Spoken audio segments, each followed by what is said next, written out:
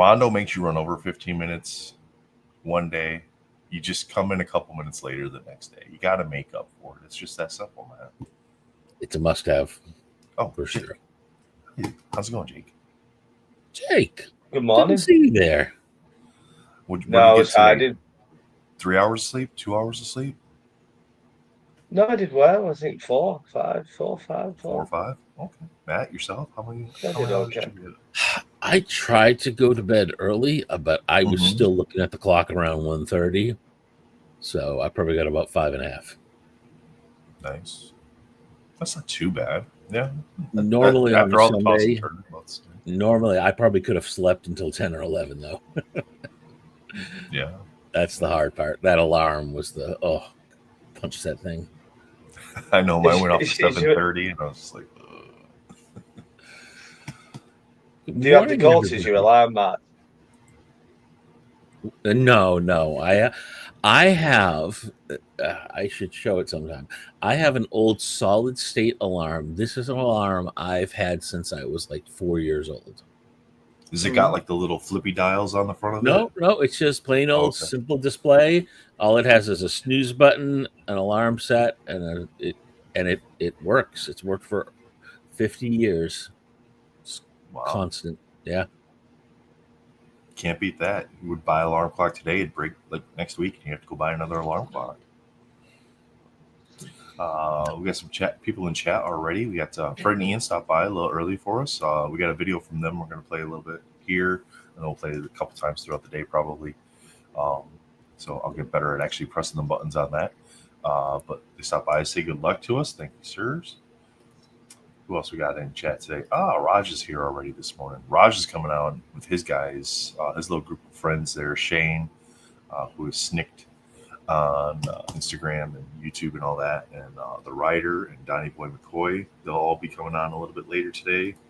Mr. Ash Gonzalez, how are you, sir? That's a pretty motley crew you just described there.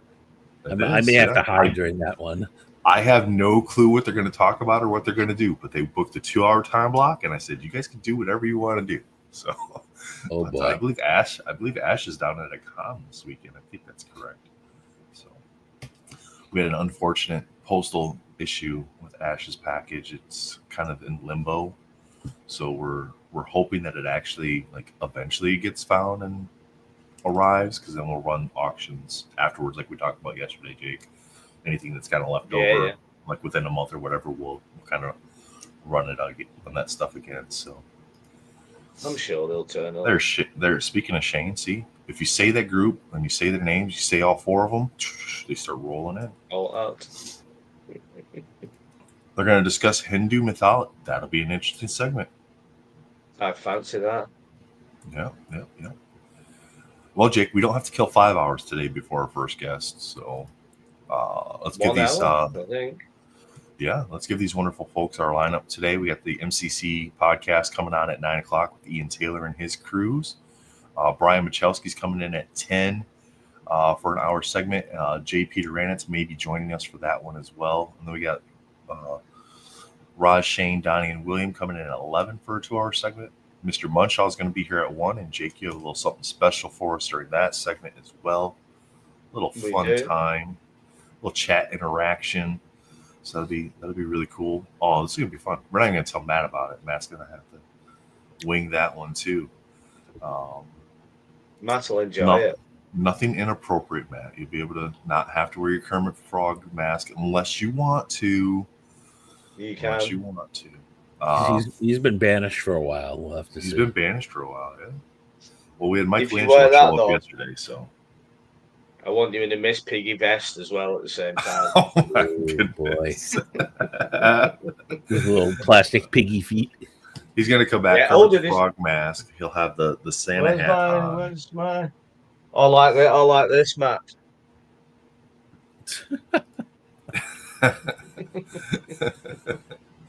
I couldn't resist. I love playing with Lego. Cosplay as Miss Piggy, cosplaying as Spider-Man. I love it.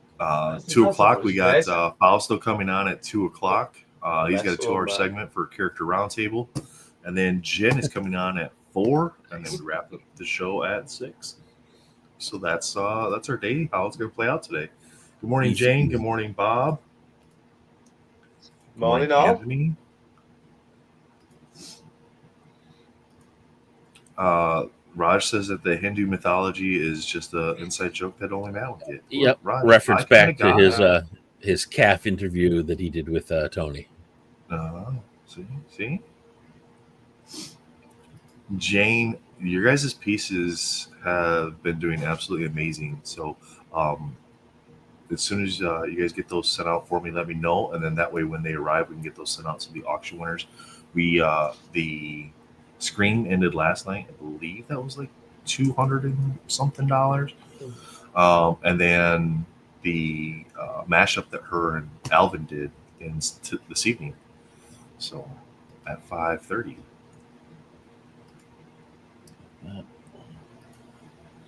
Shall we have a look at today's? Nope. Shall we look at Not the sure. auctions to Nope. refresh ourselves? Okay, you're in charge. I'll show. Where's that? Oh, that's Just- my items. this is just for- We're not showing mine. This is for me. This Nate, not for other people. Just because I can't Okay. remember. Okay.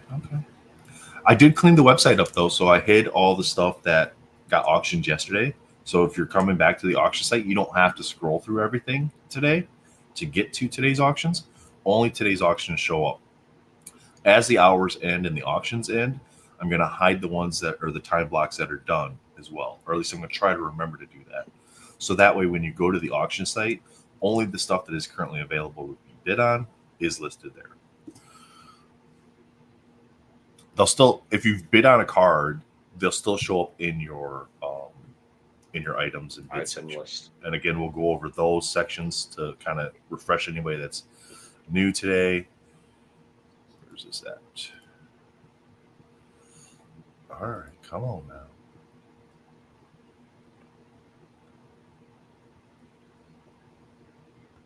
All right, yep. So here we go. So we got let's start with where you actually come to. So when you go to the link. Oh man, I gotta have the banner running so people have the website. I gotta update the number. Okay, so when you come to that website there, mentalcon.betterworld.org, you'll have these three options. Of course, you got the auctions here, straight cash donation, where you can purchase raffle tickets. 1 for $5, 3 for $12, 5 for $20. That's a great way to just donate and still, participate in potentially getting some art for yourself as well. But let's take a look at the auctions for today. Of course, we get the interview that we did with Ashley is there as well. You can watch that. It's about a 25-minute video.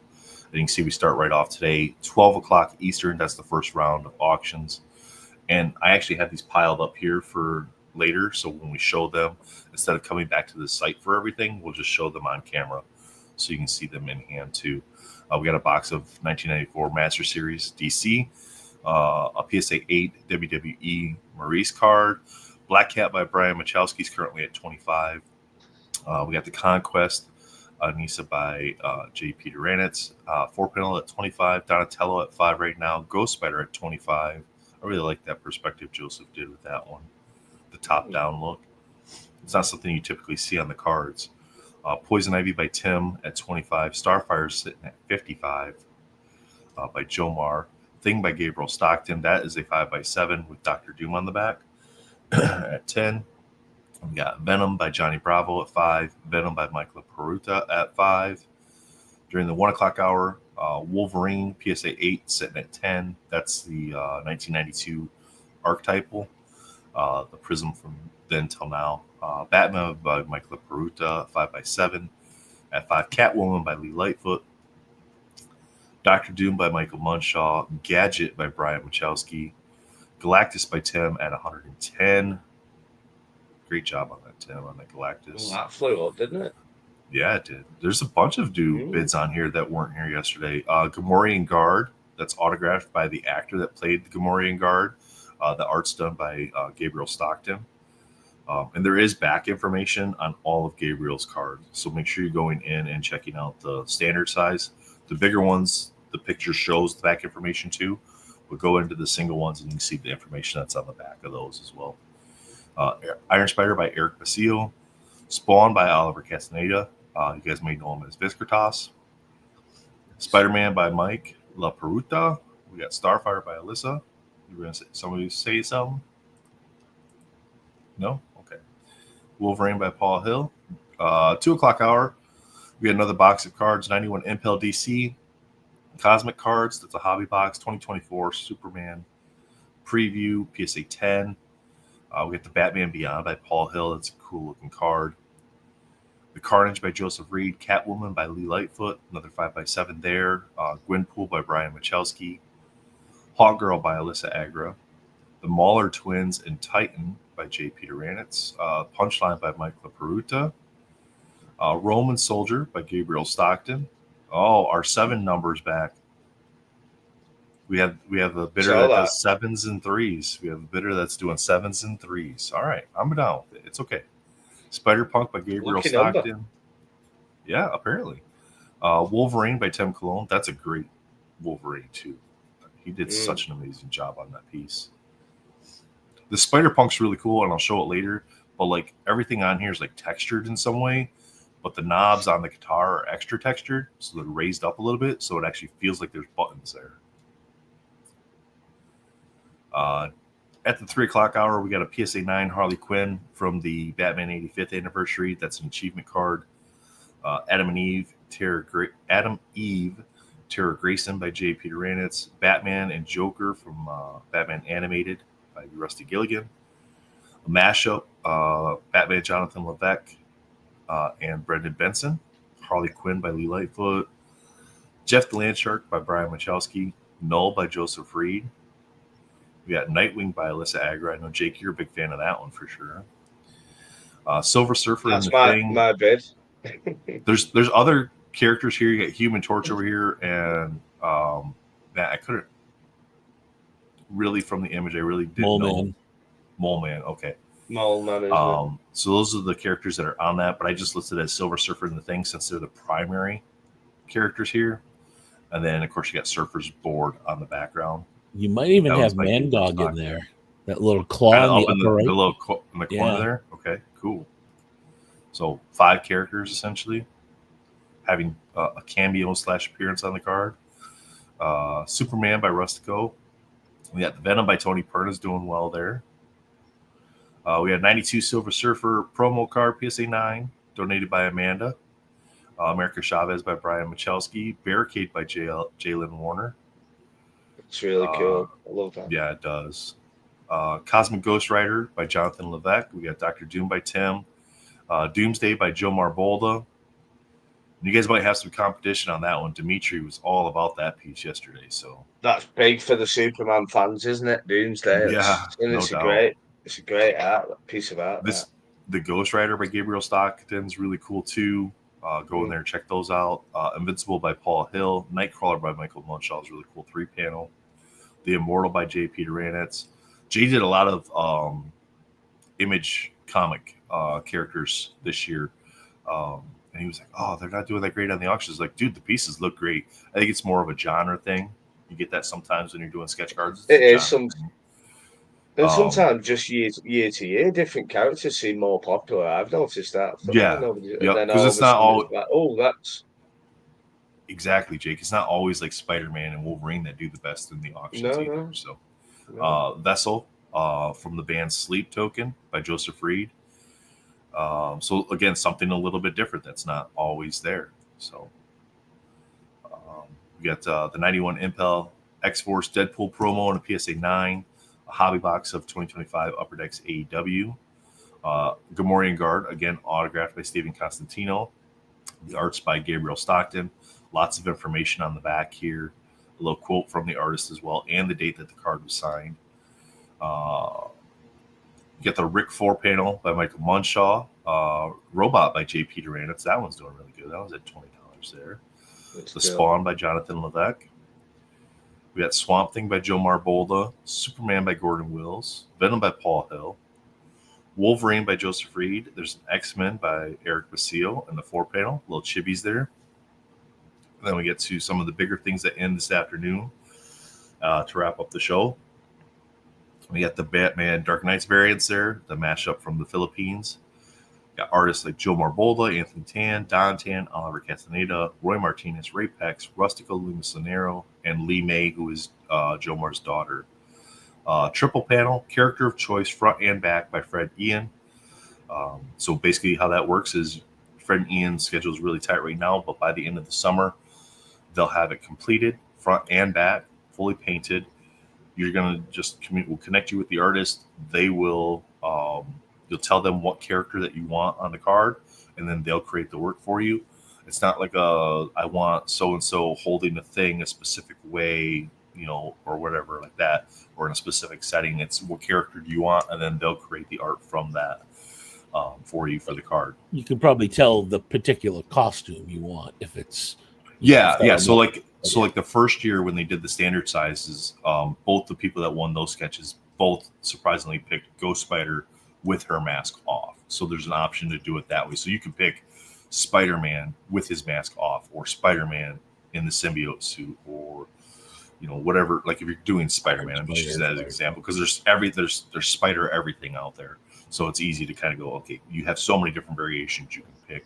You could do like the next card here is Green Goblin and Goblin Queen. You could do Goblin Queen,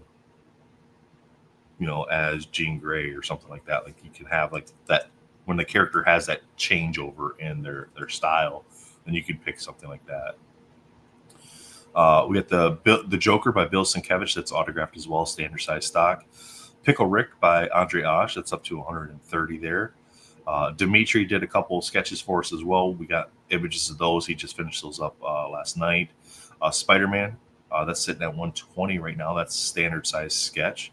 So check those images out. Now, the Spider-Man cards, I'm not going to be able to show because I obviously don't have them. Dimitri has them, but he'll ship those out directly to the winners. We've got the Star Wars 4-panel, which is really cool. There's all kinds of motion. There's information about the speedsters and stuff like that, and how many troops it carries, the types of weapon systems. He put a lot of information onto the back of the cards for whoever wins these. And even though it's not like chronologically correct, I like how he mashes up the 2-time errors there, having Hoth and Tatooine in the same image. Yeah. And then to wrap it up, we have Venom by Dimitri Patelis as well. Now, Dimitri did send over. I'm going to see. I gotta go this button here. I gotta go here. I gotta go here. I gotta go.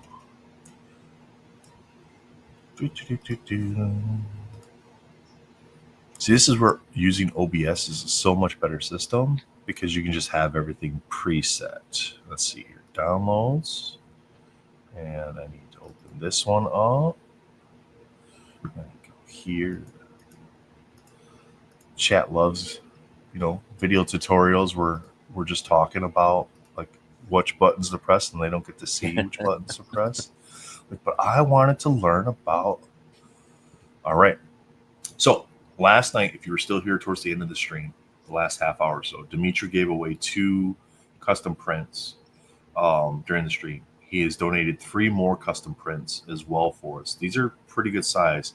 Jake, what would you say those were? Those were probably like a 11 by 17. Yeah, about that. Maybe a little bit shorter lengthwise, but about that size based on how he was holding it up in the perspective I was seeing. I would imagine it's about possibly bigger, but yeah, but really cool. We're going to be giving away 3 of these throughout the day. They're only going to be available for the people that are here in the chat. So if you're interested in winning these, keep us on in the background, and when you hear us drop a hashtag, then we'll be able to take care of that for you. So, all right, let's see. What do we got? Chat. What do we got? Chat.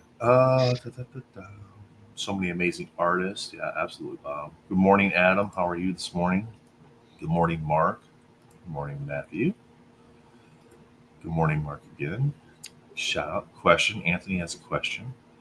Standard is standard card size. That is correct. Yeah. So standard size is just the typical 2.5 by 3.5 stock.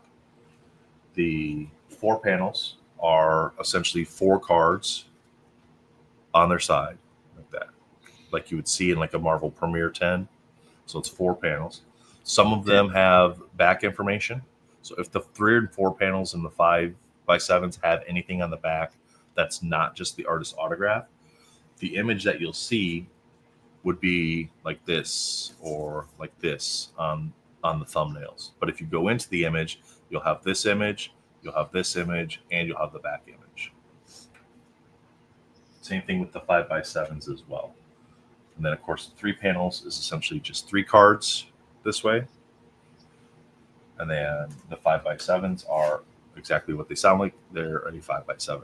So to show you, I guess we have a little bit of time here before Ian and his crew come in. Let me go here to show you on camera. So we have the hobby box of DC Comics edition. This is the Master Series from Skybox, 1994. This is donated by Amanda. And this is box number, I don't have my reading glasses, 184, 643 out of 200,000. 6 cards per pack, 36 packs per box. I'm not sure if this has holograms or not. It doesn't have a little thing that says look for on the box, but really cool DC set there. We got so our standard size cards. We have the Venom by Mike LaPeruta. Because I think it's really, Dimitri brought up a really good point last night, Jake, is showing the cards so you can show some of the things that don't necessarily show up on the scans. Johnny Bravo, because a lot of them, the scans don't do them justice, do they? You can only do so much, can't you? At least you can turn it on the screen, can't you? Someone can say, kind of look at it upside down, back to front. Poison Ivy by Tim Tim's Cologne. cards are a great example of that because I have one of his in hand, and the scan looks good, but when you angle it a little like that. There we go. For all those that want to screenshot and edit stuff, we'll just keep them head size. So Joseph's, this one's really cool. The Ghost Spider by Joseph. Yeah, I like that. The perspective on that one. And then on the back, so this is something that wouldn't show up on the scan at all. So it's just a signature, but he's got that glitter foil on the back of the card too. So fancy. Really nice little touch there. We've got the Brian Michalski on the black cap, and he's got the mask there on the back with the signature. Oh, it's a mask. Oh, that makes more sense. Yeah, the cat eyes. I thought it was something else. Matt. What? He's still waking up. That's my job. That's my job. Donatello by Paul Hill. And of course, my colorblind dumbass was I had to ask my wife, is that blue or is that purple? Then I was like, oh, wait, there's the staff down there. All right, yeah, that's Donatello. All right, and then we got the PSA 8 donated by Amanda Zemke, the Maurice, and the 2021 Topps Living WWE card. We've got the Starfire by Joe Marbolda. These are going to be ending at noon, so this is going to be the first round of auctions that ends today. But we wanted to show these because we have the podcast coming on at 9, and then another segment. So we'll have some time to actually talk about the pieces as we go throughout the show here. If there's anything that comes up in the chat, guys, while I'm showing these, feel free to bring it up too. So then here's that 4-panel by JP Duranitz. And this is where the website is beneficial to me because I can't tell you right now what this character is without going back and then looking at the website because I don't know the Image comic stuff. I mean, I barely know the DC and Marvel comic stuff.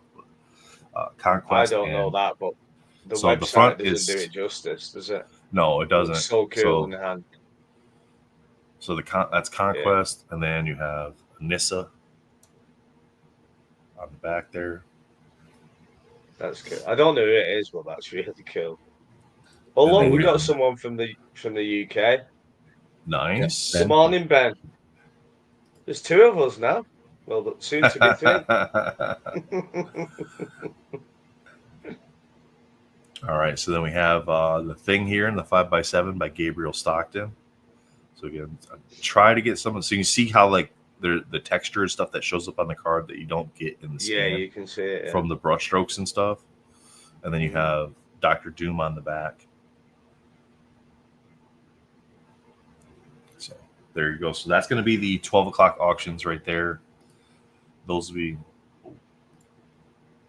I don't necessarily like that camera view for 3. I know, right? A little wonky there. This one works good. This one works good. All right, let's. We want to get number updates, Matt, from the night, from the overnight. See how we're looking here. We got 66, 63, and 344, so 67. Oh, nice. All right, let me get the banner updated. Edit. Button click. See, Jake, I told you. I told all those artists, this is all I do. Press buttons, word soup.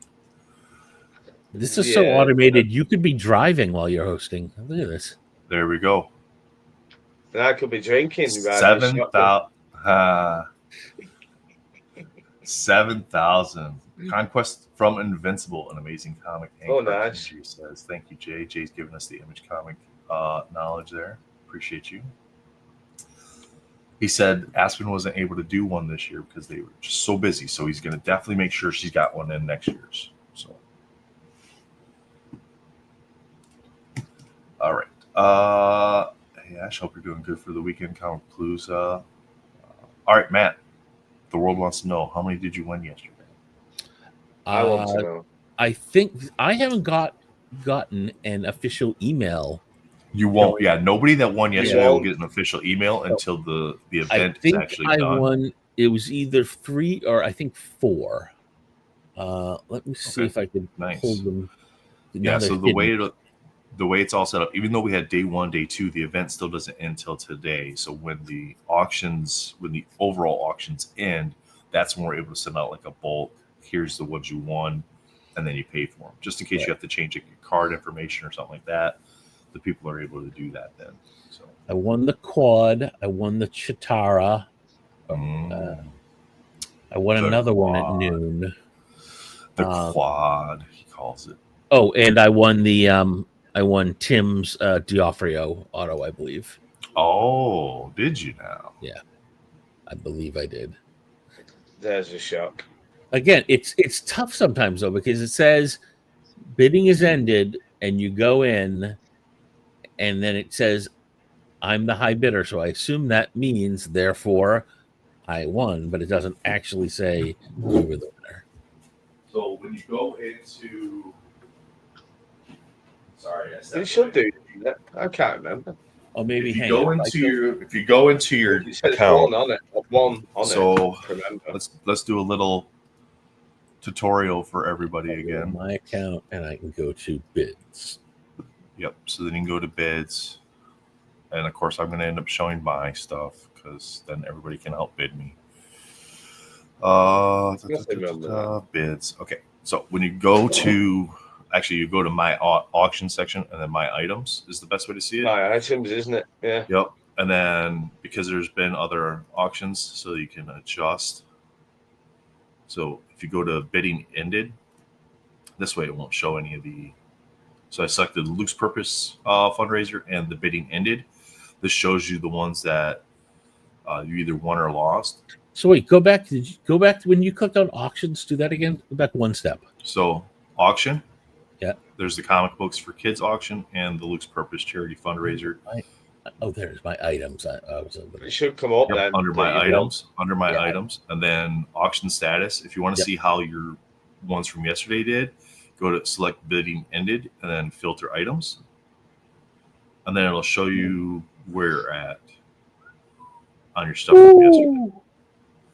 Now, if you're going to open online bidding and you filter those, it'll show you. So ignore the item deleted one on mine. It was a test run to see how everything was going to function for the video that we did to show kind of like the overall bidding process and how the max bid stuff works. But you can see, so mine tells me I've been outbid on the Pickle Rick, on the Rick from Rick and Morty. We got the Goblin. So I got a lot of outbids here that I have to go back and then bid on again. Oh my goodness, I've been outbid on everything today.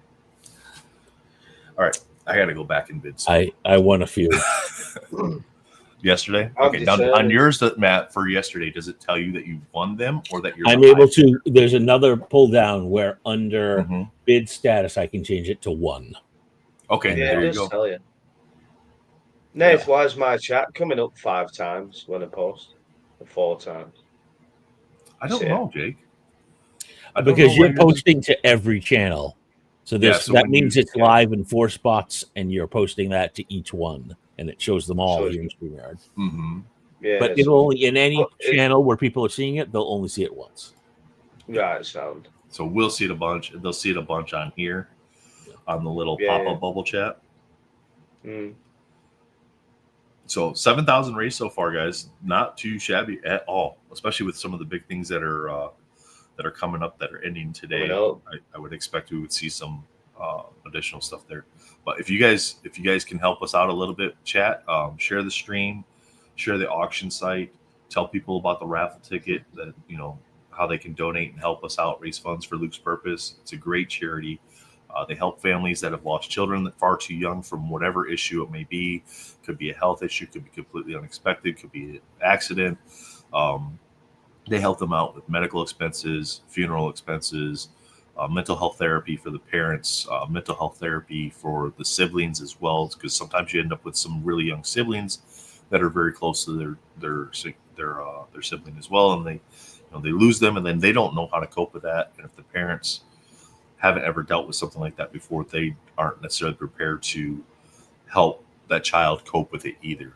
So it's a way to help everybody in the family kind of work towards moving forward, to be able to get back to some semblance of normal, without forgetting who that person was during their time here. So let's show some cards from yesterday, just so we can. Wrong button, Nathan. Okay, some stuff from yesterday. We'll show some stuff from yesterday real quick. We got a little bit of time here still. So we got the Wolverine by Jonathan Levesque as a standard size. Johnny Bravo Wolverine there. Lots of Wolverine cards. Poison Ivy by Joe Marbolda. That's the Hellboy by Tony Perna. So these cards all ended yesterday. So these are ones that if you're just showing up today for the event, you missed out on your opportunity to win these ones. Deadpool by Paul Hill. Batman by Michael Munshaw. Instantly, they do look better on video. If I had my phone set up, they'd look even better. I noticed that the Logitech's a little fuzzy, but that's fine. Yeah.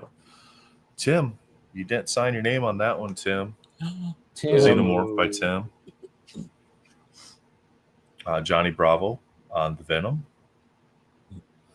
Now that one, Jake, confused me a little bit, because I was like, okay, that's Venom, but then it's got like the red stuff in the back. I was like, is Carnage there too? So then I was like, oh, no, I'm just gonna go with Venom. It's Venom. So we got Swamp Thing by Paul Hill. Gordon Wills on the Scarlet Witch.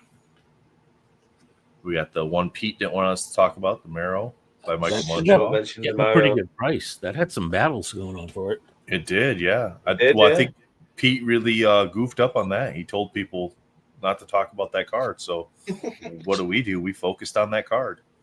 So if you're trying to get a card for cheap for some reason instead of helping donate, don't tell us that you don't want us to talk about the card. Don't do like Uncle Jake doesn't tell everyone what he's bidding on. Invincible by J. Peter Ranitz. We got the Gordon Wills on the Punisher. The Immortal from I should have bought the Immortals. No, that's Omni-Man. Omni-Man. Yeah, sorry. See, if I don't have it in front of me and I don't know the characters, then I don't remember. It's from the Immortals, correct? But it's Omni-Man. Michael Thomas Mystique there. This Green Lantern by Rustico is really good too. That's mine, that. Mm-hmm. I'm really happy about it. Paul, I'm sorry. I'm not going to remember this guy's name. I had to Google reverse image search this character. So, but he's in there. He doesn't show up on the website right now because all those are in. His head looks like upside down Peter Griffin.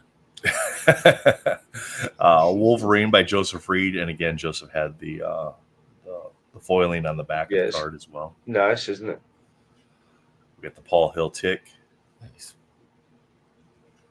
The Invincible by Brendan Benson. There's that Destro that Tony did. See all the detail in the background. That's on the Perna Studio stock there. This is the Cecil Stedman by J.P. Duranitz. We got the Spider-Man by Oliver Castaneda. I ended up getting that one. Nice. Shredder by Paul Hill. Just I got that bragging. One. Matt just keeps you did bragging. Nice. That's the Gerald Rivia from The Witcher. Brendan Benson and Jonathan Levesque. Very cool card. Lots and lots of detail in there.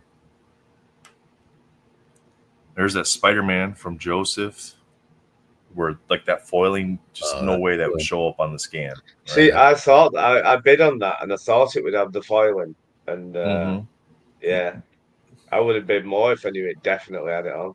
I should have just asked. And then it's got the, and he actually, so he drew that one upside down on the card. Yeah, so you know how normally it would be the other way. He's like, I drew that one upside down. It'll be fine. I like that though. There you go. Yeah. Supergirl by Tim. Then we got Lobo by Paul. Chitara. There's the Chitara by Mike LaPeruta. Got that one. Very nice. And then Battle Beast by Jonathan Levesque. Oh, it's got a lot of detail in the blood and everything, the lines. He does such a great job. And then Ellen the Alien by J.P. Duranitz. Got that one as well. Couple cards donated by Brittany. We got the PSA 10 Spider-Man, Ghost Spider Pink parallel, and the PSA 10 Adam Warlock Blue Tracks from 92 Masterpieces. The foiling on those looks so good in hand. People will love those. Yeah. Yep. All right. 3 panels from yesterday. We got the Raven. Turns out I won that. Turns out that you won that. Huh. Well, I'm going to be saying that four more times. He thought the black hat eyes were something different. And then he won these 2. And then he won that. Joe Marsh just been on another level these days. Yeah, he has. This one is probably one of my I'm not a big Spider-Man fan, but the Spider-Man from last year where he's eating the sandwich and drinking the coffee on the front and back, I thought was like absolutely one of the coolest arts. And then this one here, the Rorschach that Brian did this year, with the smiley face. Yeah, it's really cool. That. And then you have the Darth Vader on the front. This one is I forgot that was on. I bid on it, then forgot. Luke Skywalker on the back. Oh, it's so good.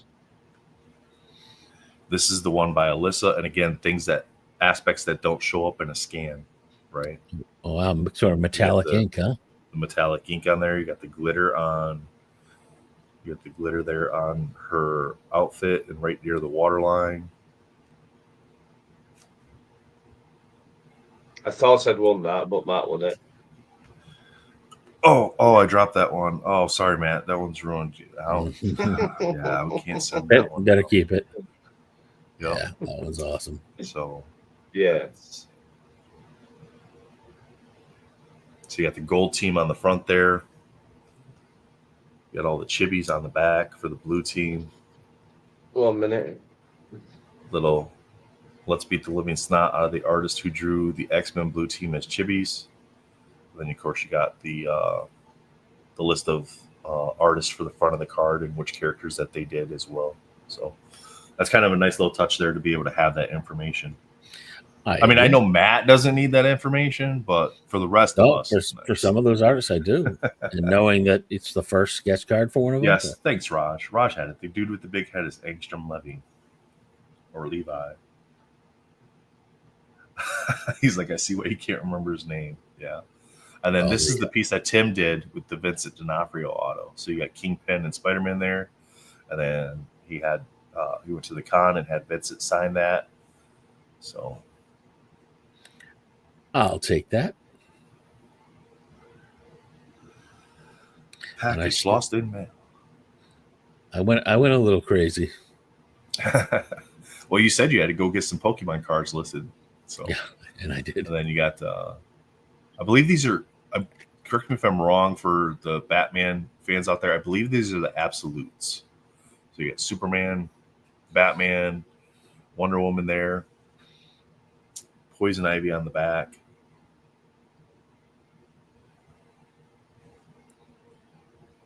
We got the 4-panel from Joseph Reed on the Venom.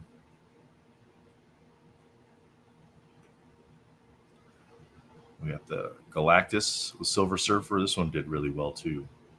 I keep getting it closer to the screen because I'm like trying to show details. I'm like, wait, show the card first. And then you got on the back, you got Silver Surfer flying up to Galactus in space there by Brian Michalski. DC's getting lots of love, man. Lots of love. They've got really fun characters.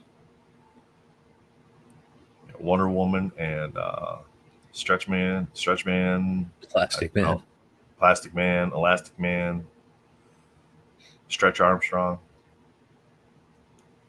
And then no character on the back on that one, but Michael Peruta there. We got the symbiote suit Spider-Man. That's really cool. And that one again is one of those ones. It's not metallic, but just like the brush strokes that you see with the different highlights. See if I can get the glare on the card. That's right. You can start. There you go. You can start to see the brush strokes and stuff in the paint, and like that's stuff that doesn't show up. Like when you're doing those scans and you show the scan, it's just a flat image, right? The 4 different things from Rusty Gilligan.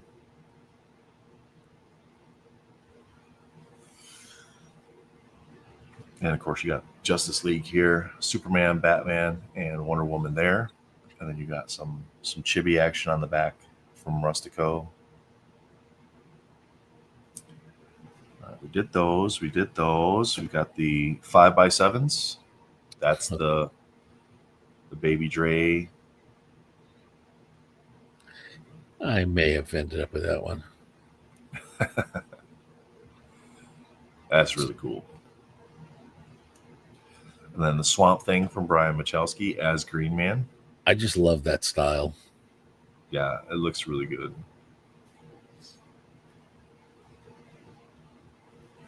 Michael Jordan by Dre. Ash, I don't know if you're still in chat, but I was trying to give you credit for this one yesterday. Dre kept yelling at me. It's just because it's like the lifelike style, right? And the portrait style, and that's like what Ash is known for. So I was like, Ash. And I was like, he's like, it's Dre. And then we got Dr. Doom by Oliver Castanedas. This is that mashup by Brian Michalski and Jonathan Levesque, Black Cat. The background on that just adds such a level to it. Yeah, so much detail. You got the bat symbol going on up here, the blimp, all the different buildings and stuff. I mean, it's so easy to just put like one building behind her, but they went and just drew a whole cityscape. Morning, Pete. How are you today? The card that shall not be spoken about that Jake did not win.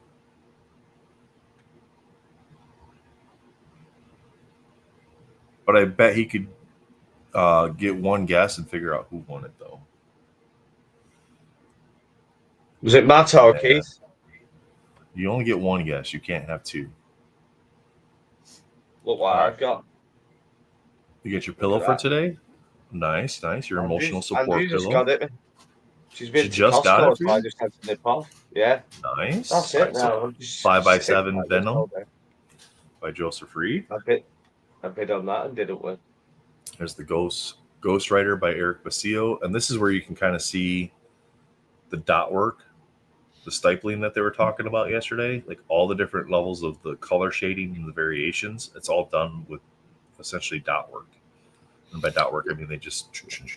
There's no way that person isn't related to Norvian, because that's the same style. It's this very similar style, right? And then he did the Ninja Turtles as well. Nice. Same style. Then you got Rustico on the Batman. And these ones here, this little batch is all 5x7s. Oh, nice, all right, dude. And then we have Poison Ivy by Alyssa. Oh, nice, Jesus. I'm glad you got that one. Again, this is the kind of stuff that doesn't show up on the scan. Those effects like that. So again, all the stuff this is all from yesterday. Again, we'll show all the stuff from today, or that's ending today prior to it ending, so you guys can have a better view of those. It looks so much better on Adam video. Eve by J. Peter Ranitz. This is one of the 2 Jokers from Lee. Mm-hmm.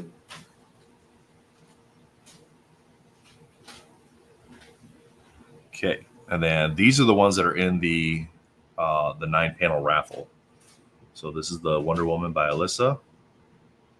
Again, you get that nice little glitter effect, metallic paint going on there. Got Invincible by J. Peter Ranitz.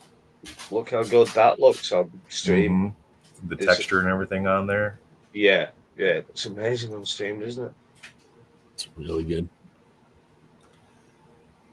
Superman by Michael Munshaw. Matt's wallet's getting thinner as you keep showing these names. I can so feel these it. 9. So starting with that Wonder Woman, these 9 are the 9 that are in the raffle. So if you're liking this art and you want an opportunity to win these pieces, you have to buy raffle tickets. That's the only way you can have an opportunity to get these pieces. Well, you get the Paul Hill Supergirl. Again, those are 1 ticket for $5, 3 for $12, and 5 for $20. So you get a little discount if you buy more tickets. Then you get the Batman by Dre. Very dark piece. Right. Power outage in the scene. Mm-hmm. Then we got the Doomsday by Jomar. Just the level of detail down in the wrinkles, the veins, everything.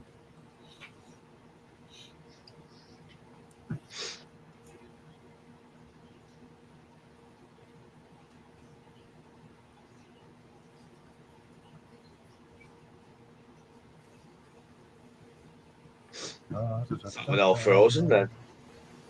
No, I have to respond to our guest here. Didn't want to do frozen or it was a competition. I thought I don't want to move first. I'll do that periodically. Just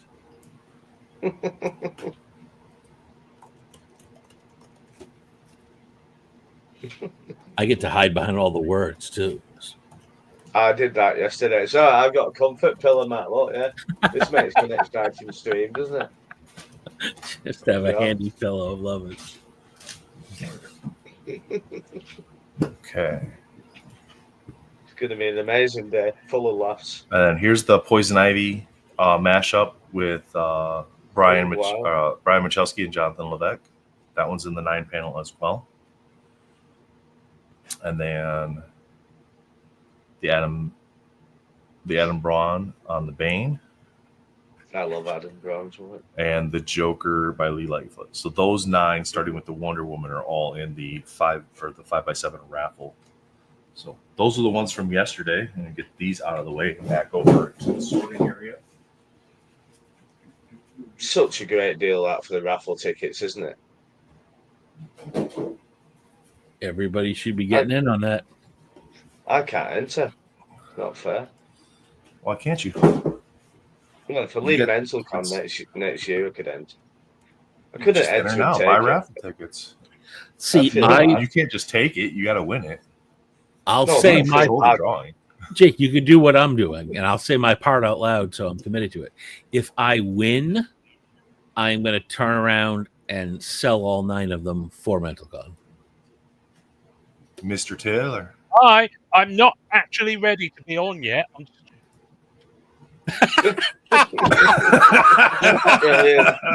That's one way to address it.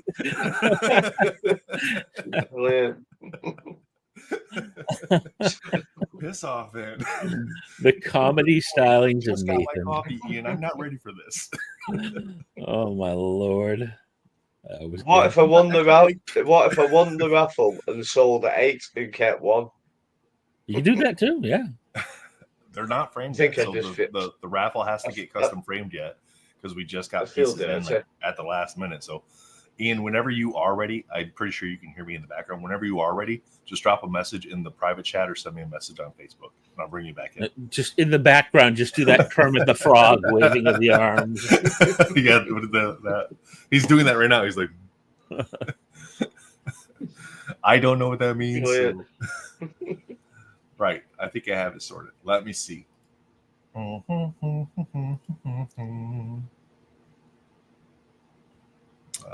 Don't see it showing up as a guest destination. I don't think we're live on yours yet, Ian. So, okay. I'm bringing him in. All right. Yeah, brilliant. Because now you can hear me. So all I see in the top right is stream this to your audience. Yes. So I'm not going to click that until I'm ready. Not to until you're ready. Yep. Yep. So whenever you're ready, give me a heads up so that way I can play your. Well, I'll wait for the rest of the crew to arrive. Now, is that the Yes. same link that you sent me last night?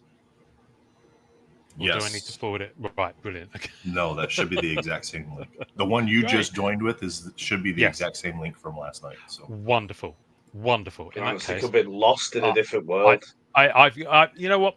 I haven't had nearly enough coffee for this, and it's afternoon. Anyway, good morning. Wait, hold on. Thank you for calling Microsoft. How can I help you? You're right. Have you tried unplugging and plugging it back in? Yes. Oh my goodness. Me or the StreamYard. Matt, I'm digging the beard. Yeah. Trying something new. I got more hair here than here now. So yeah, welcome to my world. Most of my hair lives below my neck. All right, Ian, I don't know what you have scheduled for your hour segment, your talking points or anything like that, but it is your segment. Host it however you want to. I'll be here to move stuff around and pop up cameras and all that. And if we're just gonna chat. We're just gonna chat. I haven't really got any major talking points except to talk about what the episode is. So, super. And I imagine if there's people in comments, they can talk about that. Yep. You should be able to see all of chat as well. Great. And Marvelous. then people that are watching on the bottom right hand of the StreamYard screen there, in the actual viewer window, people that are watching will also be able to see all of the collective chats as well. I can see comments. You can see Stab comments. me with a spam syringe. Who's here? It's amazing. Oh, we got everybody's here. Pete, Pete's here. Raj is here. Jesus. Oh my goodness! Ash, didn't have his Strange. face on. TJ's You're in. right. TJ's in chat. Welcome, TJ. Derp is here. All right, everybody's hanging out. We have 22 people watching right now. Oh wow! That's before we even go to your Brilliant. channel. So. Well, it's more than a Marvel Card Collectors podcast ever got. So yeah, let's go for it. Let's go out on a high. That's what I always say. There you go. Exactly. Let me just message the gang. Where are they? Are we getting a Speroni appearance this morning? Well, apparently. No, we're not getting a Speroni appearance. Is me off. Well, Wes, are you all set? He said that he was going to. All right. So welcome in, Wesley. Well, hey. How are you, sir? Hello? There he is. Did I get it here at the right time? Did I do this right? You're good, man. You're on time. Someone once said to me, and this is advice from, I think, a musicians' union kind of vibe. If you're early, you're on time. If you're on time, you're late. And if you're late more than twice, you're not booked again. And I've always maintained that's really good advice. Staff, how's it going? Billy. Oh, it's Billy. Hello, Billy. I don't know why I go on northern like that when I'm talking. He knows why I'm touching the pillow. Pedro Pascal. Don't make me boot you. Oh, see, I thought you were going show me on the pillow where the bad man touched you or something like that. Exactly. Jason, are you all set? He is the bad man. Welcome in, Jason. Hey, good morning, guys. Morning, I'm gonna Jason. do this, Ian. I'm gonna. Oh, I've it's got gonna be people your. over my face. It's your segment, Jason or Ian. So I'm gonna do that and put the people over my face. Oh, okay. Yeah. Fair enough. Look Oh, at the beard on Matt. Look at that. That's I know. Yeah, see, It's good. Matt, the love for the beard, Matt. Classic. yeah. They were trying to scalp it off him yesterday. It's a whole new look. I'm digging it. What you want to do is you want to go completely like this up there, so you look a bit kind of on the Heisenberg scale of thing. That'd be a pretty good look. How's it been? Because I didn't get a chance to watch much yesterday. How's it been going? It's been going really, really well. I'm going to do some number updates here real quick. Oh, great. When we last updated at the start of the show, we were at 7,000. So 364 on the raffles. 7,100 now. Wow. Yeah. I like it. I like it. Keith Speroni is brewing coffee as we speak, so we will get a Speroni appearance. Oh, that's good. Which at this time of year I feel is like a I've rare heard that sighting. story before. I've heard that story before. Yeah, I know. And who knows about Josh? Josh no telling. There's no telling with No Josh. telling with Josh? Josh has been. I always felt when watching the MCC podcast. This isn't a shot at you, Wesley. I always felt Wesley and Keith were the wild cards, whether they were there. Yeah, I agree. Yeah, because of work or staying out too late. And I mean, you guys chat. You can figure out which one stays out too late. It's Wesley. Clearly, for Josh, it's all about where he's parked the trailer that day and whether he gets a signal. Yeah, really. Certainly of late. Anyway, bless him. But Florida living. What are you going to do? Amanda was going to try to come on yesterday at the 4:00 hour, but she ended up not leaving Vegas in time. Can't imagine how that would have happened. Well, there's an excuse. I think that's probably the excuse of the weekend, isn't it? I mean, I was trapped in Vegas. I couldn't get out. Yep. My other party didn't leave yet, so I had to stay. Fair enough. That would be a good one to have, or a bad one. It would be. So what? Before we go live, tell me. Just give me a very quick York notes from yesterday. What should folk not miss if they were going to go back and watch it? If they were going to go back and watch it, definitely don't miss the 2:00 segment, which is about 6 hours in. They did Jesus and Tim hosted a segment where they put up 3 different cards, and it's all for fun. And it was it's like the spec, collect, and flip, right? Like which of the 3 cards you would collect for yourself, Gotcha. Which of the 3 cards you would flip, and which of the 3 cards you would speculate on as far as like longer term or shorter term investment sort of thing. So interesting. The polite version of FMK. Yeah, polite version of FMK. Yeah. No, I did see that as I was scrolling through Instagram stories, but I can never connect people's Instagram names with their actual names elsewhere in the hobby, so I just get confused. It could have been, for all I know, it could have been something happening at Fanatics Fest, which I believe is happening this weekend. I'm not sure if it's this week or next week, but I know. Oh, I think it's happening now because I keep seeing content. The StreamYard giveaway tool must have been broken yesterday because we ran 5 giveaways yesterday, Jake, and Armando's name won 4 times. Whoa! Just kept coming and Brittany was always like one. Brittany was always like 1 behind. Yeah, it was wowzers. And we didn't even. It wasn't like we weren't even using the same link or the same hashtag. It was a different hashtag every single time, and he's just. I've always suspected there's something wrong. Bill with was a StreamYard. delight. Yes, it happened so often for him, and the odds of that happening were almost 1 in 10,000 because of the number of people who were there. So that just seems so unlikely that StreamYard's somehow broken. Wow. Okay. All right. Well, I'm gonna click the stream to your audience button, so I'll let you know when we're live on there. Would you like us to hide in the background? Yeah, we can go. Yeah. Oh my goodness, it's asking me all sorts of questions now. Hang on a sec. This is way too complicated. It's asking me to put in stuff. Love. Oh, I can't. It's asking me to put in the episode title and all this sort of stuff. We're just trying to help these guys out. You just talk amongst yourselves for a moment. Oh my goodness me, I can't cope with it. So Wesley and Jason, what's it like to work for this guy? It's a delight. Keith. Good morning. Oh, see? Yeah. Oh, see? Keith made it. Good morning, Keith. Good morning. You definitely get a whole new outlook on life and colors. Yes. Jake, I'm switching you with Keith. You might have to tell that story while I quickly arrange our channel stuff. Now, Wes, is that black cat in the background one of those break in case of emergencies if you need to like bribe him or something? Yeah, that's exactly what it's there for. I got 2 or 3 of them back there. I'm going to pop off camera, but I'm here and I'll be on microphone. So just to make the screen look a little nicer for the people watching. Oh, so, I have go ahead. Sorry, I was going to say, guys, Jake and I can also go off if you guys want to do your show. Yeah. No. You hang around. All right. Well, I'll keep it on mute. You got to provide insight. Yeah, I don't mind. More the merrier, as far as I'm concerned. Let me just. Sorry. Oh, you're fine. I feel so unprofessional, darling. Right, click schedule for later. I don't want to schedule for later. Save changes. Okay, click saving. Ooh, I think it's live on the Marvel Card Collectors podcast channel. I see it. I see it public. Marvelous. Okay. Well, I'm ready for you to push. Confirm? I'm ready for you to push the button whenever you are.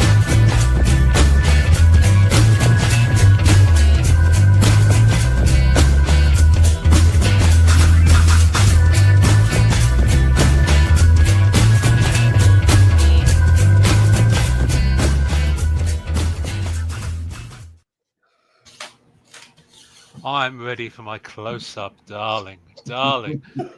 Welcome to the Marvel Card Collectors podcast. Oh no, don't make me big on screen like this. We always have an equal opportunities kind of thing here. Oh no, everyone else is disappeared. I can't do this. I can't do this. You said you were ready for your close-up. Well, not literally, darling. Anyway, right. Right, start again. Welcome to the Marvel Card Collectors podcast. My name is Ian. With me this week is Keith. Good morning. Wesley. Heyo. Jason. Hello. And as we are live on MentalCon 2025, we also have Retroverse. Jake. Hi. It's weird you not being in comments. No, not being in chat, being disgusting. Yeah. I've got to behave as well. No, you got don't. to behave. And OCD Marvel Sketch Cards, Matt Fuller. How are you, sir? Lovely. Just a wave. Just a wave. There we go. Right. A man of many words. Don't know where Josh is. Josh might make an appearance. Who knows? So this is weird. Kind of two audiences here. Billy, you're more than welcome to jump in if you want to. We love Billy. What can I say? So this will be episode 237, I want to say, of the Marvel Card Collectors podcast. It will also be the last episode of the Marvel Card Collectors podcast. Oh, no. Because Dun, dun, the times they are a-changing, or something like that. So, yes. What can I say? I mean, it's not news to Keith or Wesley or Jason, really. I don't know what else to say at this point. It's the podcast isn't going to stop. The podcast is just changing. So think of it as the end of season 1. It's an evolution. It's an evolution. Right. Yeah, exactly. So I think the main thing is that the podcast is going to return to audio as the primary format. Simply because I just found it to be more less performance, if that makes sense. No, you'll still get Marvel Card Church. It's just that you can press the button wherever you want to and be in that church. I've just found it personally. I don't know how I won't speak for Keith, Wesley, or Jason, but I found it very much like you're on stage, bosh, go, and it just started to become a Saturday night thing. I was thinking, I've got to be on tomorrow. I can't, and there's all that kind of being live at a certain time. And, Ian, Sir Ian, the mightiest of mighty. When are you actually off? Come on, seriously. What do you mean? I feel as though I need to be on. I feel as though I need to be drunk. Yeah, no, and Saturday night we're basically involved like it did last night. I'll be sitting there and having to get the graphics ready and having to do the Instagram posts and do all that, and it's Saturday night, and I just want to chill out. You don't want to do it, yeah. And at least with an audio thing, this is the time slot that works to record. So we'd still be recording at this time. It's just that you don't have to have the finished article there at that time. I find just the creativity of doing the audio, the opening credits, fun music, sound effects, all that stuff just is much more fun. And this is no disrespect to anyone here, although Jake, I'm sure you'll take full umbrage at this. I found it quite distracting to conversations, the whole constant input from comments. It would often kind of steer a little bit too much off I'd lose the thread of what was being said and what was being talked about. So I don't know. I mean, Keith, Wesley, Jason, what are your thoughts? It's it's as much your car to drive in as mine. Silence. I mean, it's your car. I'm just a passenger. I prefer the live, but I'm down for whatever. I'm here for whatever it is that you want to do, and I am happy to contribute however I can. And to follow up with Keith, the live it is nice, but we're also not doing everything that you do a lot, Ian. And let me just take this opportunity to say you do a lot. So thank you, and thank you for having us and doing a copy and everything. We love you. Bless you. Thank you. I like your idea. I think going back to the audio is good. I do enjoy the live. I watch a lot of live YouTube shows. I'm glad I get to do it, but the audio is, I think we can go a little bit deeper and focus on topics, and it's not to say we won't do a live every now and then, I'm guessing, so that'll be a special treat. Yeah, exactly. I think, sorry. Can I ask you a question? So when you're going to do the audio, I mean, I love audio because I can get in the van, I can put the audio on, or I can walk around the house with the audio on, where YouTube's just like a pain in the ass sometimes. It cuts off in the van. I don't really like to sit and watch YouTube. So when you do the live, are you going to keep the video of it and possibly upload the video of you chatting onto YouTube so people have got both versions? Because you can do that on StreamYard anyway. Yes. So what we are probably going to do is we'll still use StreamYard as the primary recording format. We just won't be going live with it, but we'll do it, and I'll rip the audio from that. The audio will be the primary format, so that will go up hopefully Thursdays as it used to be, but it might be a different day of the week. That will go up and be live, and when I put it out through Spotify, so it pulls through to answer your Apple question and Play comment, and everything, Nathan. It'll go onto Apple Podcasts. Google Podcasts is no more. It's now YouTube Music. So yes, the audio version will go onto YouTube, and it will go to all the other. I can't remember. They keep changing every time I look at it. There's different ones, but Podbean and Podcaster and all those other ones.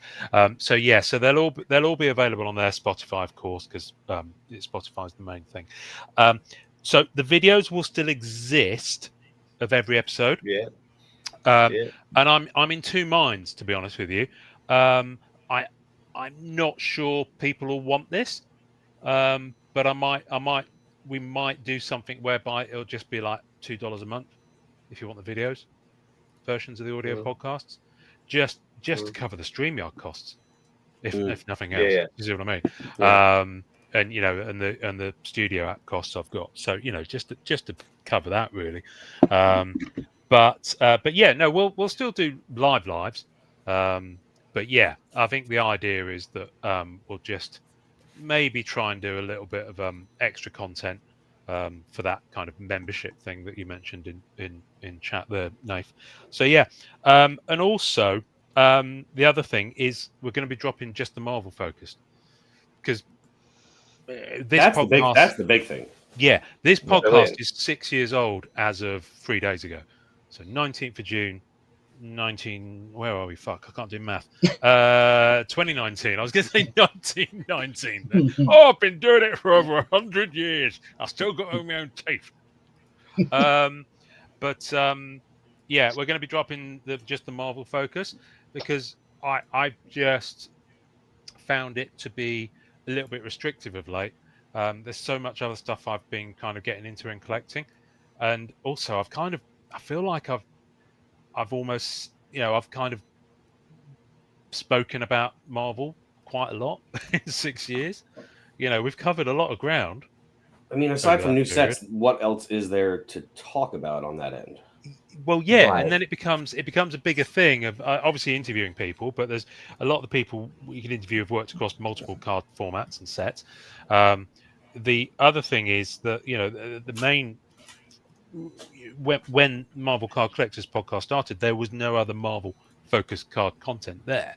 So now you throw a rock, and Matt's doing stuff, and Jake's been doing stuff, Justin does stuff, Joshua Legg does stuff. There's plenty of stuff to choose from, so it's kind of quite well served. And because I collect other stuff as well, I just kind of felt, ultimately it's reflecting my journey as much as anyone else. And as long as I've helped other collectors along the way, and given them insight and entertainment, then I can't ask for more than that. But I'm not in it for 10,000 likes or anything like that. I'm just in it because it's fun to do.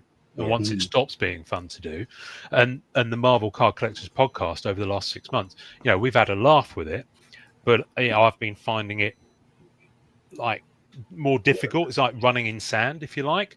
And I was looking at some of the live stuff we've done and think, because I was releasing those live videos as audio, and I'm not sure some of them work as audio anymore. So it's gone so far away. If I was to release some of those live streams we did as just an audio only, I think it's so visually focused, and there's so much like you lose the flow of what you're listening to because you haven't got the visual. They don't work. They don't work that way. Yeah, it doesn't work, does it? It's got to be audio only. And let's have it right. I mean, I have a better laugh doing audio. If I'm just doing audio, I can just not concentrate. I can't concentrate like more than 5 seconds. You can't concentrate at all. No. But if I'm doing audio, at least I've got half a chance. And on video, I'm just thinking, I hate this. I don't like this. I'm not into this. I don't like this. I love audio. Yeah, audio is brilliant. I'm all for it. Yeah. Billy is having breakfast. Billy has joined the chat. Or Bill. Have you dropped the Y? Have you dropped the Y now? I'm a man now. I call it both.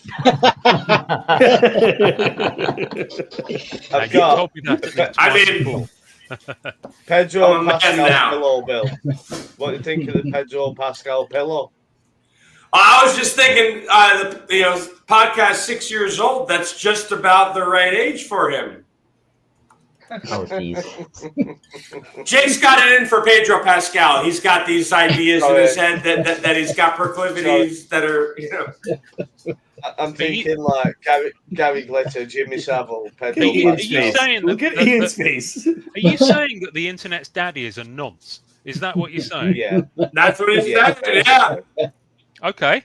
It's a bold statement, Jake. I won't take that away from you. It's bold and based on zero facts besides I haven't seen his face. Basically, his face is a bit twisted. So I don't like it. Effectively, what you're saying is he has an ill-favoured look about him. Yeah, I've got zero evidence. Zero evidence. Okay. All right. Yeah, unsubstantiated claim. Okay. But it's mine. All right. Fair enough. Fair enough. But listen, we all know someone who probably fits that bill. Pedro. I'll just leave that hanging. Right. So, what else? So audio. This is the saddest day ever. No, it's not saddest day. It's the start of season 2. New beginning. Billy. I feel betrayed.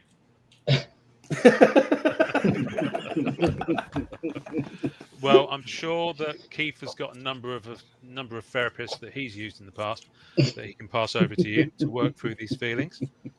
We can have a team chat about it. Eat with your mouth closed. I'm gonna turn my Ian Taylor body pillow into a voodoo doll. But isn't this the third Ian Taylor body pillow you've gotten through?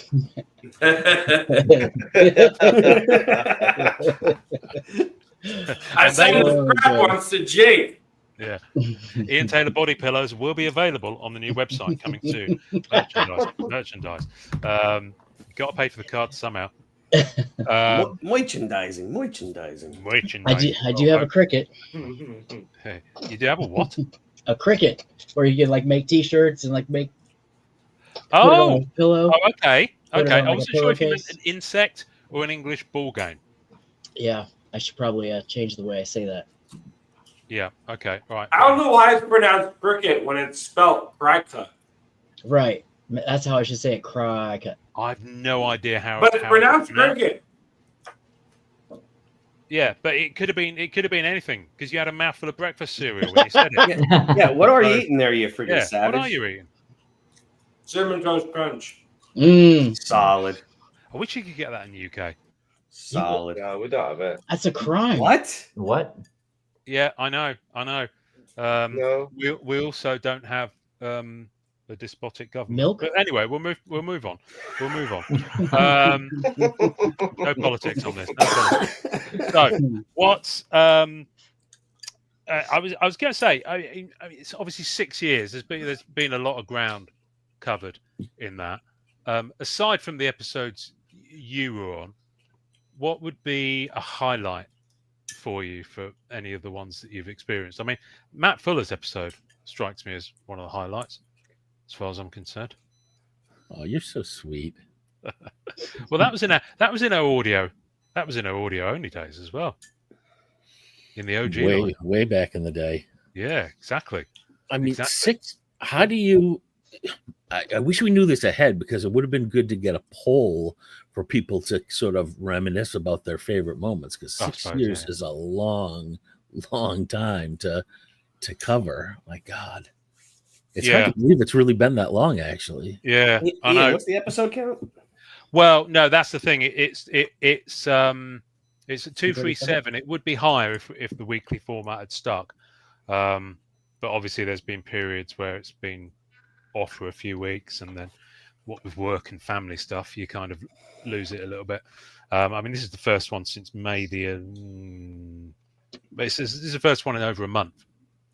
Yeah. So, just because of stuff, I've had weekend stuff. Amanda's here. Yes, Amanda. So that's very, very good. So there will be a name change. It's a little bit cheesy, but I like it, so I'm sticking with it, and it's what's happening. It's going to be called That Marvel. No, not That Marvel. No. That Marvel. That's what it is. Stop it. It's going to be that Card Collectors Podcast. Which, just let it sit for a minute. But yeah, have you heard that Card Collectors Podcast? You can have fun with it as well. So yeah, it's going to be snappier, and there's going to be a new Instagram. Although it'll be the same Instagram, I'm just going to change the branding of it. I'll change the branding on the channel. I'm not going to bother with Twitter. I'm not going to bother. In fact, to be honest with you, I'm not going to bother with any of those other social networks apart from Instagram and Facebook, because it's just too much. It's too much. Yeah, it really is. It really is.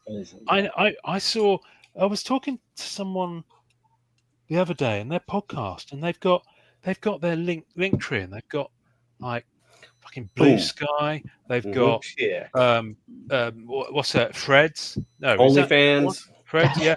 They got the OnlyFans is coming. That's the one that is gonna. And Wesley's got some content lined up for that. But it's just ridiculous. So and it's too much to do all that. All those different, and produce different content for each of them as well in some cases. But I don't know how people find the time. Well, most of them are unemployed. Well, yeah, there is that. That's their job. Yeah, there is that. I guess if you can make money from it, then all power to you. But yeah, fun time. So we're going to be talking about other pop culture cards, non-sports, I guess. There might be even a little bit of sports happening somewhere in the mix. Not that I know much about it, but I'm about to go to the National, and I've got a portable mic. So I'm going to be talking to Ultra Pro. I'm going to be talking to PSA. I'm going to be talking to anyone else who'll give 5-10 minutes of audio time, and just speak to people, get some content, soak up the vibe. Probably Upper Deck as well. Jason, I mean, the whole thing is, Jason. No, I'm going to be buying underwear. No, don't you worry. Or will I? No. If anyone's going to the National and you meet me, then after the Nationals, you need to sell the underwear. Well, no, I think fund the hobby. Well, yeah, there is that. I'm not sure anyone's going to buy that, apart from maybe Billy. But Billy's used to getting them for free. So. Is that like a bottomless bowl of cereal? I was just thinking the same thing. He's really going in. He's been eating for 20 minutes. Does he have a sneaky top up? The thing's bigger than his head. Yeah, it's like the what's it? The Magic Porridge Pot. But no, if I meet you at the National, I want you to spend the first 5 minutes of our conversation thinking in the back of your head: is he wearing underwear? And if I can achieve that, then my work here is done. Quite frankly, 6 years worth of podcast. That's the goal. That gives me a Forrest Whitaker squid. The fact that I've taught Wesley some really un-PC phrases. Yeah, there he is. Right, now, who's this, Bill? This is Remy Etienne LeBeau. Yeah, you've told me about him. You've sent me pictures. He looks really thrilled. I'm mesmerised by Billy's dog. Sorry. He's awesome. Are you gonna roll him on his back and let his lipstick come out to play? No.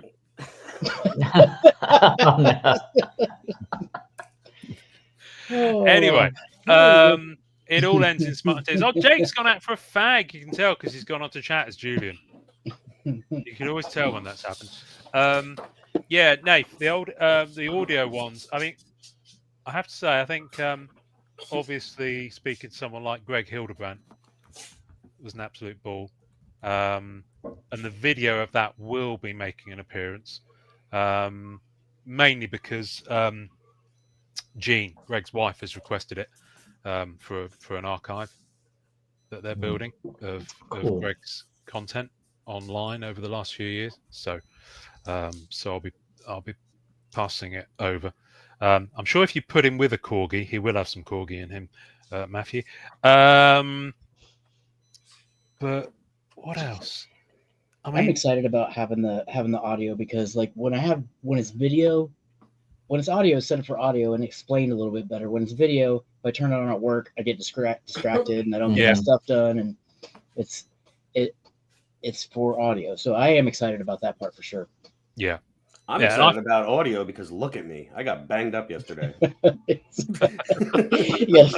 the face for radio. I mean, frankly, I'm amazed that you've made it, Keith. It's a miracle. It's a miracle. Well, I still want to know where Josh is. Has Josh actually replied at all in the chat?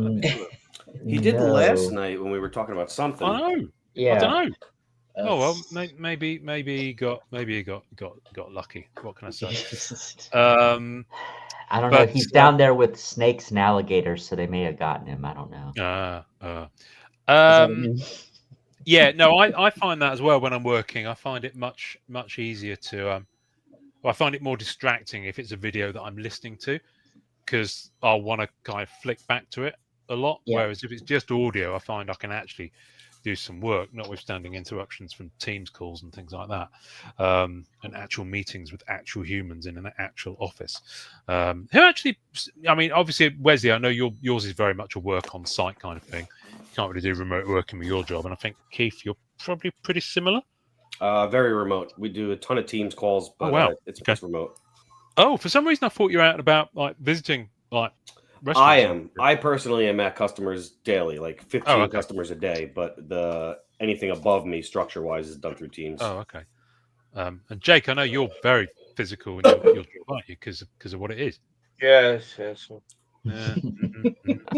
Matt, do you find yourself working? I'm just curious, just out of interest. Do you find yourself working remotely loads, or do you actually go into an office? Me? No, I've been remote almost 6 years now. We went remote right before COVID. We got rid of our office, and we haven't had an office space since then. Wow. Cool. Blimey. Yeah. Do you actually use that room that you're in to do work from?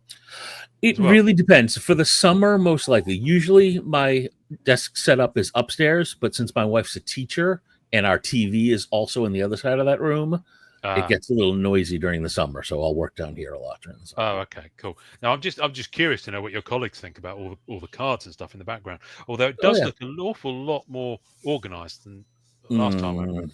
Well, yeah, it's a low bar around here, right? I mean, fair enough. All right. I had everything the way I wanted it. The walls were set, and then I reframed one piece and didn't realize that would change the dimensions, and it just ruined everything. Okay. All right. Well, you won't be doing that again. Welcome to my chaos. And hey, while I'm talking, no one said it yet. So on behalf of everyone, first off, congrats on 6 years. That's unbelievable. and super excited to see this new phase. This is going to be great. I am. I'm really looking forward to it. I like I said, I love audio. I think it'd be a breath of fresh air. And I really look. We all collect different things, don't we? I mean, I collect comics, I collect cards, I collect Lego. I'd like to collect 1980s magazines, but I think Andrew might be a bit upset if I did that. So we've all got something we want to talk about, haven't we? And you know, you can exhaust the same. You can only flog so much of an horse, can't you? Yeah. You know, then time for change. Yeah, and I was kind of just. I didn't. You know, the worst thing is to start repeating yourself. I mean, there's so many old sets you can go on and talk about, and you can carry on doing that sort of stuff forever. But you know, I kind of want to be. I just don't want to be doing it just for the sake of doing it. So you know, it's got to be something that you find interesting and want to talk about. So this is what I always respect and admire about Greg, the Rebel Base Card podcast. Is how he manages to still talk within the Star Wars fandom, but he doesn't limit himself just to cards, even though that's his primary thing. So we'll talk to people who make. That was a brilliant episode from a few years ago. Some guys who started making custom acrylic cases for the OG Star Wars figures, and then and they've built it into quite a big business. And they have to have slightly different dimensions for this series and for the 90s series, and then for the vintage releases and all this sort of stuff. So yeah, it's fascinating, and you get kind of insight into the crossover of that fandom. Not being some great recent ones on like the Palitoy books and the Palitoy toys, hasn't he? And it's like, and they're really, really good, and you learn a lot of stuff because everyone's an expert in some sort of field. Yeah. I find it fascinating, and also Jason is dying to talk about DC cards. I am. Who am I to stand in the way of this? Nice. Yeah, DC and anything else that pops up. So. Have you been going in? You've been going in a little bit, haven't you, Jason? Did you? Yeah, I've been digging. I bought a bunch of blasters, and then once DC Annual hit EPAC, I bought packs, and then I ended up after.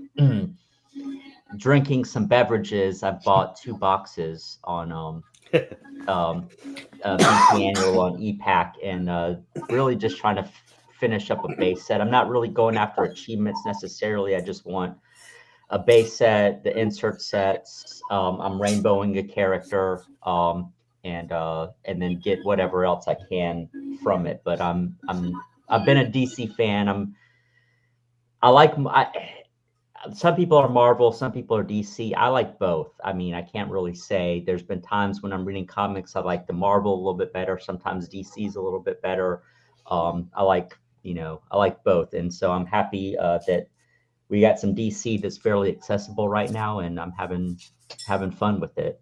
And they continued on. I mean, they got up a Marvel Annual pretty good, and they just keep it going with DC, and it's a nice looking set.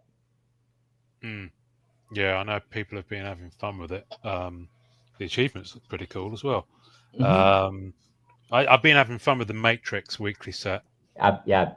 Oh, that's got me. That has. I'm going in on that. Upper Deck have done this fabulous thing. Finally, they've done some video content showing the actual achievement PMGs. Yeah, I saw that. Which is just it's brilliant. That was the purple, right? Yeah. And I mean, we know what those purple or magenta, I think they've called them as well, PMGs look like, but obviously we've not seen the Matrix ones. So yeah, it's just nice. They've got them all printed, obviously already. So yeah, show some. And they're not just foil. There's like a digital stamp to them, right? Yeah. Tracker, whatever you want to call it. Yeah. So no, I'm really looking forward to it. Matthew, bless you. Yes, I'll probably make good use of those because it's 10 weeks. It's a long 10 weeks for that product, and I'm going to be out of the country for 3 of them. So hopefully I'll be able to keep up with it during those periods. So I'm going hard now. So I've got stuff to trade. Wesley, you've been buying some Topps Chrome blasters, I understand. I stopped by my local card shop last night, and they had some blasters, and I was pretty pretty excited to see the base cards are set up like the '90s set, the Impel set. So yeah, I opened up a little bit of them, and it seems like a cool set so far. It seems like it's a step up from what the European set was, but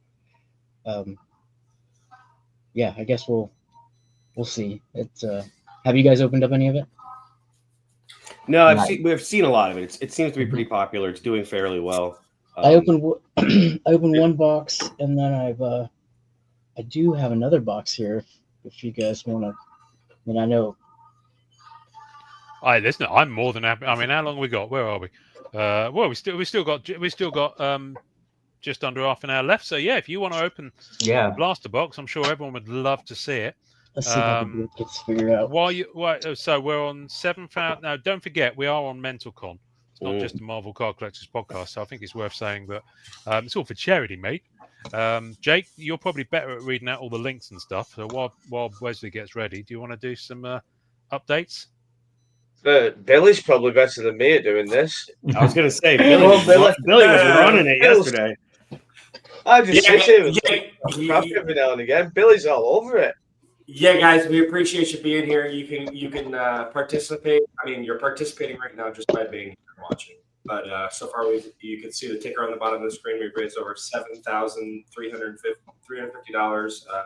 You go to mentalcon.betterworld.org to see the auctions. The first round of auctions today that will end at 12 o'clock, and then every hour leading up to the dramatic finish today. You can also make a straight up cash donation. You can donate and buy a raffle ticket for for 9 5x7s that will come custom framed and mounted. You could share this with your friends. You could follow the artists that have donated their time and their efforts on social media, and you participate in the chat and hang out with us. You know, we're trying to do a good job for you guys, and we're trying to do a good job for Luke's Purpose, which is an amazing charity that helps raise money for families in need after the loss of a child. They do it in a multitude of ways, whether it's with medical bills, funeral arrangements, counseling for the siblings, and many other things. It's a fantastic cause, and I appreciate Jake and Nathan for going out of their way to make sure they found a worthy cause and a worthy organization for all the time and effort that they put in. Billy, the times on the auctions, are they Eastern or are they? They are Eastern Standard Time. Oh, good. So we are 2.5 hours away from the first auctions, I think. And yeah, the big one down there, that seems a little low. I expect that to shoot up. Oh wow! Pick a character by Freddie and wow, which they never do. Wow, outstanding! Oh, look at that Patella Spider-Man. That's wonderful. What's this? That's cool. Yeah, so that's the raffle. You'll get all 9 of those 5x7s. Wow. Yeah, they were trying to do all DC, and they didn't realize. Nathan and his infinite wisdom didn't realize that Invincible's not DC. So what's crazy that Invincible's very good. Oh yeah, it's great. JP Reynolds. So you get 8 DC in an image. But that's where you can buy the raffle tickets. And for the bidding on the auctions, you could also you could do an instant bid, or if you scroll down a little bit, super chat. It says donation. You can do a max bid. What's a super chat? I don't know. It's where you pay money through YouTube, isn't it? You're paying. It's a super chat, I think. Mm-hmm. Oh, okay. And then YouTube will highlight your comment. Oh, okay. Yeah, they take like 40 to 50% of it. So yeah, YouTube highlights your comment and gives you some money. There's a really random comment. What do you think of Final Destination? I mean, which one? I haven't seen the new one. I love the originals, though. My Final Destination is the local pub. I quite like it. Yeah. I'll tell you what. Your daily destination, not your final. Mine's going to be a nice cold beer that's in the fridge after this, because I'll tell you what, it's warm in here. Ian, can I give my favorite the underneath moments? My tits is sweaty. What's that? Sorry. Can I give my favorite moments from the last 6 years? Yeah, go for it. And when Wesley's ready, I think Wesley's almost ready, but carry on. Okay. Go for it, Billy. So the first one would have to be Alan, Mr. FUXM. Mr. Fuxum. Yeah. Yeah. Or Mr. FUXM, sure. But But yeah, I think that that you guys gave a master class on how to approach, respect, and exhibit, the more private collectors, like doings. Because we know, and a lot of people don't know, like, but the OGs, we know that there are some big time heavy hitter collectors that don't want you to have any idea who they are, and it has nothing to do with hoarding or gatekeeping. They love this and they want to do it on their own in their little private space. And I feel like in a lot of ways, Alan was one of those guys. And so the way you guys were able to, to talk to him and assure him that, that it was going to be this, it wasn't going to be that. We think what you're doing is really cool. We just want to celebrate, and kind of help pull him out like that. That was really cool. The Alan Whisperer. Like that. Like nobody else could have accomplished that, and you guys did that because of your notoriety. And the level of respect that you have for this thing that we do. That for some people it's sacred. That they dedicate their lives and they're all so many of their resources. So it was really cool to see you guys navigate that and get a great interview out of it. So I really appreciate that. And it actually taught me a lot of things about how to approach people outside, in the hobby, how to respect their privacy. And so thank you I think that was like, we talk about the big ones where it was like, famous person. But I think that, there was a great story and a great example there. And kind of parallel, another moment that I really appreciated, even though I was on it, but I was still kind of, I shoehorned in at the last minute, was the first time that you had Nathan on, Nathan Raven. Nathan was still kind of like, just this guy over here for me. And the way that you're able to talk to people and get them to be themselves and interview people and the way you bring people on, it's like, it's been a vetting process for a lot of us. To get to know these people as human beings, and maybe not to find out, that guy's a piece of garbage and I don't want to deal with him, but that this is a really, really cool guy, and I want in. I want in as much as he's going to let me. I want to be in his life. I want to be friends with him. I want to get to know him better. You did that for a lot of us, and you still do that. And I feel like without that, I wouldn't be as heavily involved in this event as I am. So thank you for that. Thank you for all the people that you brought to my attention, and over the course of 6 years. Very well put. Bless you. Thank you. Ian, you're right over there. Do you need a tissue?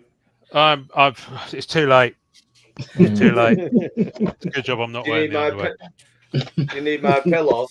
And then while he's cracking it real quick, Billy, I think the parallel to what you said is this show has helped normalize for a lot of us getting in front of the camera. Like how many of us were our first times putting ourselves out there through this show and getting comfortable with doing more than just collecting. And I think that's really helped to push all of these other shows that are out there. Again, not to say that MCCW was the one that did it all, but I think in a huge part it paved the way for so many people to Wesley, you're upside down. Sorry, Matt. Quote unquote personality. So okay, let me see if I can get this figured out. I thought I'd just give him a flag, Matt. Sorry to cut. Just mirror, Wesley. You're not upside down. You got to flip it. Right, the mouse location is really throwing me off there. Yeah. Well, yeah, that and your background is. How's everyone gonna look at cards? Yeah. Nah, I'm quite happy with that. That's fine. I'm not sure what Wesley's doing with the mouse there. There we go. Oh, there we go. Kids show, Wesley. Kids show. He's not actually. Oh yeah, it is. Sorry, knife. I could watch this all day. And he's treating it like an ice cube. Yeah, right. Go on, Wesley. Ice cube. Oh boy! I need my pillow, quick. Oh my god! Oh, there we go, folks. There we go, folks. Thank you for this. Wesley, how far is that button away? You're not even trying, are you, Wesley? I can tell. Oh, no, now you're upside down. Now you are upside down. You need to mirror. You need to mirror. Go back where you were and hit the mirror. Oh, I don't know. I like that pose. Oh, I'm happy about it either way. It's amazing watching this. This is brilliant content. Look at that finger. Yeah, this is way more entertaining than it should be. Yeah, that's exactly what they've always said. That's one of the reviews of the Marvel Card Collectors podcast. Okay, where? I'm not even sure what he's using for streaming this now. What is it? I'm on Streamlabs. Oh, you're on StreamYard. Oh, settings. Well, somewhere. Streamlab. Streamlab. Yeah. I think it's your camera settings more than the stream settings. You just click on settings in StreamYard, and at the bottom, it's camera's the first thing that comes up, and it's got mirror my camera as a little button. Okay. Let's see. Settings. Oh, that one. Straight away, yeah. I mean, not that we haven't enjoyed your mouse like doing this thing. No. It certainly tells it. I'm glad I'm not Wesley's wife because I feel a bit battered and boozed by now, I think. That's why she left. Too soon? Oh, no. Okay, oh, no. Yeah. Anyway, while Jake has the ground open up and swallow him, I think we're just going to go ahead, reversed or not. So. All right, so. Yeah, first one, very Jessica Jones. Wow. Yeah. Wow. And that's the like the 90s Impel, right? Like the look of the 90s Impel. The banner, yeah. The name, just 92? The name banner. Right. The border, no, but the name banner. No, not 92, 91, looks like, I think. Magneto. Banshee. He's doing it nice. Ooh. Yeah. Dazzler. Refractor. Yeah, that one's a. Oh, that is nice. I might see if I can get a couple of blasters of these when I'm over. Yeah, they're not bad. The only card I don't like is one of the popular hits is the one with the Wolverine claws going through the card. Oh, I think they look awful. I've seen a few of them. It destroys the image. Yeah, it's not. I mean, it's a good effect because it actually looks, looks like his claws have done that. But right. But I mean, it's basically they did that with Flair Ultra Wolverine, except they put it behind the image. Oh yeah. Right. Thor. Swarm. There's a lot of empty space. Yeah, Pete, I saw that, Pete. The original, the Ultron card is from the old Impel set. Oh, is it? Mm-hmm. Interesting. How many packs you get Blaster, Wes? So there is 1, 2, 3, 4, 5, 6, 7. And you get 4 cards a pack, yeah? Yeah, 4 cards a pack. How much does that set you back? So I got it at the card shop, so it was already secondhand and it was expensive. It was $59 a blaster. Wow. So I don't know how much it would be if we just caught it at Target. Oh, thank you for your service on that one, Wes. I've been seeing that people have been picking them up at GameStop also. Oh, really? There's a GameStop right around the corner. I mean, I think I've seen a couple people in group post about GameStop. Elena. So yeah, $40 like upside down. Okay. Rhino, Colossus, and then what's this thing? Oh, gold. I'm a sucker for comic cover cards. Oh, is that the gold Iron Man? I might have to have that one. Does it come in a regular version? Doesn't say that it's That's nice. Does it not tell you what? That It's, Kakao Aura set have got some beautiful comic cover cards in. I need to work on my opening skills. Valkyrie. We're not Wait, oh no. opening skills, trust me. do I need to James Foster? Liberty, and it's got like a little first appearance thing like right there. Okay. Well, that's cool. Better than Rookie. Mm-hmm. Invisible. Oh, hello. And then there's a different one here. Mysterio. That kind of looks cool. Oh yeah, I think that's one of the yellow that's Blaster exclusive. Oh, nice. You should get 2 of those, and I think that Iron Man card is Blaster exclusive as well. Oh wow, okay. Jason with the knowledge. You've been paying attention. Yeah. Well, I looked at the checklist and odds, and everything's in the blasters. By the way, the odds are ridiculous, but I've seen people pulling numbered stuff on, posting on. The one guy hit that Wolverine 101. Wow. There's something in there. Mole Man. It's killing me how they're halfway upside down. It's really annoying. Yeah, Blake said the same thing. Lady Deathstrike. Ooh, that's a nice Iceman card. That is cool. Is it? How many times do you get to say that? And then, ooh, what's that? Galactic Legends Star-Lord. That looks pretty cool. That is cool. Is it numbered? Nope. Hold on. Okay, so on tops in the odds, Galactic Legends is a value box exclusive, and the base of that is 1 in 280 packs. Oh wow, okay. And then it goes to serial numbered parallels after that, and this is from the Topps' website. Star-Lord and Miss Marvel 20 years. Oh, cool. I'd like to see a full base of this. I wonder if does anybody know, is Boyle messing with Topps at all? He always tends to put up a full set at some point. I did see it's 175 cards, base cards. I know someone that has 2 full sets. If you're interested, I just want to see it. I want to see all the cards. Boyle does. So Boyle normally does a retrospective and shows everything. You have to have your pause button ready though. Yeah. Kitty Pryde. Onslaught. When's the last time we saw Onslaught in a set? Platinum. Oh, of course. I knew you'd have the answer. Nice Spidey. Who's Cadet Marvel? No clue. A new one on me. Anyone? First appearance. Rookie card. Yep. Oh, Billy. Billy, are you eating cereal? What do you guys think? I'm just eating that's dog food. Freeze-dried marshmallows. Okay. That sounds good for your colon. Uh-huh. Mm-hmm. Well, thank you, Wesley.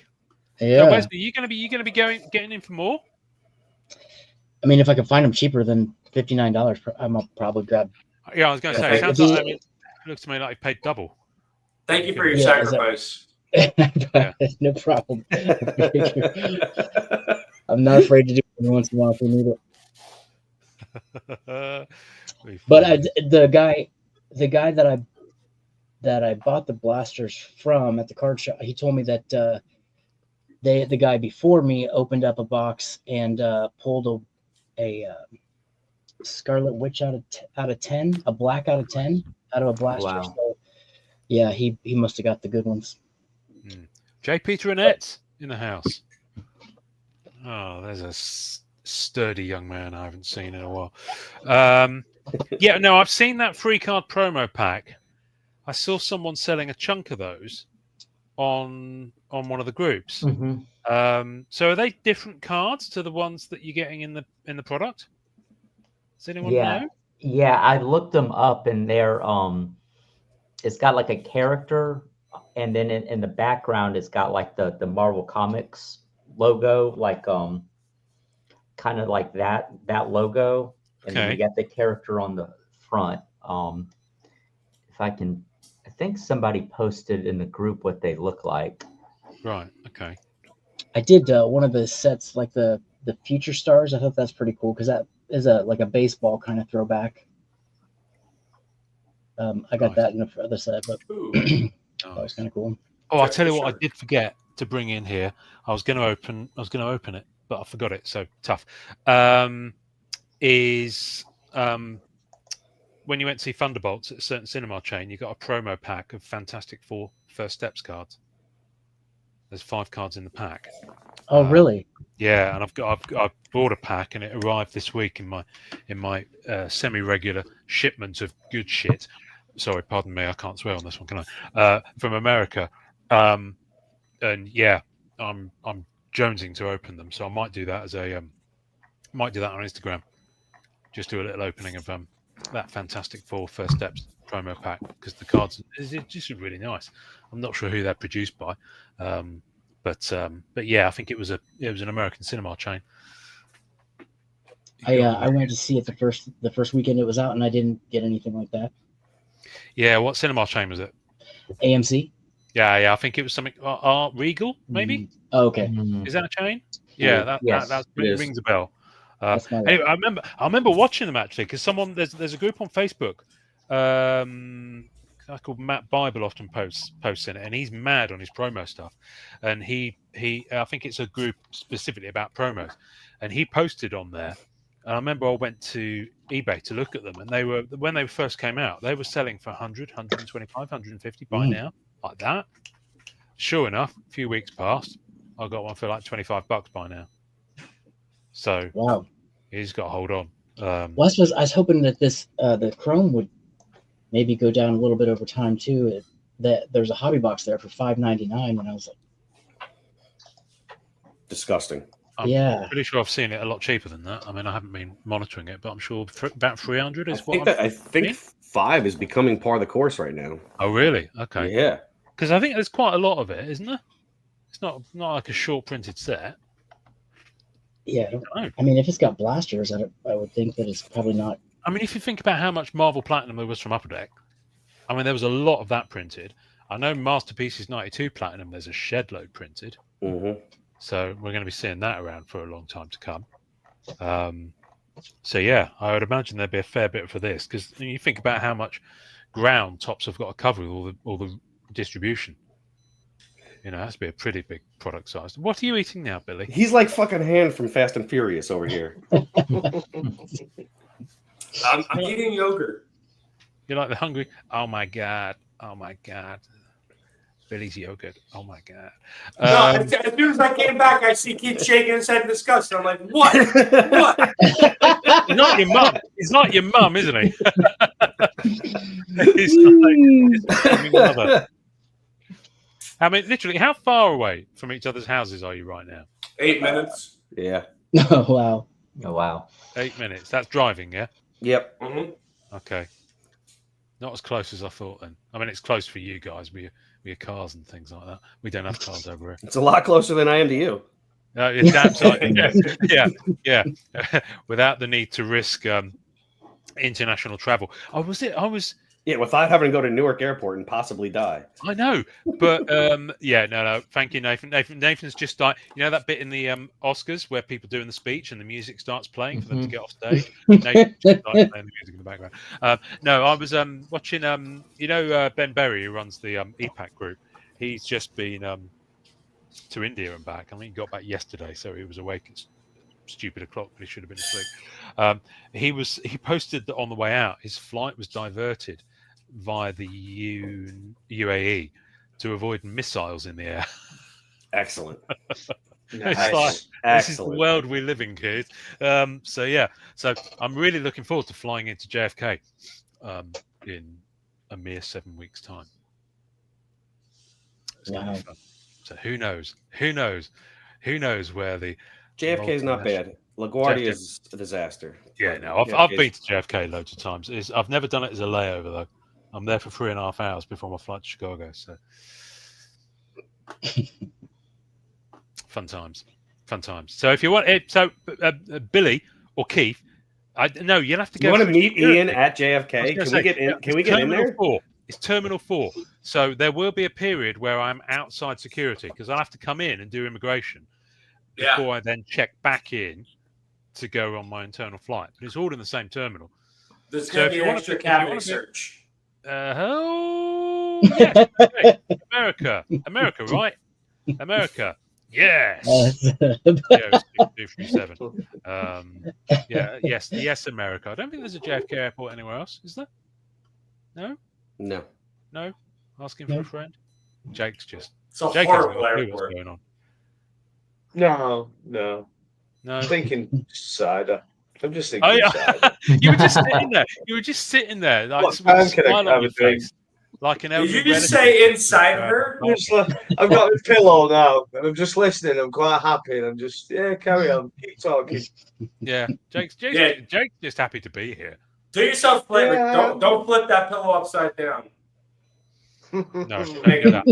Anyway, right, guys, we're going to have to wrap this up because I believe that MentalCon have got other guests, so we need to vacate the stage. But thank you very much.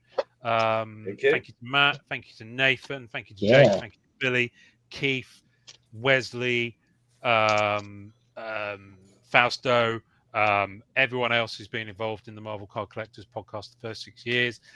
Season 2 starts 2 weeks, week on Thursday, first audio episode, which will be, bizarrely enough, episode 238, even though it's a new podcast, but I'm going to keep the episode numbering because, quite frankly, it's fun. I don't really want to start at number 1 again. But it'll be season 2. So there we go. If Marvel can have loads of number 1s and repeat legacy numbering, so can I. So legacy numbering is going to be episode 238. Yes. Yeah, we're going to do that. In fact, that's a good idea. I might actually put that LGY on the numbering on the episode things. Nice. Good idea, like a bolt of lightning. Right. I'm going to say it this time because I always ask other people to say it. But Jake, Nathan, rather, I'd like you to get ready on the end music. So as soon as I say the magic words, you can hit that button. Thank you, everybody. You've all been gorgeous. Enjoy collecting.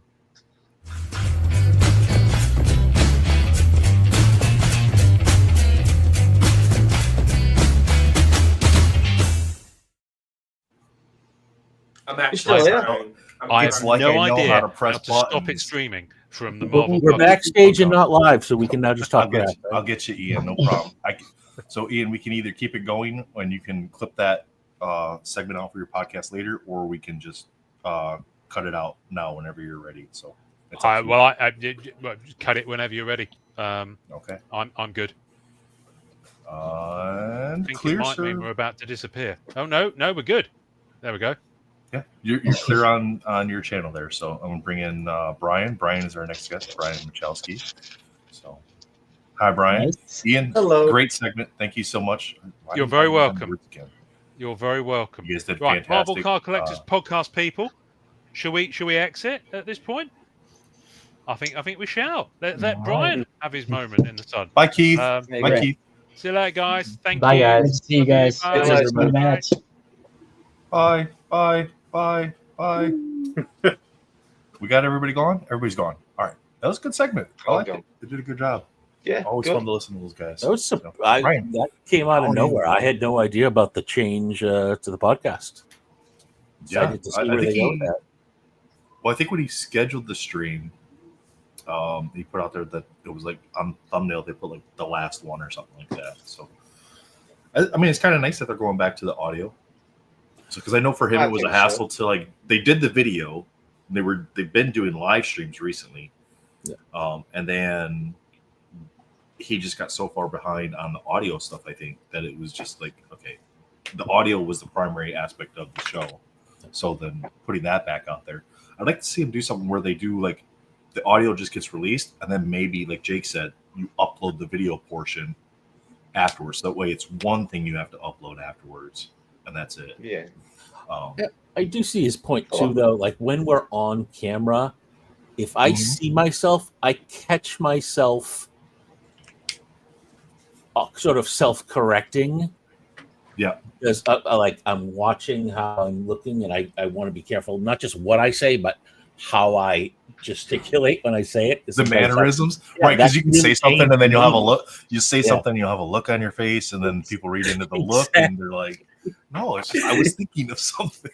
Yeah, Bill right now going, "This is." Yeah, right. It's kind of like when you emphasize different words in the same sentence, and it has completely different meanings. Yep, absolutely. Yeah, absolutely. Hello, guys. I think How are you? What's up, Brian? Good, man. Matt, to that point, NSDC has talked about that before too, like Sergio and those guys, especially during the MentalCon like last year.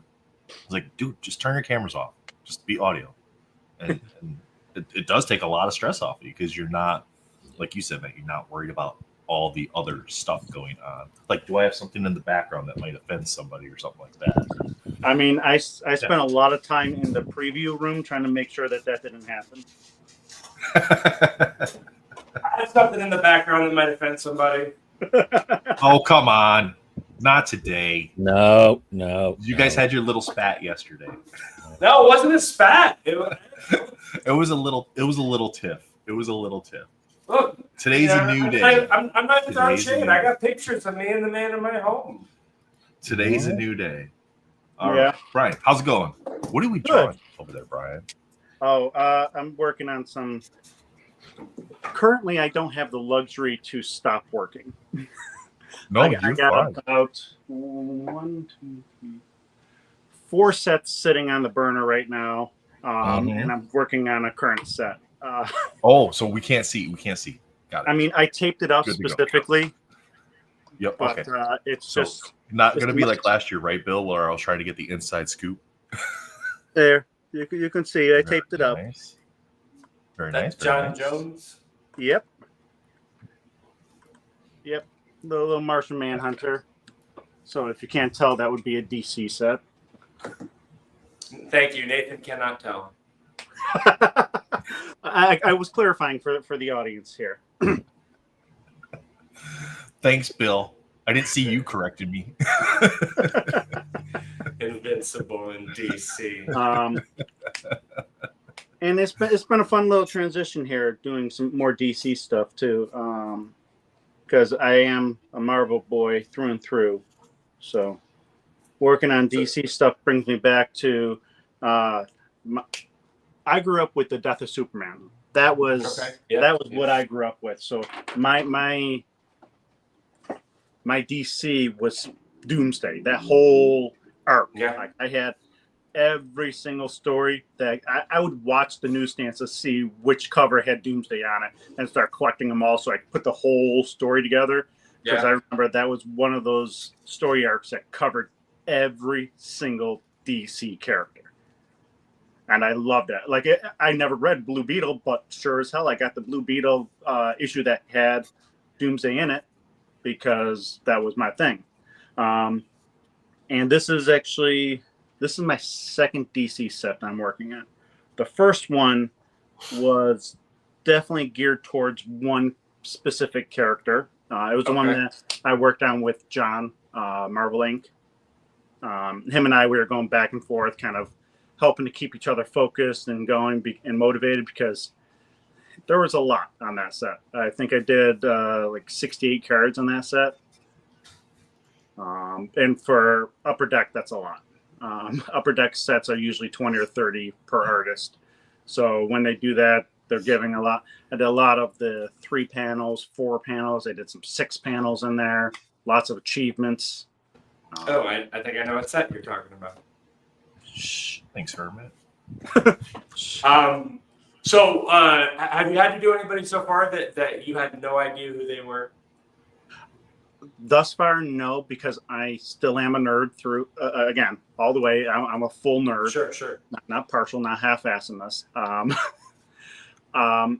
If I don't know, I'm researching. And there's only one character that I came across recently. I believe she was DC.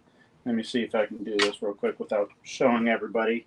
Yeah, no, and I only bring it up because not just like obscure characters, but there's also new characters, and like we were looking at the top, Wesley opened a Topps Chrome, and they had Cadet Marvel, and I hadn't heard of Cadet Marvel, and I did find her. She's a character. Apparently she's an older character. I never knew she existed.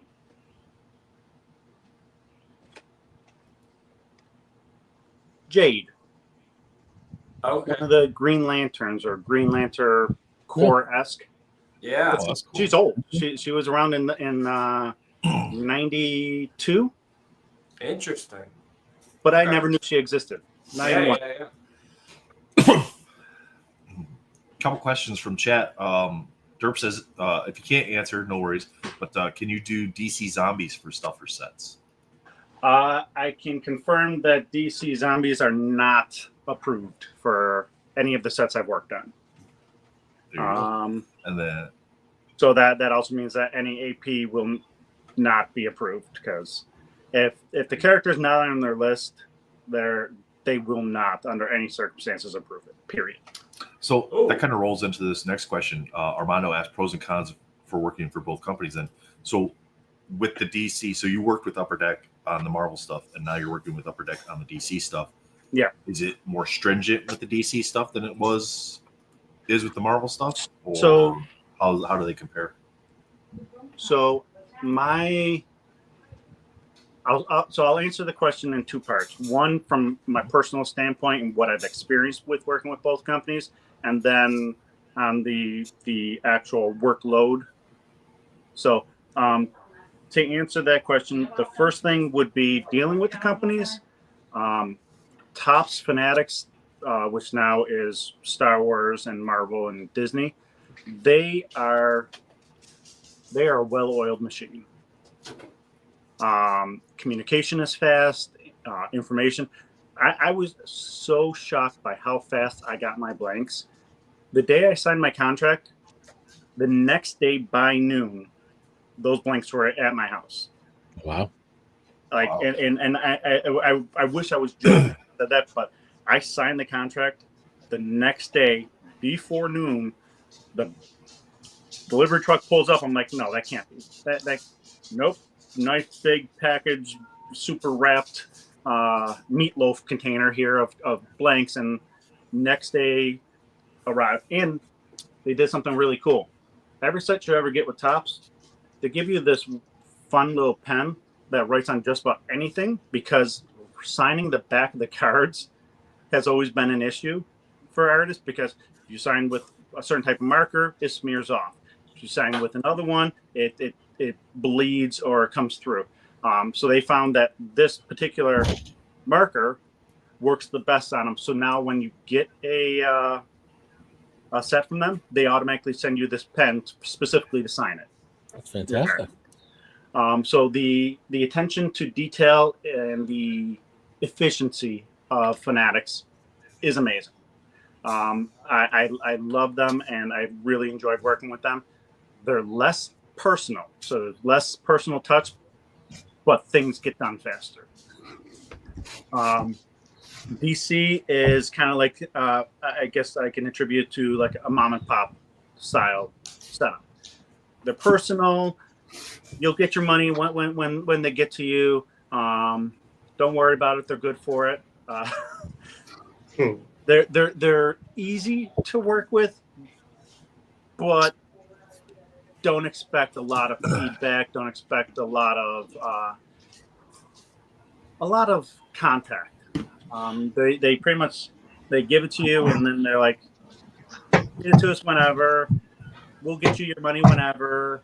You know. Brian, to clarify, is that Upper Deck DC or the Cryptozoic DC? Upper Deck. Okay. I've not done anything with Cryptozoic. Right now, I've worked with Saturday Morning Cards. I've worked with Upper Deck. I've worked with Fanatics, and Richard Parks. I've done a couple sets for him. So I haven't done any Cryptozoic yet. So, Brian, I'm curious. We've heard for the last 5-6 years about for sketch cards and print, and whatever, but creative guidelines as far as sexuality and violence for Marvel from Upper Deck.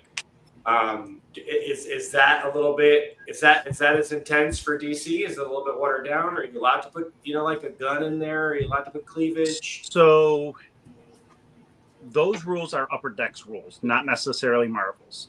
Oh, okay. Because it was always implied or assumed that they came from the mouse. Yes and no. So Marvel, as this entity, they clearly don't care because they put it in their comics and they put it on their stuff.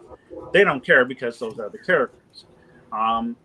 the issue comes with the legal side for Upper Deck. So if you look at it from a different perspective, these cards are going out to anybody that can get cards. Kids are included on that list.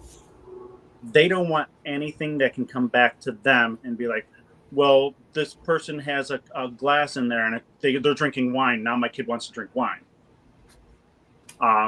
Same with food. You don't know what kind of food that is. He could be eating something and it could be laced with something. It's the insinuations. So sexuality. They don't want to be blamed for little Tommy getting excited. They don't want that legal recourse. So it's definitely from the card companies, not necessarily the licensors. Yeah. So you have the same guidelines for DC as you. Same guidelines. In fact, it looks like they pretty much copy and pasted logos and some character names. Like the briefs haven't changed that much because most of it comes from the card companies. Not as much comes from the licensors. Sorry, that was a very long, exaggerated explanation. Hey, Brian. Hey, Jay. Brian. Yeah. I'm right there with you. I'm doing sets for Tops right now. Yeah. And that signing a contract and then getting the tracking confirmation within 24 hours and then seeing the cards within 48. Yeah, the efficiency is amazing. It's amazing. Yeah. Well, I just I've finished been very happy working with them for that reason. Yeah. I just finished a set for them, about 4 weeks early because I had time because I had the cards. Because you had everything on time, so you could actually get it done. Yeah. Yeah, and I've already gotten my approvals and my invoice, and I should be seeing payment in about 2 weeks. Yes, and that's another thing too. Payment is used 30 days from when you submit in licensor approval. You get paid. No questions, no waiting, no chasing after them. It's direct deposited. I look at my bank account every once in a while, and I'm like, oh, look, I got money. Cool. Like that's the efficiency that is fun to work with. Yeah. Because it's less that I have to do on my own. Because, I mean, between the sets I'm working on, my ADHD, I'm not going to remember to check in with you. Well, that's right. Part of the reason I stopped working with Upper Deck is because I didn't get paid in time. So when I checked back in with them, they told me my cards that were approved were no longer approved upon a second review. So I haven't worked with Upper Deck since then. And not that I wouldn't mind getting onto some DC stuff. I would love it. I think I'm blacklisted with them. So do you guys have a real quick question on, like, you're talking about the reviews and all that. So have either of you submitted any APs for reviews with Tops? Like, what's that process like if you have? If you haven't, then obviously you're not going to be able to speak to that. So I have not gotten any APs through Tops. Okay. I've done a Star Wars set and a Marvel set completed. Sent in, completed everything. And I currently have 2 other Marvel sets on my desk and 1 DC. The Upper Deck still has APs, and I've only submitted 1 AP for DC currently. And the approval was pretty fast, actually faster than the approval for the set work that I did. Yeah, the Tops doesn't do APs for their Disney properties. No, but they pay you better. Okay. They do. They pay you much better. So do you feel like that's an equal offset compared to the headache isn't the right word, but probably is with Upper Deck, the headache or the hassle that you have to deal with Upper Deck, being able to get the APs versus how smooth Tops has been without the APs. I was literally just talking with my wife about that. Scale. I was just talking with my wife about that. This set that I'm currently doing for Upper Deck might be my last one with them for a little while because there's more headache involved. I'm more apt to work first of all, I love Marvel, so I'm always going to lean more towards Marvel since that's where Fanatics Sure. is. But the efficiency and the professionalism that I've experienced with Topps, I'd rather work with them on more sets. And they give you more options. They actually give you feedback too. I love the fact that I've gotten feedback. I got a couple of rejections on a Star Wars set, but the feedback I got made so much sense that I can adjust for any future work. I never got that with Upper Deck. With Upper Deck, you got this was approved, this wasn't. Very rarely did you ever get any reason why or any information. This time, I got very succinct information. Character looks off, or colors don't match character profile. Like, it was very succinct and allows for us as artists to recalibrate and do better. It allows for us to grow. That's fantastic. That's important. I had one card rejected for the first set that I did, and it said there was no feedback, which honestly I come to expect at this point. But it was also the card that I thought looked weirdest. So, you know, I liked it, but it was definitely a strange looking card when I finished. So I'm not surprised. But keep this going, guys. I'm just gonna pop up a pop-up screen to show some of the pieces that you guys did for this year. But keep the conversation going. Questions from chat, questions from the host here. Go ahead. I had always hoped that Topps would move back to the artist return model, which is one that they sort of created back in like 2006-ish, where you would, instead of getting 100 cards and you get 6 APs, they would give you the 106 cards up front. You would do all 106, and you would designate the 6 you wanted as your returned cards. So that way, they pre-approved it, and if and only if they were approved would they send them back to you for you to be able to sell. But that way, you couldn't manipulate it. The image was already committed. Yeah, I mean, I like that. It definitely helps us with time constraints, because if you're actually working on the sets and doing all of that, the time frame to try and market yourself afterwards about like, I got APs like this, come find me. But then you're also like, I'll get you in a couple weeks when I have time after working on these sets. Like, if you can eliminate that, it might make our end job a little bit easier. I love that one that I did with John. That was a fun collab. That is a gorgeous card, Brian. Thank you. Did you guys decide up front on the level of detail for the background? No. So what we did is John and I, we were talking to each other for a while before we actually started working on anything. And I told him, I'm like, I've been looking at your style, and I'm going to challenge you. I'm going to give you something that is out of your realm. And he's like, I'm going to do the same for you. So he does tons of detail, amazing detail. I like to leave things open, and I like to kind of make the backgrounds and all that more organic, less details. So he gave me more detail and said, here's a design, you go color this now. And then I gave him something that looked almost unfinished and said, here, make this work. So he did the Poison Ivy that I drew, and I colored his Catwoman. And so this was also when we were working on those sets together. So we would do Instagram lives several times a week. And I chose to work on coloring that one live. And Olo, which is a marker company that he works with primarily, and I've used a few of their markers over recently. They were watching me color this live on screen, so they're like, hey, you have really good colors.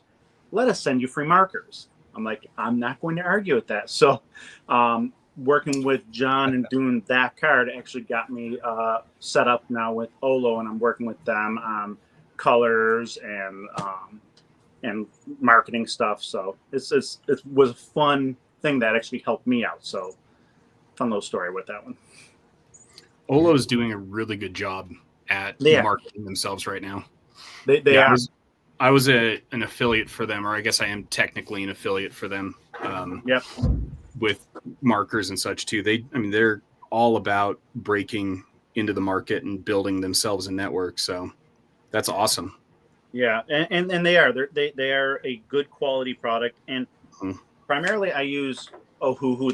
That's what I've been using for a lot of my license work, and I'm happy with them, and I like the vibrant colors, but I really do like the system that that Olo has, because it sometimes takes the guesswork out when I'm doing color. Yeah, because I can combine colors that perfectly match with each other. So like the darker version, the lighter version, and these are two separate colors. So I can literally just from one color switch right into the next one, which anyone that's worked with alcohol markers knows that when you work faster, you get better blends. So having that convenience right there, where it's just one then the other, makes our lives a lot easier, especially working on a small canvas and trying to work fast in order to get those nice blends. Yep. I'm a big fan of Olo. Yes, I've been very impressed with them lately. Yep. So cool. Excellent. Sorry, I'm here for questions if you guys got them. I'm just, like I said, I'm not losing out on some work. Yeah, me too. I don't blame you. I mean, if they're getting you guys hooked up like that, I mean, it makes the most sense to keep pushing out what you can push out. Yep. Oh, yeah. I'm doing some too while we're at it. I've got a question. So, to both of you, really. So, it must. I've always thought with Upper Deck, when you don't know if anything's going to get approved, and you don't know if and when that you're going to get paid for the artwork that you've done, surely that must affect the actual artwork itself. So, at least with Fanatics, you know you're going to get paid instantly, so you must feel a bit more freedom and a bit more enjoyment, and it must translate into the cards, surely. It does. Yes. It does. I hate to say like that, but when you're getting paid less and given a tight deadline in order to get something done, you're not as motivated. I mean, I'd like to lie and say that I'm putting as much effort into all of them, but it'd be a lie, because you're human. You're gonna put effort into something that's going to be more meaningful or better paying or more guaranteed. Yeah. Josh asks, what's your favorite Marvel set that you've ever worked on? It's actually one I have still that I'm working on, so I can't say what it is, but it's working on this set is a dream for me. He's one of my. It's based on a character that is one of my personal favorites.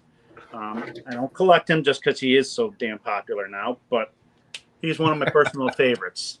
And he's popular now, so not Spider-Man, not Wolverine. It's somebody else. Come on, let's not play this game. All of them. I think I'm working on the same set, Brian. Yeah, and that's so. It'd be the set he's speaking about would be the same for you, Jay. Oh, I'm absolutely enjoying the set that I'm working on right now, yes. But no, my favorite Marvel set that I've done is actually one that nobody gets to see the cards for because they were ultimately rejected. Rogues.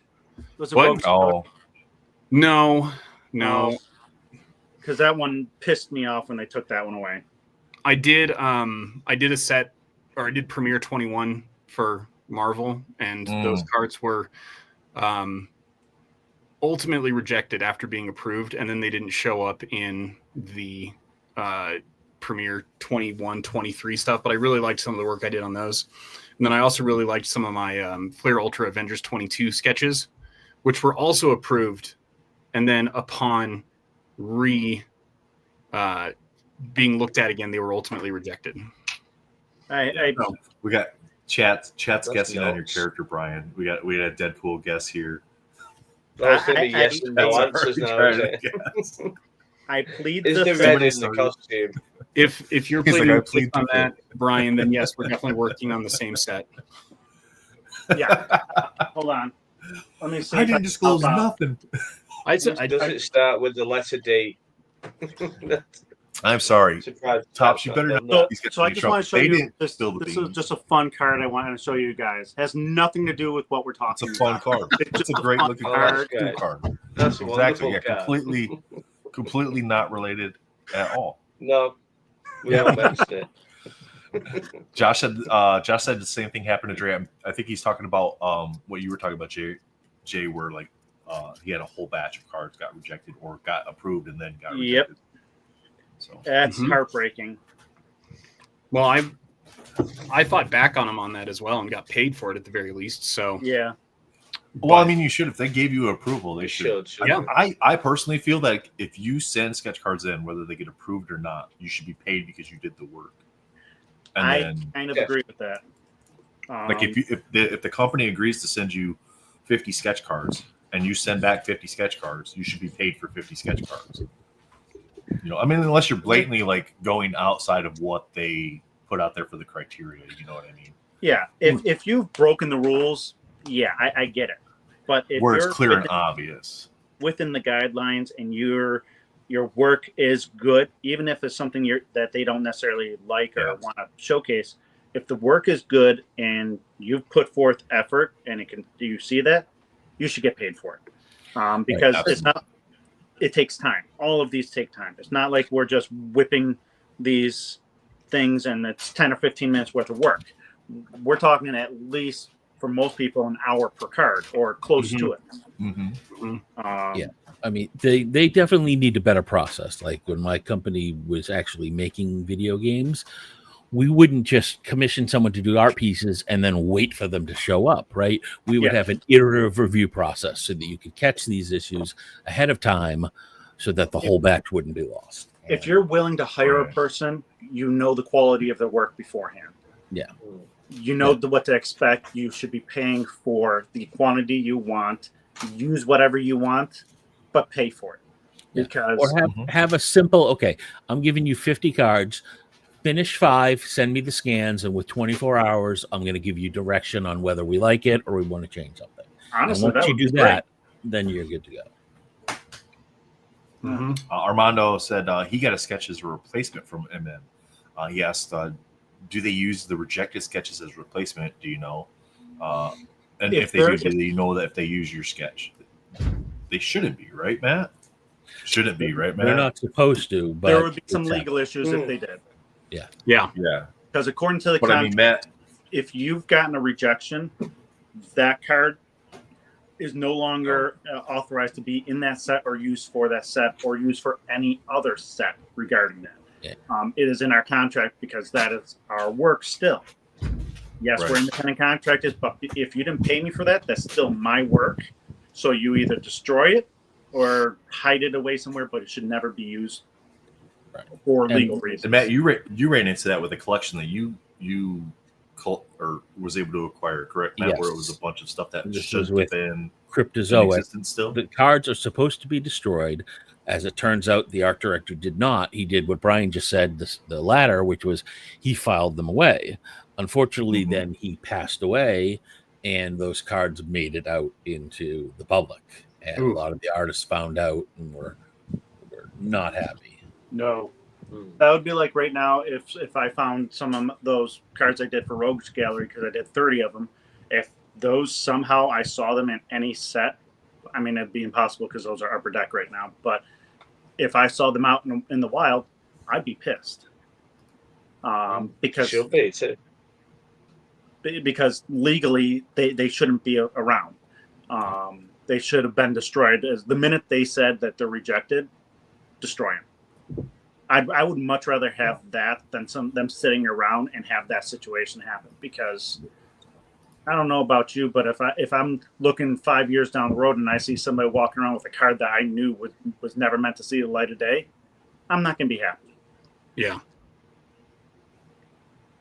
But real quick, let's do a quick commercial break. Remind everybody about the auctions. Mentalcon.betterworld.org. Scrolling across the bottom there. Ways you can donate, bid on the auctions. You can buy raffle tickets. The raffle tickets for the custom framed 9-panel. Both Brian and Jay have pieces in the 9-panel. Jay has the Invincible in there, and Brian has the Poison Ivy mashup with Jonathan Levesque. Oh, so yeah. Those are both in there that you can acquire that, or you can potentially win that. But it's a great way to donate to the charity and then still potentially get something for it as well. So if you're thinking about making a cash donation, just go pick up some raffle tickets for whatever amount you want to donate, and it's a great way to kind of still participate and have some fun with it. But we also have the links for the auctions are there. The times on each segment are an EST time. So our first round of auctions today ends at 12 noon Eastern, and you'll be able to see all the cards that are there. You can zoom in, and we will go over and show the cards and all the items in each time block that we physically have in our possession prior to them ending, so you can see the cards ahead of time as well in hand. And then the next round, so it goes 12-1 all the way through 5:30, so 12 through 5, and then we have a 5:30 segment for some of the larger pieces from larger artists that are that typically drive some more of that value. But we've had some amazing pieces that have ended already yesterday that far exceeded what we expected them to be at. But we run into that every year, right, Jake? Matt? I mean, that's every year. Yeah, kind of what there's happens. always a surprise. There's always a surprise character, surprise card, whatever it might be. So those are ways you can help us. Loose Purpose obviously is a charity that helps families that have lost young children. I can't even imagine what those folks go through that have to deal with that. Ashley and her husband created Luke's Purpose after they lost their son after a surgical complication for something that should have been relatively minor, simple, or words that don't describe it, because that's not the right phrasing, but I just can't think of the right word for it, but less complicated of a procedure, something that should have been pretty routine. But there was a complication and they lost their son. So they created a charity to continue on his legacy and his enjoyment. He was a huge Spider-Man fan. They help the families with funeral expenses, medical bills, counseling, sibling counseling, anything that the family needs to kind of make their moving forward a little easier for them. So amazing charity to be able to help out this year, to highlight. And thanks for Tim Cologne for putting us on to that charity as well. So, what has been the highest ended auction so far? Oh, that's a great question. Just thinking about that. And I will let you know. I feel like Nathan should say, and now a word from our sponsor, right? So what Ian was talking about in the last segment, they dropped in the private chat. I said 5-ish minutes, gents. When he was like, I feel like I'm at the Oscars, the Golden Globes, they're playing the out music. Got the outro. Well, we need to do it. Yeah. We need to do it. We've had too much of a mess in the past, haven't we, when people don't want to leave the stream? Sometimes it can, because they want to hang out, they want to be a part of it, and that's fantastic. But it's like, then we end up having guests that are scheduled that don't get to do their segment, right? Like Josh is a prime example. First year, and this isn't a critique of Josh, but Josh was on, and it wasn't a negative. He just didn't get to tell his story until hours later because of the massive number of people that were hanging out. So he hung out until he had an opportunity to tell his story, which is great to be able to hear that. And I'm glad he stayed on. But it was like you have like a mass number of people hanging out, and then you try to roll into other segments, and then other conversations start. So we want to make sure that the people that are scheduled have the opportunity to come on during their time blocks to tell their stories, talk about what it is they want to talk about, host the segments that they want to host. So like with Ian had his podcast at 9 to 10, we wanted to make sure that we stuck to that. Let me get you bigger here, Brian. There you go. Nice. There you go. Nice. See, Brian just knocks these out because he did this. He's done the sketch card wars piece. People have seen him do that, and it's like 15 minutes in, he's got it in the bubble mailer. It's already ready to go. He's done 2 by the end of the 30. So he's like, I'll just pick another character. But Keith, I'm gonna do some research for Keith here and see if I can get him the answer to what the highest auction so far has been. So I remember the first sketch card wars I did. It was the ET one, and I finished before everyone else. And I'm sitting there. I'm like, what do I do now? So I did Frisket. I grabbed my little marker. I have like a little airbrush that turns my markers into airbrush mode. I do a funky background. And then I put it inside a mag case and put my little label over top of it. And I have a nice finished card literally ready to ship off. And as soon as we were done with the episode, I actually did put it in a bubble mailer and send it out because somebody already reached out by it. Somebody had already snagged it up. That's funny when you guys are doing those. it is funny, like, because the artist will say, "Oh, got DMs coming in already," and we're like 7 minutes into the stream or into the sketching. So, but that was a lot of fun, and honestly, doing those sketch card wars. So, I'm new to the sketch card industry. Realistically, I've only been at this for 2 years. I've done a bunch of work, but I'm only 2 years in. I'm not like some of these people that are like veterans in this. Like Tony, who's been doing it years. And like I'm going up against Dre, and I'm like, I'm gonna lose miserably because I'm looking at I know Dre's work and he's a friend, and I'm looking, I'm like, I'm screwed. And so I'm in my head, I'm like, I'll prepare. I'm like, I need to do the best damn 15 or 30-minute drawing I can ever do. And I'm like, let me take a look at that dirt. You're good. Go ahead. Okay. And I'm like, I'm going up against, I think Munshaw was there, Reed was there, Old Man Venom. I'm like, I'm going against big names. I need to bring my A game. So I almost completely ignored what everyone else was doing. I'm just like focused on what I was doing. So I finished up. I'm like, oh, okay, I can breathe a little. And I look up. I'm like, nobody else is done. What the hell do I do now?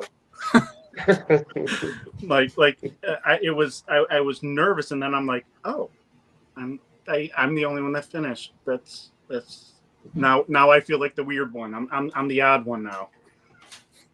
But it was you can't win. It was a fun experience. I never did that before, so working all the way through on a piece live, that's a scary thing for me. So that was fun for me to do that. And so far I've done it twice. I've been on twice. I did Anti-Venom and E.T.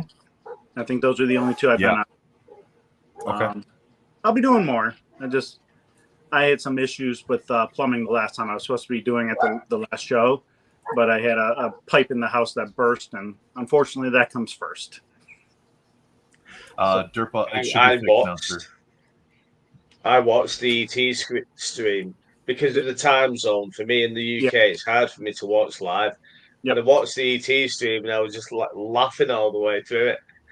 And then after your card, I just thought, I might as well turn it off and message Dre and Joseph and say, listen, I've turned it off. It was so funny. Just I can't believe he's done that so quick.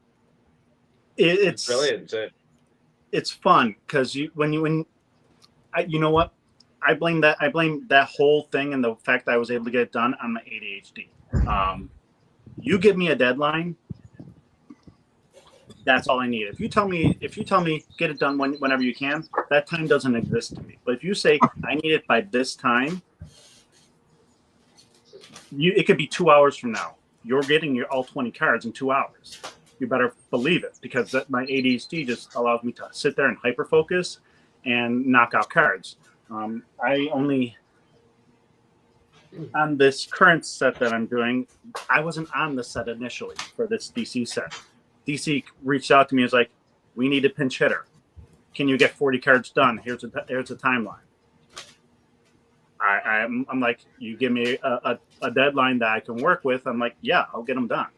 And the upper deck, the contact I have there, he knows that if you send me cards, I'm not going to miss a deadline.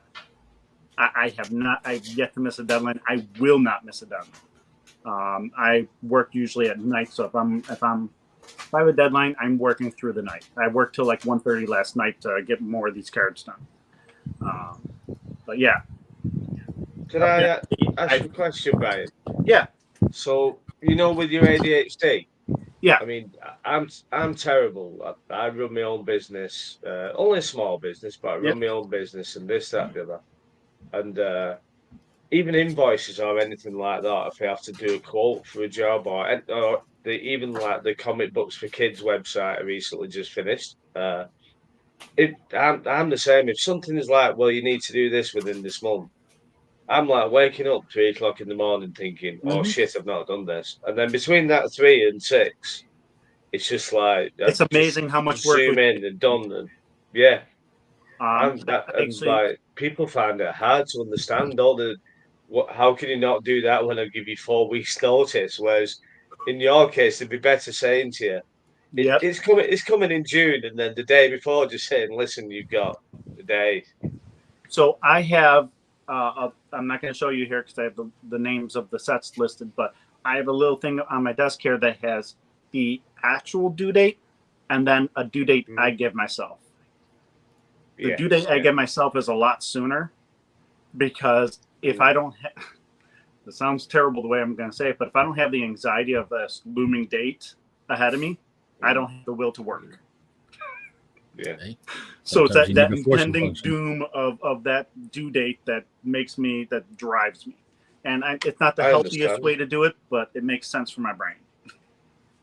Well, I think that's just smart to do in general, though, Matt, because I'm sorry, Brian, because if you leave your deadline as the day you have to ship cards, then that procrastination is just nice thumbs up for that. But I do that too.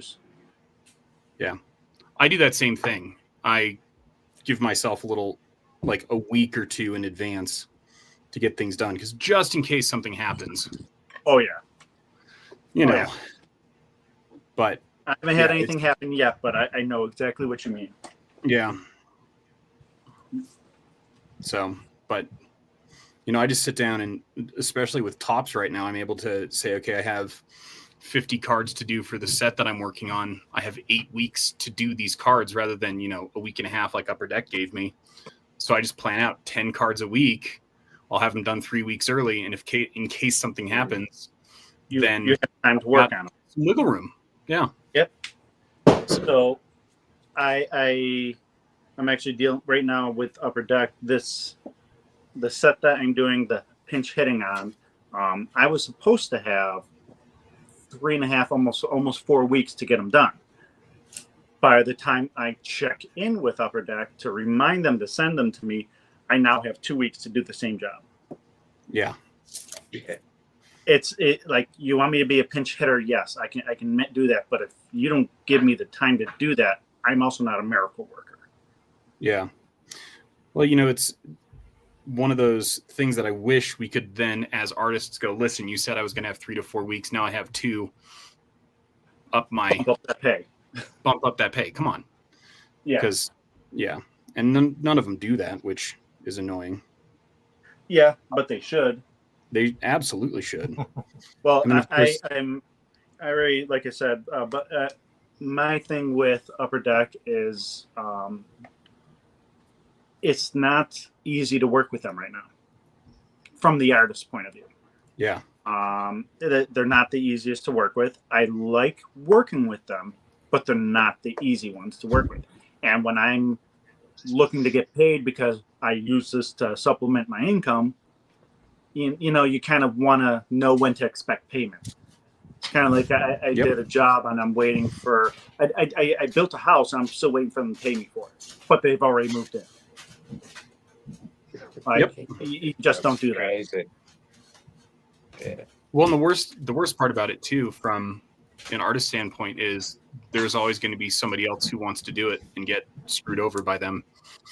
So that's exactly what I was thinking. There must be so many people who will just put themselves in that position just to get a start, and it's bad, really, because then they breed that attitude, don't they? Then and they just unfortunately, knock everybody's prices down. And people can't live like that, can they? And no, they will be making a good profit on the cards that they sell, or else they wouldn't be selling the boxes of cards, would they? It wouldn't be a business if they weren't doing it. So there's no need to drive people's money down like that, is there? Whether you're an artist, whether you're a receptionist, whether you're cleaning the toilets, it doesn't matter. It's just not a productive way of doing things in my eyes. Doesn't make for a good, happy company, does it? And that's probably one of the few reasons why a lot of artists that I know of that have worked with both companies are now trying to get more stuff with Topps. The efficiency, the way that they conduct their business, it's easier to deal with as an artist, especially if you're trying to make this something that you do full time. Like if you're really striving to make this your career, you need consistency. Upper Deck doesn't offer that. Yeah. Nathan, I think we need to do a giveaway. We need giveaway. To do a I like this. We have Nice. a few we can do. Let me get the tool pulled up. Yeah. Give me just a sec here. What are we doing now? Gonna do a Matt's giveaway. giving stuff away.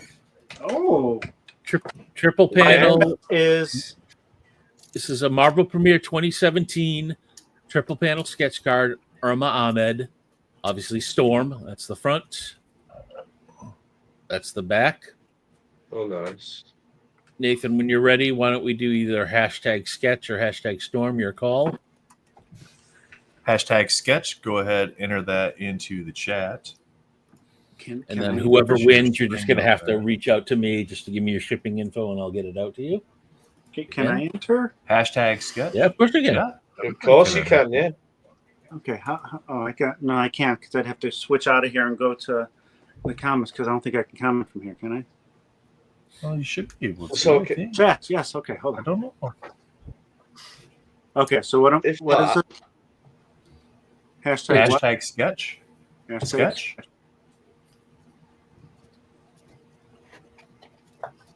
All right. Now, what's the over/under on the number of times that Armando wins the giveaway today? Let's not speak of it. If we don't speak of it, it might not happen. He went 4 for 5 yesterday, so I'm going to put the over/under at 2. Is he allowed to enter? Yes, he's allowed to. Unfortunately, yes. Because he's really graceful when he does. Brian, you only were able to put it in the. Yeah, Brian, you'd have to. Well, here's the thing. Let's say we get to 20. Let's say we get to 20 entries. The odds against him winning again, on paper, are 1 in 160,000. Okay, so he'll win again. So if he wins again, there's something 100% broken. Okay, I wanted to show this. Keith asked the question earlier. Jay, same thing. I think you have to actually go over to YouTube to be able to put the comment in. I'm trying to. We'll keep it going for you guys. No worries. So even if you have to bounce out to do that to come back in, go ahead and do that so that way you can get entered. I got to show this for. So Keith asked the question earlier. What's the highest auction we've had so far? So far, the current leading highest auction is the custom 3-panel Fred Ian sketch, where you get to pick the character of choice front and back, and then they'll do the work. It gets delivered towards the end of summer once they're able to finish that up. But the highest auction from yesterday was this one here that Mr. Matt Fuller won. The King. Joe Marbolda and the mashup 4-panel. I thought about bidding on. Well, I did bid on it, and then I thought there's just no point. So that's the highest auction from yesterday. So there were a couple that went much lower than that too. Still up? No, there was a few that were right around that. That one was the highest one from yesterday. But yeah, Pete, that one's so nice. When Matt messaged me last night, because I don't go in and I don't look to see who won or anything like that, because there's no point in doing that, right? Because the auctions aren't completely done for the day. I don't need to sort them until we actually get to the end of the stream. But when Matt's like, hey, I won that, can you send me high-res scans so I can post it? I was like, you dick. It's like, why you got to do that to me? There we go. I entered. All right, so awesome. Jay, were you able to get entered? Yeah, I'm good. Brian's there. Okay, wonderful. Everybody's there. Where I gotta go. I had to pull out my work phone. This screen. Yeah, why don't we give it like another 30 seconds? Yep. Show Matt. Show the sketch again. There we go. Matt, who's the artist on that one again? Irma Ahmed. She goes by Amo as well. AIMO. Okay. She has been around since 2011-ish. Sketch cards. Okay. Wonderful. Actually, was she there in 2008? She might have been around even back then. Wow. I'll have to look that up. But yeah, great sketch artist. Actually, yeah, she definitely was, because I have some of her work in Topps Lord of the Rings 2008. So she's been around 17 years at least doing sketch cards. Oh yeah, that actually just reminds me. I've done a few entertainment sets for Upper Deck. I'm still waiting for payment. Donnie, you just got in there, Donnie, because I was just going to spin it. I don't do countdowns. If you want in for the drawing, just get in for the drawing. There we go. Good luck, everybody. Jomar, how are you, sir? We were just showing off your blue and gold team. Wow. I've won. Oh. I've won. What do you mean rigged? I never win anything. Dun, dun. Your name's Jake I never win McManus. anything. Who's this Julian? I've got lots of names. Don't worry about it. Lots of names. Well, we definitely know that the wheel's broken now because Jake actually won a giveaway. Yeah, have we ever seen Jake and Armando in the same place at the same time? Never know. It's just an alias. That's what I'm thinking. With all this conspiracies, must be American. Congratulations. Jake, Matt, just send me your address, Jake. Yep. Matt, just send it to me. Yeah, no problem. With his stuff. Damn it! I mean, give it to my wife. Later on. You want me to send it to you, Nate? Okay. I don't know. You got to ask him. He's do you have stuff going to him with his stuff? I always have stuff that goes to him. It usually piles up before it gets sent to him. So that okay, Jake? Yeah, no rushes. Of course, it's down. Yeah. No. Well, it'll save you on shipping, and I got to ship a package to him anyway, so then it works out. Got it. Oh, hi, Raj. Hi, Raj. Hi. It's not letting me put it in landscape mode. Hi, Raj. Hi. Everybody do the lean. You're a bit sideways. There we go. That hurts my neck, Raj. I can't do that. What's going on? Rigged. Exactly, Raj. Rigged. See, Raj even put it in private chat. Rigged. There's no way Jake can win. So I think Armando needs to win something. Armando, you need to file a dispute with the powers that be and just be like, look, that's not fair. I didn't win. No, to be honest with you, I've won 3 things in my life. One on Josh's stream, a card that cost me $45 to get to me. Another one in Ash Gonzalez sketch, which I gave to MentalCon last year, which did really well. I think it sold for $400 or something like that. Yeah. So this time I've won, and I'm thinking I might keep it, but I might change my mind later on in the stream. We'll see. I'm keeping it for now. William's doing the Raj lean. I know, right? Everybody's going sideways here. Oh, come on. What's this now? With everybody, yeah. What is you guys? All right, you guys get your phones figured out. It's not flipping. It's the old school. Good evening. Good evening, Alvin. How are you today? Hope you're doing well. I'm gonna back out. I think they're just trying to figure. Yeah, I think they're trying to figure it out. I don't know. Just kick him out there. I don't have. I never have that. I never have that issue, Jake. I don't understand the like. Of course, it's always on landscape because it's the computer. But even like when I use the phone, like I don't have the issue of the I don't know. So I don't even know what settings you have to change to fix that. Did William freeze? Oh no, he's moving. I was like, no, I'm in here. He's just really sitting still. I don't know what, like, I don't know, because I usually never have this issue, but it's like just landscape for some reason. Yeah. William's showing off there. See what I did there? It's simple. Watch me. I can easily do it. Jay's like, I don't know. See, mine works. I can do it too, except I'm on a computer. But anyway, gentlemen, Jay, thanks. I'm gonna head out. Thanks, Jay. Appreciate you so much and all your support. Yeah, of course. It's a great, obviously a great cause, and I just appreciate being asked to be part of it every year. So looking forward to next year, and good luck on the auctions, guys. Thanks, Jay. Take care, sir. And Brian, let's talk about that set that we're both on that we don't actually know what exactly it is with that character that's very popular that nobody really likes. They just pretend to. Right. Yes. Yeah, they just send you guys blank sketch cards. They'll just print the stuff on afterwards. Yeah, exactly. Yeah. That's what it is. Yeah. Awesome. All right, guys. Have a great afternoon. We'll talk to you soon. Bye, guys. Am I going to begin the shepherd's hook here in a moment? Yes, sir. You still have 3 more minutes, though, so you're good. You have 3 minutes. Those guys are a couple minutes earlier. They're trying to get their cameras all figured out. I didn't think we did it to the artist that though, Nate. I thought we had an unwritten rule that the artist can stay on as long as they want. I mean, I'll just sit in my corner over here and draw. I mean, we can have Brian stay. We're not mercenaries, are we? We have to ask Raj though. It's his segment. He was going to talk about Hindu history or whatever, or mythology or whatever. Cool. So, I mean, we can see where the conversation goes from there. Well, I would love to be. Raj is in landscape mode. I had to go into the actual browser. That's why. Yeah. Do you mind if Brian hangs out with us and talks about Hindu mythology? As long as he can draw some. Awesome. He might not be able to show us what he's working on. I'm down.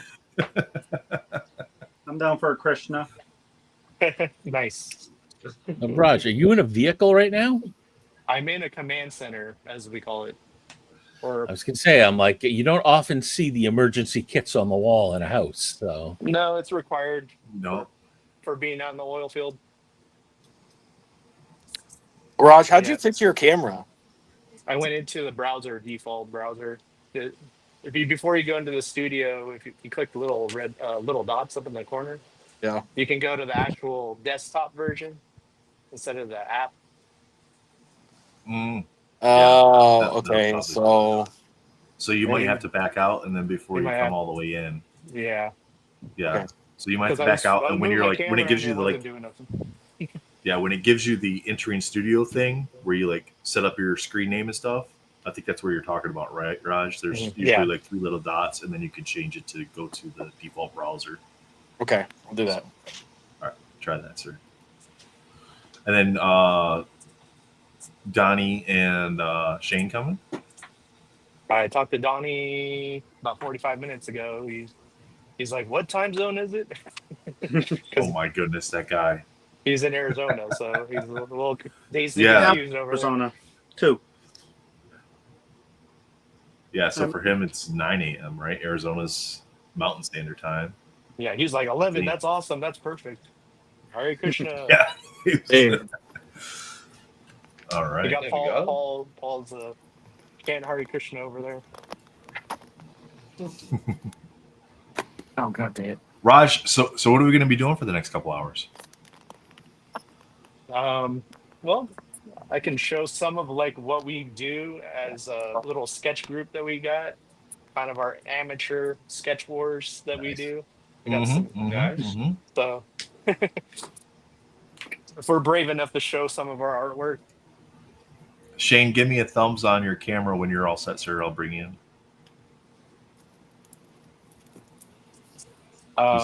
We can also discuss a little bit of mental health too. You know, why not? There we go. Yeah, of course. Move Matt down here. Hide me in the basement. I'm mental, so up there. Yeah, real quick, I do want to. While we're waiting on Donnie, I'm going to go ahead and do the. I'll show the stuff that's ending at top of the hour. Gotta find the right. There we go. All right, so the cards that we have ending at the top of the hour, and Donnie's coming in. And then, so these are the cards that we have ending at the top of the hour. We have the Donatello by Paul Hill. This guy that's here in the middle of the screen on the right-hand side, Brian Michalski's Catwoman with her not mask on the back, right, Matt? It's Felicia. Black Cat. Yes, but it's Felicia. What did I say? Catwoman. Felicia. Catwoman. It's all right. Move on. Goodness. See, I've been on a DC kick lately. Just one of those cat ladies. Yeah. See, I got distracted by the other parts of the. We know what. So, Joseph Reed's Ghost Spider, and it's got the foiling on the back of the sketch card as well. Tim Clone's Poison Ivy. Nice. And these are standard size. Johnny Bravo's Venom. Venom by Michael Peruta. These all end at noon, so make sure you get over there, get your bids in before noon. Amanda Zemke donated PSA 8 Tops Living WWE Maurice. We've got a Starfire by Joe Marbolda. Then JP Duranitz did this one here for us.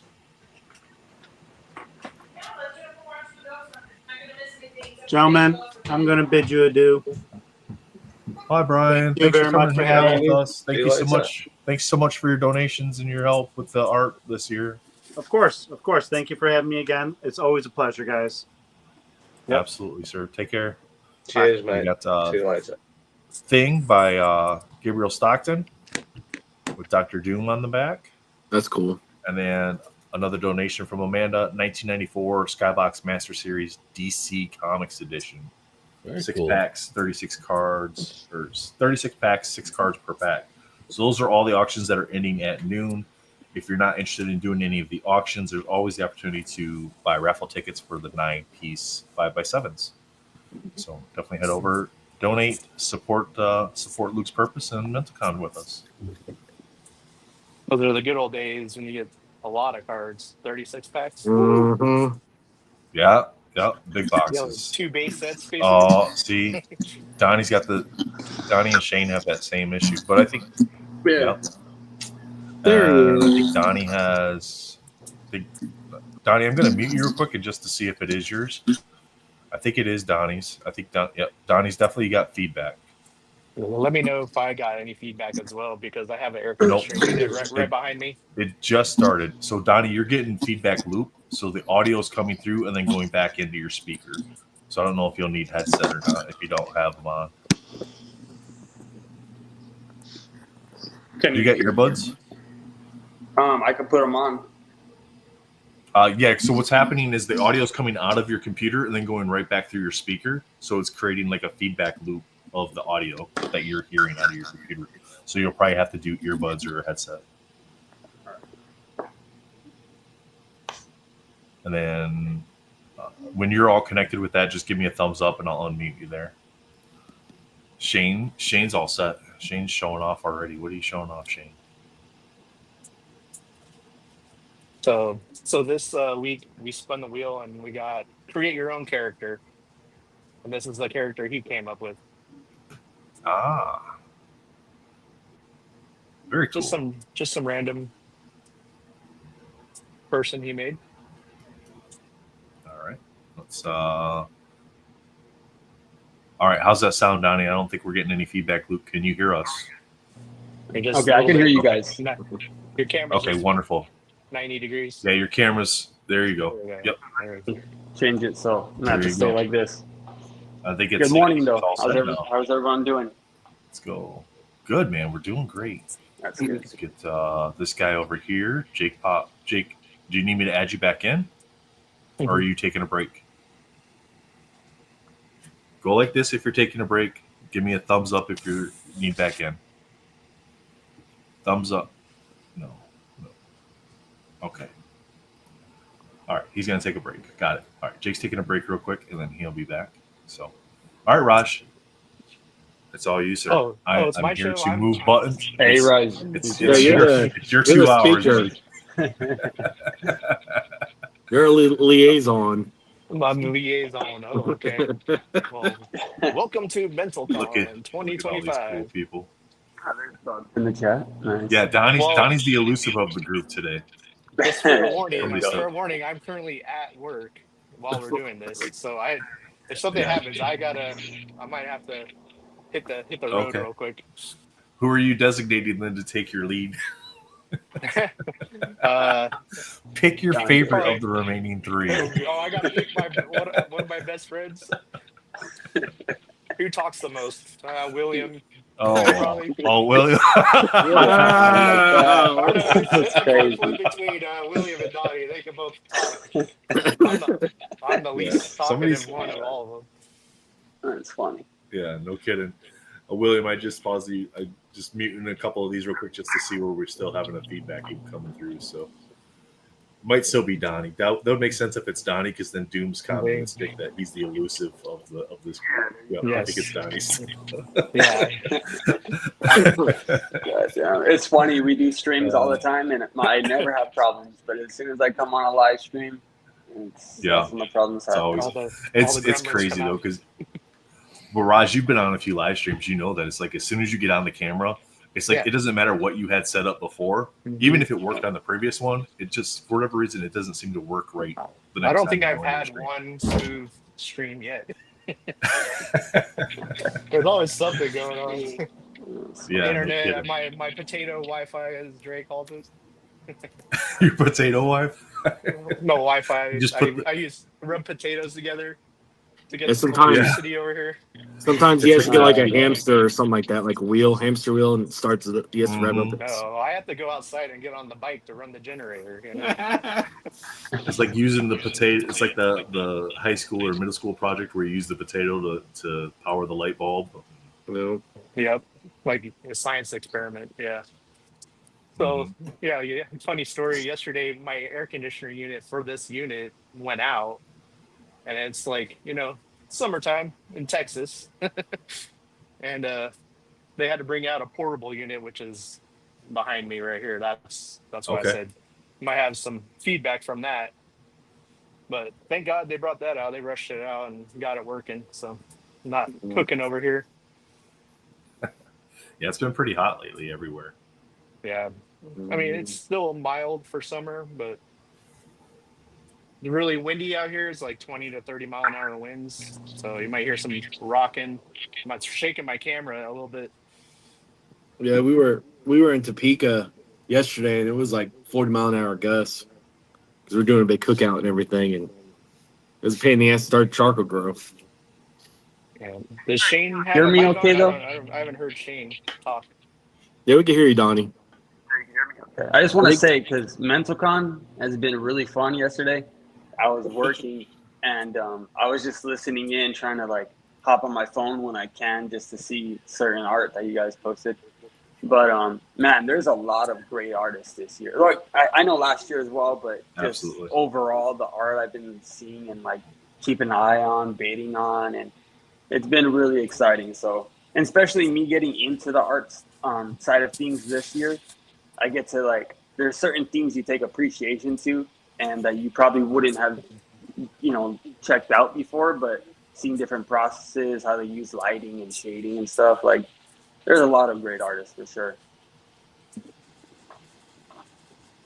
Yeah, absolutely. It's every year it seems like the artists just step it up as far as what they're creating for us for this event, and they do it out of the goodness of their heart to help with the charity cause because they understand it's a great benefit and a worthy issue to address and try to help address. And we can't be more thankful for everything that they do for us. They don't get. We're not in a position like these Upper Deck and Tops where we can like pay these guys to do the work that they create. So the fact that they are able to create these pieces for us, and then come on the stream, give their time, gentlemen like you guys coming on, giving your time to run a segment to help us raise awareness, to help us raise some money for charity, and what we've been able to accomplish over the past couple of years, and then this year already, you can see it scrolling across the bottom of the screen there. $7,750 raised so far for Luke's purpose, so that's absolutely amazing.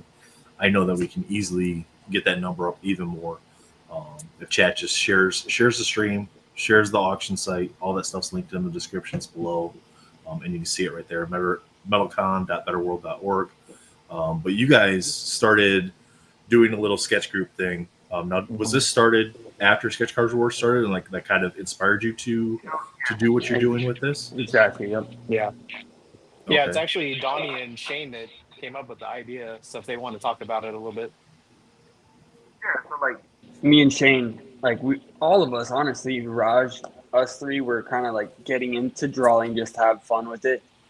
I would say I started drawing first, and I kind of like just would show them my art, and then after that, Shane and Raj both got into it, and then we just started drawing. Like we'd hang out on Mondays, and then we decided like want to do a spin wheel kind of type of thing, like Sketch Card Wars, and just to test us and do different characters and put some random characters that we don't know, just to like have a better understanding of anatomy sometimes and facial structures. And I honestly like have to say, for the amount of people, like we had Dre come on there, Tony. Honestly, it's crazy to even say, but Dimitri even says that he will come on there one day. But I've learned so much just having them on there. So it's been really fun just to like pick their brains and their knowledge about art and kind of their different styles. Because Tony is like one artist I've always loved his work because of his detail work, and to like actually get to talk to the artist and their process and see like how the hell he gets those fucking colored pencils so nice. You know, like he does, like it looks like it's printed, bro. Like, and it's just crazy to me. So like to see that and get like pick his brain about that, it's definitely been like really cool to understand that. It's really cool how open the artists are to like share the knowledge that they have too. They're not like secretive about it or anything. You ask them questions, they're like, yeah, this is how I did it. And, you know, they're always, at least the ones I've talked to, have always been open to trying to help anybody that's interested in doing any sort of art get better at what they're doing. Yeah, Dre's been a huge help with my art for sure. Yeah. Me. What? Did I leave? Yeah, you completely left the stream. I thought I was gonna have to tag William in. It was the potatoes. Yep, that happens. I had to go get a fresh pair. Yep. Shane, is your mic just on? over here. I haven't heard Shane say anything. Raj, yours just kind of got a far away sound too. Is that just me, or is everybody hearing that? Yeah, he's got. I don't Shane's know. got kind of like me too. Somebody's still got an echo. I just don't know who it is. Like I tried to figure it out here. So if I go like this and I mute William, I don't hear it right now. So it might be William having the feedback now. William, you might have to put earbuds in, possibly. I'm not sure. I got earbuds. I think that might be what it is. Yep. Let's see. Blake says, "Love watching the speed reels from artists to watch their techniques. It's a good way to learn as well." Yeah, absolutely. And that's kind of like that's where I'd love to see you guys come on. You know, Matt and I, we kind of we have like broadcaster, I guess would be the correct role, right, Matt? Not necessarily host. Well, I guess host would be a way to do it, but it's Dre's show. We broadcast for him. We're like the men in the booth. The color commentary, yeah. Yeah, the color commentary. Yep, absolutely. And then, you know, so then it'd be great to see you guys come on a show, maybe the four of you, and try your hand at the 30-minute thing, just to see where you can get to in the 30-minute time frame and how far you've progressed. Because I know you guys have said before that you checked where you're at like 30 minutes, right? Donnie, I think you've sent me some stuff like, hey, this is where I got in 30 minutes on this piece. And then Donnie definitely has where you finished at. I haven't. Donnie has the ability to do it. He's completely fine. Like he overthinks himself too much. So we have to do a trial run with ourselves. Just put a clock on ourselves 1 week because we usually draw on Mondays and on the Discord and definitely give that a try. Keeps trying to get me and Matt. Drake keeps trying to get me and Matt to draw too. But God help us. Hey, I think I could beat Brian. I think I could beat Brian Michalski, honestly. Like my stick figure, we could start 2 minutes tops. With drawing with us, you know, just to hang out. It's no big deal. There's no pressure. Yeah, because this took me was it like 2 or 3 weeks to do? Okay. So now for the 2 or 3 week time frame, is that because you like sit there and you meticulously go after little things that you want to see? And I think that's where the artists run into that too, right, Matt? Where it's like each person is their own critic on it. Sometimes you can overthink it too. You can exactly. Yeah. So this was like the first one I did. Oh yeah, the Hellboy. Yep. Yeah. This like the proportion was all messed up, and so that's why I switched it to doing it again, and that's how it turned out. So, and I had help from Donnie and Raj with his audio. Shane may be having an issue with his audio because he keeps popping in and out. I think he's trying to talk, but like we're not hearing what he's saying. Maybe. Oh, probably. So. Yeah. Even Bubs has been doing it on her own. Like I think Shane sends her the wheel spin, and then on her own time. Like what you guys end up. she'll draw and then post pictures There of you it go. on her site. So all are welcome. Nice. To come hang out with us, and if you like to draw. Now, where do you guys primarily do the do you draw live with each other, or do you just on camera? Comic Card Hives. Discord. That's Discord. The collectors, character collectors Discord. Character collectors Discord. Yeah. Okay. Yep. So, do you guys do it on camera when you're sketching? Like you show your sketch as you're progressing through it. Yep. Just like you do with the stream. Just like Shane was earlier with the camera flipped around. Yeah. I can show you some of the different pieces we did over the time. All right. Do we have Shane? We have camera from Shane. Do we have audio from Shane? Hello? We had audio earlier. Yep. Oh, there he is. There he is. Gosh, I've been in here talking to myself for like an hour.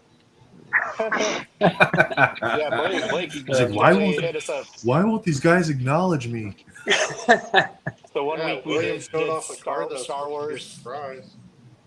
There you go. So that's my scout trooper from Star Wars. Okay. We did G.I. Joe 1 week. That's my Flint and Snake Eyes. Okay. Very cool. Ninja Turtles non-turtle characters. We do random things on our wheel. This is Mondo Gecko I drew. Okay. Transformers. Yeah. Starscream.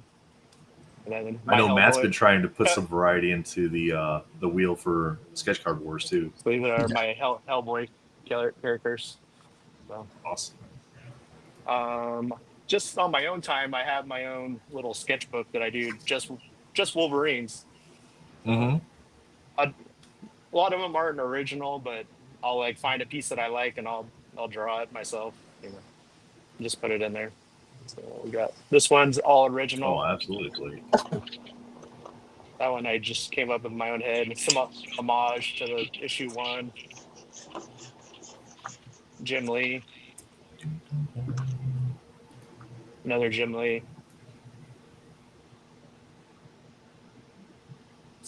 Just black and white. So to join the character collectors Discord, reach out to Fausto on Instagram. He's Comic Card Hive. I'll drop his name and Instagram. Reach out to him. He's the organizer of that one, and he could get you a Comic Card Hive is his Instagram. Tony hit me up once and was like, draw a chicken with a sombrero. And I was like, really? So I did a chicken with a sombrero. Fun. Tony's going to have all kinds of crazy stuff. Yeah. So this is just some doodles that I've been working on. Oh, that one must have got rejected by Upper Deck, yes? I didn't submit. I haven't submitted any of this. These are all work in progress pieces. Mm-hmm. Hey, it's just trying to get comfortable. Yes. I would love to do a giveaway today. A sketch commission on our Wolverine Claws Out cardstock. That's Roger's cardstock. Okay. So can you set that up on the wheel so that I sure can. Whoever wins, they can just put in the comments who they'd like to see a commission of, and then I'll get started on it while we're chatting here. Excellent. Cool. Thanks, Shane. Yeah, man. I'm not promising. What do you have a hashtag? Shane, do you have a hashtag you'd like to use? Do hashtag. Jeez, I don't have anything. MentalCon. How about that? All right, let's do that. Hashtag MentalCon in the chat. I'll drop it in the chat. Pop it up on screen. And you said whoever wins will drop it in chat what character they would like on the card? Yeah. Okay. Wonderful. Thanks for doing that. That's awesome of you guys. Hashtag MentalCon. That'll get you entered for a character of choice on the Claws Out blank there. Oh. So is this going to be a Shane special, or are we gonna send this around and it's going to be a collab piece? Oh, good idea. Sorry, I'm not trying to put more work on you guys on this one, but that'd be really cool. I was just planning on It's a lot of postage, but yeah, let's do we that. all live in different parts of the country. Yeah, that's the only bad part about it. How That's about a lot of we posting. all Yes. try to do our own version of the character. Right. Might be a little easier.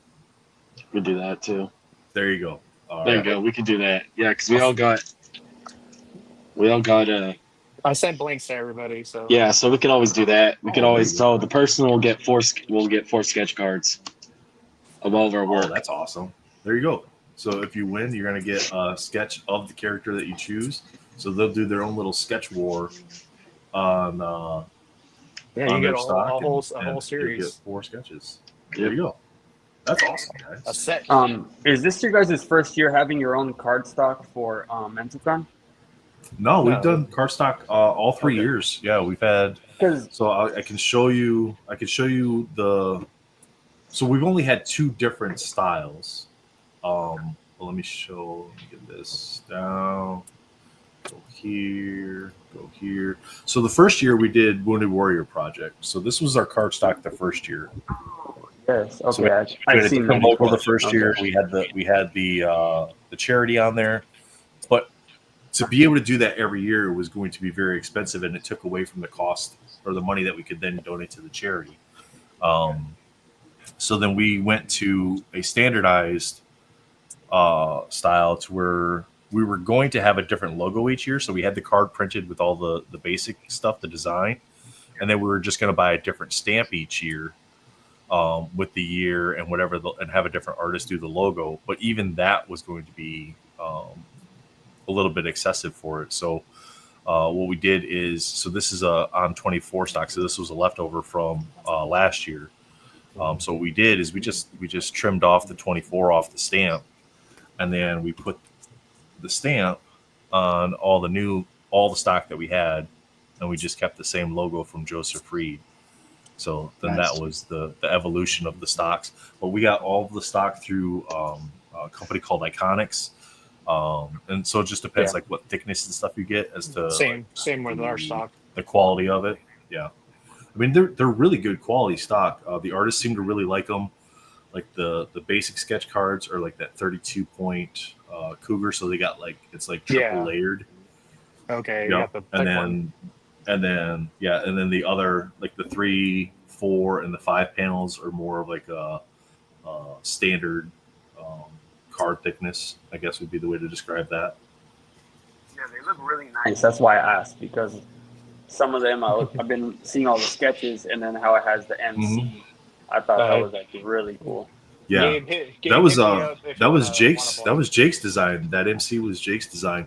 We kind of waffled back and forth, and ultimately we decided on a specific font for it. Like Jake, he's in the background, but I'm pretty sure like he wanted to do like a Batman style font, and it's very similar to what the MC ended up being, was like a Batman style font. I think we made some small tweaks to it, like italicizing it and thickness of the letters and stuff like that. But ultimately, and it's really cool that the artists are able to sketch around it, draw around it, incorporate it somehow into the pieces that they do as well. So. Yeah, I think I learned from making these ones that I don't want the border next time. I just want the whole image to be on there. Oh, can you show the back again? Oh, okay. Yeah. They told me I had to be in a certain range. They showed me. That's the tricky part, is when you start putting like the borders and stuff. Like we even did the Matt, I'm not sure what the terminology for it is, but like the color stuff on the trim back. lines, the trim lines and stuff like that. Even that, like when you start going to the 5x7 has the same. It's the same detail on the back of it, but that looks it's a lot larger. And then the 4 panel and the 3 panel are the same thing, where they have it off to the side. That one. Premiere. Say again. Can I see the back of that one?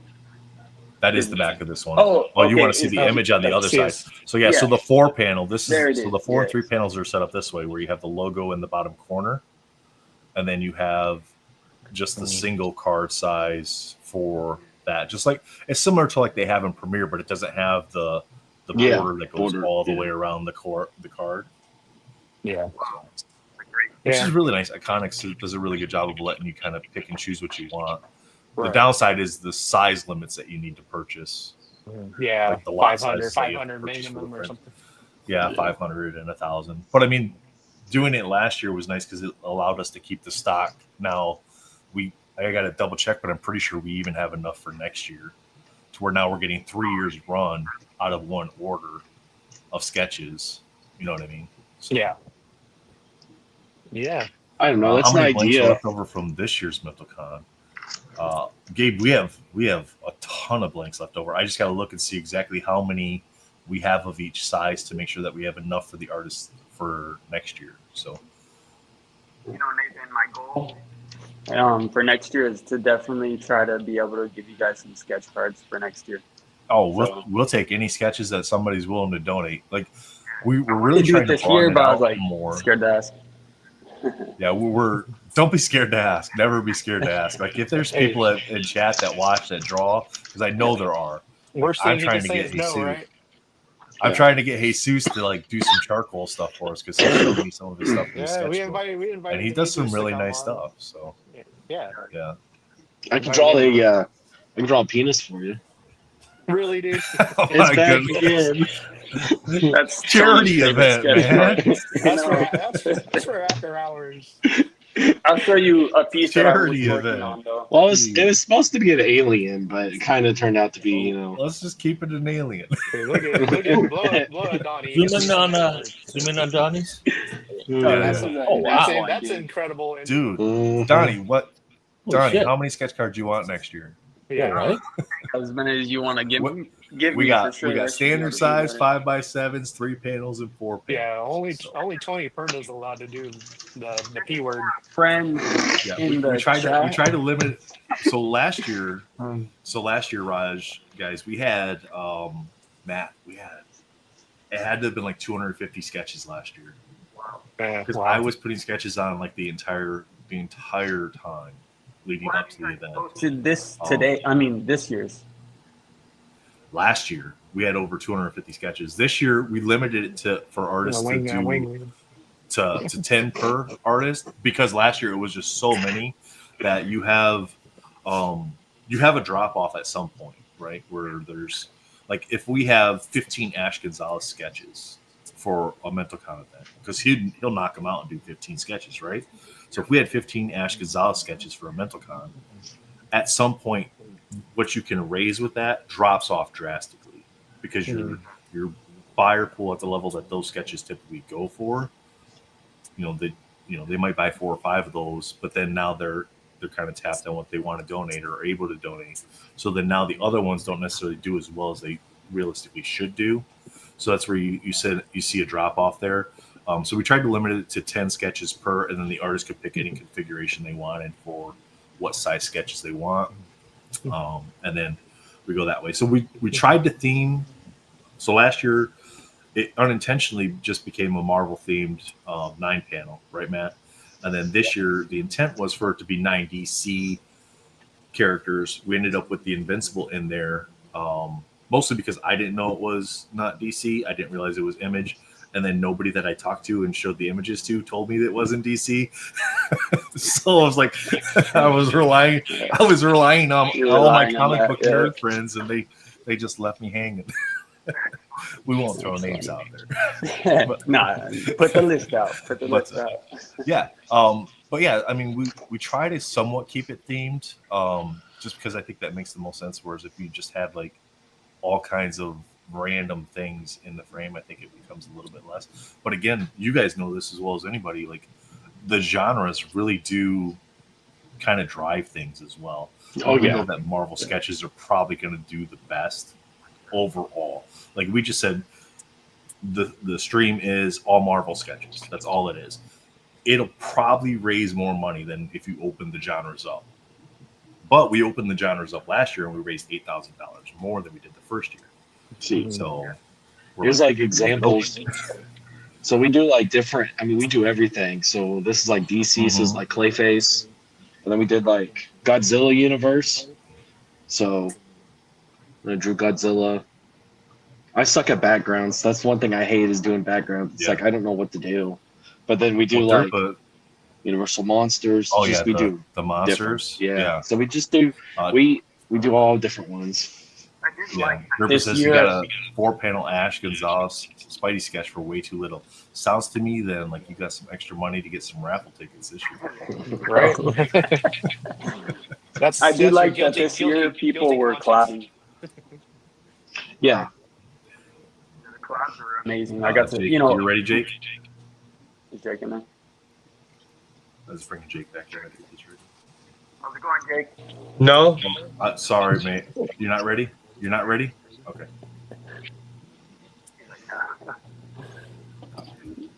Oh, he was just saying that. Okay. I got to check messages. Got it. All right, Jake. Thank you. All right, Shane, giveaway. Let me get the screen back up. Hashtag MentalCon, guys. These gentlemen are giving away 4 sketches, character of choice. So not 4 different characters. You'll pick one character. They do a similar thing to like we do on Sketch Card Wars. All 4 of them are going to draw their version of the character for you. So you'll receive 4 different sketch cards. Hashtag MentalCon to get entered for that. Really awesome of them. Yeah. You got it, Jakey. That's awesome, Shane. Good idea. Mm-hmm. Pete says he got outbid on the one that he really wanted yesterday. Pete, sounds like you have some spare money to get some raffle tickets. There's other pieces to bid on too. Oh yeah, there's plenty of pieces other to bid pieces on. you can bid on, other ways that you can help donate. And just to put it out there, Pete, sketches like I bid on some. Just try to put your max bid, you know, like as much as you are able to spend on it, because I was at work yesterday and I kind of wasn't able to like stay focused on the auctions, and I put 50 and then I looked back and I'm like, you know what, I could have put more and I lost the bid, you know. So it's like just put your max. It's going to a good cause. That's one thing I like about that has the ability to do that. You just put your max bid in and you don't have to worry about it. If it happens, it happens. If it doesn't, it doesn't. Right. Yeah, it was a great feature update this year. So that first, when you're on the website, that first bidding section that you see next to the images, that's a straight bid. So if you put $100 in there, your bid's $100. If you win it, you'll be paying $100. If you scroll down just a little bit, they got the max bid. You could put $100, but if that means that your high bid to be the leader is only 40, well then now you're only at 40 for your bid. So it's really cool way that they have. And to try to keep all, like, I like how it kept all the sketch cards that you guys put at auction last year. So like, is that like you're going to be your catalog? Just is that where like you kind of plan that? That's your catalog. So anything you ever bid on there, it's like your catalog within your account to be able to see what I bid on in the past, what I potentially won in the past, what I'm bidding on now, and then you can filter that down as well, like we showed earlier, where you can select the ones that are currently open for bidding. So, yeah, I mean, last year we had everything end at the end of the stream, and I mean we still did really good as far as raising the funds. But I think this year having it split up, and Matt might agree here, having it split up to the hour time blocks where you're not having to go through everything every single time you show it. You can go, this is what's coming up this hour. This is what's coming up this hour. It makes it a little less tedious with showing the site to everybody. So. Yeah, I lost all of my bids last year because I was working nights. No, I lost all my bids yesterday. So that dang Matt Fuller. Somebody needs to block that guy. Hey Matt, are you collecting DC sketch cards, Matt? Like, who's your? I am a little, but hold on. I'm calling the Wambulance for Nathan. Oh my goodness! I was about to put him on hold too. Oh my goodness! I pick up just ones I like. You know, I picked up one from Tim. I picked up a few MentalCon ones. My biggest, when I was reading growing up, Teen Titans, the Jericho story, that was my big book that I really loved, and all the Perez. So they're sort of my main ones. But I mean, I still read Batman, you know, Hush, Long Halloween, all those. Some of those are some of my favorite ones.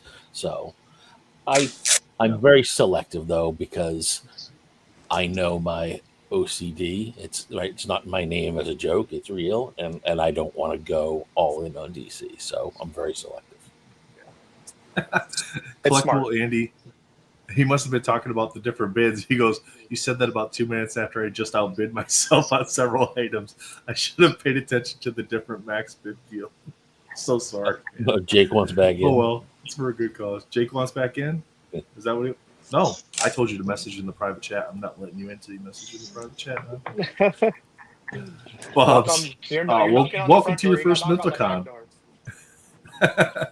Welcome back. Welcome to your first MentalCon, Bubs. We'd love to have you on a guest that sometime in the future, maybe even on a Hobby Hangout episode with Jesus and myself. So that'd be really fun. And if you're down to draw, hit up Dre or Matt or myself, and we can get you set up to be on a Sketch Card Wars too. So I know that's a little intimidating for some people, Donnie, to come on and sketch live for people. I told Dre, I'm going to do it for sure, and I was going to do the 9.9, but I'm really trying to get Graydon to go on me for the first time. So I'm like over here bugging Graydon, like, come on, Graydon, let's go. So I'm going to go on there, but I also want to get Graydon on there as well. Because Graydon does amazing work. We can't even get him to draw with us. Yeah, that's true. That is true. Hey, that's why we need to get him one Doom, time.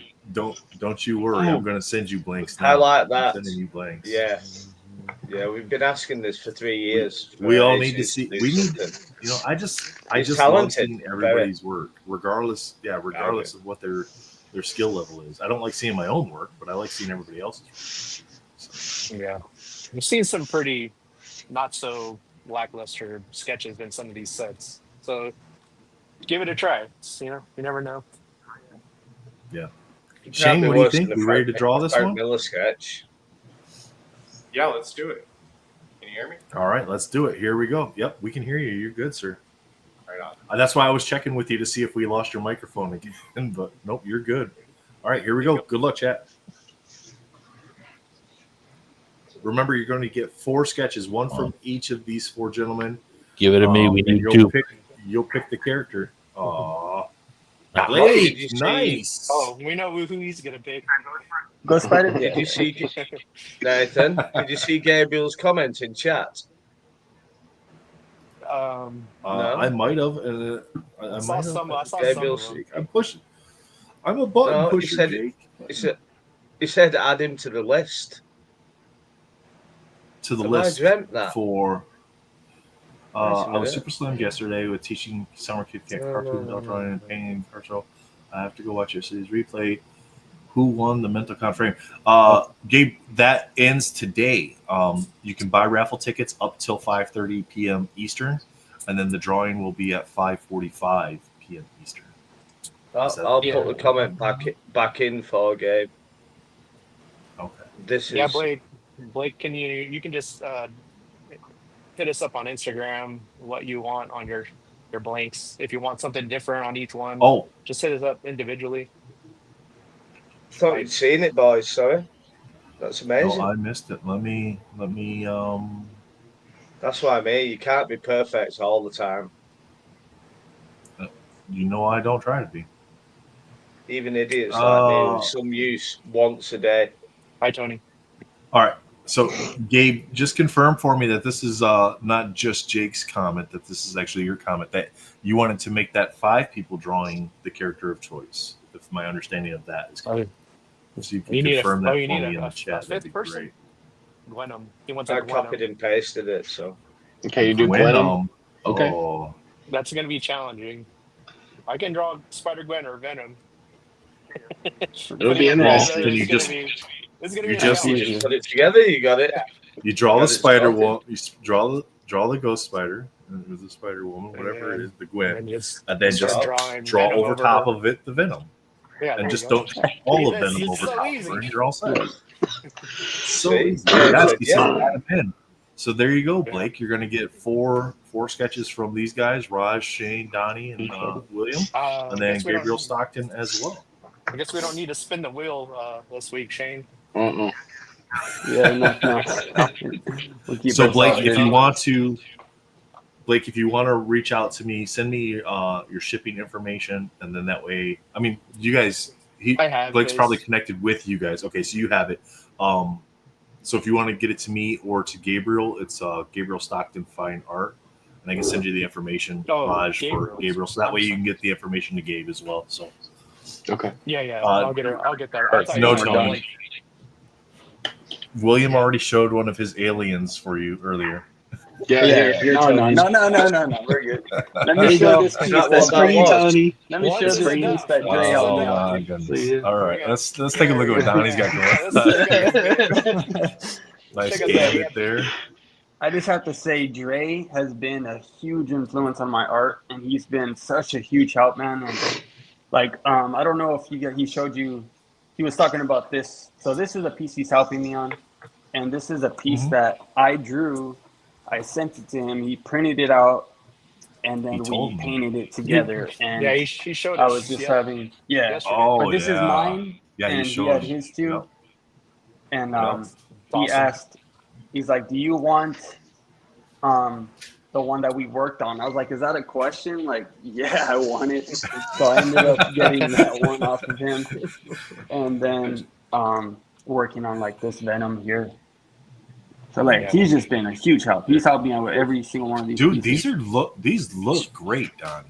Yeah, These are all acrylic. He undersold it over all these are delivers. acrylic. Yeah, he does. Very nice. I know Tim likes working with the acrylics too. Gabe says the Gambit is dope. For a friend, I'm pretty sure, but you don't know who's the Gambit collector. There's a bunch of them out there.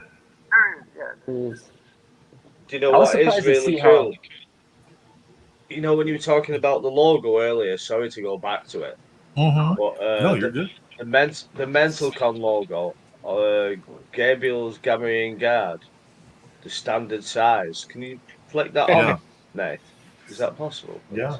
Let me do a little better here. Let me just give me half a second to find the card, and I'll show the card. Yeah, that'd be better. Yeah. Because then people can see the details and stuff like that. This ends at 1 o'clock, so there's not too much time. Right here. So that's autographed by the actor that played the Gamorrean Guard. That's cool. Stephen Constantine. And then you got. And if you look at the back, the axe in Joseph's brain, that's just brilliant. Yep. Right there. That's a really, really cool use of the logo, isn't it? I love it. Little quote from the actor as well. Yeah.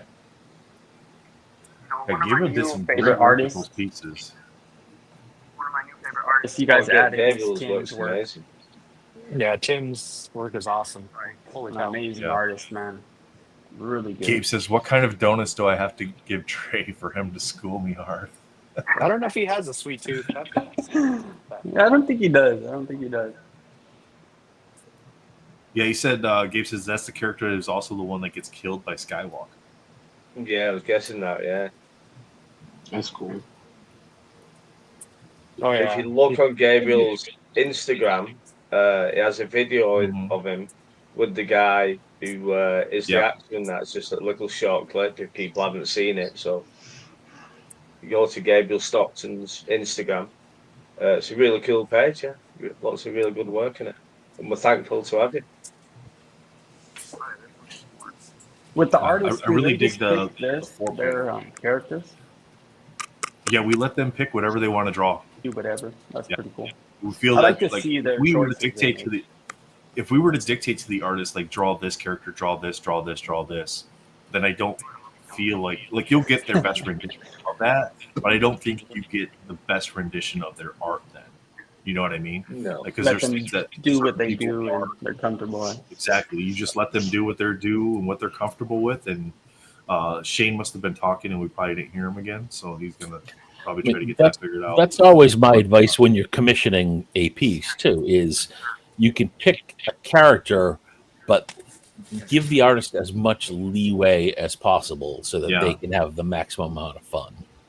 Yeah. If you're commissioning them, you know, you trust the artist. Just let them I do just that. got finished talking Exactly. to Like if you, Jomar actually about getting a commission. yeah.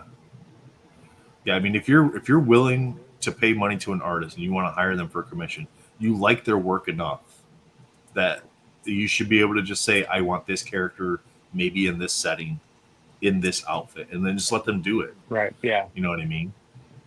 Dre's working on the domino piece for me, and it was like, I want her with Pip the Pug and in like the John Wick movie poster, like kind of homage to it, and that's what I'd like. And then let you create whatever you want to create for the background, with the focus being on her. He's killing it on that piece, man. That's so much work, man. It's crazy. I mean, I did over 100 Danny commissions, and everyone I give the same 4 words to. All I said is Danny Moonstar, Demon Bear, and do whatever you want. Yeah. And I always say domino. I always say domino, pistol, no 1990s faceplate. That's fair enough. Yeah. That's all you can ask, isn't it? Mine's easy. Mine's easy. Wolverine with the cowl. There you go. Yeah. I prefer him with the mask on, like the Deadpool 2 movie. Yeah. Yeah, Raj, I'm not a fan of like. I know a lot of people are fans of the 1992 masterpieces Wolverine, where he's going berserker mode. I'm not a fan of that at all. It's like I want him with the mask on. Mm-hmm. Yeah. So you know what? Everybody pause for 1 second. Johnny, start to say something. Anything. When you start to talk, it's very, very faint. So I think sometimes it's hard for people to even know you're trying to chime in. I can see you talking, and it's just this tinny voice in the background. Let me try something real fast. See there, I can hear you. Right there, it was perfect. So I can't figure out why. It seems like it's at the beginning of when you talk, and then at some point it's like the mic catches up. Maybe. Do you have noise cancellation mode on your earbuds? Look at your settings for your earbuds. Anyway, I just want to say that because I've noticed he's been getting cut off a couple times, and I think it's mostly because people don't hear him. Oh wow, Gabe, I didn't know you did that. He swapped out his Tank Girl $325 sketch card to get the actor to sign 2 sketch cards for MentalCon as we. Wow, amazing, dude. Damn. It shows you what people will do for MentalCon. Mm-hmm. Yeah, I still remember the first year you guys did it. That's crazy. Oh, when you decided to stay up and chat the entire 25 hours? 24 hours. I was so tired. I was like, my wife's like, go to bed. And I was like, no, I'm going to stay up. I like the late hours because I was working nights. So it's something for me to listen to while I was working. And that's the thing. I was working overnight. So, yeah. Yeah, I was working overnight when it was happening. So it was like, it kept me all my mind busy. Yeah, for sure. I was working overnights, and I didn't know these gentlemen here, so it was something I was barely getting into Marvel cards. So, like, I had my foot in the door, but really wasn't collecting hardcore. And then once I like met Graydon and Raj, now it was just like all the way in. You know, I was just a bystander watching Manu and Spidey Hits, mainly because Manu collected comics, and that's mainly what I collect is comics. And seeing DC come to Upper Deck and all that, now I'm definitely more intrigued on the DC part because Batman's my favorite character. But yeah, it's crazy to see that you guys did that 24 hours like straight. Like I was on there the whole time because I worked overnights, but I'm a night owl, so I get like 5 hours of sleep and I'm ready to go for the whole day. So waking up and going to sleep to the stream was just crazy to me. We were getting worried about you, Donnie, because you were kind of MIA for the last 4 months until DC Annual showed up on EPAC. Yeah, he came out of the woodwork, started hanging out with us again. Yeah. We draw every day. Quick message from your sponsor. Less than 10 minutes to go on the 12 o'clock auctions. Uh-oh. Get your bids in, guys. 10 minutes. Shall we get them up? Shall we have a look? No. Yeah. Yep. I know Let me he was update this real he quick. was on EPAC for 24 hours and already had almost the whole rainbow for his character. I was like, I'm over here grinding. All right, we'll show these ones. We'll show these ones on the website. What was it, last Monday? Tab. Here we Last go. Monday, he was like, "Oh, I'll be back," and then next thing you know, he's on EPAC just trading. All right, so we showed these in hand. We showed these in hands a couple times. We got the Skybox Master Series Hobby Box. It's 36 packs, 6 packs per card. That's a DC product. Amanda Z donated that and the WWE PSA Maurice card. Brian Michalski's Black Cat. That's a standard size. So look, if you're joining us today and you weren't here yesterday as we were describing this, it goes character, artist, and then the size of the stock. All these times are Eastern Standard Time. This is the end time for the auctions. The only way the end time changes is if there's a bid in the last 10 minutes. So if somebody bid on one of these items for the 12 o'clock hour between now and 12, it'll add 10 minutes to that auction. One time only. And then that's like an additional bidding period. You got the Conquest and Anissa by J. Peter Ranitz there. That's the 4-panel. The Donatello by Paul Hill. The Ghost Spider by Joseph Reed, standard size with the cool top-down perspective. So Blake, there you go. Poison Ivy by Tim Cologne. We got the 3-panel Starfire. So I think Bubs is a Starfire fan, isn't she? She's watching all the Starfire sketches. So there you right go. Oh shit! Sorry, Bubs. Oh, hey, just ruined that one for He knows the game. Sorry for bringing attention charity, to it. You know. No, you're good. The Thing, that's a 5x7 by Gabriel. Gabriel's in chat there. Really cool thing out there with the Dr. Doom remark on the back. We got the Johnny Bravo. The Johnny Bravo did some sketches for us this fall. He sent them in, right, Jake? We've had them for a little while waiting for them to come. So, that's cool. And then Venom by Mike LaPeruta there. And then real quick for the 1 o'clock hour, we got a PSA 8 archetypal Wolverine Prism. So Raj, there you go. Shane, those are hard to grade. Batman, those are hard to grade. Catwoman by Lee Lightfoot in the 5x7. The Doctor Doom by Michael Munshaw. The Gadget. See, this is what we're talking about. Like all these different genres that you end up getting. The cartoony things. You get the 1980s stuff. You get the 1990s stuff. Wide range of genres that you end up getting out of these. Galactus by Tim Cologne. That's doing great. We got the Gamorrean Guard that we just showed a little while ago. The standard size one that's autographed by Steven. That Gabriel Stockton did. Iron Spider by Eric Basile. Spawn by Oliver Castaneda. That's a really cool one. That's the 4-panel. These are 1 o'clock sketches. Spider-Man by Michael Peruta. We have another Starfire there by Alyssa. Very cool anime-ish style. And then another Wolverine by Paul Hill. So that gives you the 12 and the 1 o'clock ones. So this first batch here on the website, that's the ones that are going to be ending here in about 5 minutes. So, and then when you hover over them, it'll, if it's blank like this and it just says bid, that means bidding is still open. So after 12 o'clock, if it still shows that means somebody bid in the last 10 minutes and it's still available. At 12, if there's no additional bids, it'll say bidding has ended. So then that one's no longer available. I wonder if that counts as a Doom for Leo.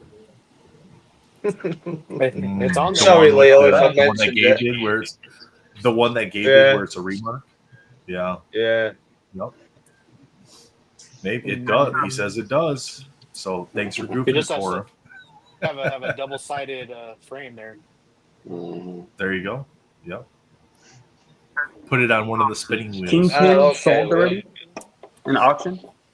Say again. Kingpin, the one that he got signed by the actress, has that ended already? Yes, that was in one of the in the 5:30 auctions last night. Yes, that one ended, and I believe somebody may have won that one. So who could it be? May have.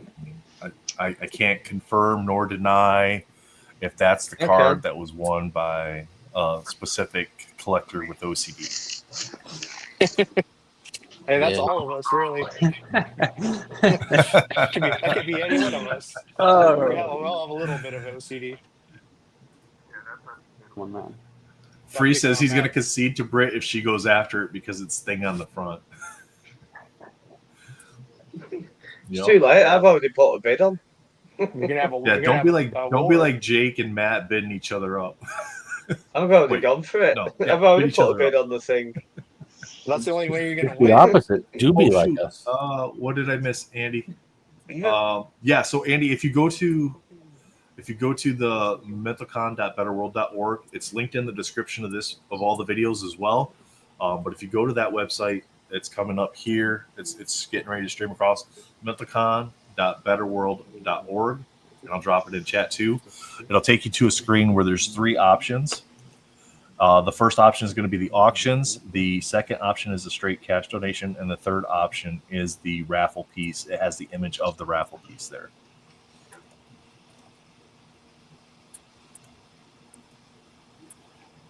See, Brits admitting to bidding on thing. I've told everyone what I'm bidding on. I'll tell you all now. I'm bidding on every one of Gabriel's cards, just so you know. Because I think they're amazing. I'm going to bid on every one. Let me fix it. There, Hopefully I get one of them. Only 2 T's. There we go. AT is really cool. Now it's fixed. Yeah. Yeah, really cool. There you go. Andy's bought 10 tickets.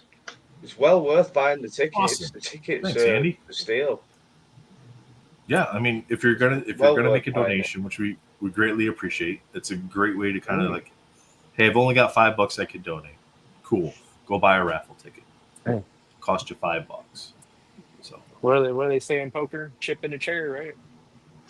Yep, chip in a chair. Blackjack, same thing. Need a chip in a chair. And if you lose that hand, just need another chip in a chair. Same, there's a chance. So, yep. Collect comics as well, like for your character, or is it just mainly cards?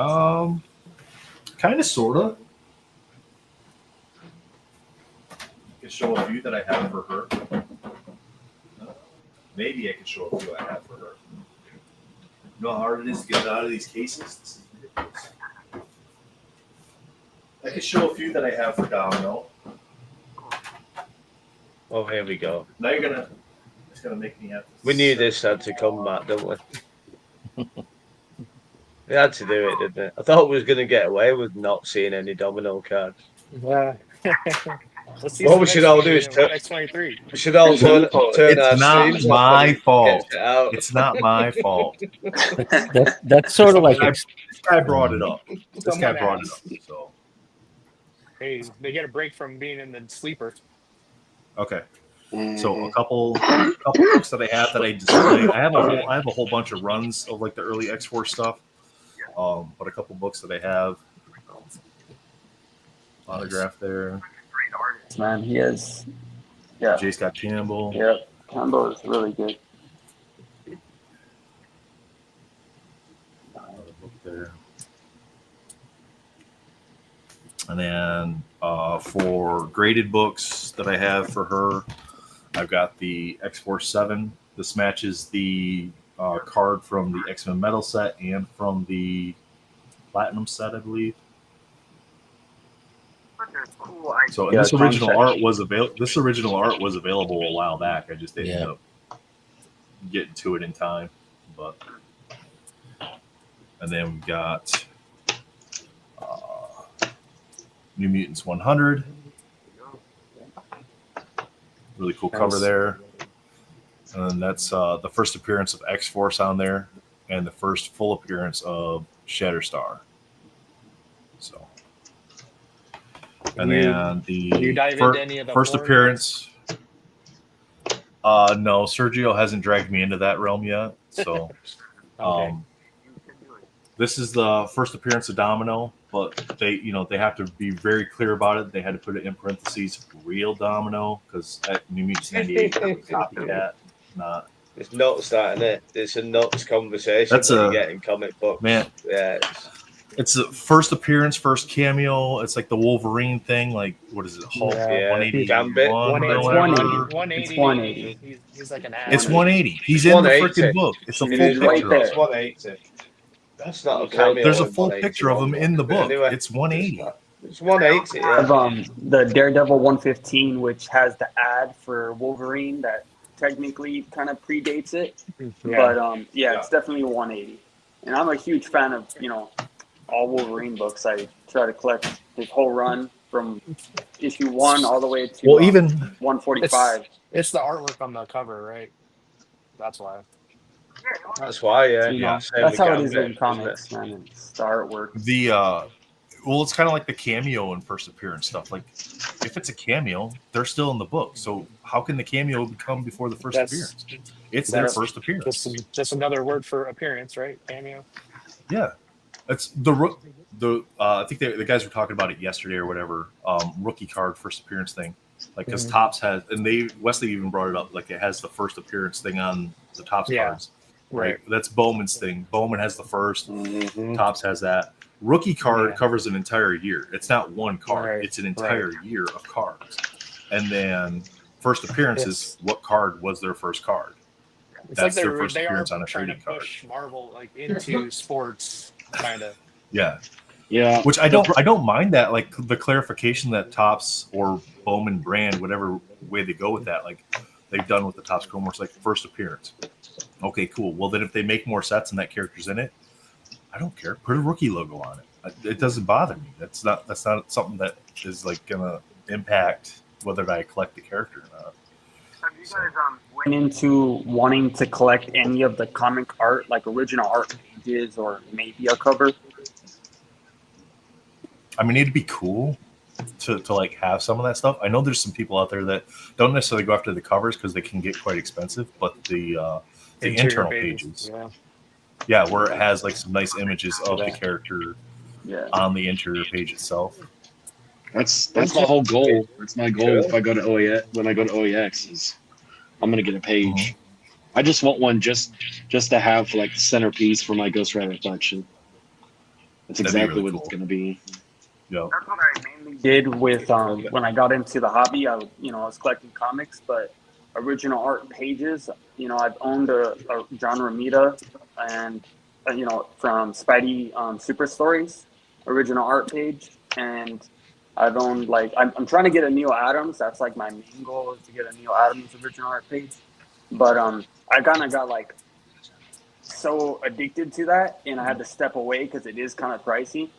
But over the time, as things went on, I have pages that I've been going through that I don't even know why I bought them, to be honest. I think just a good deal and it's original art.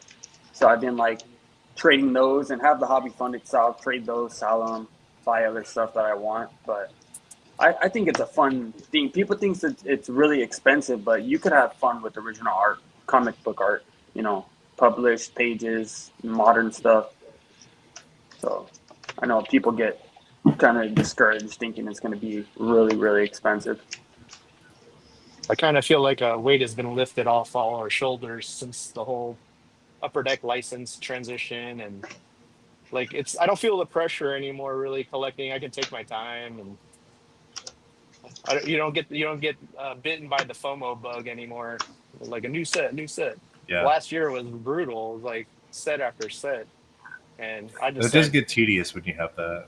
Yeah, and this is supposed to be something that you use as an outlet to not stress you out and relax, have fun. I'm out here in the middle of nowhere by myself.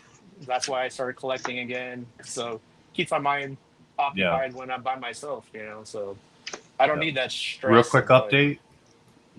$8,000 raised for Luke's purpose so far.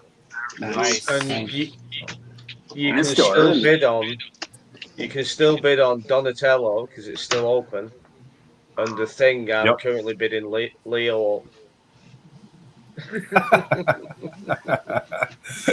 You're bidding Brittany Leo, up too. I'm sorry, brother. I love you, Brittany, but I'm bidding you both up. But it's for the charity. Yeah, Josh, I've seen some Tim's Poison Ivy is still available as well.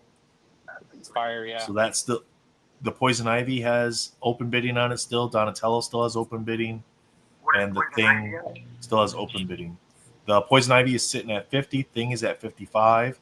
And Donatello is at 20 right now. So some good opportunities there for people to get in to donate. Yeah, I'm pretty sure I won Tim's Xenomorph from yesterday. That's a great card, man. It's a cool one. Hey Tim, what's up? You'll have to talk to Tim because this guy here didn't sign the Xenomorph. Well, I need to talk to him about doing maybe a Predator, the same style, and having like clash. Oh, have them like face each other. There you go. Because that's what I've been doing a little bit. Is I've been collecting a little bit of Predator just for the fun of it. So shout out to Tim for that would actually look cool. the killer artwork. Yeah, that'd man. be Holy cool. cow. Yeah, shout out to Tim. Yeah, dude. And for recommending the shout out to Tim, the charity. Yeah, charity. Yeah. Absolutely. Mm-hmm. I think, and I said this yesterday in the chat, but he will be top 10 artist, sketch card artist once he's on a set. Like his artwork is amazing. He puts a lot of thought into it, and everything is done for a purpose, and it tells a story, which I really love. But yeah, he's just gonna keep getting better and better. Nice grab. It's Josh. really it's really fun seeing all of his work from a couple years ago when he started getting back into the drawing stuff after the MetalCon and started progressing his art where he was at then. And I got a domino sketch from him from early on, like when he first started doing sketches again. And he's always like, I need that back. I need it back. Because he's gotten so much better than where he was. I'm like, no, you just got to do it before and after. That's all you got to do. Exactly. Now I got to get another one. That's right. That's how it works. I'm the same way as Tim, though. I get scared to send out a piece that I finished because I'm like, no, I could add more. And then as you start, going through with Dre and learning things on YouTube, you're like, no, I know what I could fix now. I know how to fix that mistake I had, And like, you just never send I'm over here just trying to force myself to send it out. It's done. Don't overthink it. So. Right. You got to be loose when you draw. Can't be too stiff. Yeah, that's the problem with me is at times I'm loose and at times it's hard. You rough it out and then you sharpen it like Tony was doing yesterday. He's doodling, getting the shapes, and then he erases it and then goes over it again with the nice lines. Yeah, it's definitely helped me too. I do it real loose, lighten it, darken my lines, fix lines, and then at the end, do all my lines again. And honestly, like for me, like I started to draw. I mean, these guys, add me to our little group chat, and I just enjoy doing it. I enjoy hanging out. Play face. That looks so professional. I know. Well, but just having fun. Yeah. It's honestly like what it comes down to. Shane's working on that. Shane's working on that Gwenum down there, and it's got just like looking at it just briefly. I'm like, first thing that popped in my head is, man, that's got some Dimitri vibes to it. Yeah, let's see. I'm not sure if that. I don't know if that's what he was going with there, like drawing influence from that style. But because he's a really big fan of him too. Yeah, I think we all get inspiration by Dimitri sometimes. Oh, see, he got shy and he ran away. We did book too. Last week we did Spider-Verse, and this is my take. You guys did all the anti-venoms that one week, so I had to start doing my own. Yeah, that was the week Dimitri came on, and they re-added the symbiotes to the wheel for him. Yeah, I like that color combination. It was fun. It's fun to draw. I'm still working on this one, trying to get more detail. It's probably blurry. It's a little blurry. What was the gentleman's name that did the Battle Beast cover? He came on Sketch Card Wars. Do you remember his name, Nathan? Was that Jonathan Levesque? He did the comic book cover for Battle Beast, and he was talking with Manu on Sketch Card Wars. I forgot. I don't know his name, but that was just a couple weeks. That was just a couple weeks ago. I don't remember. We've had so many artists on, it's hard to keep track of everybody. No, we do have. I have. Oh, nice. Let me get you over to that spot. Battle Beast. Encouraged me to want to. Oh, cool. Man, you're killing it, dude. If you weren't amazing a sketch cover, artist, man. becoming a Yeah. good sketch artist, you could be a good tattoo artist too. I have another giveaway for us to do as well. Oh, nice. So we're going to be giving away a custom print from Dimitri. That's the one I this seen is- yesterday. we Yes. Yep, this is the one he gave away 2 last night, and we have 3 to give away today. So I got to make sure I'm running these as well. Amazing. But I won one yesterday. so it's a large print, comic book style. Yeah, that was so cool. And then Armando won one too. So we're looking hashtag Dimitri. Let me get. I'm gonna put it in here and I'll pop it up.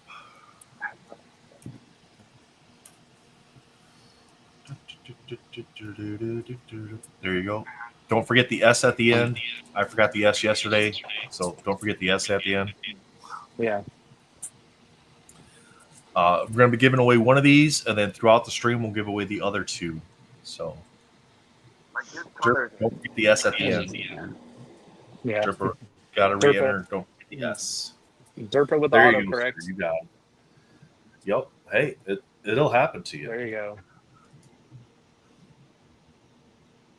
How do you win the poster? Buy more tickets? Yeah, exactly. Yeah, Yes, buy more tickets. yep, That's how. yep. If you buy tickets, you get entered for a poster as well. Yep. Yes. Poster, man. Does it say the size? Is it 11 by 17 or is it a little bit smaller? That's what we were guessing, just based on how he was holding it and the proportions. He didn't give me an exact dimensions on it, so it's probably right around that 10 by 11 wide. Poster size 16 to 17. Yeah, small poster size.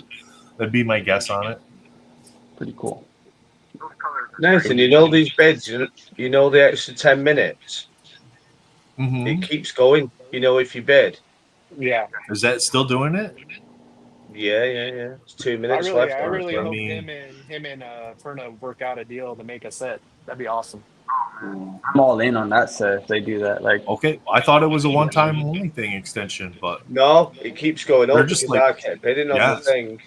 Donatello they've got it bidding up. It's just gone up to 40 now. Donatello by Paul Hill. So they've got it set up essentially then where sniping is not beneficial for you because it's just going to extend the time. Yeah, that's brilliant. So, it just goes in. I mean, from a charity perspective, that makes perfect sense, right? Yeah.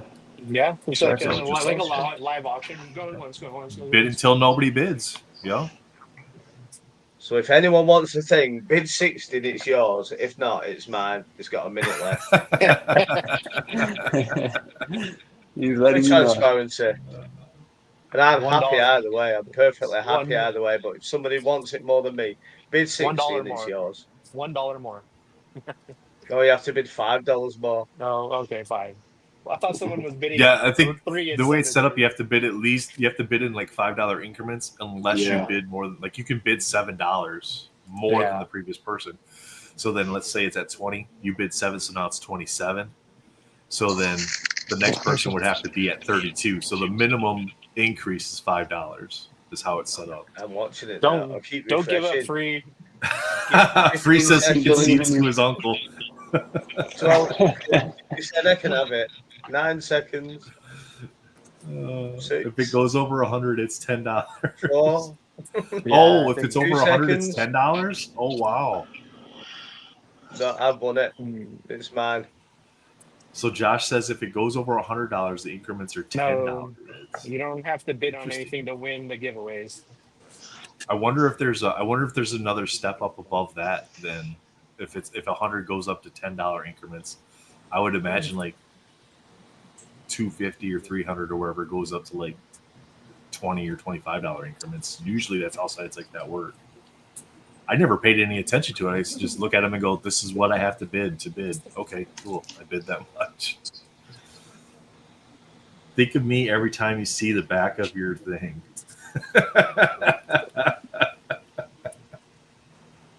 That's right, Gabe. That's right, Gabe. No 50-cent bids. Yeah, that's read right. into that. Read into that how you want. No. Bub's got hers entry in. All right, let's see. We're sitting at 14 entries right now with 31 people watching. Hashtag Dimitri's, just like Bubs has it there. So put your thing. And Donatello is still going at $40 with 4 minutes left. That isn't me. I'm not bidding on that. Josh, find something and bid $200 on it and tell us what the increments are. There you go. That's the best way to find out. I mean, I guess I could technically look at some of the ones that end at like 530. Those have really high bids on them. Yeah, Right. they will. Yeah. So the Sienkiewicz is sitting at 200. That's $10 at 200 at least. Let's see.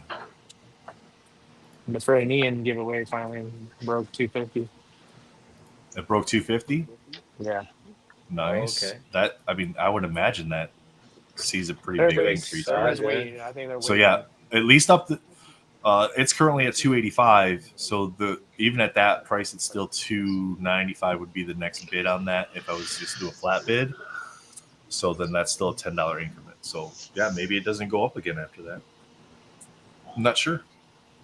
That's not a setting for us. Gate or Jake, are we done with? I think all the bidding is done. I feel 12 it. o'clock.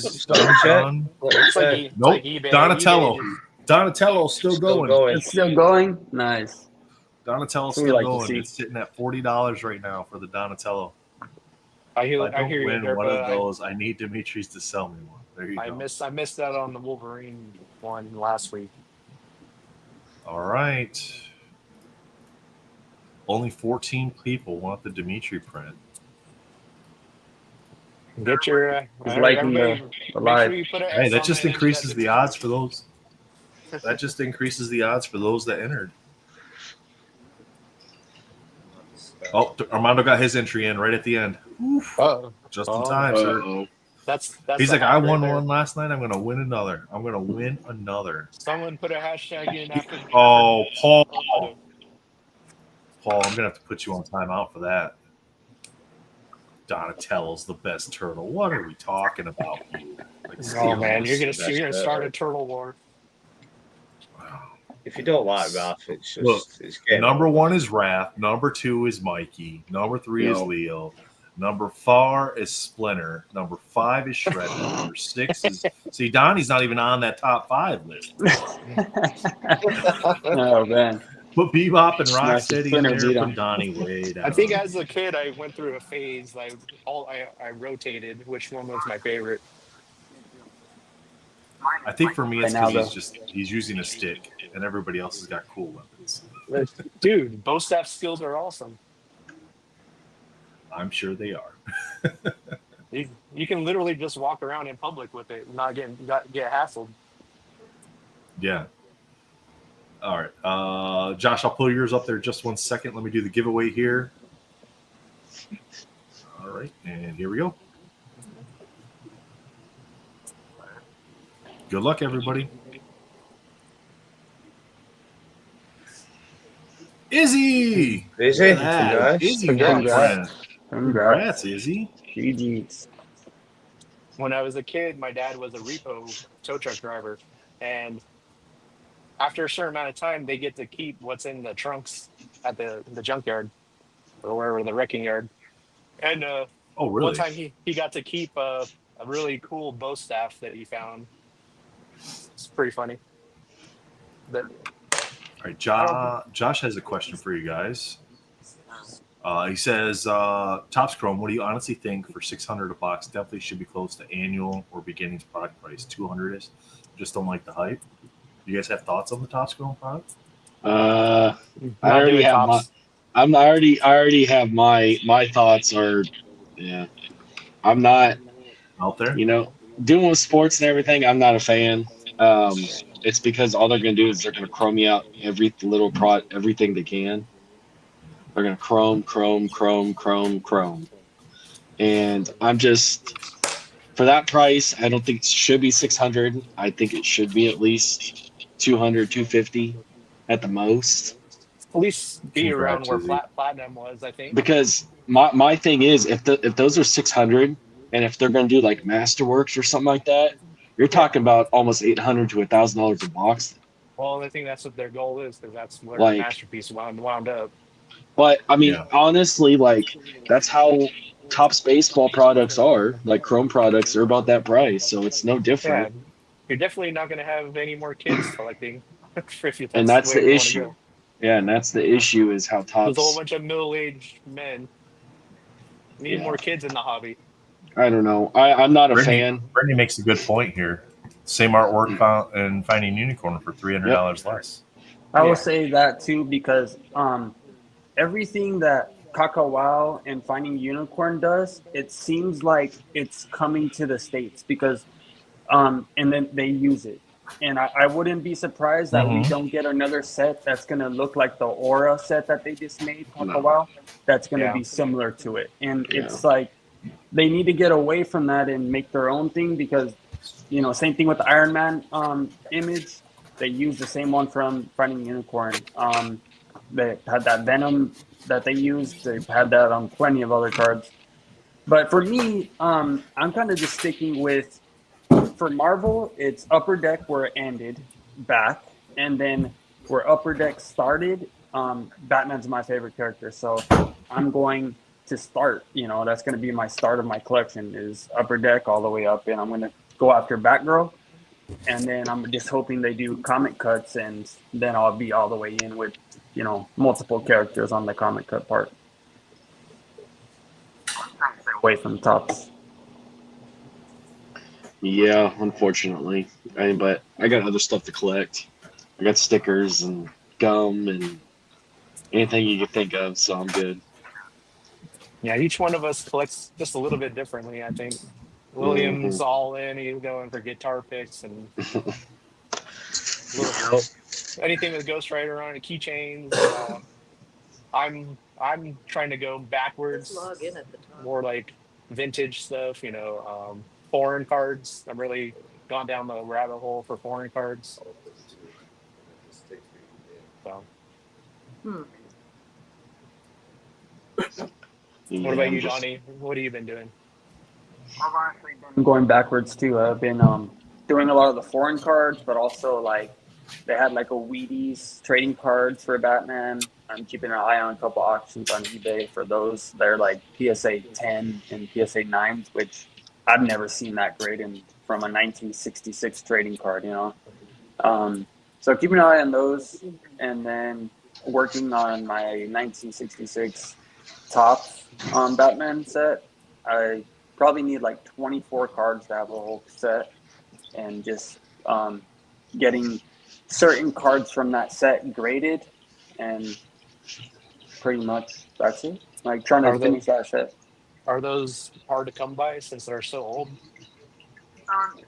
It's the grade, of course. Like with anything with comics, like they're hard to, they're everywhere, but it's the condition is what makes the price difference, And to complete my set, I could go buy all the cards I need on eBay right now, but that's not what I'm trying to do. I try to like find it on the wild or like trade for it or something like that.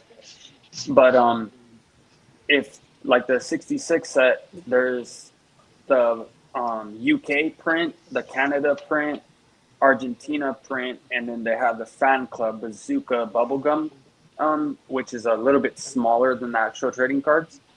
And so you have 5 different, ways to collect that, and I'm trying to do a rainbow of those certain cards, So it's like the original rainbow there. 66. Yeah, no, it really is. It really is. I love that set, man. Hopefully get a Adam West signed, an auto on one of those cards. And I know they did buybacks for those. Yeah, there's a specific card I can only find it's in German, but I can't find the American version for some reason. I know that there is an American version. I don't know what kind of print run they did for that one. It's the Topps Trumps cards. They're a little bit longer. Yeah. Yes, I've seen those. Yeah, but they did the same thing for DC too. Yeah. Right. I always like finding those unique items that are, even if they're not trading card size, if they're within a backer board of a comic and smaller, I collect it. If it's anything bigger than that, I don't. So if it could fit in a comic book backer and board, I could just put it in my comic book run, or if it fits, in my binder, it goes in the binder, So there it is. Yeah. Yeah, I got a Swedish version of it. Nice. Yeah, they did a Yeah. DC. I'm I not just too found familiar. a couple Deathstroke cards, so that's who I'm going to collect from DC is Deathstroke. Poor man's Deadpool. Yep. And he I found a says, couple cards from Peru, of all places. Yeah. I picked up a Peru Batgirl card, Stephanie Brown. Yeah. Really cool. It's got the Archer art on it. Nice. Hey, what made you choose that one, Nathan? Why that Batgirl? Really? You're gonna make him say it out loud. I mean, it's why do we pick female characters most of the time? Because they look nice. Yeah, I just like Barbara Gordon, and then it's funny because Barbara Gordon is technically not the first Batgirl; it's actually Kane. But as far as the Batgirl name, she came first, and she appeared in like 3 comics. And then after that, we got Barbara Gordon, Batgirl, which became an actual character that we saw frequently. But it's cool to see the backstory because I didn't know about the one you were collecting. And so she I did research. She started as Spoiler. Oh, Yeah, she started as Spoiler. She's the daughter of one of the villains. I don't remember which villain exactly. But then she was actually Robin. Real quick, she was like the 4th Robin for Batman. And then she got the Batgirl persona, and then now she's part of that Batgirls group now, I guess, with Cassandra Cain. So, that's pretty cool. No, that's really cool. Yeah. And you're almost done with your collecting for her on the annual. For annual, I just need like the hardest ones to get. Play the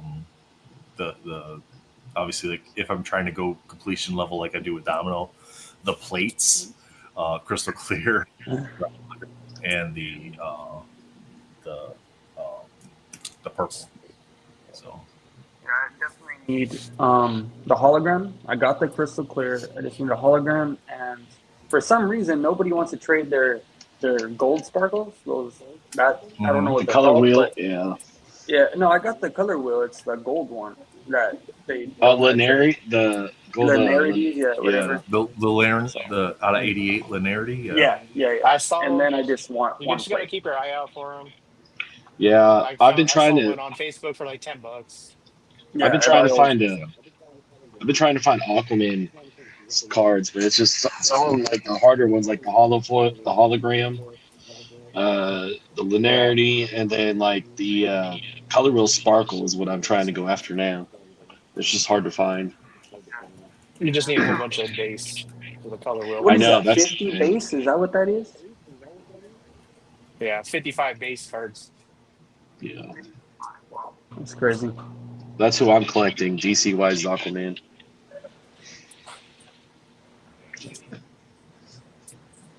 I would have never picked you as an Aquaman collector. Other than you look like him, Well, I don't know. I switched it up because I love the supernatural, but I wanted to switch it up something differently, and so I want to do like a character that like he's like inspirational kind of, and he like protects the dolphins. Yeah, well, he like protects his people and all that stuff. So I'm like, why not I do like a hero, total opposite. You got the anti-hero and then the hero. Exactly. Yeah, it's kind of how I do it. Well, that's what collecting's about. You gotta have balance. What do we do, Jake? What do we do? Something unique. Oh, the hero and anti-hero. Like you're the hero and I'm the anti-hero. Oh, you're the anti-hero. Well, I wouldn't go that far. We collect each other. Well, at least you're not the villain. I'm just gonna dig this out while you was on about Tim before. Oh wow! Is that one of Tim's pieces? I mean, get you here, Jake. Wow! What the? Wow! Is that watercolor or acrylic? It looks like acrylic. Don't ask me. Looks like acrylic because it. Nice. Wow. Hey, Jason. Yeah, no bleeds are probably acrylic. Yeah, exactly. I think it is textured, isn't that? Yeah, Jason, they did it. Jason said he's glad to hear some DC Annual talk. I think they did a fantastic job picking cards and art and the design of the set itself. Like I didn't care much for the last DC or the Marvel Annual set, the last one. I think it was too much of a design change. Like I don't mind, like for myself personally, I don't mind small design changes year over year, but that was a really drastic change from the previous set to the last set for Marvel Annual, and they released like two or three of them in the last year and a half. So that was a little tedious too. I think Blake wants to donate some stuff. Can I donate something for the stream for the cause? Maybe a couple things, or may not have some good stuff. If you would like to donate, Blake, just send me a message with some pictures, and I'll see what I can do to get them up on the website. Or if you want to do them as giveaways or whatever, just let me know how you want us to do them. We can do them as giveaways, or we can do them as auctions, whatever you want to do. Why is it handsome guys can make handsome comic art? That's why I'm not an artist, Gabe. I don't know what the trick is. That's why we can't paint, isn't it? Exactly. Yeah. That's why we leave it to guys like Shane here to draw for us.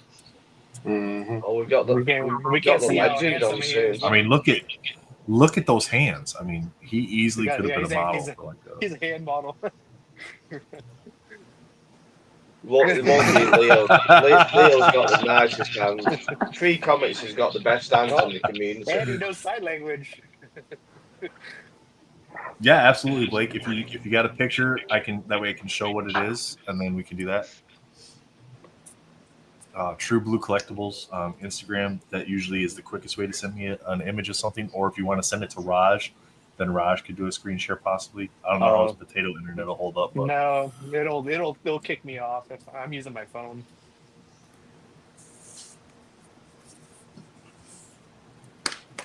I can barely respond to a text message over here.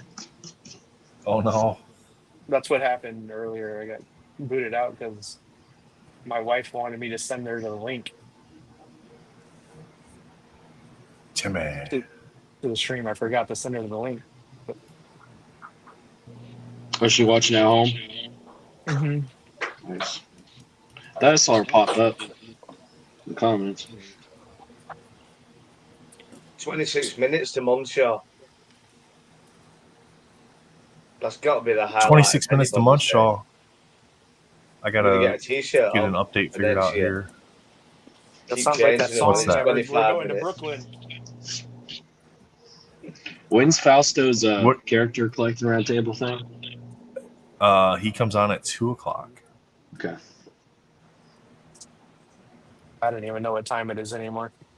I know he said something this morning about it, but I just didn't.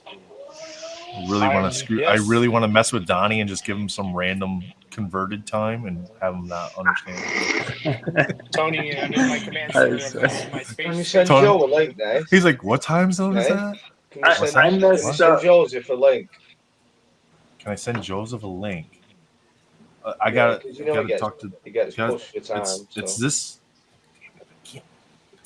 It's that guy's segment. It's up to him who gets links.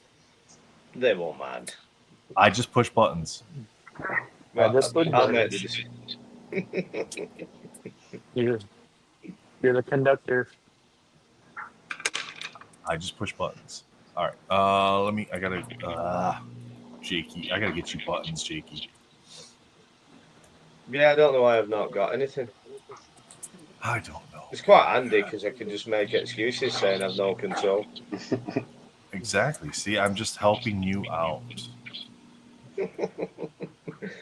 That makes me sound like a battered husband. I'm just helping you out, son. It's for your own good. It's just, I don't know whether Joseph's time's limited or not.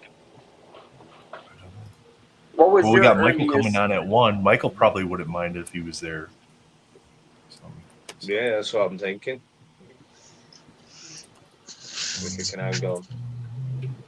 What do you say, Donnie? Nathan's and Retroverse, what was your guys' earliest memory of collecting when you were a kid, or like not even collecting, like getting a comic, or there was a certain toy that like kind of got you into it? Oh, me straight away, Star Wars. Okay. Yeah, Star Wars. The first, was it 5 figures or 8 figures? I can't remember. It was either 5 or 8 figures. And I I know think it is a 5 back. in the US, yeah, and in the USA, in the UK we didn't do it, but in the USA, you first just bought a card, didn't you? Because Kenner didn't have the figures ready, so the parents just bought a card that said, "This is the first 5 figures," and then they got the figures maybe a year later or something. But that was definitely my first thing. I still remember walking past the toy shops and seeing the X-wing fighter and getting my first Darth Vader and stuff like that. Oh, that was huge for me, Star Wars. Yeah, that's Still amazing. is. I Still. wish I never got rid of mine. The Darth Vader and the Luke with the little lightsaber inside of the arm that you slid up. Yeah. Oh yes. Yeah. Yep. Oh, Yeah, I got we all a thought couple that. figures. I mean, my earliest memory of like toys, collecting toys, not really collecting toys, but just $1 having a million. larger amount was the old 1980s G.I. Joe figures, like the really small ones. Yes. Yep. And you get like the little vehicles and everything for them. Those are the best, man. But as far as when I first started collecting would have been right around 1990. I had like 4 paper routes. I was 10 years old, and we had this little tiny shop that was by us, and you go in there, spend your paper route money, and they had packs of cards behind the counter. So I'd buy basketball packs, and of course Michael Jordan was the big thing. So anytime, and I'd build. Even then, I was building sets. I'd go get binders with pages and build the set. You know, it wasn't about what the individual card was. But my first experience with Marvel or DC or any of that was I found out they sold boxes of cards, and then I found a shop in town that sold boxes of cards, and I went in there, and in their glass displays, they had the 1994 Maximum Carnage vintage where he's hanging upside down from the ceiling with the fire dripping off the skull. I have a PSA 10 of that. That's my all-time favorite card, even above any of my Domino cards. Like if I had to get rid of everything in my collection, I would keep that card. Nice. Because it was my first ever experience with Marvel cards. It got me excited about them and comic books and stuff. So. But you always been into Marvel. Like Marvel's always been your kind of. I mean, it's first just. thing, like, not so much I think. DC. I think. Not everybody, but I think a majority of the people that are in the comic book stuff, I think a lot of them, like if you actually had an actual statistical number, and this is my guess, is that majority are probably more Marvel than DC, especially with the way the world is now where everything is so movie and TV show related. Marvel's just so easy to get into, sit down and watch. It's a lot of action-based stuff, whereas DC, it has action, but it's definitely more focused on the individual storylines and building the characters out, as opposed to here's 3 hours of action. And you know, I always sometimes it's hard to get into to watch. Yeah, I always look at it where DC is more cosmic based. It's more like God based, stuff like that. And Marvel's more like, I mean, of a human-esque point. Because, I mean, like mutants, for example. Mutants, all they are just evolved humans.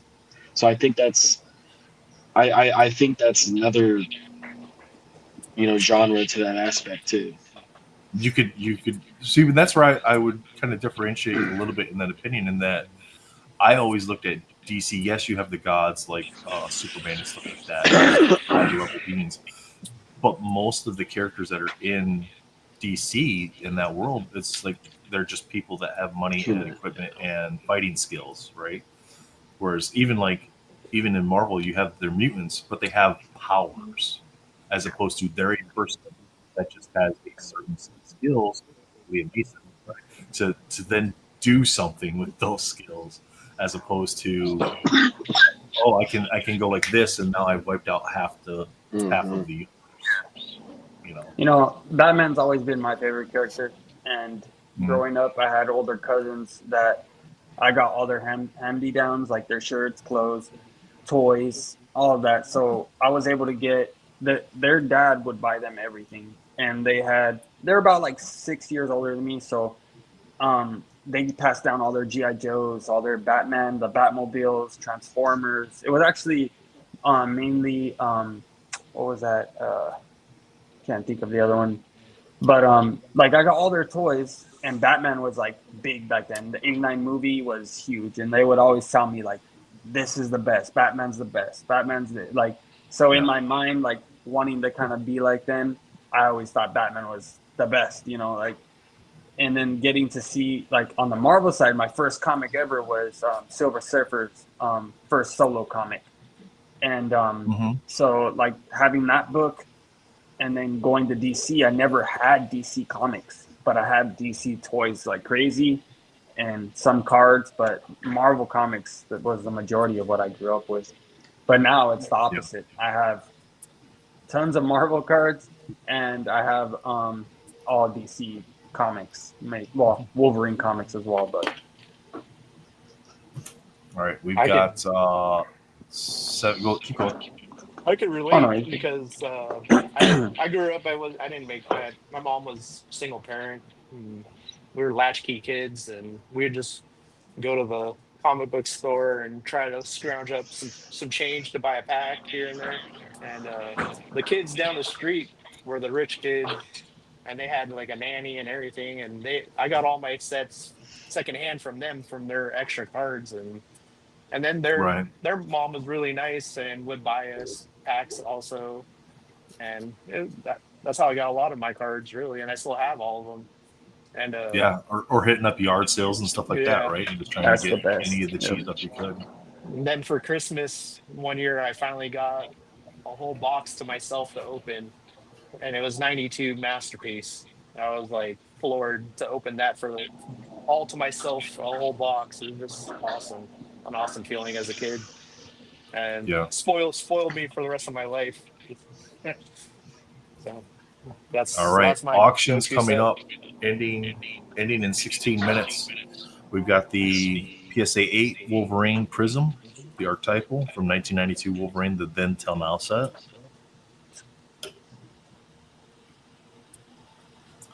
We've got the Batman 5x7 by Mike LaPruta. Nice. Got a little remark on the back there too. We've got the Catwoman 5x7 by Lee Lightfoot. Art, man. We have the Dr. Doom by Michael Munshaw. He'll be coming on at the 1 o'clock hour. We got a little game we're going to play with him. He doesn't know it, but Brian Michalski's Gadget from Rescue Rangers. That's cool. That's really cool. I love that show. Mm-hmm. Tim Cologne's Galactus. It's crazy. At Art of Tim Cologne on Instagram. Oh, Josh is popping in with us real quick. Hey, Josh, what's going on, man? What's up? We got the Gamorrean Guard, autographed by the actor. Luke Skywalker killed him in Return of the Jedi. And of course, you got the axe going into the Mentalcon brain there. So a really cool piece by Gabriel Stockton. We have Iron Spider by Eric Basile.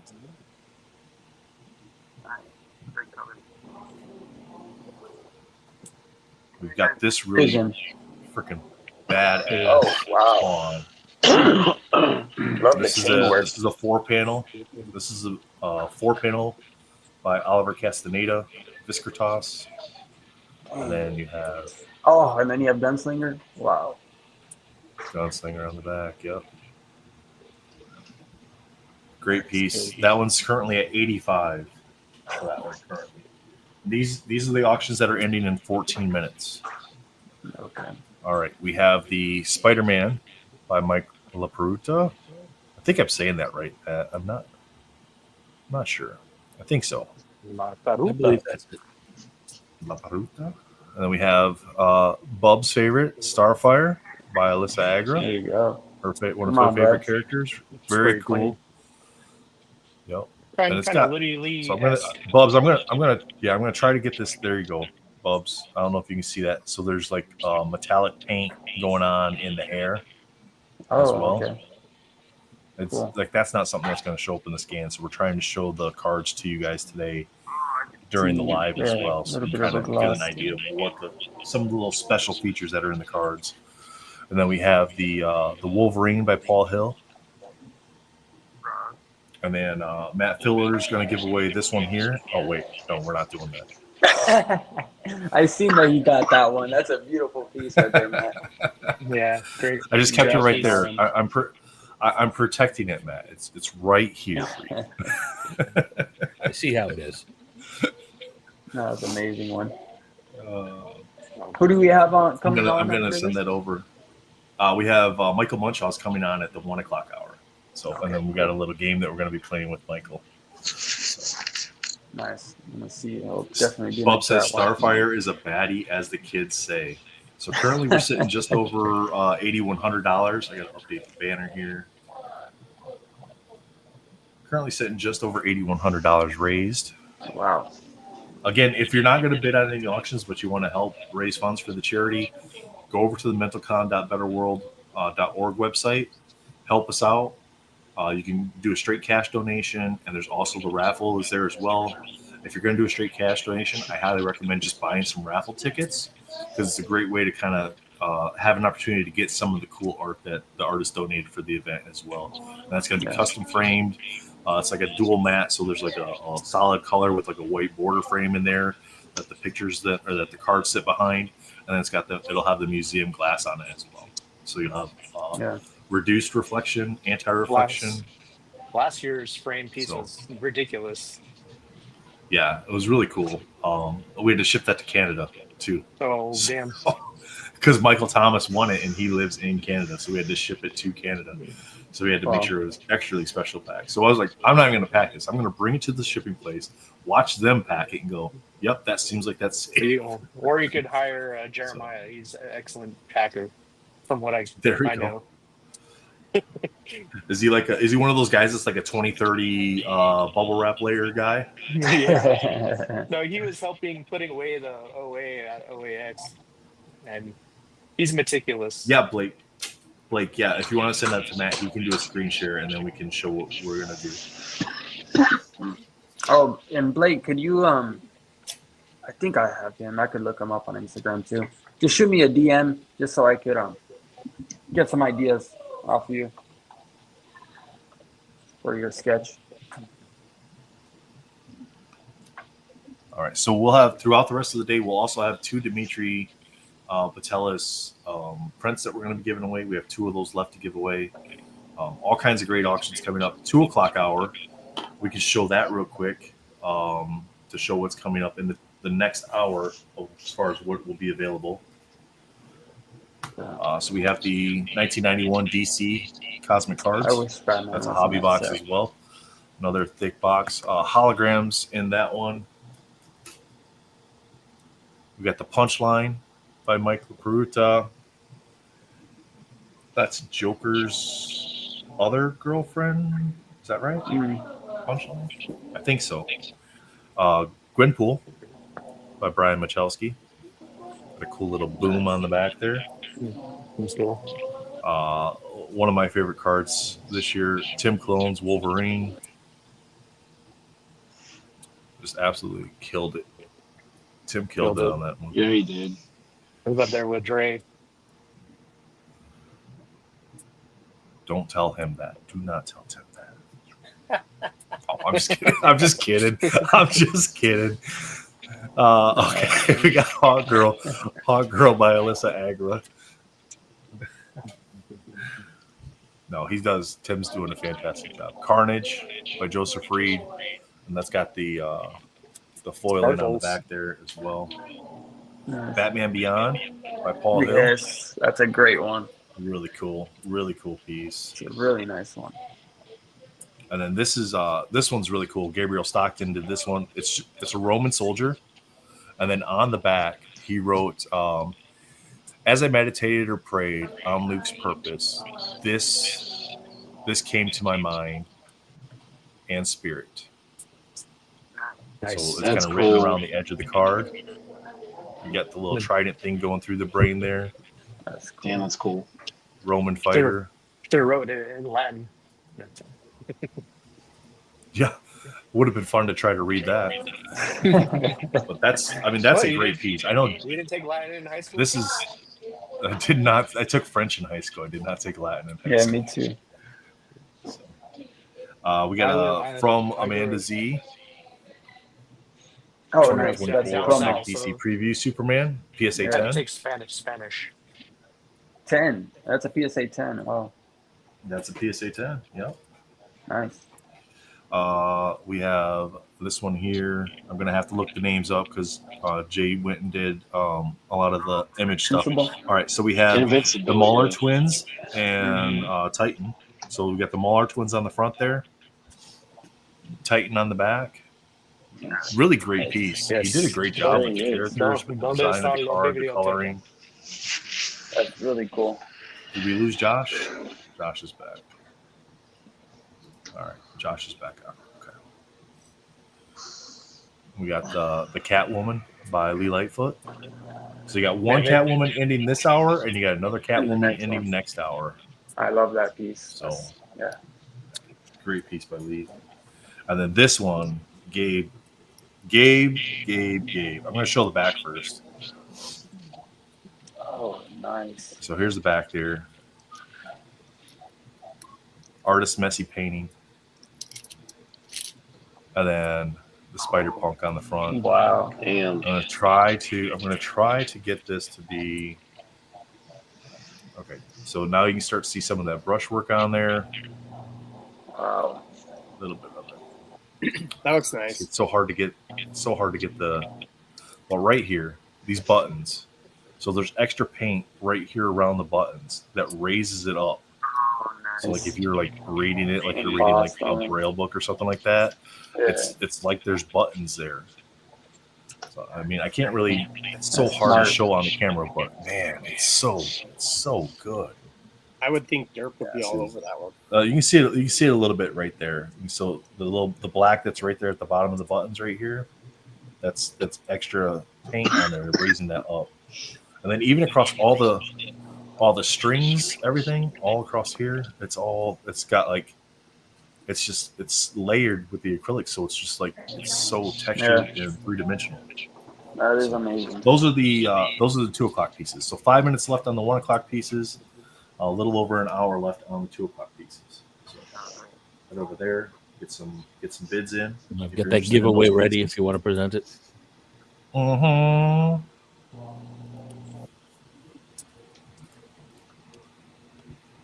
Oh my goodness! Yeah, so this is a Huey Trong piece from Spider-Man Metal.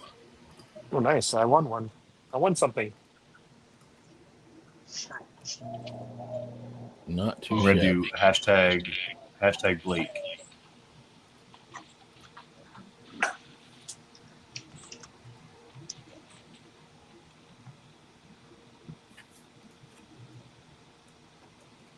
Get this popped in here and up on the screen for everybody. Hashtag Blake, guys, get that in there for that giveaway.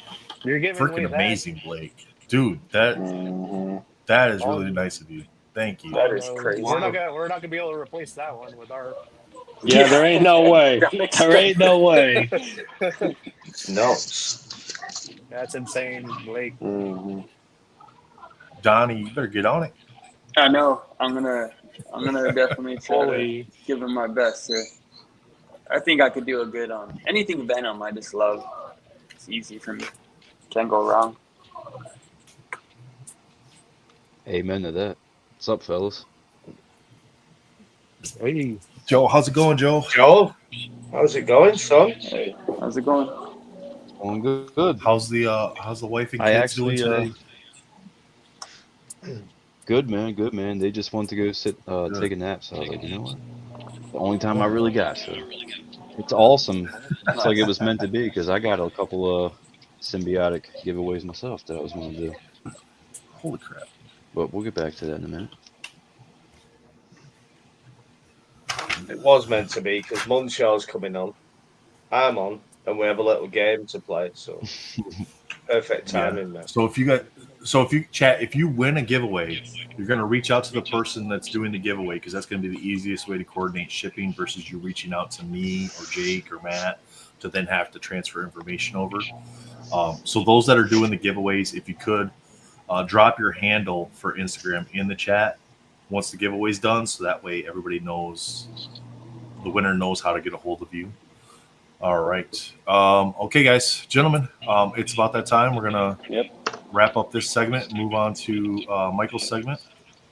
Thank you for having us on here. Definitely. Yeah, thanks, Nathan. Appreciate that. Donnie, thank you. William, Raj, Shane, thank you guys so much for the giveaway. Appreciate that so much. Blake, thanks for doing the giveaway for this one. We'll get this one running here real quick. We got 30 watching, only 18 entries. Hashtag Blake, guys. Get in there, guys. It's a beautiful piece. Thanks, Blake, for contributing to that. And thanks, Nathan. Support the cause. Cheers, guys. Thank you, guys. All right. Cheers, Jake. Thanks, fellas. Take Cheers. care. Have a great night. All right. Bye, guys. That soon passed. That was nice. All right, I'm bringing Michael here. Mr. Munshaw, how are you this morning? I'm doing fine. It's How are you afternoon guys? now. Yeah, it is. Oh, I did not. Oh man, I screwed. I did not dress for the occasion. I think you look just fine. I was gonna go buy a T-shirt with the tie and everything that was like on the thing. I swear I was going to, and I completely forgot. Oh my goodness. So, oh, Jakey's back. Jakey, where'd you go? Can't tell you. Nathan, tell me when you're ready, and I'll hide this tell so me? you can do the wheel. Okay, yeah, go ahead, and then I'll get this shared up, Matt. All right. Share screen giveaway tool. Here we go, and add that back in. Wonderful. There we go. All right, that was a great segment. I appreciate those guys all coming on and being here and talking about their sketch thing and having some really nice conversation. Good. I know chat was enjoying it. There was a lot of engagement there, so that's great. 20 entries. We got 36 people watching. Hashtag Blake for an absolutely amazing Gwen. Spider Gwen. Gwenum? Yeah. Spider Gwen. Yeah. Yeah. Gwen. Like Huey Trump. Carnage does. Gwenum. Really good. I entered. If I win, I'm going to see if someone will take it by donating to charity. Oh, there you go. There you go. All right. Let's see here. All right. We'll give this a few more seconds and then, oh, Josh. Hey, Josh. Hey, what's up? I got kicked out. I don't know what happened. Oh, we were moving on to the next segment. Well, I'm just part of a couple segments. That'd be fine. Say again? Huge fan of Michael Munshaw, so. Oh, okay. Say hi to Michael. Everyone is. We all are. It's like saying you're a fan of water, you know? Oh my god! Ridiculous. Or cider. I like cider, my daily dose of cereal. I like Michael Munshaw. Well, not everybody's paid. All right, chat. Paid a few. Get your hashtag Blakes in there. I don't do countdowns here. We don't do countdowns. We just draw it. So last minute waiters will miss out on the opportunity to win that wonderful sketch. Hey, look, it's the Flasher. Jake, what are you doing, Jake? I know. Where do you keep going, mate? I don't know. It's Jake. I don't know what he's doing. You keep disappearing. I don't think he knows either. No, that's the problem. All right, here we go. Good luck.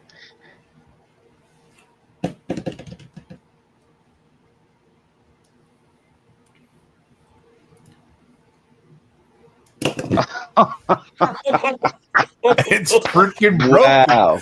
Congratulations. Bro. Congratulations, Armando. Congratulations. Armando, go buy a Mega Millions ticket right now. Yeah. This is insane.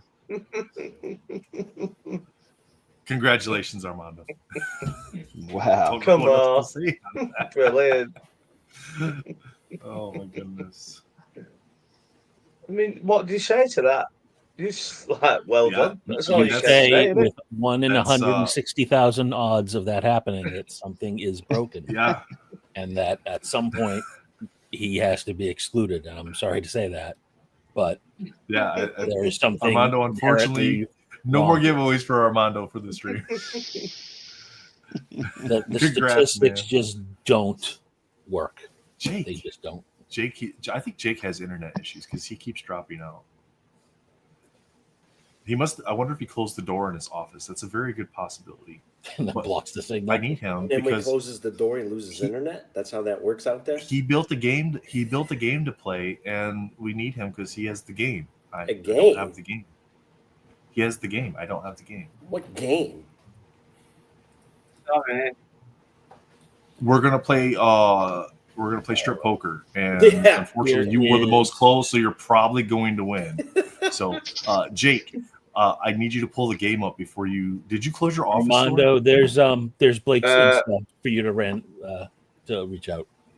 Posted it for you. Kind of, I disappeared again. Yeah, did you close your office door? No. I think your internet's wonky, mate, because that's the only thing I could think of. But do you have the game for us? Yeah, I know what it was, but I don't want to tell you why I kept going off. Oh, okay. That's fine. That's all I'm saying. Is it all right if I have no idea what's going on right now? Yes, yeah, it's fine because I have no clue what's going on right now. Nobody has any idea what is going on. So I'm just going to say hi to Joseph. How you doing, buddy? Good to see you. What's up, bro? Josh, Likewise. Been a while. How are you been? How's it going?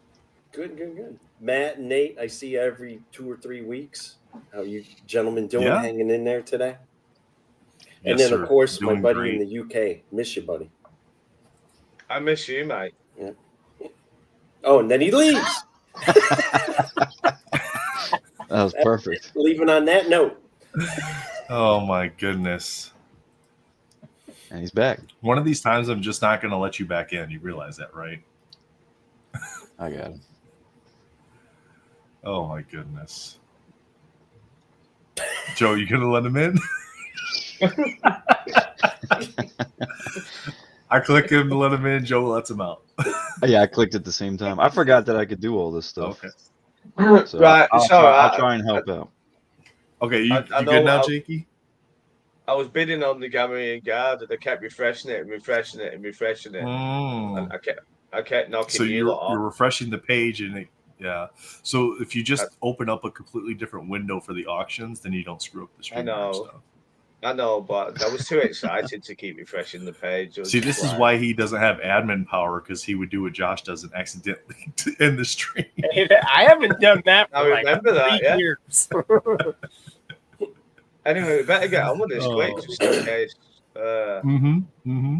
Yeah, I've actually done something. I'm proud of myself that I managed to do something. Let's get it on.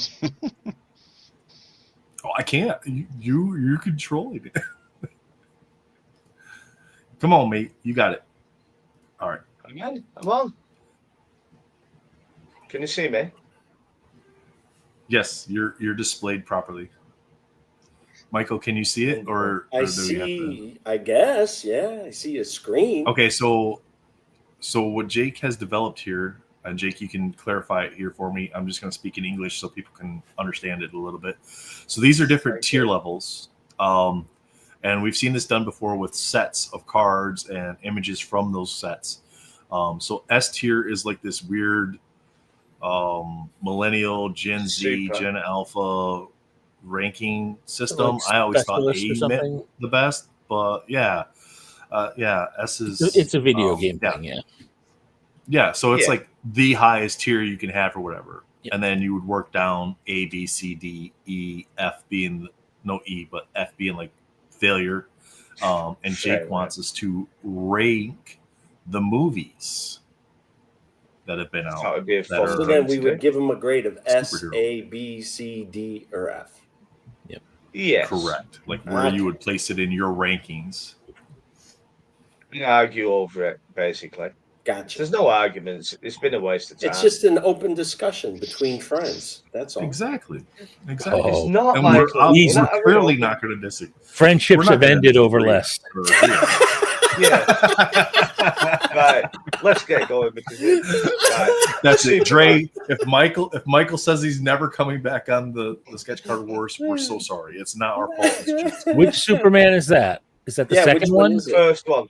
The first one. Superman the The movie? pictures might be wrong. Most of the movies. the one with first one. The first one, that's definitely an A. I'd go A just because of its importance. I don't think it holds up well at all, though. No. And I'm not even talking effects, just the storyline, acting, and story. Yeah. Gene Hackman hater. Well, happy with A because that might move. I think it will move, but you happy with A for now?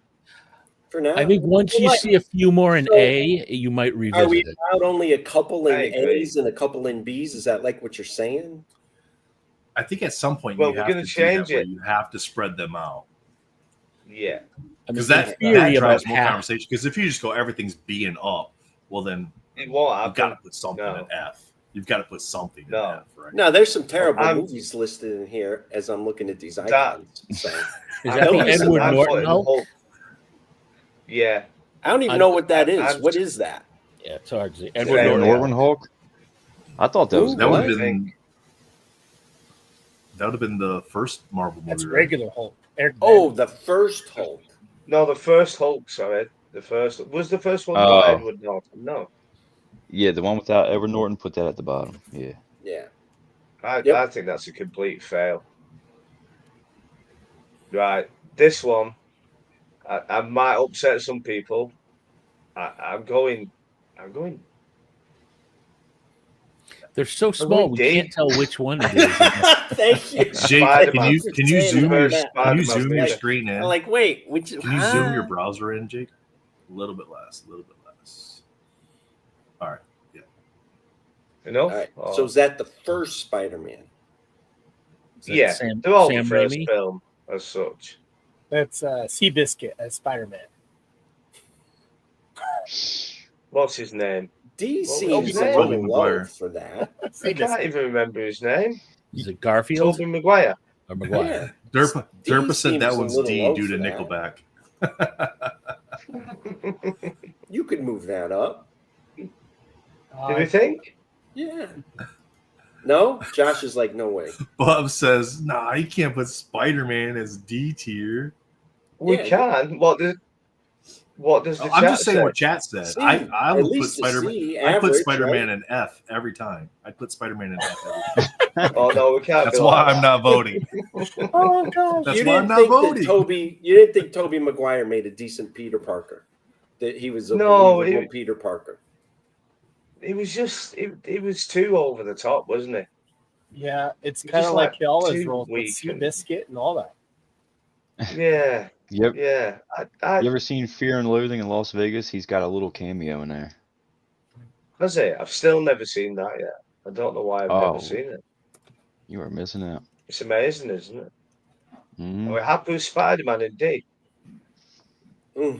That's I think seems so for harsh. now. That's harsh. Ooh, Do you want that's to move it gonna up be to C for A-tier. now? Well, let's put Yeah, C yes. for now then. Okay. C. All right. A. The first Batman, and I'm Gotta be going. A, even S. It's Keaton. That's Keaton. That's an A. Yeah, It would be an A. I think it's an A. Keaton's an A. I would pull down Reeves to B versus Keaton as Batman. That's You what? think? Yeah, that's my overall. But Wow. we can keep them together. Michael likes them. Wanna Michael keep- likes them together. I'll tell you I'm what. fine. We'll put Oh, Batman. now we have to rate the A's in a row.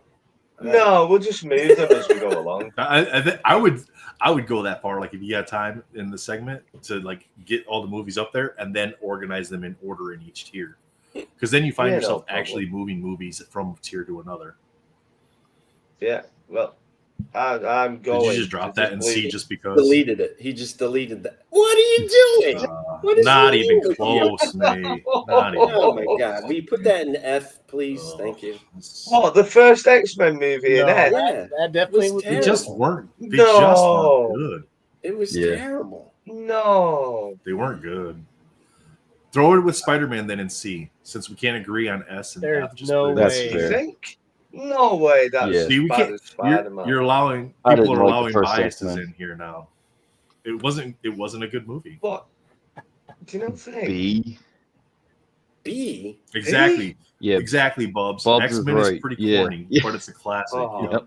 Oh, well, it's going Yeah. before Spider-Man. That's why it needs to be higher. It's a classic. You can love the characters and love that it's a classic movie Well, yeah. and it led I thought X-Men we were basing into this on the the movie actual world, movie. but it's not. The movie itself was not good. Yeah, Jake, what kind of factors do we have in this? Because there is a lot of levels with these movies. That's what makes it Iron so much Man. fun is that there's so many different. Is that the very first one? Is this one? Yeah, the first one. S. And All right, that's I an was S. That's A. S. S. S. That's not S.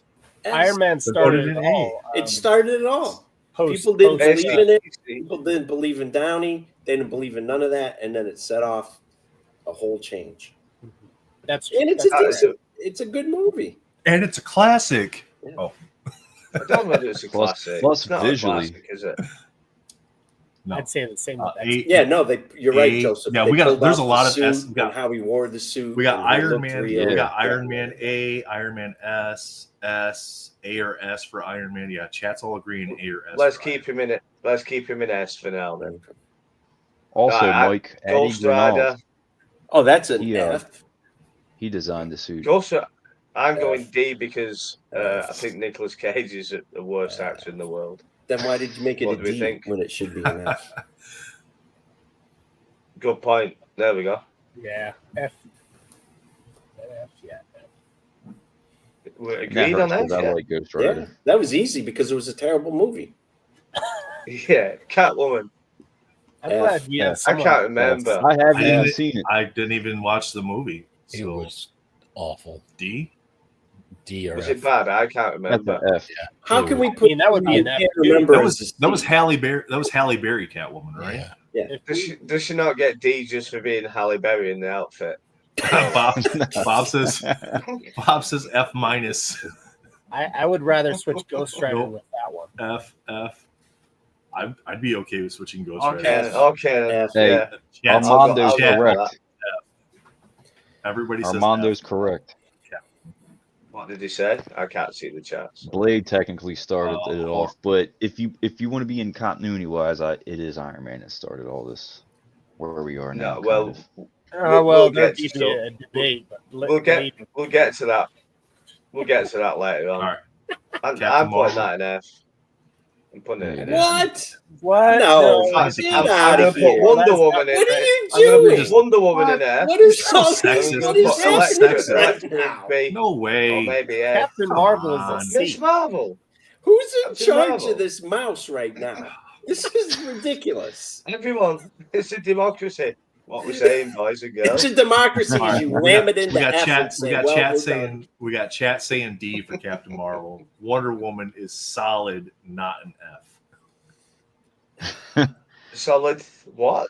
Wonder Woman is not C. an F. Man. Wonder Woman would be a C. B. It was just. I was just having a laugh. I wasn't into it. I'd say it's. I mean, especially if you're putting Elektra as B, there's no way Wonder Woman's. Well, Elektra, that should be an F. What is that? I didn't think it was that bad, but I can't remember properly. So what we're doing? Are we saying How like can you stuff argue in F? Fausto for a says movie Wonder you Woman can't is remember? bad. Fausto doesn't like stories. Fausto I likes thought Wonder Woman. I thought Wonder Woman was bad. I must admit. It was much better So than what do we Electra reckon? was. Electra F. You see, got. It has to be. I think Wonder Woman's. F. Yeah, F. I think Wonder Woman's F. kind of split. Like F. some people didn't like it, and some people liked it. There we go. What does chat say? Wonder Woman's split. You got Wonder Woman is bad. Elektra is an F. Wonder Woman is great for the first one. Wonder Woman B. Elektra F. Ghost Rider F. Elektra F. Well, we Okay, swapped. we'll leave that. Armando, we swapped Ghost Rider and Catwoman. So we put Catwoman as an F and put Ghost Rider as a D. What about Constantine? I like it. There's a shopping montage. He's a bad actor, but I kind of like it. Constantine's cheesy, but it has one of the best character entrances ever. Like, I think when you meet Lucifer, that's just an amazing scene. I mean, it's above those. I'd put it at B myself. Is it? Yeah, we're happy with B. Mm-hmm. Oh, right, I put Sin City in, but I really can't remember. But I remember really, really enjoying it, and I've not seen it for years. But oh, come on, Fausto! You can't be mad about S. Wonder Woman and want to come 43 minutes early for your segment because you want to speak your mind about Wonder Woman. There's a chat for that. What are we doing here? Hey, how's it going? Okay, you guys, everyone needs to calm down. Okay, there's some trash going on here, and it needs to be fixed. Okay? I don't want to hear this crap. Okay. He's like out of the chair and leaning into the camera. He's like jumping up and down. We're not going to play this game. No. Go back do this and happen. I can't do this. I can't sit by here and watch you guys make terrible mistakes. So let's start again. Hey, Fausto, come on. What are we looking at now? Start over. We're starting over. I don't even know what movie. Well, Jake's just throwing stuff. Sin City. No. Sin City. I can't remember, but I remember loving it. Okay, the one with the mouse is the problem. The next one. A D or an F. The next one is S. All day. Which one's Crow? that? Yeah. The Crow I'll be so upset. The Crow is a good movie. Jake. I qualify it. Just keep No, there you go. That's a There travesty. it is. That is like, okay, we're just voiding this entire game by Yeah, doing we're just that. doing biases. Like, what was the whole prompt of this again? There isn't. Just a bit of Jake fun. Jake wanted to create arguing.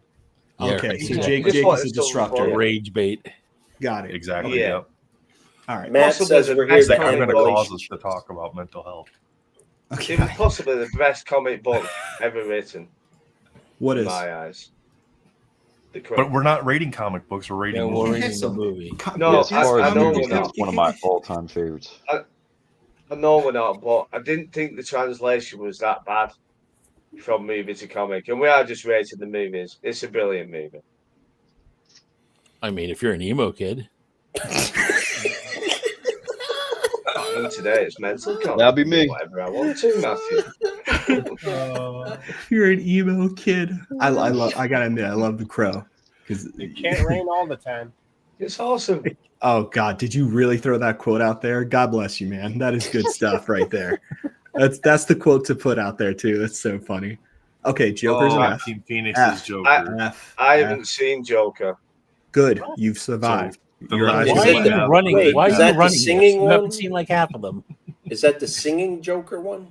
No, that's No, it's the first one? non-singing Joker one. Joaquin Phoenix. I personally love the It's first funny that you got that surprise because he's dancing on a staircase. Yeah, it's garbage. So next one. City is not above X-Men either, so you need to move that. Oh, What's I above haven't X-Men? seen it. Sin City is not above X-Men. I agree. Bring it down. What? Sin City at the time, that was groundbreaking. The way We'll they adjust did later. it. We got to get through the ones that are there. Come on, Jake, Fausto. get You through the know ones that are there.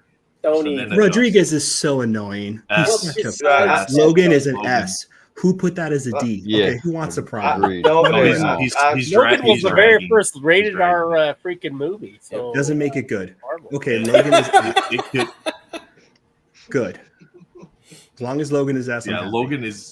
Logan is probably one of the best Awesome. movies that Marvel has ever done. I'm gonna be super Yeah. annoying through all this. So Nathan, you can totally kick me out whenever you want. So just so that's out Oh, we there. like Nick, you're that. Blade You're in here, fine. right? Look, I'm just here to push buttons. This is Michael Munchausen. I've- I Are don't know you how the he let one it get cons- to this. Yes. I've Michael left let the it get best this. films to the end. I'd give Which one's a Deadpool B? an B or A, an I think. B or an A What for does me. everyone else say? All right. So this is, I guess someone just said this is my segment. So this is my 2-minute Mhm. story. Yes, So sir. when I first started dating Sherry, she had no idea about any superhero movies. She's never seen a Star Wars, nothing like that. So she'll correct me, but it was either our second or third date. I said, "Hey, why don't we go see Deadpool?"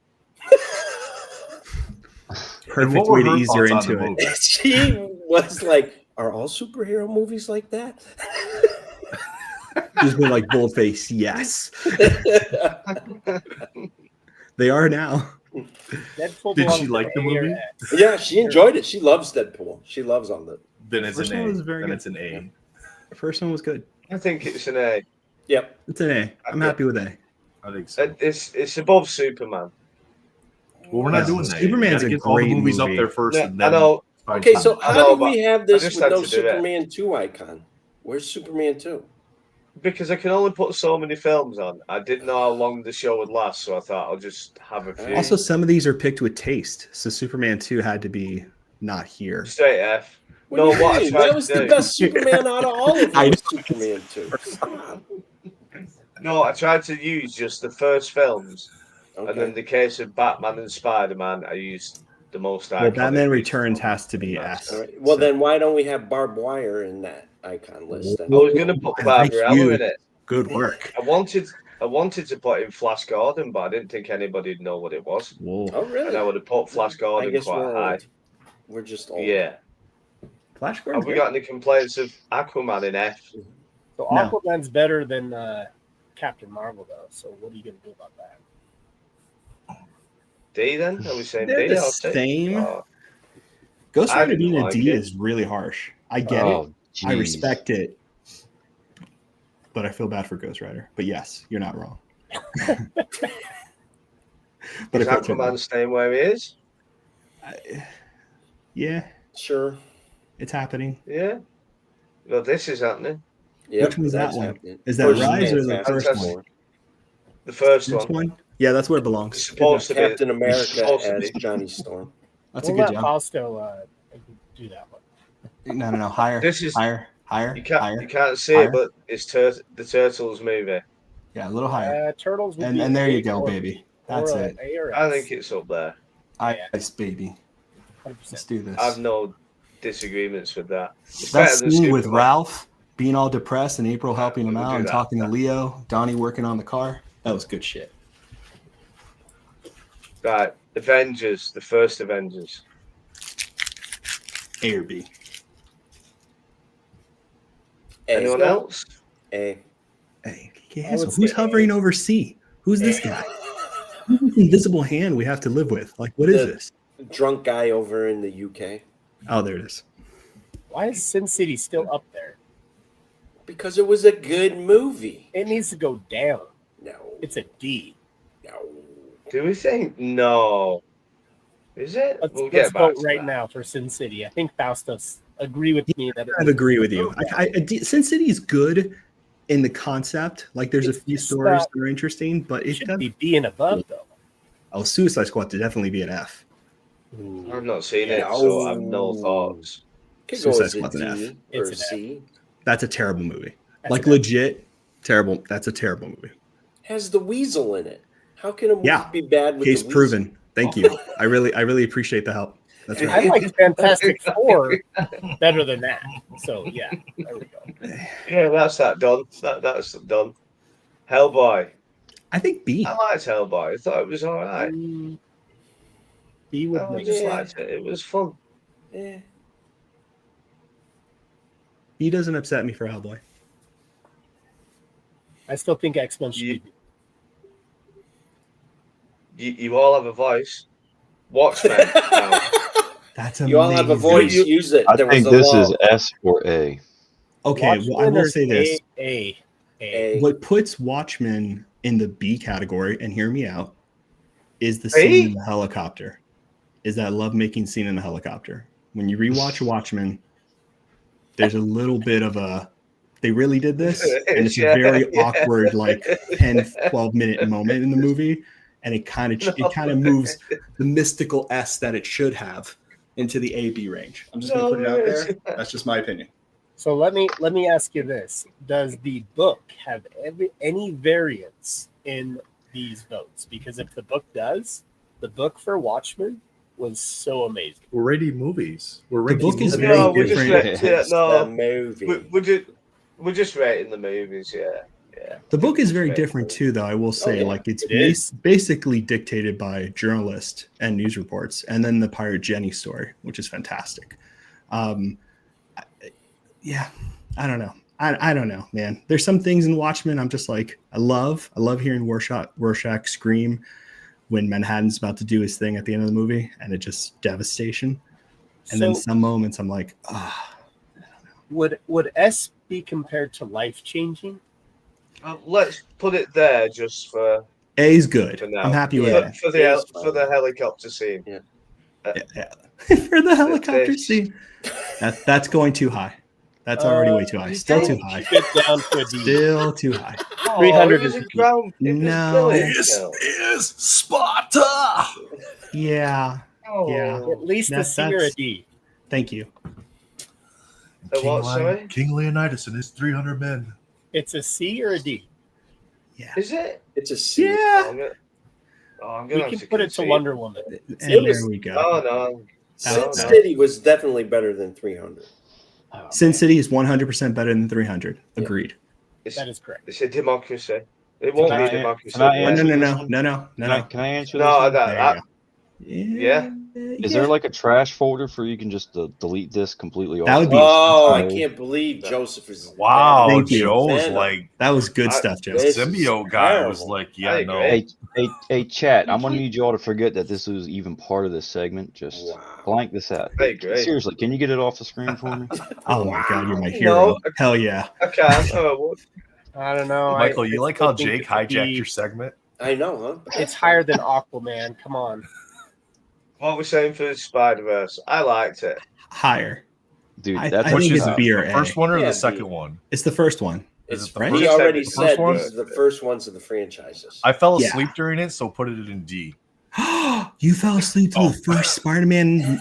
No. It was the same thing like 5 times. It was like the same. What, movie, Miles like 5 Morales? times within the Oh movie. no, that was a smart because way it to was just Miles' tell that story, Gwen's story, whoever's story, whoever else's story. That It was the same story. No. I was bitten by a radioactive spider. Yeah, we know. No. You missed the cadence. The cadence and the interesting, like, hits. No. Yeah. The second one was great. The second one was great. The second one was worse. Not a D. It was worse. That's fine. That B. At tracks. least a B. B. Give me a B. At least a B. And it's better than Hellboy. It's certainly better than the Avengers. Anyway, Agreed. we'll get back to That was good stuff. Avengers Endgame. Endgame is a good movie. It's all right. It finished. A. Everybody liked it. The only problem, I liked it because it finished the Avengers as well, which was nice. Well, thing it's to the do. end, It's like, so hopefully it finish did. Yeah, well, in theory. I'm I'd be kind of Any debatable of being complaints? S just because of the crescendo that it took. We can go back to that. Right, I've only Don't got do one that. stance. What on is that? this. Blade. That's Blade, baby. needs to be all the way up. I have got All the one way up. stance. No, on it this can't movie. be. It's not S. Come on. It's not S. I'm That's close two. to That's that and two. the core. No, get Well, out of I'm here. appreciative that Blade needs to Blade be saved Marvel, an A. but it is the movie itself was not that good. Agreed. It's an A or B. I think A Yeah, or let's B. do Oh, A no. or B. A or B. A or B. I'll give you A. I'm not having B. We can't have B. Can we move Nah, Batman Blade in up B. to S? Because I'm sorry, but Okay. the original Question for Batman, the chat. Question for chat then. And I'm interested in everybody's answers, so I'll shut up because I've been talking for too much. No, Batman you're not. Fine. or Batman Returns? Which one's the superior movie? Batman. It has to be Well, we have- because of Joker. It has to Yeah. be. We have got Yeah. the Dark To the Knight. top. We've got the Dark Knight. Batman which is the Returns was final great. Batman film. To the tippy top. I think Dark Knight is amazing. Start Dark of Knight the would be a B. trilogy. Just You know what though? Dark Knight's amazing, but Dark It's Knight's not above regular amazing. Batman. Dark Knight's amazing because of the scenes with Joker and Two-Face. Everything else is super boring. Yeah. the Tumblr. B. Yeah. The Razagul story. They tried it at Chase least. scene. Like what A are or they? B. A or B. We'll compliment. So How many? Mine's at A. How many more you got to place, Jake? A for sure. Only one that's going in. Is that the A. last one? Was that the last one? Spider-Man. That one where all three of them came back to annoy the world. To annoy the world. That's my hero. To annoy the Now that you world. have everyone That's up, the best. let's go ahead and put it in the right order. Let's take a commercial done, break yeah? real quick and talk about the. Let's take a commercial break and talk about the auctions real quick. So, 2 o'clock coming up. The next half hour. This is what you guys got available for you. We got the 1991 Impel DC Cosmic Cards Hobby Box, the PSA 10 Superman from 2024 DC Preview, Batman Beyond by Paul Hill, Joseph Reed's Carnage. They're there. Catwoman by Lee Lightfoot, Gwenpool by Brian Michalski. We got Hawkgirl by Alyssa Agra, Mauler Twins and Titan on the 3-panel by J. Peter Ranitz, Punchline by Mike LaPeruta. We got the Awesome Roman Soldier by Gabriel Stockton, Spider-Punk with the Goblin on the back there by Gabriel Stockton and the 5x7, and the Wolverine by Tim Cologne as well. So those are the ones ending at 2 o'clock.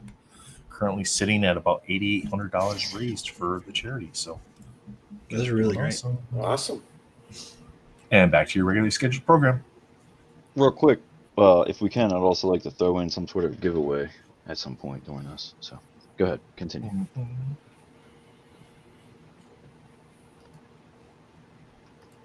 Or not. Jake's still out. Jake stepped out. Left. Okay, Jake Joe, okay, awesome. Jake's movie taste is garbage. We need to talk to him. Okay, this is an intervention. Let's orchestrate. So when he comes back, we have like our views and stuff. Did you enter this thinking that Jake was going to have a good viewpoint on movies? How dare you put? No, of course not. Okay, well then. Okay, the guy that wants to do the giveaway left. The guy that runs the show. I know. Left. Right, I want to do a giveaway, but I'm leaving. So. Well, I didn't realize. Well, here. All right, go ahead. And You're up, Joe. What are we doing? It's the Venom from the last Sketch Wars I did, or the anti-Venom. There you go. Nice. Anti-Venom. All right. Yeah. So let's do hashtag anti. Oh, nice. Armando, you can't win no more. What'd you put if on Armando the back there, lands, brother? Is if that Armando just a lands, film we're over there? re-rolling. Yeah, it's like a. See if I think I got some waiting here. It's like super, super, super thin. It's like a couple layers, but yeah, back of it has like this going on, and then Yep. it's like a film. That's awesome. All right, so let's go ahead and do hashtag anti.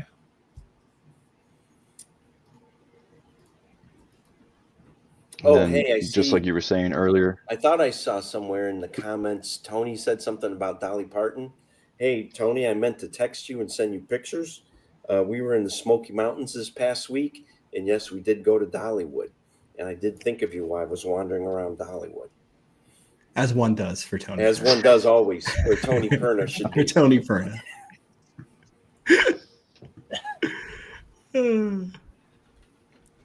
I actually was going to send him.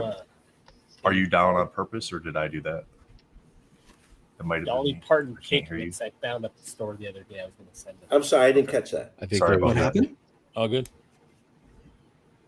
I think I accidentally clicked remove. I was like hovering over the thing when I was fixing my mouse. Armando, anti-do. Not anti-do, but man, you have won so much. Like, it's just statistically impossible. He's got to have That's like wild. a hack thing where he's like, he's hacking into the stream. He's like, all right, this is what it's going to land on. All right.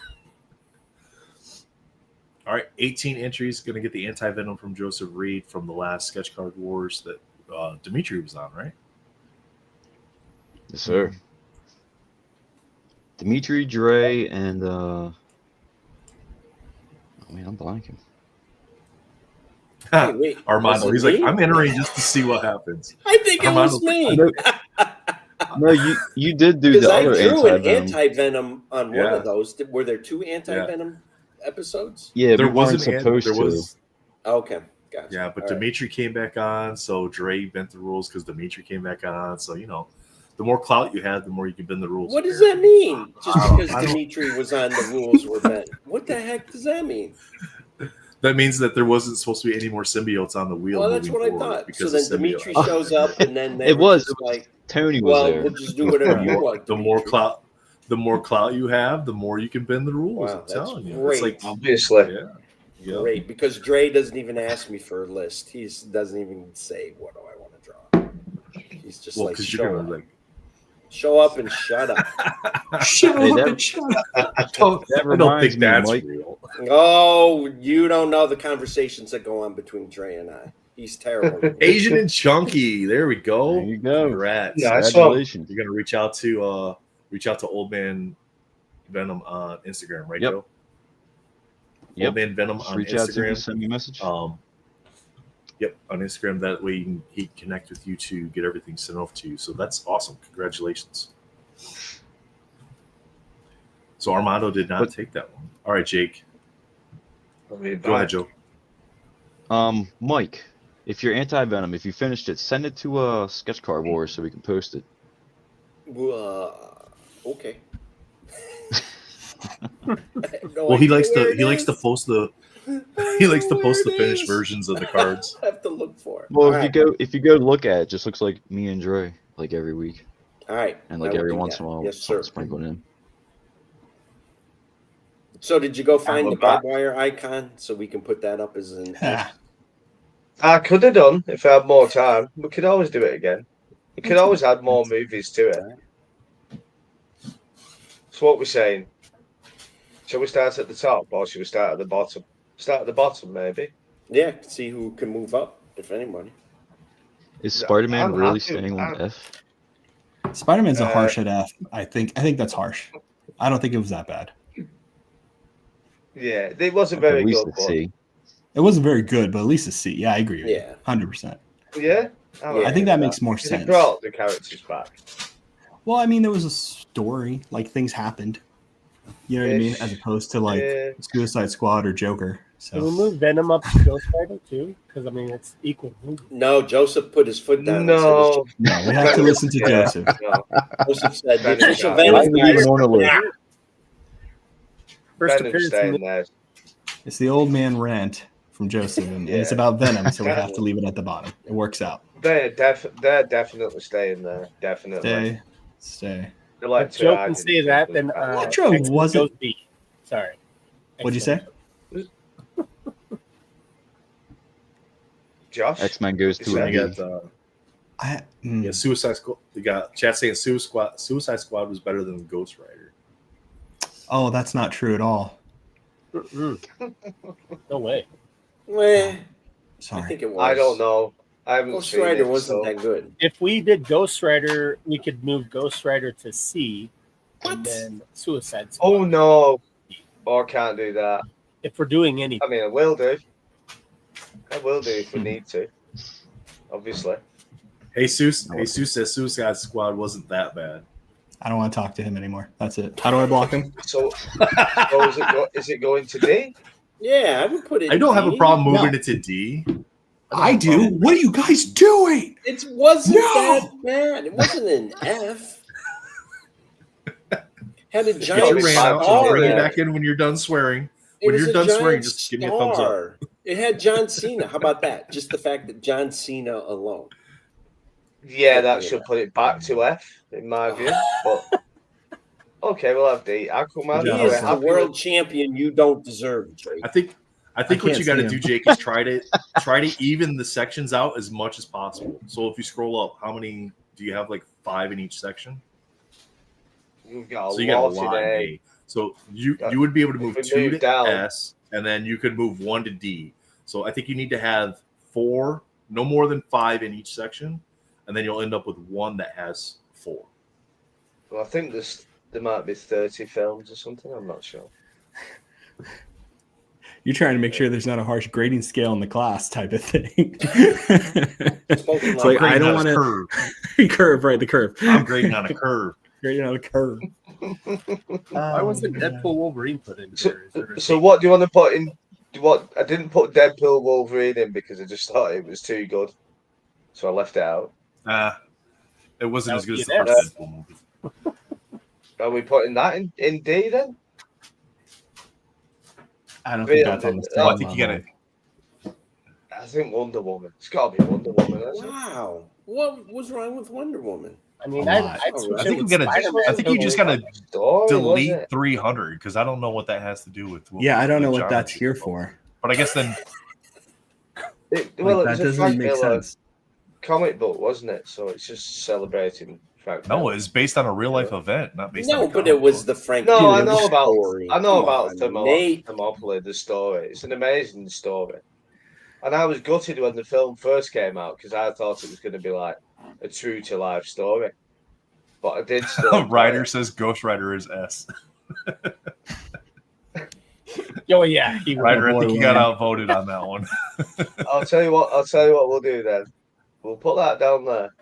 Thank you. That seems a happier place for everyone. You got a lot in the bottom then, though. Should we move that up for Ryder? It's only fair.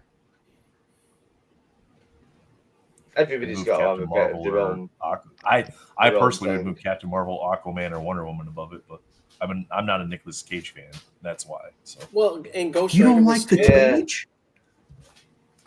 No. There's some good movies with him in it. Not every movie. What's the but some. What's the good one where he At wears least the Jake loves snakeskin me. jacket? The one with the snakeskin jacket's good. It's a symbol of my individuality. That's quite funny. Right, we're gonna need some movement then. I think we got too many in A. I think you need to either move some up to S tier or move some down. I agree. Move Batman up to S tier. So we'll put Blade up there. No. Ninja Turtles gotta go up there at least. Put Batman up there. Or Batman. Dark Knight. Dark Knight, I should say. Dark Knight. I would go with Dark Knight personally. Like we got the Tumbler, we got Christian Bale, Heath Ledger. It's just like that. I think I think the Joker in Dark Knight is just so much better, but I think that's just time in life of when the movies was created. Like Heath just did such a great job with the persona. So that's a fair comment then. We'll move that up there just for that, shall we? Where I don't think there's that much of a difference between Bale and Keaton. Like in their acting ability and how they were portrayed. Bale's a terrible Batman.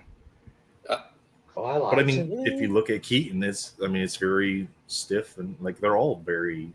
It's so hard. Keaton for had them to do it. fun though, right? Like Keaton was a fun Bruce. That scene where he's acting like a he was crazy great guy Bruce. He in was front one of the best Joker and Bruce. Nicole, like not Nicole Yeah. Kidman, like in the reporter's apartment where he acts like I'm not crazy in front of Jack Nicholson. I just love Yeah. Bruce, he was a fun Bruce. Yeah. You know what I mean? In front of the mantle. Is that Yeah, in front of is the that mantle. Endgame, Jake? On the end there, is that Yes. Endgame? Yeah. Yeah. I don't know. I would like the move idea of moving Endgame Turtles up to first one, so. above the Dark Knight. I might have a solution that Mr. Munshaw won't like, but I love the first Superman film though. We could drop him down there. No. What is that? It was iconic, wasn't it? You know, I love it. But Yes. Yes. Thank you. Somebody's got to go. Watchmen. Sean's like, you want to get nuts? Let's get nuts.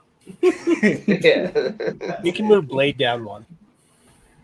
No. Do we think? I like Watchmen just because or of Blade. the acting. Yeah, you could definitely move Blade to B. Yeah. Oh. You had to take one out of the A's. I think Free just withdrew all of his bids. Well, Free was like, I'm out. Endgame with all the crappy jokes and all that, and too much. Derp is thought, right. Black Panther. No, I'm not having Endgame over Blade. Can't have it. I mean, I'd put Blade in S, but what does chat say? What's the common consensus? Well, Derpa said at S for Batman. Don't tell me you all didn't put the Batman movie theme on when you drive down a dark, twisted road. I do it all the time, regardless of where I'm driving. So I agree. Original I Batman. haven't, but I need to. It's awesome. Jake, you got 10 minutes with this. Bobicus has a happy great about it. comment. If you think it's an S, when's the last time you rewatched it? True. About This is good. Last month. This is good. Last month, I think. I watched it with my 9-year-old once, and then we had to watch it 5 times. See? I'm happy to move it. Yeah, Ragnarok was really good. I will probably drop. Ragnarok was good. We're going to have to move some of them down. Yeah, Sin City Since needs this to go is- C. That was C. really unpopular, wasn't it? Yeah. Maybe yeah, even that's D. fair enough. Oh, stop. That's I too think low. I think now you, Jake. I think now you got to move one of the A's up. Yeah, I agree. Yeah. So now you got to that's pick that. one of those. So and there move we it go. Oh my God. It's obviously Batman, guys. I would pick Deadpool. It's I put Deadpool above Blade. Like Oh, if Turtles I is had to still there? pick, Nah, if I had to Turtles pick one gotta of those go up. five. Wait. If I had to There's pick a one of movie those here. five movies, I'd pick Turtles to watch. Yeah, Turtles is great. There's a movie we're missing here. Billy Barbed Zane's Wire. The Phantom. Bob Wire. Yeah. But That was a good movie as well. Yeah. JDM. JDM's God, like that was blades above TMNT. What the? Yeah. the stream lost I all of reckon, its yeah. credibility. No, I agree, Bubs. Yeah. Ragnarok is when Thor started to slowly become a comedy, and then it just went crazy afterwards. Yep. Agreed. Yeah, there's just no. So, do people want to swap Batman movies? Love and Thunder made me like Ragnarok less. I could live with that. Oh, that Shane's was right. bad. Love and Thunder. Okay, Sean. except you got to either swap Deadpool and Superman for Blade. Where is Guardians of the Galaxy? That was like That's a one B of the day. best intro to a Can't put everything in. We'd Yeah, be but here you all put night if I Marvel, put Captain everything in. Marvel over that? Are we happy with that? The Crow is the Crow really the best? No, it's I not. think Logan's It's better. Logan's better than the Crow. Yeah, Crow needs to go No, you down got to A. put Logan's Iron better Man than in front of Logan. I think that's down there. There's no Logan if there's no Iron Man. Logan's just a good movie, though. I would say Iron Man would be first. Started it all. What does chat say? I think Logan just the violence and I'm Ashley's biased so like lovely. X-23. Hi, Ashley. Hey, Ashley. Whoops. And it How makes are you you think doing? of Old Man Logan. And nobody could make See, Old Man Ashley Logan, says 'cause that'd Logan be is no- top tier. Just wanted to jump in quick and say thank you so much for all your efforts so far. Absolutely our pleasure, Ashley. Ashley has marvelous taste. Thank you, Ashley. And Exactly. Ashley wins. Yes. I would say Ashley wins while, wins. while it's her weekend. Yeah. Absolutely. So Logan is the best movie on the list. Writers Are we like I'm having gonna Iron die on Man? this hill. All right, Jake, what do you say we want to do an update on where we're at? Yeah, I can cut this off now, yeah. Okay. No problem. Just want to check. Logan 1, Batman, Blade, Crow. Yeah, some of my favourite films, huh? Let it go. Yeah, take it off, man. All right, we had a nice little bump here. 8,900 now.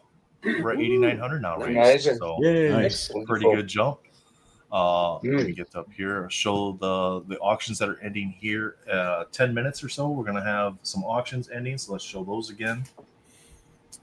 We got the Roman Soldier by Gabriel Stockton. Wow. Batman Beyond by Paul Hill. Carnage by Joseph Reed. Hawk Girl by Alyssa Agra. Wolverine by Tim Cologne. We got the Gwenpool by Brian Machowski. Punchline by Mike LaPeruta. Oops. PSA 10 Superman from DC Preview, donated by Amanda Zimke. Got the Mauler Twins in Titan on the 3-panel by JP Duranitz. Gabriel Stockton's 5x7 on the Spider-Punk, extremely textured on the front. Goblin on the back there. Lee Lightfoot on the Catwoman. And hobby box of 1991 Impel DC Cosmic cards. So those are ending here in about 10 minutes. If you bid within the last 10 minutes, it'll add an additional 10 minutes. And Jake, you said and confirmed that it actually does that each time. It so does. Every time there's a bid Yeah. in the last 10 minutes, it'll bump it up another 10 minutes. So no sniping. It doesn't help. It just extends the auction, which is fine. No, it makes more no bids. difference. So, all right. Well, on that note, Abe Lincoln Wolverine says goodbye. Thanks, Josh. Wow, Josh. Hey, Josh, it was great seeing you. All right. See you guys later. We'll talk to you later. Catch you later, mate. All right, let me. Michael, I mean Jake hijacked your entire segment here. That's all right. That was just How do you his feel- way of how do saying, you- you know what? He's so boring. I got to come up with something to fill that. Wow. He's going to be dead. I do want to share. That's I do all want to Jake is share. saying. That's all he's saying. I do want to share some of Listen, the. I do want to understand. share the work that you did for this year's event because you did some amazing pieces. This Superman, we put this into the raffle, the 5x7 raffle, the 9-piece. Absolutely stunning Superman. I love how you used yourself as the model for this too. Fantastic. Which is true. X23. Wow. Mr. Speroni Who snagged won this that? one, so congrats. Did it? Yeah, who took that? Who got that? Keith. Oh, Speroni. good. On the comic covers, we were talking yesterday how we love like what you're doing with the comic cover versions of these. Yeah, that one. It's a good card. I made a lot of mistakes on it, learned some stuff, but it still looks fantastic. It looks awesome. Great now, post. do you know who won that? This Batman. I do, but I'm just. I'd have to look I got to go I can back find into my out who won. DMs. And I apologize to whoever it was. Contacted me. They had bought another card, but they were saying what a Marrow fan they were, and they saw that it was up. Oh, it must have been. It must have been And they were Pete. gonna He's the go only guy after I know that Pete. even likes Merrill. So Yeah, must have been TC Wallets and more. So that's Pete. The lighting on this Batman is just amazing. Well, thank you. Great job on it. The Batman's cool, isn't it? Oh, Doom, Dr. Doom. Nice. You got And nuts then this the year, return, mate. Work all over. The return Brilliant. of Nightcrawler. Look at that. Nice 3-panel Nightcrawler that you did. And then, of course, Mr. Rick himself. So, always love seeing those. Great Nate piece. always said, "Don't do all Marvel. Don't do it. Do other things." I mean, obviously, well, it's not just that. I like to see the artists do what they do best. And if I tell you guys to create specific things, then I don't get the best renditions of your art for the event. Whereas if I let you explore what you're good at, that's somewhat you get true. the best But renditions of your art. But at least I speak for myself. I lean on you, Matt, Jake, other people. What do people want? The idea of the auction is to raise as much money as we can. So I don't want to draw something that I like and nobody wants to bid on it. So I can do that at home and just keep the card. So I'd rather create pieces that interest people and that they do want to bid on it to help the charity. All right, you guys heard it. Next year, it's going to be all Spider-Man, all Wolverine cards. Well, that's the other thing, though, is because how many Wolverines can you have? How many Venoms can you? Well, I'm sorry, Joe. I didn't mean that. You can never have too many. You got to have a do the all variety. Venom mental con, and Joseph would be very happy with that. Now, last year I explored a bunch of different random characters, and they seemed to not do well. So I was like, you know what? I'm just do Venom. They seem like they're doing okay. So good. I just wanted to, like you said, the random. Overall, the random characters last year compared to what it was like. The first year was very Marvel heavy. The first year. Yeah. The second year, we just opened it up to the artists to just do whatever you wanted to do, and we raised $8,000 more than we did the first year. So we're leave it open. Just draw what you want to draw, and then we'll go from there. So, but I mean, anything that we can give to the charities is a blessing. So you can never guess, can you, which characters are going to go for good money? I was looking at last year. And some of the last year's characters, I thought, they'd have gone for a fortune, and they didn't, and vice versa. It's you can't you can't work out. You can guess Wolverine, Venom, Spider-Man, but beyond about 5 or so, 5 to 10, it's anyone's guess, isn't it? So you may as well just do exactly what you want to do and you enjoy doing, and we enjoy seeing. We don't want to all look at Spider-Man, Batman, Wolverine all the time, do we? All right. Well, then next year, all my cards are portraits of Jake, and I'm going to do that. What, like that? I did take a chance this year. I did Vessel from Sleep Token, but I'm not sure. Maybe I underestimated that. Maybe people don't really know who it is. Who? I don't know who that is, but I love it. Yeah. That one was just Yeah, kind I of don't. took a chance, did something I really wanted to kind of do personally. But yeah, because Well, then have you guys found any growth into the DC end of it now? You know, has some of the collectors that, you know, are in this sphere, have they branched out that it is, you know, we do need to give the DC characters a little bit more exposure now? I think so. I think especially when you have less product on the upper deck side, because a lot of people are very comfortable with EPAC. Yeah. I think a lot of people are like, well, because that's why so many people went to Halo. So many people did some of these other kind of offshoots. They were like, I love EPAC. I enjoy ripping. And then they become excited about the characters, you know? So I definitely think there needs to be a balance. But I mean, honestly, too, though, you know, Old Man Venom brings up a good point, right? Like, cards are really, that's how you get introduced to characters, is in cards. You know what I mean? Because you get to see a portrait of them, you get to see their bio, you know what I mean? So when you see, like when I see a sketch card of a character I don't know and I fall in love with the art, it sends me on a whole road, and I love those pieces. Yeah. So I think it's cool that way too. But yeah, and then, you know, I'm interested to see, I guess it's going to be within the next 6-7 months, a number of Fanatics projects that are non-superhero based, that they still used the same group of artists on. So I'm interested to see if there's any interest in those types of projects. So we'll see. We'll see. I got paid, so that's all I care about. So. That's all that matters. I They got took paid. care of me. So I don't care if you don't like it or not. I got paid. I'm all right. So no, I'm interested to see, like, as we go forward. And I think somebody just said too during this segment, or maybe the segment before when I was kind of listening on, how maybe it was Ian that said, how much more can we talk about Marvel? How much more can we visit Marvel sets? How much more can we visit, you know, Marvel characters? So is the community looking for more, or diversifying a little bit away from all Marvel? You know, it's funny. I've always had this problem as a content creator, and I don't create as much content as the other guys at all, not even close. But I don't know. It's hard to talk about stuff I'm not like massively into. You know what I mean? Very one trick pony type of thing. You know what I mean? I like certain things, and it's tough for me to talk about things I'm not like currently obsessed with, if that makes sense. You know? But I do think people do need to do that, to branch out, because otherwise, I do, you know, and people have different interests too. You know what I mean? If you're a content creator, if you're influencing, if you're doing all that kind of cool stuff, you have to kind of broaden your horizons there, I assume.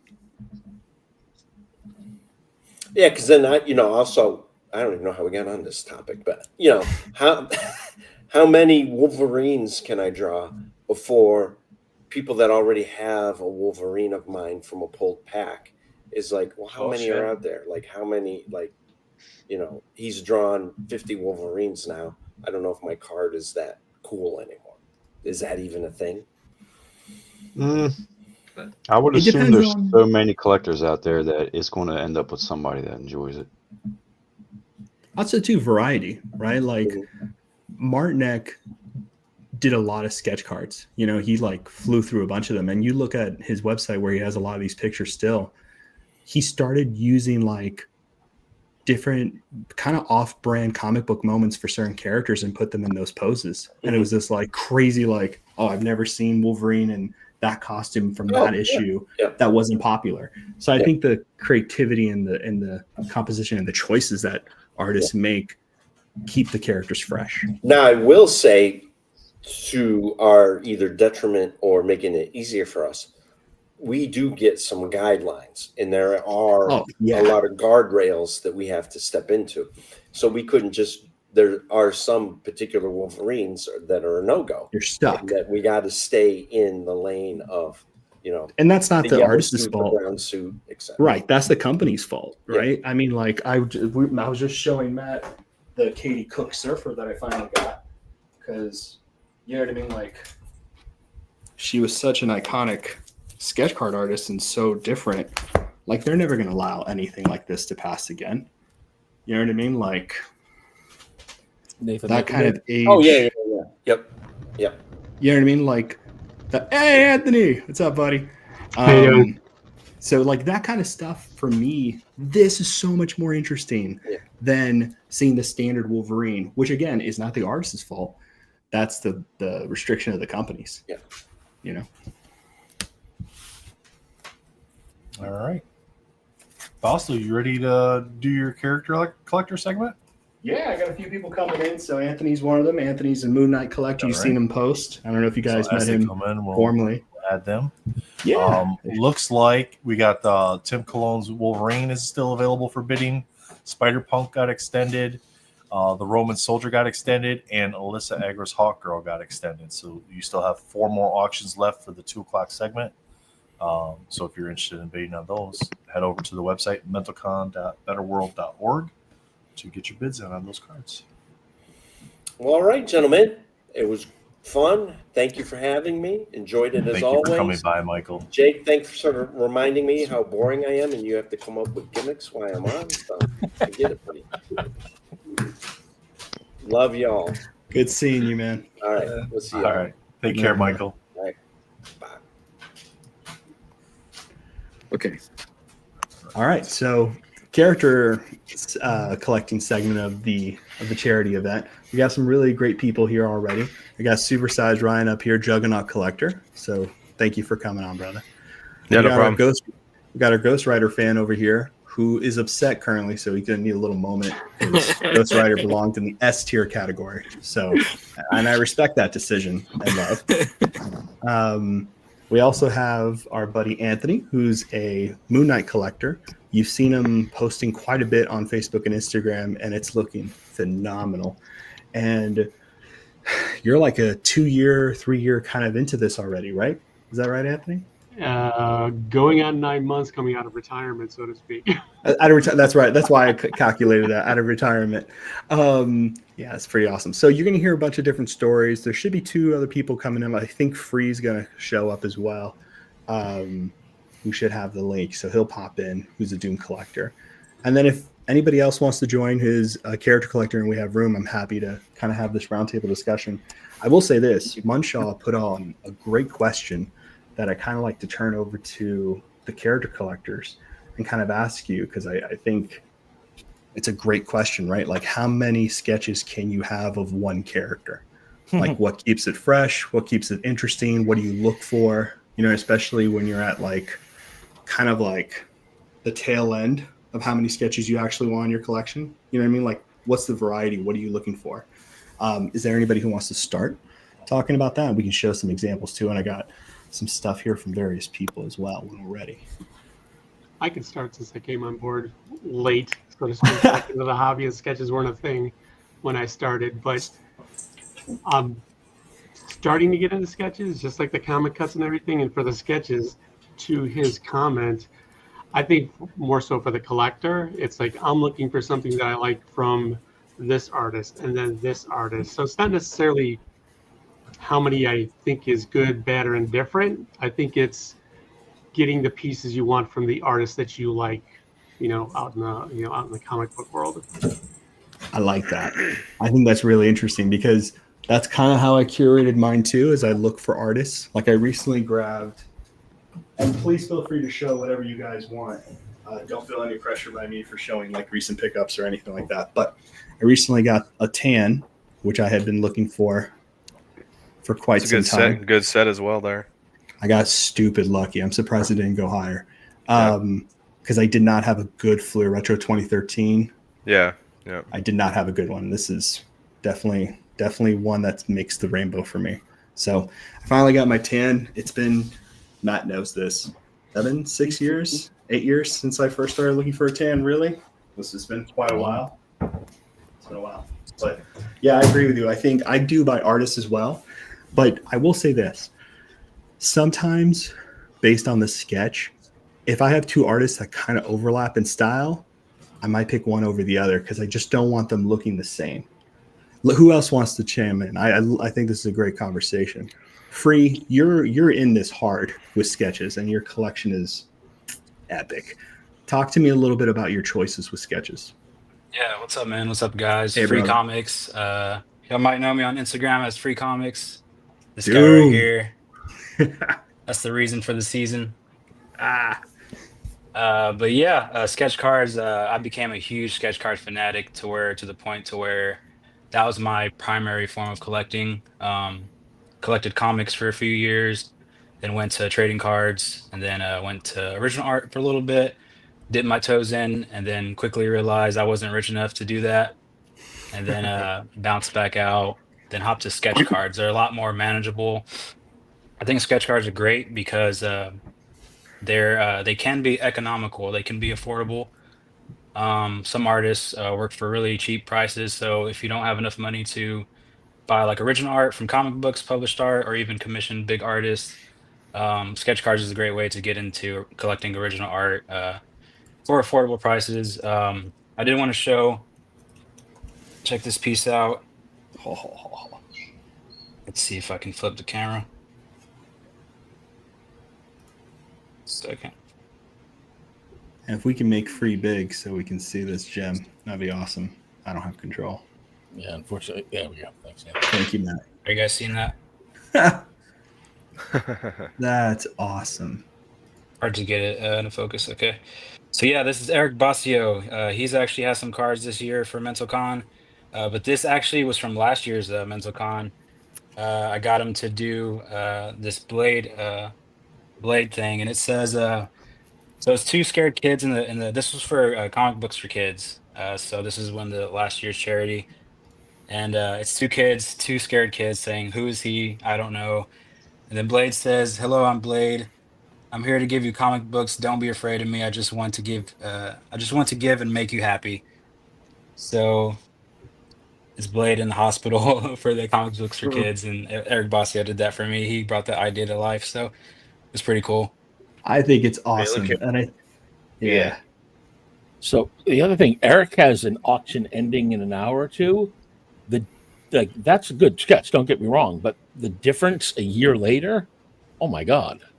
Oh yeah, yeah. Like he included this sketch that he did after me because he asked if I like chibi art. So he included this into the game. Yeah, it's on point. Oh, that's awesome. That's cool. Oh, wow, yeah. That's really good, yeah. That's such a good size too, like proportional wise for a chibi. Like that's really cool. Yeah, but sketches. You were mentioning Anthony Tan. Man, that's a dream artist to have. I think that's a great point you brought up. Is for me, sketching is fun to collect artists. So yeah, to have multiple, to have at least a singular example of multiple artists, either per set, per decade, per publisher. I think that is a really fun way to collect because if you're a character collector, like a lot of us here, you get to see a rendition by each artist, and then each artist has such a wildly different style that each will stand out. And then imagine, compiling like a binder of like a 9-page of like 9 different sketches from like 9 different artists.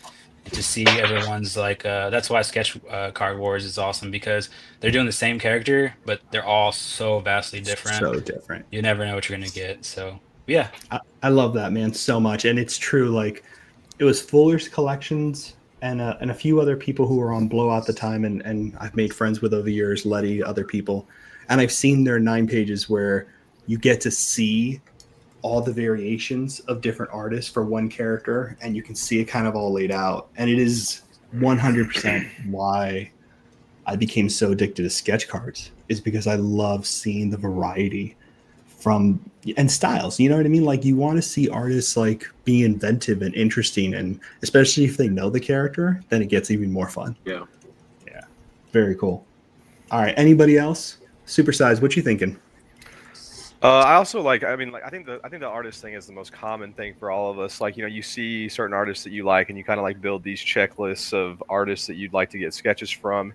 For me, another thing that I took it a little bit of a step further with that too is like trying to get like a sketch card of my character from each of the sets that was released as well. And that's another thing that I've also tried to do, which is, that's kind of a challenging one because you kind of have some offshoot sets. Cloak and Dagger. You have. For example, another one would be like, Falcon Punisher. Winter Soldier. That's a good one. That's Punisher. Yeah, Punisher. And so you have these like hyper specific like TV show sets, maybe for example, or things like that make it hard for your character to be in one of those sets and what have you. So, for the way I'm doing mine, since I'm doing chronologically from a date to date or from set to a finished set, essentially, there are some holes that I still need to fill on that. It's tough for Juggernaut to be in some of those like Punisher sets and things like that because he doesn't really have any ties to that universe or that part of the space and stuff like that. So. But yeah, that's kind of the ways that I do it. I do have the artist criteria. I have all these artists that I wanted to get sketches from. The only one that I actually do not have as of now is a Fred Ian.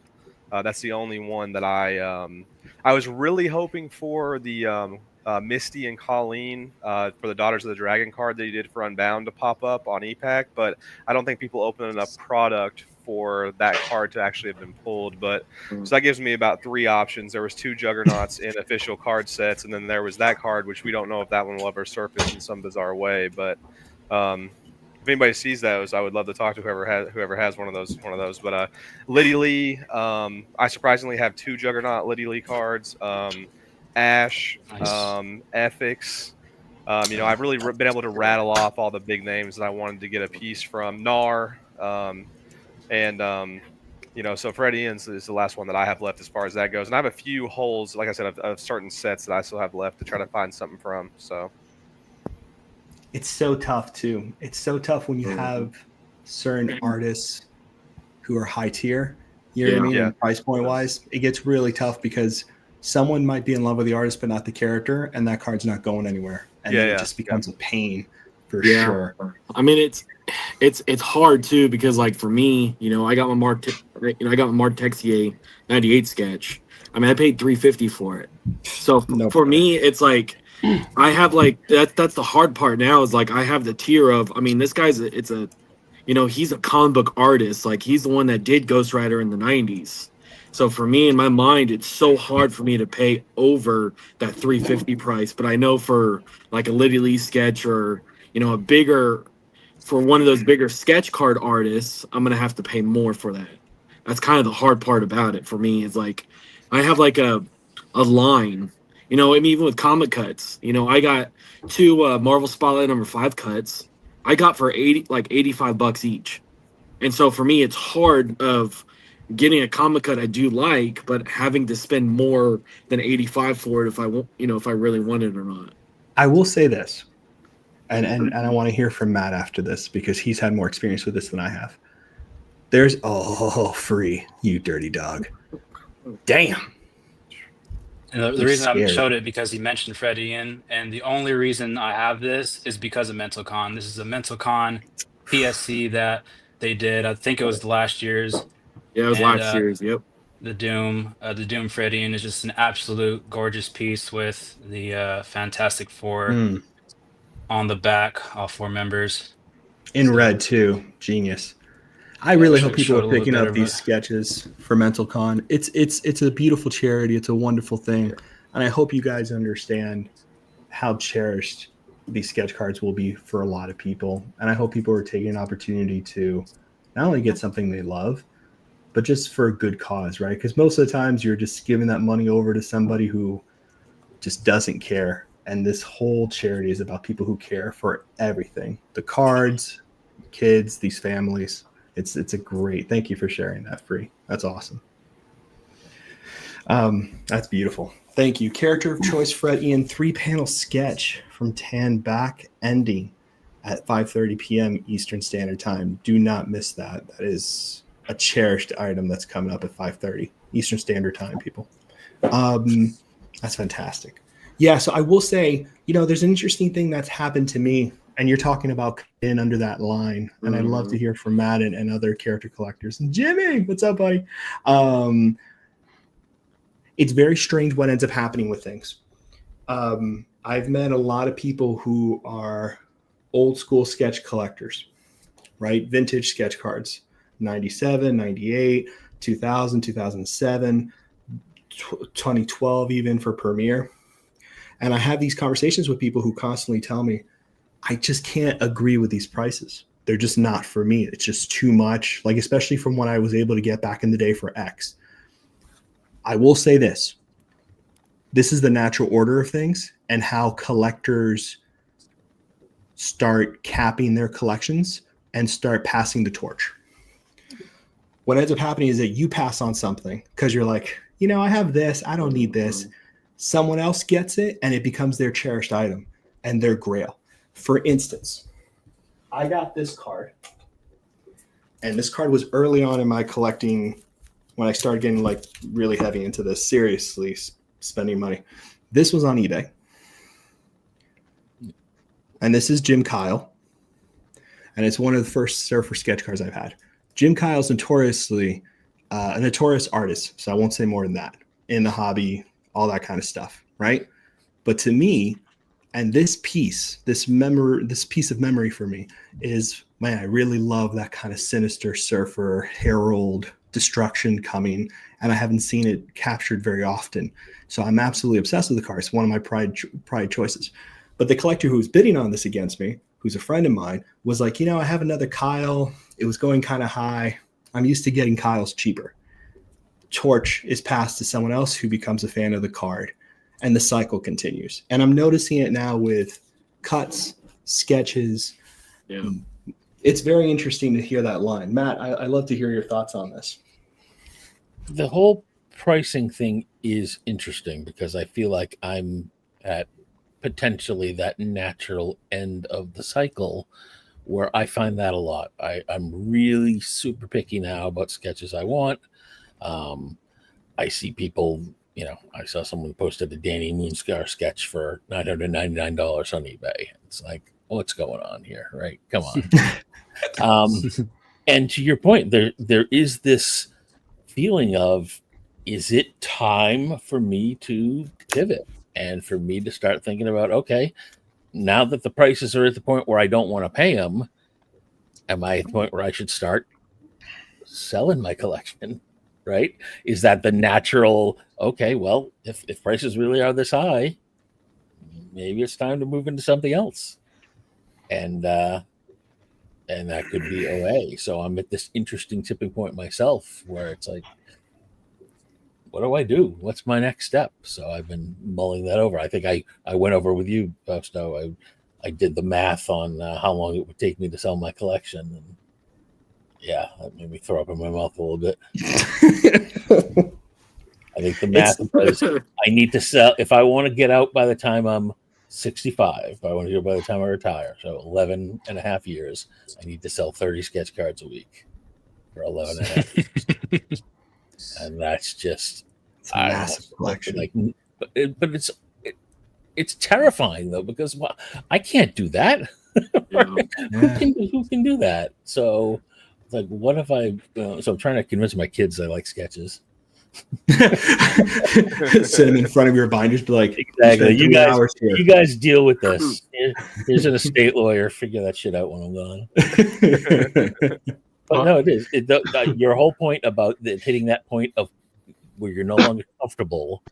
Yeah. And us being fortunate that, thankfully, because of Tops and the sports and people coming over, there are new people coming into the hobby. So there is that opportunity for people to continue to keep the hobby vibrant. Yeah, I've been keeping an eye on that in particular. There, that last thing Matt was saying too, with like, because I'm in a weird place with my collecting where my decision was to kind of end what I've done like at the end of Upper Deck. Exactly. So I've been paying attention to what, and I think a lot of us really, whether we talk about that or not, are feeling that as well. But I've been paying attention to like what's going on with Tops, just kind of like it's something I'm really passionate about. It's a hobby that I love, and I've been watching stuff or whatever. And I've seen some I pay mostly attention to things that are just Juggernaut related and stuff. But I've seen sketches for the X-Men 97 set, which was that first one that they had released there, that were selling for just like absurd prices, like things that I would have met, like, and some of them were even artists that we've seen on Upper Deck sets that, would go for less than $100 and stuff like that. There was a Jason Sobel sketch that sold for like $1,500. A couple of the Dukes, which I think his art is justifiable for some of the prices that were put out there, but they were selling, as soon as they were going up, they were were selling for like 800,000, almost every time. And I think it's interesting because like these people, if this is like sports card people coming over, or whether it's just our hobby, our space in the hobby evolving to where prices like that are like what the standard will become, it'll be interesting to see like what that does for like the market and stuff like that, like Matt's talking about, because the top sketches so far, they are selling like from at least from what I've seen for like 5x what they were whenever they were Upper Deck. It's pretty wild to see that, and I don't know if that's influencer or what that is exactly, or if that's like I think I obviously no one has the answer for that because that's a much bigger game that's being played over our head. But I think what's important to kind of take a step back and look at is that if you're that player at that price, then you're just participating and it's normal. And that's the end of it. No good, correct. No bad, no trash talking. That's just what it is for you. That's your norm. I think for all of us who are trying to come at it from a curator museum, like Graydon points out and other people have pointed out, when we come to like, well, I'm trying to build X, you know what I mean? And when you're trying to build X, you have to weigh all these things in there, and they have to do things at multiple levels. They have to be historic. They have to have an artist that has a lot of history behind them in X thing, either a comic book or a sketch card artist, right? And that's how we all understand pricing in our head. Yeah. You know what I mean? And for someone else to come into that and to agree or disagree, I mean, it doesn't matter where someone agrees or disagrees. We're still going to do it the way we want to do it. That takes a lot of learning and a lot of historical stuff, like Jimmy, I'd love to hear from you, brother. You've been picking up some amazing Scarlet Witch sketches, and I know you've walked me through your thinking, and I find it very interesting. I'd love to hear from you a little bit about it. Yeah. Hey guys. It's super interesting too to hear everyone's thoughts on this. And I feel like I'm at a totally different spot than maybe a lot of you on here, where I'm just really getting into collecting some of these sketch cards. So I feel like I'm probably the guy that's going to end up waiting for Matt here to sell some of this stuff. And I'm going to be the one paying those prices. But it's funny because I was just in the same spot with Dragon Ball. That's what I've collected for years and years. And I really only got heavy into my Scarlet Witch collection over the past probably year and a half now. But with Dragon Ball, I got my collection to a point where I was kind of done. I did what I wanted to do, and I decided to just take what was the most cherished to me that I wanted essentially for my museum collection. I offloaded the rest. And Matt, it's funny you said moving more into OA. That's what I did. I started picking up some original art from the Dragon Ball, like from the studio, the actual production pieces, and that's what I've been working on from that. And then I also took some of that to fund this Scarlet Witch collection I've been working on. For the sketches, though, I just go to what speaks to me. I don't really focus into any particular artist or set. If I see a sketch where that art speaks to me and I like it, I'll pick it up for the collection. So I don't know that I have any specific rhyme or reason yet, but it's, for me, a lot of it is catered towards the binder. So I want to make sure that it fits my binder where I'm looking through it. And like I have one page of, it's just Premiere and WandaVision sketches. You go to the next page and I'm going to have just a page of artist proofs and PSCs. So I think a lot about how it looks in the binder. And then if there's any really cherished sketch that I have a display where, for me, like Ryan, you were saying you picked up the FX. That's one of my favorite artists. So that's one that I keep on display, that I keep front and center in my room, that I just picked up. So for me, I look at artists that I really enjoy and art that speaks to me. And if it's unique and something that adds, I guess, value and uniqueness to my collection, that's what I look at for pieces that I'm targeting. I think that's the purest way to start it. That's the smartest way to do it. A lot of us don't have that discipline, but that's the smartest way to do it. Yeah, that's the smartest way for sure. I agree. And when I first started, I first looked at sketch cards in '99. I found kind of the forums, schedule, all the stuff that they were doing, and I didn't really have any money. Jordan, hey, cable collector in the house. What's up, buddy? Hey guys. Hey, buddy. I started doing that too, and I couldn't get my hands on any pack-pulled surfers, really. Nothing was out there. Like, the people who were collecting him were just as insane as I am, and I couldn't find any. You know what I mean? So what I started doing was doing APs. Like, I had APs from Basio, Liddy. I had Mayonnaise, I had Tan, I had a bunch of people I was going through getting APs. And naturally, I just kind of built my collection from learning the hobby through APs and picking up what I liked. And then I started refining. And I think you have to do that, right? You have to start with a marble stone, and then you chisel it down until you figure out the shape you want of your collection kind of crap. You know what I mean? Like that's the way to do it. And I've always, I mean, this is how I've been too, is, you know, I found cards that I wasn't even looking for. And like, I've had people, you know, reach out to me and be like, hey, you know, this card's available. Are you interested? Like, I've done that where like the 98 sketch, I wasn't even looking for, like, I had no idea that was even going to happen. Honestly, like it was complete pure luck that the guy reached it, that you Fausto helped me find it, and I reached out to the guy and the guy messaged and everything. Like it was pure luck. Like a lot of like even like plates I've had, it's pure luck. Like I wasn't looking for him because honestly I didn't even think I was even like the Ghost Rider collection I have. I didn't even think it was gonna happen. Honestly, like I know Free and I know Ryan. Like, I feel like all of us kind of figured out what was going, like, you know what I mean? Like, selling those old sketches and stuff like that. Those guys that are on, like, sketchcollectors.com, dude, like, I mean, that's how I ended up getting that NAR as well, was through somebody there. But, like, you have to, like, really, like, do some back page, like, some real, like, you know, like, you got to dive deep to find some of that stuff. So, like, that guy being willing to sell that entire collection that he had is something that we won't see again probably for 10 to 20 years, honestly. Like, the amount of stuff that he had is crazy. So that was like that was like the most 3 hours of my life of like stressing because I was just waiting for the guy to message me back, waiting for him to message me back. It's like, oh, that's how I felt too. I got the Diaz I showed you.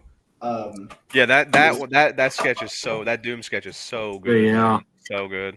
Let me see that because I knew. I'm so glad you got that Free. Can we make him? Because you need to understand how important that sketch is. Oh man, I'm so happy for you, dude. What you know that? Like, to me, that's the world right there. It's awesome. Yeah. Like with a weapon too, with a banned weapon now. Stupid. Pointing right at you too. It just doesn't get primo like 5-star restaurant type of thing, man. That's just a sick piece. Yeah, that's a great one. It's a great. It's hard to come across those, man. And you know what? They're very much a collector's kind of wheelhouse. You know, I think a lot of people try to spec on these every once in a blue moon, and it's very impossible to do because you really have to know what you're looking at. Like this, for instance, this is the one I got from Mario, who's just a great guy. A true OG. True OG. And he had this on his site forever. Low resolution, you really couldn't enjoy it. And it's a very special artist from the set, very coveted artist from the set. And dude, I've been seriously collecting this stuff for over 10 years. But I can safely say over 10. It's obviously been longer. And I think this is like my stack of my most treasured sketches, like the John Buscema that has some shading on it, which is very different than the other one. I saw this literally when I first learned about sketch cards and got this from a very OG collector. Ron Lim. What was this? What was that last one, Fausto? Is that Scott? No, what's the stock of that one? It looks like dude, you don't see color for MCC 98 ever. Okay. It's very rare to get color. That's cool. Okay. That's cool. Very rare to get color. I saw that back in the day. That was like on a scoundrel post from Jeremy. Ron Lim, I couldn't believe I got a Ron Lim finally. That was stupid lucky. That was from Fenwick. This one I won at an auction. It's one of my favorite pieces in the collection. It's Ed Benes. He's like one of my favorite artists from this set. And he worked on an X-Men book where Surfer's on the cover. So he's actually like a Surfer cover artist, which is really fun. I don't know what it is about the pose. It's a great signature there he's got. It's really cool. All of his stuff is so cool, dude. If I had the money, I would only collect him and like really spend the money. This one I got from a friend. It's beautiful. It's called the Herald Ballpoint Pen. I love this piece. This is from Jose, who did me a favor and let that go to me, which is really lovely. And then this one I got from another Jeremy, Mike Dodado Jr., who's just a very famous artist, but I just love the pose. And I don't know. See, I just find those pieces to be so beautiful and just, I don't know. They're just That's 7 sketches. 10, oh, Yeah. yes. Yeah. And this is the only other one I have. Let me see that guy. I have the list. That's so stupid nice. I have the list somewhere of how many were done. That's beautiful. Yeah, he did a Dick Ayers did a Phantom Rider too. Yeah. Yeah. Yeah. Did Greg pick that up? Someone good picked. Some collector picked that up. A good collector got that one. I haven't talked to Greg, so he might have picked it up. I'm not sure. He if might have. picked it up or Someone not. picked that up. Someone who's like a real diehard fan got that sucker. That was a good one to get. Yeah. So Jordan, tell us about your cable sketch hunting. How's that going for you? We're just all sharing war stories here. Just slowly here and there, honestly. A lot of the big name stuff, I'm not willing to pay the prices yet, just because my focus is elsewhere, not on sketches right at the moment. Yeah. My focus is more on plates. So that's the understatement of the century, by the way. Not to put your business out there, but that is the understatement of forever. That's amazing, by the way. It's true. That's good. I don't care if people know. I think it's cool. I when I cut off the collection at 2014, the things I was going to continue on were the cuts, because cuts didn't exist for me past 2014, really. And then the plates for Surfer. I still pick up plates for Surfer because I just think it's so cool to have that piece of production history. You know what I mean? It's just a lot of fun to have with us. I like them. Like them a lot. Yeah. My goal eventually is to get one sketch from each set of cable, if I can find them. If I can't find it, that's okay.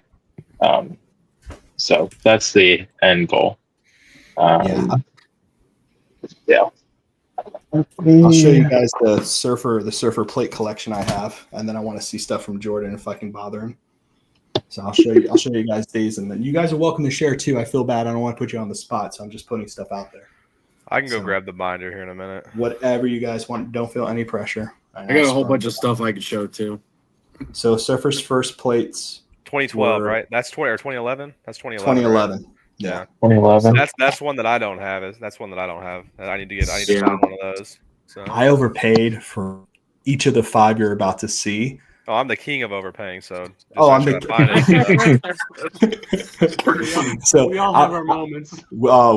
Very sad moments here. But yes, because you can't find, because this is from the guy, I told you guys about this. This is from the guy who collected a master set of printing plates for the 3 Marvel Beginnings, 2011 to 2012. Yep. You know what that is? That printing plate Andrew? Printing plate Andrew's someone else. This cat's okay. I showed you his email. This is a separate dude. You know who it is. But yeah, so these. Oh.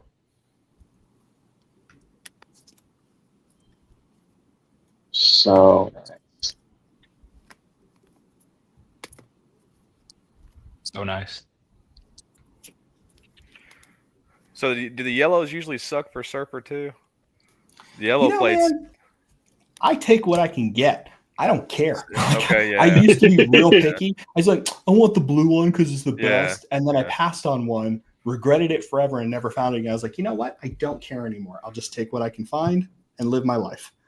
But yeah, the yellow ones are not.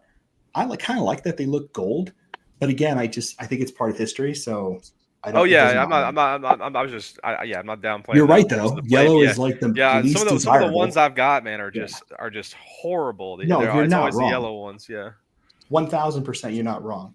And then you know what's weird too? I think I was talking to you about this, Matt. Remember we talked about how the black and white printing plates were so much better back in the day than they are now. Like they were so like contrast heavy. It was very cool. Very cool. But yeah, so I'm just going through these so you guys can see the famous 4. And that's the 4 2016s, right? So yeah, this was a pain in the ass to get. pain to get. Sorry. Is that your only 4? Is that your only 4-plate rainbow there, where you have all 4, or do you have a? I'm close on. No, I have another. I'm close on another. I'm close on one more, but I have another. The black one's up, but he wants. Yeah. This one I got all 4. That was a little bit of a chore. Wasn't terrible, but a bit of a chore. This one I love. Someone has the blue who hasn't gotten back up with me, so I'm hoping to get it. But yeah, you're just one away for that. Yeah, I know I'd like to get it. Yeah, I don't like what they did. They did something interesting with something I'm not a fan of, the Infinity Trilogy Spectre cards. They did a plate for every Spectre card. So all the Spectre cards, like there's a blue, green, red, orange, purple. So that means there's 4 plates for each card. So 16 there? Yeah. I didn't know that. Wow. And then the black and white ones don't have any text. So that means there's multiple copies of that same exact plate, just a different sticker. I know. It's cool because you can get a plate, and I'll get one. How does a printing plate get made? I feel silly. No, Brittany, you're awesome. So printing plates, what they do with the standard printing of how they do it is that they will come up with a sheet that's completely red, completely yellow, completely blue, and then the black. And what they're doing is they're transferring that color in stages to build up the image. And what you're seeing here on these plates, if you notice the corners are round, and a lot of people make the comment, it was like, well, the image is not reversed. That just depends on how they made the printing process. Printing plates are not always in reversed on every printing process. That's not true. So basically what they do here to insert plates into packs and not get sued is they make sure they corner the edges. Because if they did sharp edges, a lot of children, a lot of people would not, you know what I mean? There would be an issue there, a lot of injury. So this is why they corner the edges, if that helps. Right. But I think maybe a step further is how do they mechanically make them? Like these days, the artist will hand in, here's our image, right? And it'll be a full color image.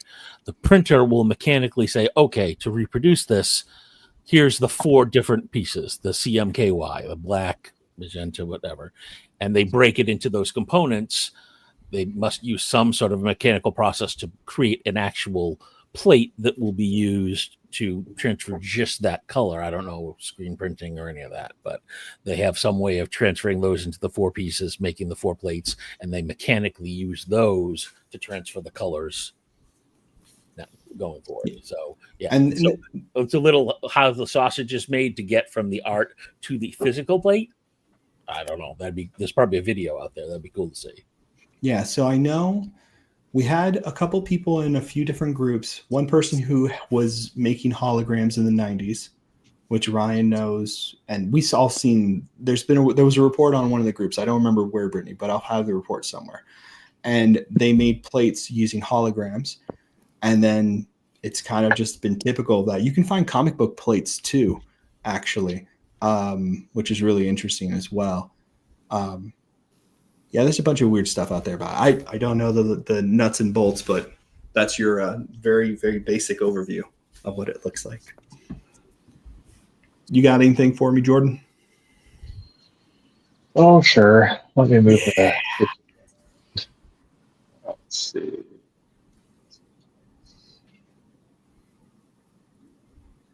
He's got that cable 8 plater here. Is that the show? Let me switch the camera again.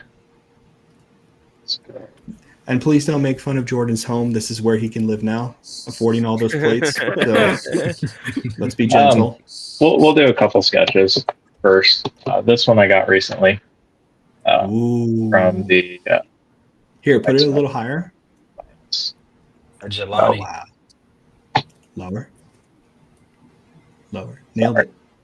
You're good, brother. You can't see it. 97 set. Nice. Whoop. Did we just lose him? Yeah, we just lost a second. Nathan, can you add him back if you see him? Yeah. Let's go over the website now, Nathan. That's a perfect way to do I'll it. grab the binder here while we're doing this too, real quick. You rock. Thank you. Here he comes. Sorry, you guys. Okay. Oh no, he's You're back. fine, Jordan. You're fine. Hey, we'll let you work that out, but I'll get the website up and showing the 3:00 auctions. As we're approaching that, we got about 20 minutes left on those. So if you guys are interested in any of these 3:00 auctions, head over and get some bids in. Remember, if there's bids in the last 10 minutes, it adds an additional 10 minutes. And as long as people are bidding, it'll keep adding 10 minutes every 10 minutes until there's no more bids. So we get the 2024 Harley Quinn Batman 85th and a PSA 9 donated by Amanda Z. 3-panel Adam Eve, Tara Grayson by J. Peter Ranitz. Batman and Joker from animated series by Rusty Gilligan. We got the Batman mashup by Jonathan Levesque and Brendan Benson. Harley Quinn by Lee Lightfoot in the 5x7. Jeff the Land Shark by Brian Michalski. Null by Joseph Reed in the 3-panel. Nightwing by Alyssa Agra in the standard size. We got Silver Surfer and The Thing. There's a couple other characters, Human Torch, Mole Man, and Matt, who'd you say was the other one in the corner, the claw there? Maybe Goom. It's hard to tell just from that little claw, but sure. By Gary Real Stockton. That's a 4-panel. It's a really cool one. Big old surfer board on the back, so Fausto, get your bid in. No kidding. We got Superman by Rustico in the 3-panel, and then Venom by Tony Perna as well. These are the 3 o'clock auctions. Also, don't forget some of the bigger ones ending this afternoon at 5:30, the last round of auctions. We got a Batman Dark Knight variant mashup, whole bunch of artists there from the Philippines. That's a 4-panel. Character of Choice, triple panel, front and back by Fred and Ian. Guys, they don't take character requests when they do commissions, or as far as sketch card APs. They do the art and then they sell that stuff. So the fact that you get to pick the character you want is amazing. Currently at $470 on that. The first year they did 2 individual cards, just standard size, and each one of those cards went for $3,000 plus. Green Goblin and Goblin Queen by Alvin and Jane Manalo. So Alvin did the Green Goblin and Jane did the Goblin Queen there on the 3-panel, sitting at $210. Bill Sienkiewicz, Joker, signed by Bill Sienkiewicz. That's on the old MetalCon stock, but it's standard size there. Really cool con sketch, sitting at $200. We got Pickle Rick by Dre, 5x7 at $150.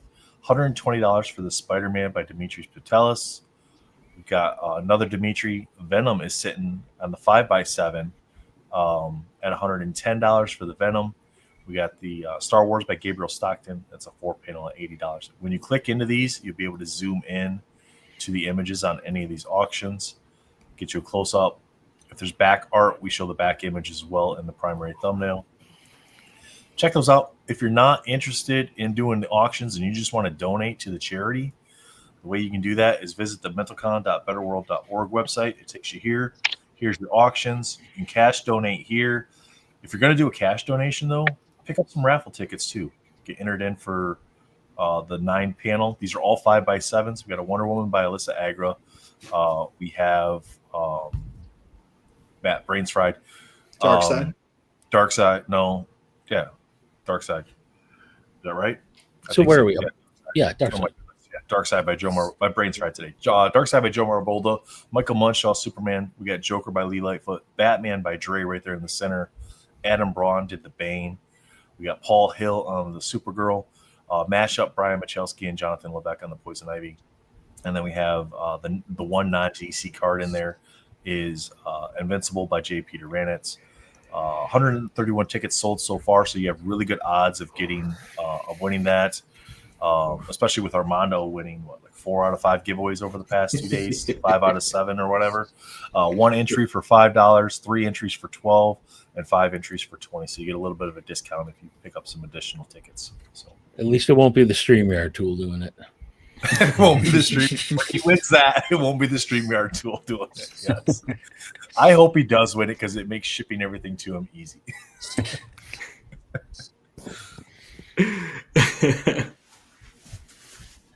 Some good stuff.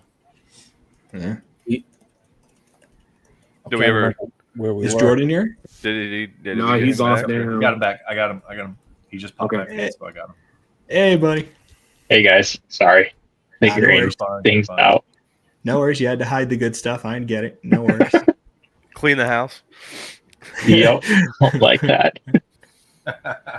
All right. There we go. Awesome. Okay. Now I can see better. Ooh. This is thanks to a good friend in the hobby, Eugene. If you guys don't know Eugene, get to know him. Great guy. Ash from 2020. Wow. Masterpieces. Jordan, I just fantastic. got the third retro. I got my third retro plate from Eugene. Woo! Nice. Doing that deal that you worked out, and then I got my third retro plate from Eugene. Nice. This one is Strife cable. It's an AP. but I collect both those guys. So whenever I see a sketch with both of them in it, I got to try it. Strife is such a good character Who's too, that? man. Who's the artist? St. Pierre. Oh, nice. Oh, Joe does great stuff. I like St. Pierre a lot. Yeah. Printing plates. Start with Those this are one. good sketches, brother. Congrats, man. Shoot. So I just got this one the last couple months from 2012 beginnings. So this would be the first cable printing plate that I'm aware of. So yeah, saw that. Had to have it. That should be the first set with plates too, right, Falso? I mean, that's the first one. That's what I thought. I think so. Yeah. I've seen people say that there's plates for the 90s sets, but they're not like what we're thinking. They weren't pack inserted. So first pack inserted Marvel plates 100% has to be, in my mind, I thought Marvel Beginnings and then Marvel Premiere. Yeah, because 07 and 08 didn't, Masterpiece didn't have any plates, did they? I didn't think so. I've never seen one, so that's No, they don't. I don't think so. I've never seen one. Oh, So, I've never seen one. 2013 Player Retro. Oh, that's One nice. insert set. I didn't know you had those. Those are good. Yeah. So I got 2 of that one. 2013 again. Jesus. I don't think you guys know how hard it is to get plates from 2013. That's a miserable experience. Those were not easy to find like that. These ones, so I picked up a lot from another collector. He had, I think I picked up 12 from him in one shot. So yeah, without him, the collection, I would not be anywhere close to. Is that the collection that you got the dominoes for me from? Yeah. Oh, yep, same guy. So these ones are 2014 Marvel Premiere. These are code names. So if you know these cards, this is the back of them, or the front. I believe this is the only set where they made printing plates of the front and back of the card. So I think you may be right on that. I don't know. But that's pretty amazing that the only way you could really see that patch image is through that plate. That's kind of cool. Yeah. So they made so plates they at use the back that of them as well? Yep. I found a couple for a couple other collectors. And they are very hard to come by. This is probably one of my favorite plates that I've got. Oh, tan. So, it's from 2014 Premiere. Wow. The Emotions? Yep, the Emotions insert set.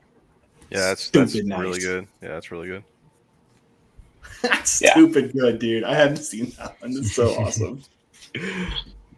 2014 Premiere, just the base cable. Yeah. So, looking for, any holes that I have, I'm always looking for more. 2015. That's an clear epic retro. piece. Epic. Very much like a movie poster kind of thing. I love that. Yeah, it should be a comic cover there if it's not. So It should be for fantastic. sure. Yeah. It'd be a shame if it wasn't. Let's do. So I just have one of these. Not that expensive, but images is the fun image. So this is from the most recent Flare set, the conical blasts or whatever you call them. Some annual plates. I got quite a few more of these sitting on my ComC account that I need to send home. So just different annual years. Did you get that plate that I tagged you on Facebook? Yep. Oh, Yep. yeah. So that's coming in the mail. That's coming in a few days. Cool. So this is from Clear Ultra Wolverine. So I've got another one of these sitting on my ComC account waiting to come home. And then the fourth one is sitting on EPAC, trying to get a deal done on that. Wow. Nasty. So how do you feel, Jordan, about plates as achievements where you get all 4 in an achievement? Do you like that, or do you prefer them kind of in packs?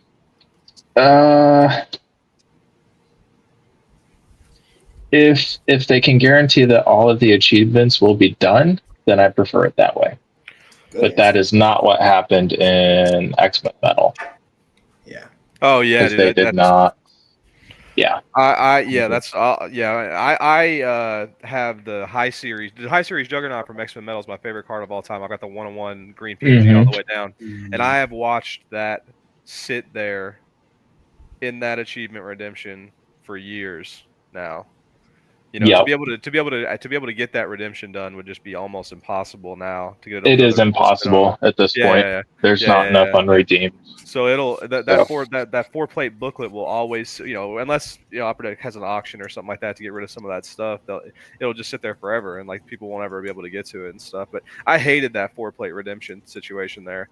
Like I always thought if you were gonna do that way, they should have allowed you to pick the character that you were doing. If you took the time to finish the achievement, they should have given you the reward of picking which character that you wanted to get from it. I think the way they did that was terrible. So or make that an option. You know what I mean? Like you had to do this one extra step to pick your character. You know what I mean? Because that's a depressing thing to get certain characters after that run, you know? Yeah. I mean, it's hard though too, because like, especially for all the stuff that was on EPAC, the stuff that like, well, my thing too is like, okay, so I've seen 3 plates of Death Rider. I have the red and I have the yellow. The black's on EPAC. I have never seen the blue is not on EPAC at all. So it's either physical or is one of those boxes that was not ripped. Yeah. Or so this one, you guys probably know this set. That's nice. So 92 platinum. I do have all 12 printing plates of cable from this set. Nice. Yeah, that's a crazy achievement too. To be fair, that's crazy. Stupid. Yeah, stupid hard. It literally just worked out right. Like everybody who pulled stuff, like I knew from previous talking in the hobby, and it just worked out that we were able to make deals on it. And yeah. So these were all achievements. Wow. Yeah. I didn't mind this one because these achievements were easier for people to redeem, and I believe all of them have been redeemed. So if achievements are done like that, I don't have a problem with them. But yeah. When they make it too hard to get all the achievements, then that makes it a little more frustrating. Yeah. I like the individual. I think the individual plates one is. Yeah. I also agree with that. Like where you get the one plate as opposed to all 4 being in a booklet or what have you is also better as well. I had a good time. Like this set or this 92 platinum set was one where I actually traded my full 4-plate rainbow for the base card to finish another project that I was working on. So that's one plate that I'll never have. But it was more important for me to finish what I traded it for me. But actually, I can just tell you what it is. But so I have the Fleer Ultra Wolverine Tom Fleming painting from that set. I have all the preliminaries. I have all 4 plates. I have the Gold Spectrum 1/1, and I have every single parallel now. So I have like a full. Like as rainbow, as far as you could rainbow it, I have the whole entire. Like I have everything that exists for that art now, which was one of many goals that I've had in collecting. Right, that I wanted to check off and stuff like that. And it was cool to see that come together that way. To be able to have all 4 plates, the 1/1, the painting, and all that stuff. That's a really it's a really. An ultimate achievement, as far as like things that you can accomplish, as far as like what we're doing and stuff like that. So I mean, it's one of those like we have a list. Like no, there's not like an official list, but there's a list in people's head where like for a character collector, I think there are certain things. For sure. You wish you could do. You know what I mean? And I don't think anybody here ever argue being like, that's at the top where it's a complete rainbow. You know what I mean? It's an impossible thing to do. I mean, I did with the Death Rider is I did a plate, I did the base, the orange, the base, the green, the orange, which the set purple, is Midnight Suns. Midnight Suns, okay.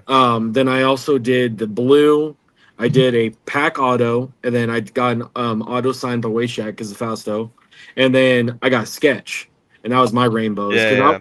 I was gonna go for the 101, but I've never seen it, so I'm like, what's cheaper to get a sketch or that? So I'm like, I found my favorite art. I found the sketch I loved, and I just picked that, and that was my rainbow. I've done so many rainbows that way, where the sketch was just my place for the 1 of 1. Well, see,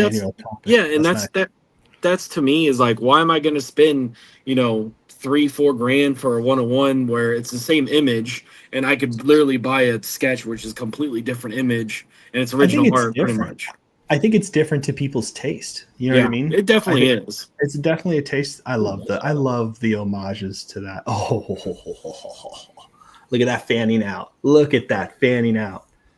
And hey, guys, to everyone watching, there's 3 minutes until the 3 p.m. auctions end. So that's why we're here raising money for Get your bids in, you guys. Head over to the website. There's amazing stuff that's about to go.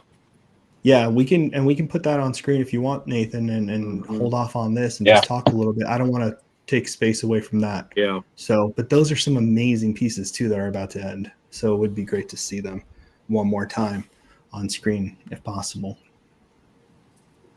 Well, how about I want to say this too. Is he going to talk right here? Or he's probably going to talk. You're good. You're good. No, go ahead. I was going to say that what makes that Fleer Ultra Wolverine thing I was talking about as crazy as well is 2 of those plates were on EPAC, and then 2 of them were actually in product, and they made their way around. So like, for just the absolute luck of all that stuff, like making its way to me to be able to complete that is absolutely crazy, man. Crazy. So stupid. That null is so nice. These are these are the 3 o'clock auctions that are ending in a couple minutes. So mentalcon.betterworld.org is linked in the description below. You can get your bids in there. Don't forget the raffle still exists over there too. This is a 4-panel by Gabriel Stockton. Ooh. Oh, yeah. So that's a thing I've always wanted for my character collection is to have a sketch card that has comic book panels, because a few artists did that back in the day where they treated it like a comic book page and you could see panels. That's a beautiful piece, by the way. So he wrote here, this is his first time doing art for MentalCon, and I don't know if Gabe's in the chat or not, but this may have been the first sketch that he did too for MentalCon. First time here. Killed it. It's great. That's a classic moment. That's really beautiful. And we got the Harley Quinn by Lee Lightfoot in 5x7. That piece you can just put on the wall. That is just a gorgeous piece. Lee does a great job. And then Batman animated by Rusty Gilligan. That's awesome. We've got the Venom by Tony Perna. Oh man, fantastic, dude! I'm gonna show some of his stuff here in a minute. I'll show a couple Pernas. We got Nightwing by Alyssa Agra, Filipino artist. She's got a nice anime style. Jeff the Land Shark by Brian Michalski. That's awesome. This one's a mashup between Brendan Benson and Jonathan Levesque. Wow, Frank Miller. That's a good one. And then Amanda Z donated the Batman Achievement 2024 Harley Quinn PSA 9 as well. So she killed it with those. She did such a good job with those donations. Yeah, she did a put good up job some with the big slabs, man. Very cool. Absolutely. Yeah. Ooh. So this is actually by Lee. So that's awesome. I would definitely say reach out to Lee. He does some great work, and it's affordable. So yeah. Lee was a pleasure to work with on that.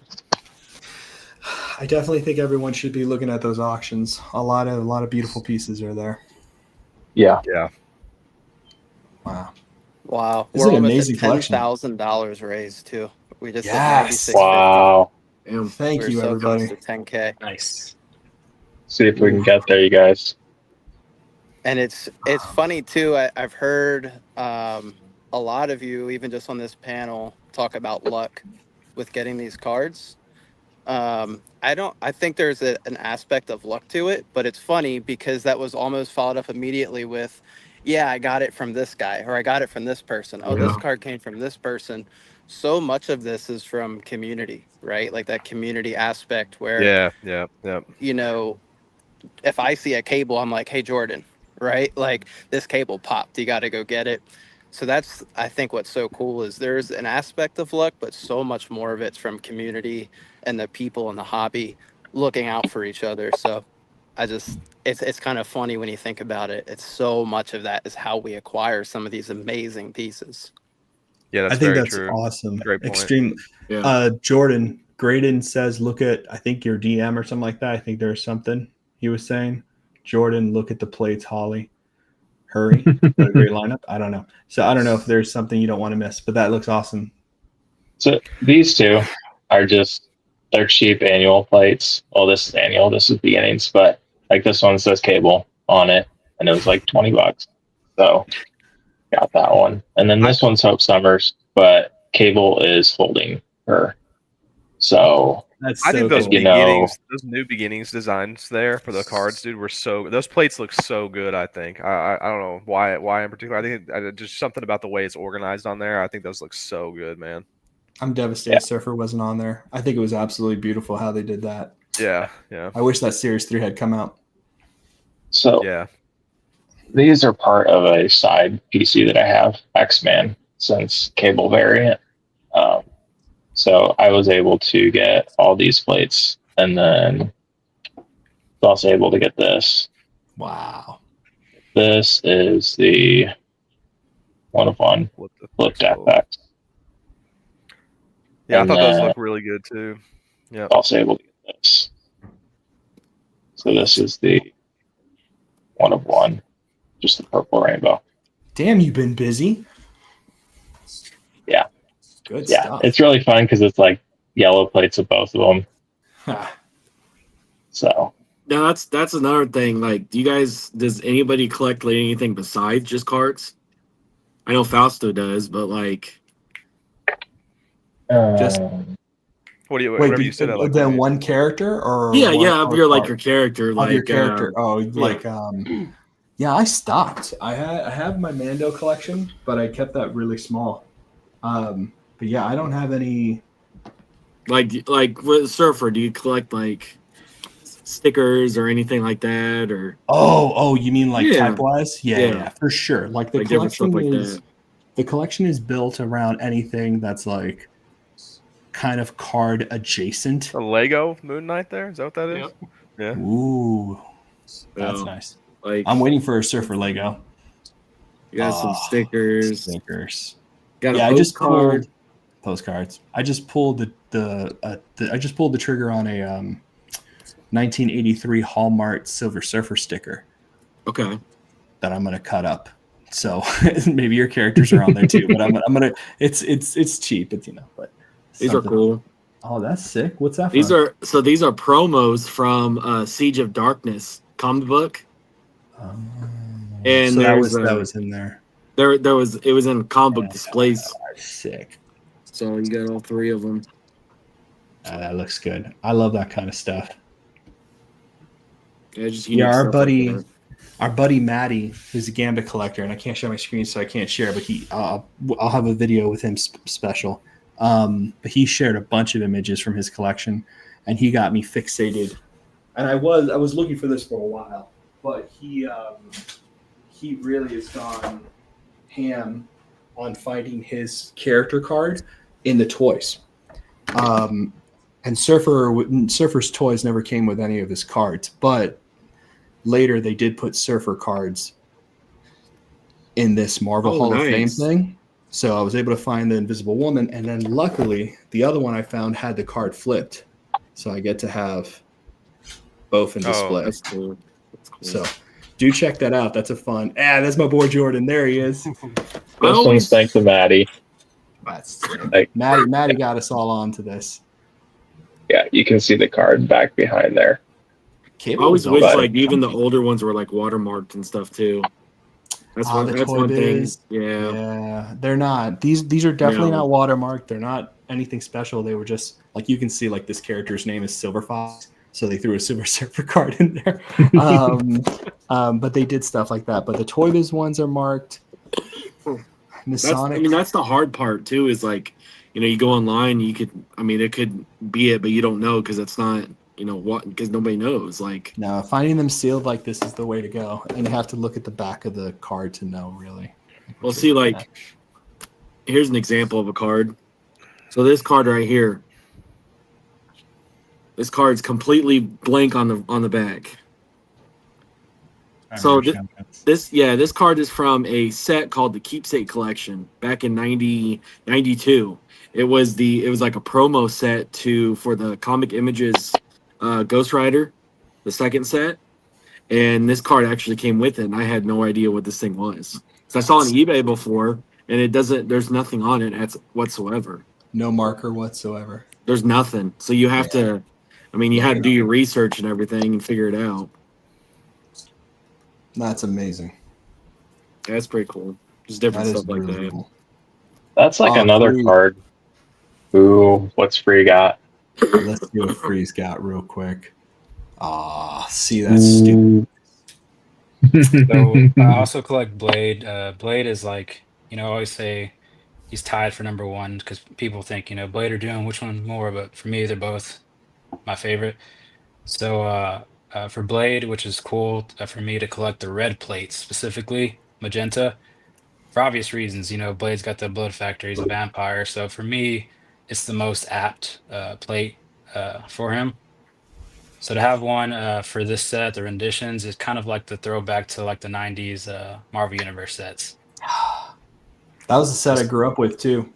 So like as if you have a retro, kind of like Jordan's platinum plates. This is kind of like what Blade's got working with retro. Well, Upper Deck mentioned a long time ago to me and a few other people that they were going to do a retro, and that was coming.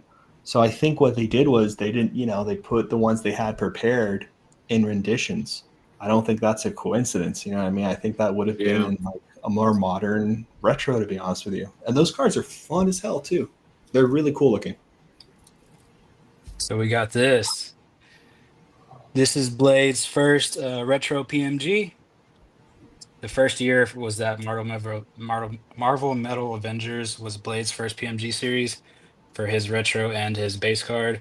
Wow. And luckily I was able to get the red plate for his first retro PMG. I want people to know like how stupid hard that is to have any kind of restrictions around plates you're looking for. They're so stupid hard to find that to like go out of your way to say, no, I want the red one. And then to do the legwork to finally get it, especially have them paired up like that, that's really stunning. Congrats, man. Wow. We have that, and then we have. Have you guys ever seen a mini plate before? Yes. Ooh, yes. I wish Surfer's Board was on one of those stupid mini plates. I would have loved that. So we have the blood red blade sword, the Blade's blade plate. So jealous. Then this one's a pretty big one. Dan Dos Santos cover variant, which are can really make it pop. And for Blade, that font that they use for the comic book series, 2006 series, really pops on that. Wow. That painting, I remember seeing that painting in person and thinking to myself, that one's the one of those that blew my socks off, because the puddle on the floor there is so distinct and so interesting when you see the piece, and it just draws your eye in just the best way. Fausto, you and I probably talked like 15 minutes as I was like circling that one. That was one of them. Like, but he's not a mutant. What do we do? I remember it. It's really hard. That's a really tough piece to pass by and not be drawn in. Yeah, I remember, Matt. Wow. Yeah. So then we have 2012 premiere. I don't even know how you found that. Where was that from? That's that same dude, man. Andrew, right, is his name, the Australian plate collector. He's a madman. That man, Star Wars and Marvel. Before he sold Marvel, he was like the plate dude. Very few people had on him. So as a Doom collector, 2012, the inaugural premiere, the first premiere, was the first and only instance with Doom since his banning. Doom was banned for over a decade at Marvel at Upper Deck, along with a lot of the FF. So his plates, luckily, aren't as numerous of a chase as Jordan has. But the Doom comes with the Doom tax. So even when you can find one, it can be pretty costly at times. Well, you and I go through the same problem. You and I were banned. Yeah, Our characters were you know the banned. feels. It's really tough, man. Anyone who doesn't collect characters doesn't know that character tax is a real thing. Character tax is a real thing. Yeah. That's Then we have done. the OG 2011 first year print, the red for Doom's first appearance of Fantastic Four issue 5. Are you so happy that are you so grateful that you were able to actually get that color, or would you have preferred a different color for this? So it's actually, it's not the first color out of the 4, but I would say it's probably my third choice. I would say black probably, or blue. Funny enough, ComC, man, I check ComC like every day. The blue popped up of this, and it's up right now. No. So the blue's up. It's at a crazy price. So I'm starting a GoFundMe page now. If you guys want to donate to that as well as MentalCon, that'd be great. Everyone's going to be like, "What year are we supposed to donate to, Nathan? This is ridiculous." It's the free comics. Free comics. Since Jordan showed his Ash. Oh. I didn't know the mask was like that. What an animal. Wow. That's such a good sketch card there. I love that. I love that sketch card. Great decision. Holy crap, that's a great decision. Back inserted. That's so cool. Congrats, man. That's one of the best Ash cards I've ever seen. This is one of only 3 Doom Ash inserts in history. He did 5 for the set, but 2 got rejected and 3 were inserted. This is I my believe favorite. 1 was physical and 2 were e-pack. This was e-pack. That's my favorite thing about character collectors, is that only we would know something as crazy detailed as that piece of information. Yeah. Well, it's also cool because we can talk to artists on IG and stuff too. It's really nice. I found out a lot about that. And then last thing I'll show here right now. Ooh, wait, did you get that from we're talking Burna? And since Matt was talking about, maybe passing down some of his collection, this was come straight from the Matt PC. So thank you, Matt. Oh, love seeing that with you. Wow. So I hope you know that, you can go see all of, that's one of my favorite Pernas I've ever seen free. It's just one of the best ones, man. Stupid nuts. Yeah, he's a pretty good that artist. one's an honor to have a 2008. He's all right. Yeah, he's all right. He's all right.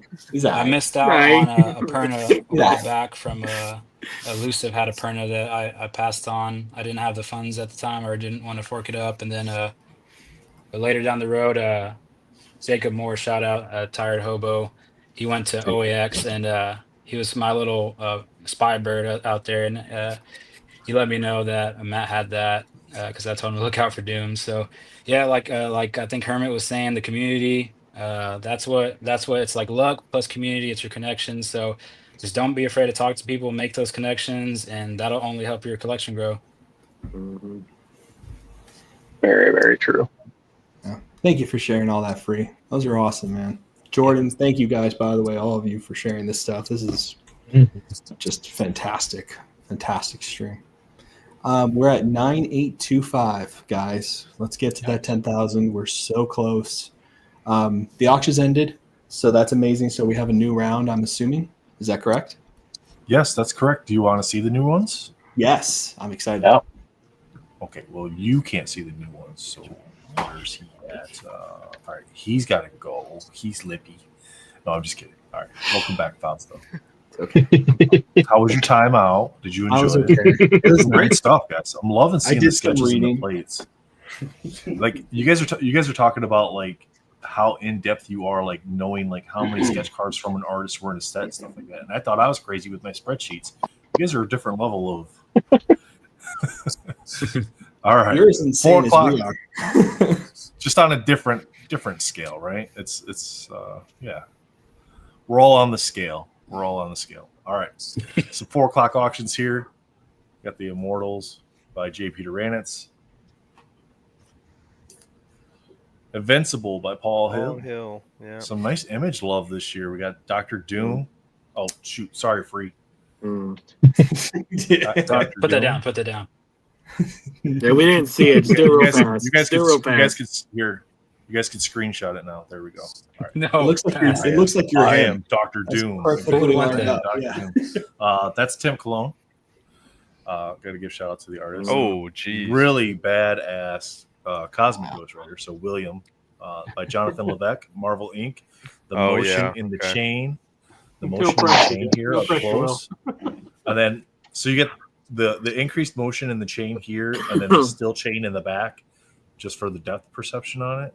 Oh wow! Absolutely amazing. You did a great job. We got Brian Michalski on the America Chavez. Nice. Another, sorry Fausto, PSA 9 Silver Surfer promo card. Nice. From the 1992 set. That's a tough one to get. That's not easy. Yeah. Eric Basilio on the Obi-Wan Kenobi 3 panel. We got a Mr. Munshaw breaking out the Nightcrawler. That's sick. Ghost Rider by Gabriel Stockton, William. See, these guys know who you guys collect, and they put some cards for you. So I like this. Like he did all kinds of little sayings on the back at the road to Luke's purpose. Just so cool. All right, this one is a member of the band that Joseph knows. He wanted to do something a little bit different here. Yeah. Sleep Token. This is Vessel by Joseph Reed, 5x7. Cool. That's pretty really cool card. It's a good band. Really good band. Really cool card. All right, let's do that one last here. We got the there we go. Got Barricade on the 5x7. This is Jalen Warner, and then you got Megatron on the back as well. Nice. And then there you go. Is Joe Amar there? Yep, that's the Joe Amar Doomsday. Wow. Sick. Dimitri, you guys might be competing with Dimitri on this. I cannot tell you 100% that he's bidding on this. I won't do that but he was very amped about this piece last night when he was on. So Jomar's great, man. That's just those that's are one of my favorites. those are the 4 o'clock. Those are the 4 o'clock auctions. So. He's like done like he's like had like a steep like increase in like quality. I feel like over the years too. Like Joe Mar is one of the people that he's really come into like a really solid place now. I feel like with his art. You know, I love Jomar. Like Jomar was one of the surfers I've always wanted to get, and it took a long time to find a pack inserted one.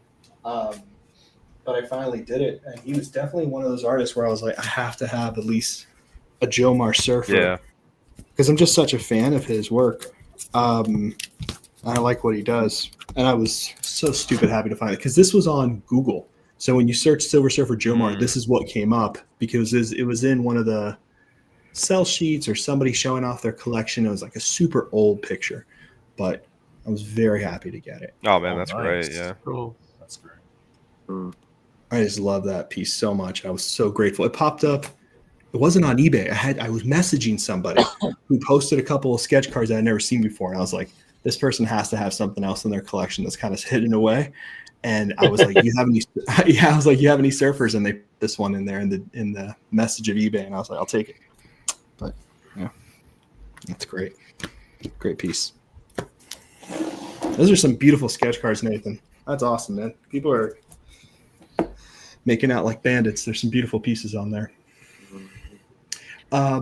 Okay, so we went over a couple of different things today. A lot, actually.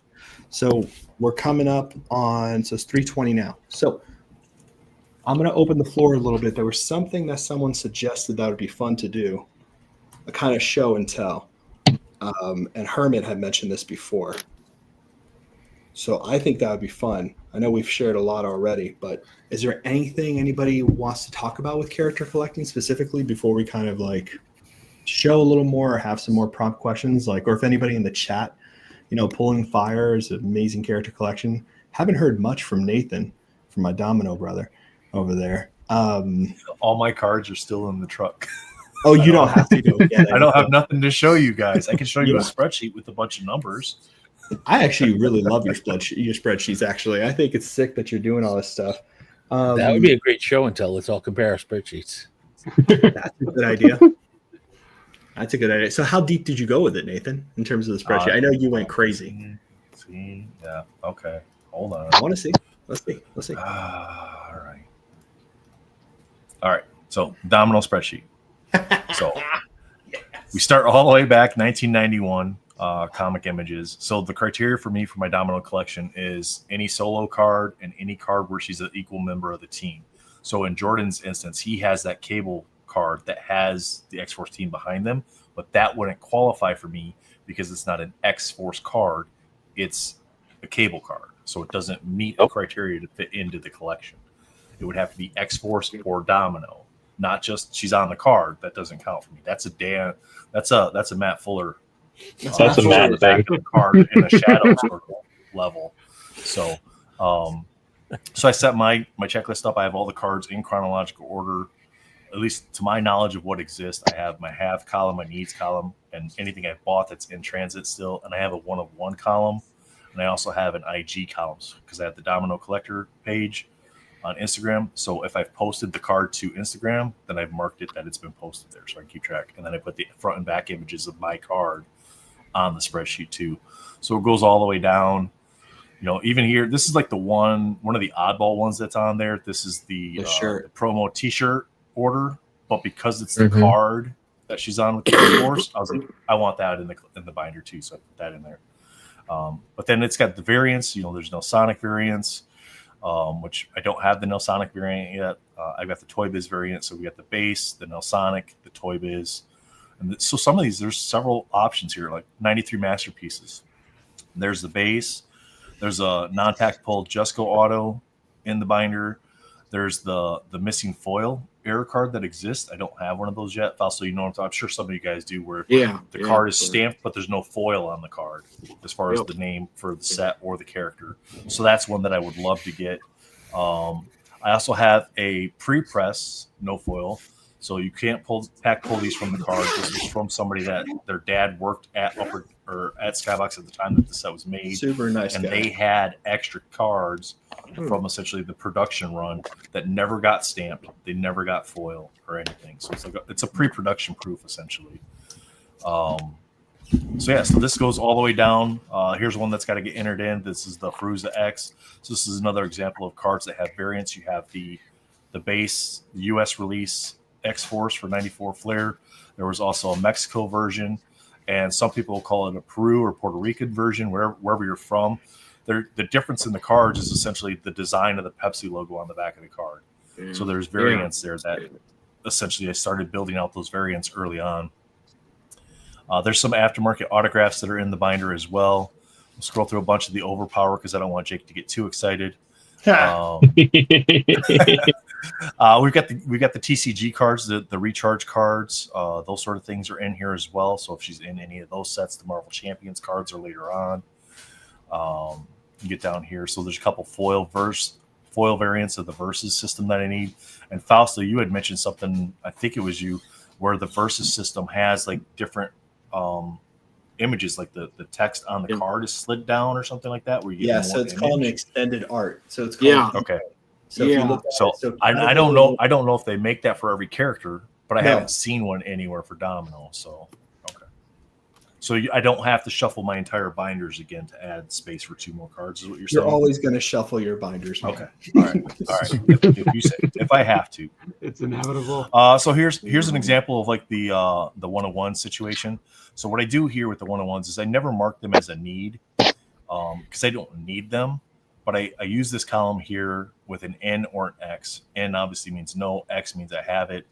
And if I have it, then I'll either put it in transit or mark it as have. First set that had plates for Domino was in the 2011 beginning set. So all 4 plates are listed there.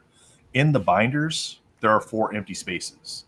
Not that I have to have all 4 plates, but they're there already. So I don't have to then shuffle the binder.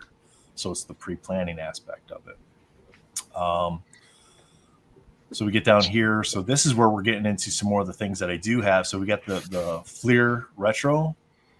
So this is probably, I mean, it's the smallest of like the serial numbered sets as far as like what you can get, right? There's all the different, there's like 3 different PMGs there. You got the base metal card, the base card, and then Jordan got me hooked up with 2 of the plates. He got me the black and the magenta plate, and then I just got the cyan plate from Eugene. So I only need the yellow plate from the Fleer Retro set to have that fully completed.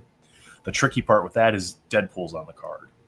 So he's in the bottom corner with the gun character pointing up tags. towards her. Yep, character tags, essentially. Yep. So, but yeah, I mean, this goes on and on. They're in chronological order, same thing. This one is a quad from the 3D set. It's Domino Forge, Hawkeye, and Nick Fury. It's like a 5x7-ish card. So I don't have that marked as anything. It's just there because it wouldn't actually go into the binder. It would like have to be put into like a top loader and then set in between the pages in the area of the binder. Again, here's a black plate I have, but then I don't have these 3, so they're not marked. So that's essentially how it goes. It runs all the way through 2019 Deadpool. I had to go through and actually find the cards images for her in the Deadpool set because they're not labeled as Domino or X-Force. They're just there's cards. Yeah. I think the 91 set was that way too. So all kinds of different ones here. I mean, the binders are pretty full. We can just scroll down. We can get down to some more of this stuff. Lots of binders. I mean, annual is ridiculous. There's like 16 plates for every annual set. It's insane. And this isn't to call anybody out, like who has it, but this is what I do. I put in here notes of who I know last had the cards. And if we had talked about price, I put in what their asking price is to me. They might not like that, but that's how I track it. And they might not like it because my spreadsheet is public. Like if you click on a description in my channel, you can access my spreadsheet. You make it public? At any point in time. Yeah, I don't care. So you get to see what I have. Look at him. He's like, yeah. I put it out there. Well, I'm very strict with the cards that I purchase in that I have a dollar amount that I won't exceed on a card. So if you ask $1 more than that, I'm not buying the card. It's that simple. Wow, you're like my ideal hero. Like that's amazing. I've never. Well, I've I have to be that way, or it would be like, okay, spend, and then exactly. Mm-hmm. What are you trying to say? The character takes over your life. What are you trying to say? I love my Pretty wife, much. and yeah. So there's a whole bunch of different stuff here. There's a bunch of things that, and with some of these most recent sets, there's things that we're not going to be able to accomplish because they never got pulled, and then now the sets are done. Like you can't buy them anymore. Yeah. Exactly. Achievements that come in the 4-pack, whatever, masterpieces. So this is where we get pricey, right? So we got masterpieces. Base is out of 1999. Bill's coming in. I think that's Bill. I'll let him get stuff situated. Let's see here. Yeah, so masterpieces, the 1999, the aftermarket auto from Dan, the gold sig, the preliminary art, the purple out of 199, the orange out of 99, the emerald green out of 25, the silver auto out of 10, the yellow printing plate, the variant cover out of $14.99. And so you notice the $14.99, they're different. Like I organized them by the base art and then the variant art. So they go in order that way, not necessarily by serial number. So the variant out of $14.99, the aftermarket auto on the out of $14.99 variant, the variant cover auto out of 10. So that's the gold auto. The only thing I don't have is a variant printing plate, but I do have the 101. I have the preserved in amber out of 50 and out of 15, but I don't have the 101 for that. I do have a metallurgy that's signed by Dan. So I have a blank spot here for a metallurgy that's not signed by Dan. So, yeah, so that's masterpieces. But there's, I mean, it's pretty in depth. Like it's every variant that I know exists, every printing plate that I know that exists, where they're at. Like this is an EPAC achievement. And last I knew for the Allegiance versus X-Men set that this card had not been achieved yet. So it's very possible that might not even be out there in the world to have or get. The only card that's in my binder that's not a Domino card or have Domino on it is the Pip the Pug card from Marvel Champions. Because it's her dog, so it's in there with her. That's a good one. Yeah. All the way down to platinum. So platinum, just massive amounts with platinum. And you're keeping it to 2.5 to 3.5, right? Card size. You don't do pogs, you don't do minis, or are you just doing it? None of the others. Well, if it's a mini and it's a set released one, then yeah. Like if she's got a mini anime car or something like that, then yeah. So yeah, that's in there. Yeah, because she's in the Fleur Ultra Wolverine has the out of 42 top secrets, and the out of 5 top secrets. Yep, and I have both of those as well. Sick. The Fleur Ultra Wolverine Gold Spectrum 101's in the binder. And you guys chat. I know Graydon might yell at me, but I put all my cards in my binder. They're all in the top loader and all in the binder. So, because to me, it's not. For me, it's never going to be what could I potentially resell these for. Sure, they can be sold again, but for me, these cards are never going anywhere until I'm not here anymore, and then my family can do it. Yeah. But they have this that they can go off from. Yeah. Viking for me, burial. it's sunk cost. It's sunk cost. It's the hobby. It's collecting. That's all it is for me. We got 2 plates from Fleur Ultra Wolverine. It just goes and goes, and then you get to the annual, the 8 million annual sets, the champion set, and then you get into tops. So then tops is just ridiculous. If there was a card like the Superfractor for Domino sold. So I put where it sold at, how much it sold, and this one happened to be graded, just so that we have an idea if it ever popped up again where it was at comp-wise. The Women of Marvel set, the Matriarch set, you got the Topps Marvel Chrome. So this is the brand new set, so I had to add 17 or 19 new slots to the checklist. Is that how many it is? 19? Jeez, dude. Yeah, so if they don't have any inserts and they only have one card, it's 19 variations. That's 101 all the way through the base card. Sheesh. Crazy. So then we get into numbers. So then here you see there's a total of she has a total of not 101s, not printing plates. She has 412 cards that exist.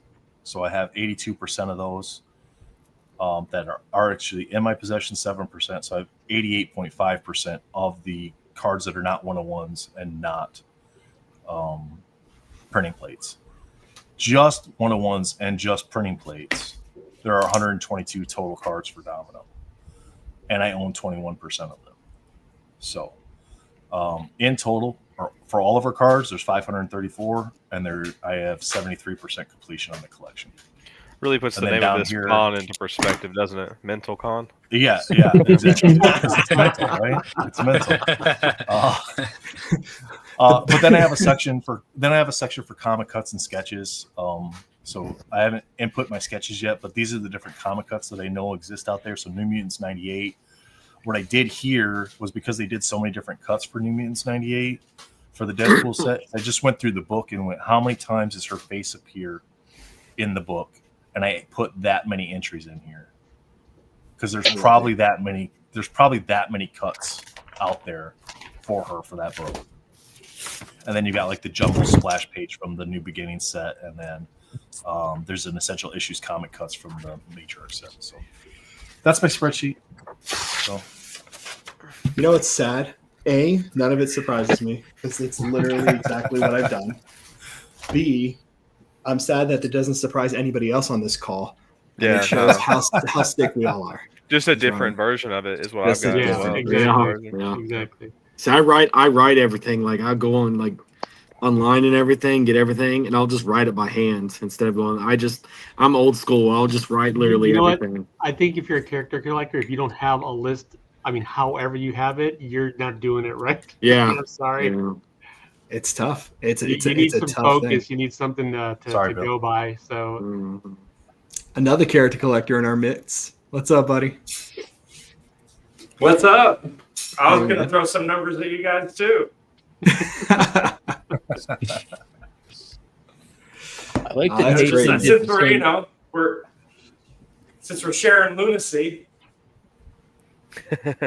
What were you saying? What was that, Matt? I was gonna say I like that Nathan did the same thing that I did, which is when you look at your completion, you look at total, but then if you ignore the one of ones you don't have, right? Yeah. I have 487 total Danny cards available. I have 455 of them, but 22 of those 32 missing are one of ones of plates. Yeah. So I either have 93.4% of everything or 97.8% of ignore the 101s.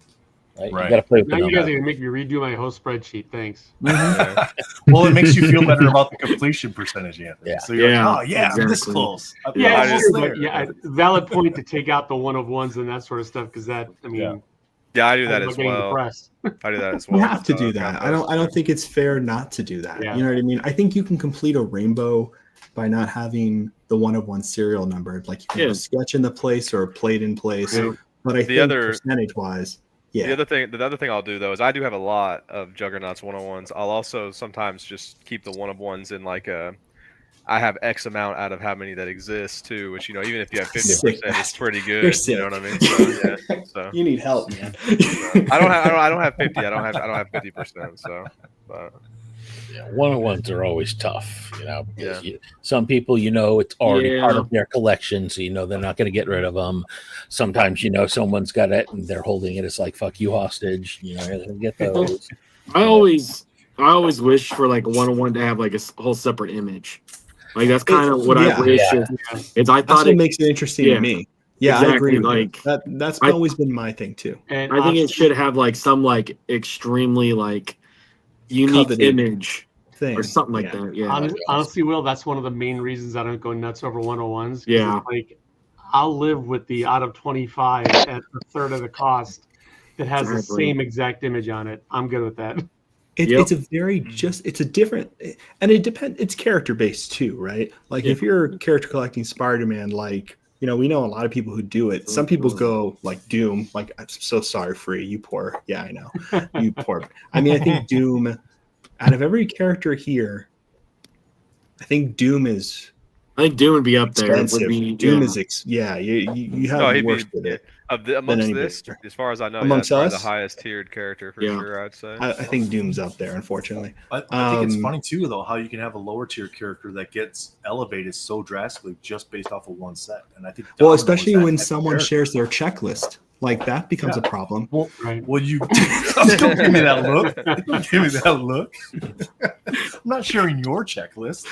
No, I'm gonna be sharing everything very soon. So yeah, but you get a set like Masterpieces come out where collectively, I think a lot of the hobby says Domino is one of the best cards in that set. 100%. People coming in, and now that character just gets bumped up so much. No, but it's really hard when the artwork or when it's a tier 4, like.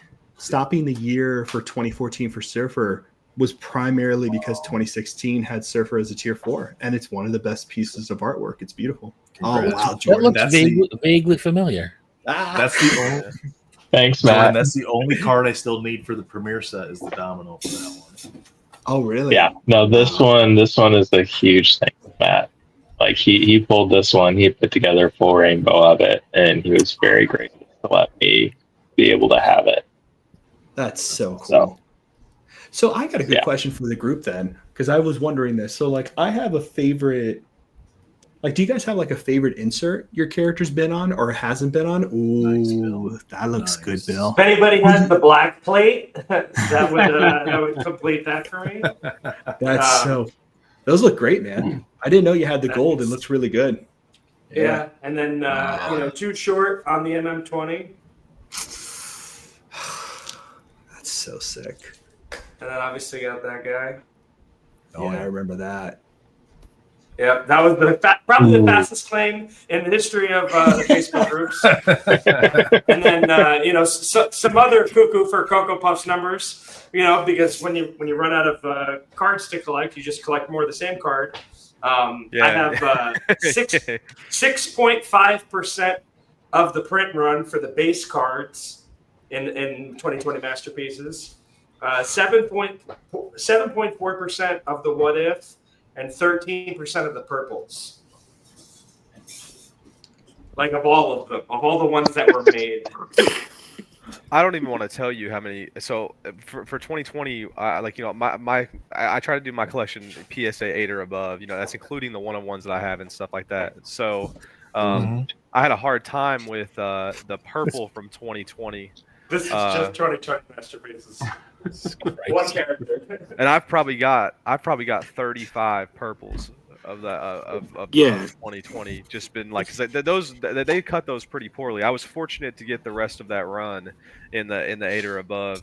Most of them, or a bunch of them, are 10 to be fair as well. But I cannot find a purple. I don't know if it's just like that day they were cutting those bad or what. But I've tried so hard. I still only have a PSA 7 of it, of the purple, which I've been trying to upgrade for a while. And I've just pick one up whenever they pop up, and then it gets here and it looks like shit. And so I go for another one each time. But yeah, I probably have 30 of those purples just sitting here. I'm about to offload those one of these days. I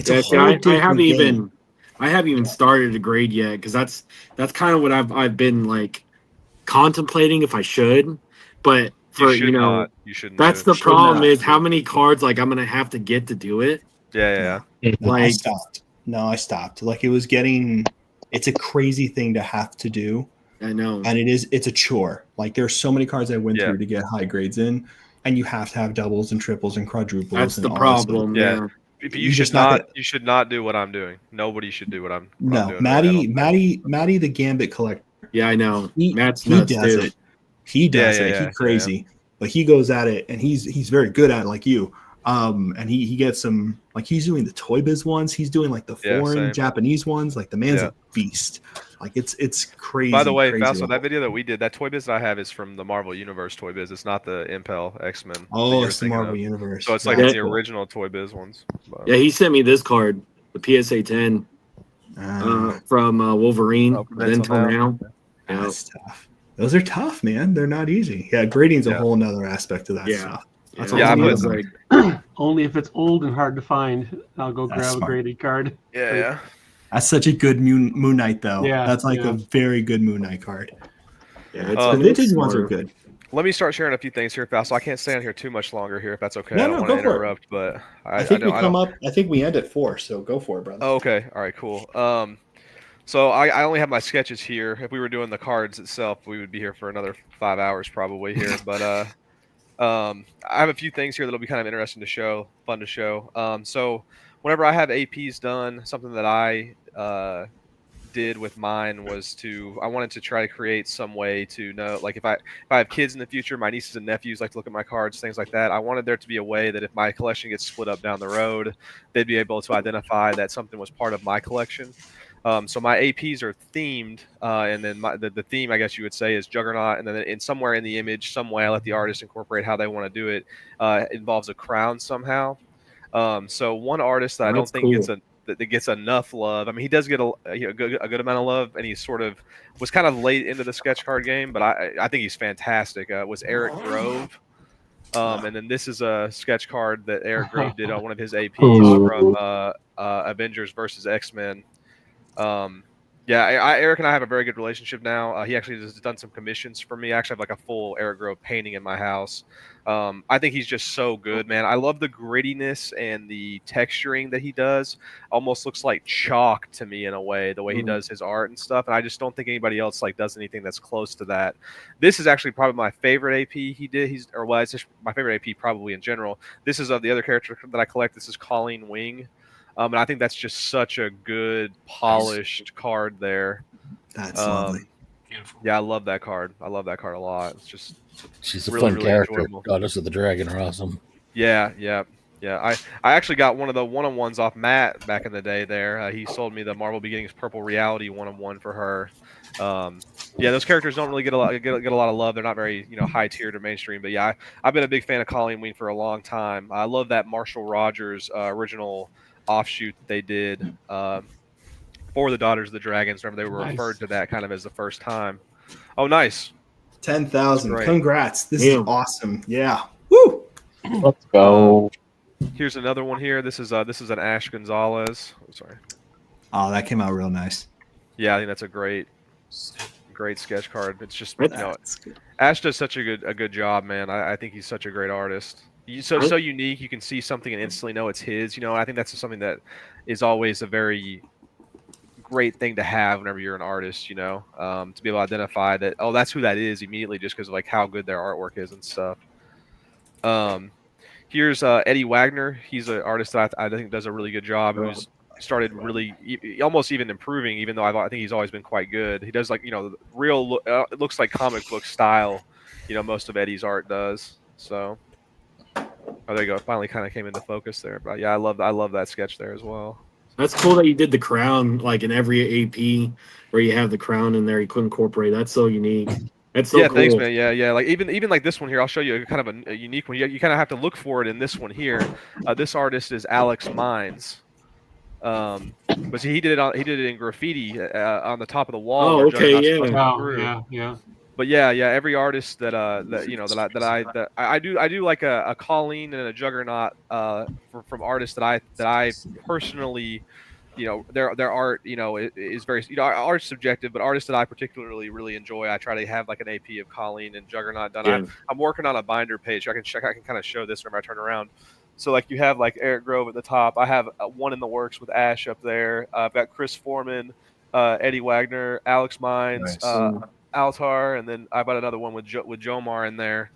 And I've got some other ones in the works as well. But I also do still have like just individual APs that don't like, for example, here's another Alex Mines AP that I think is really, really good.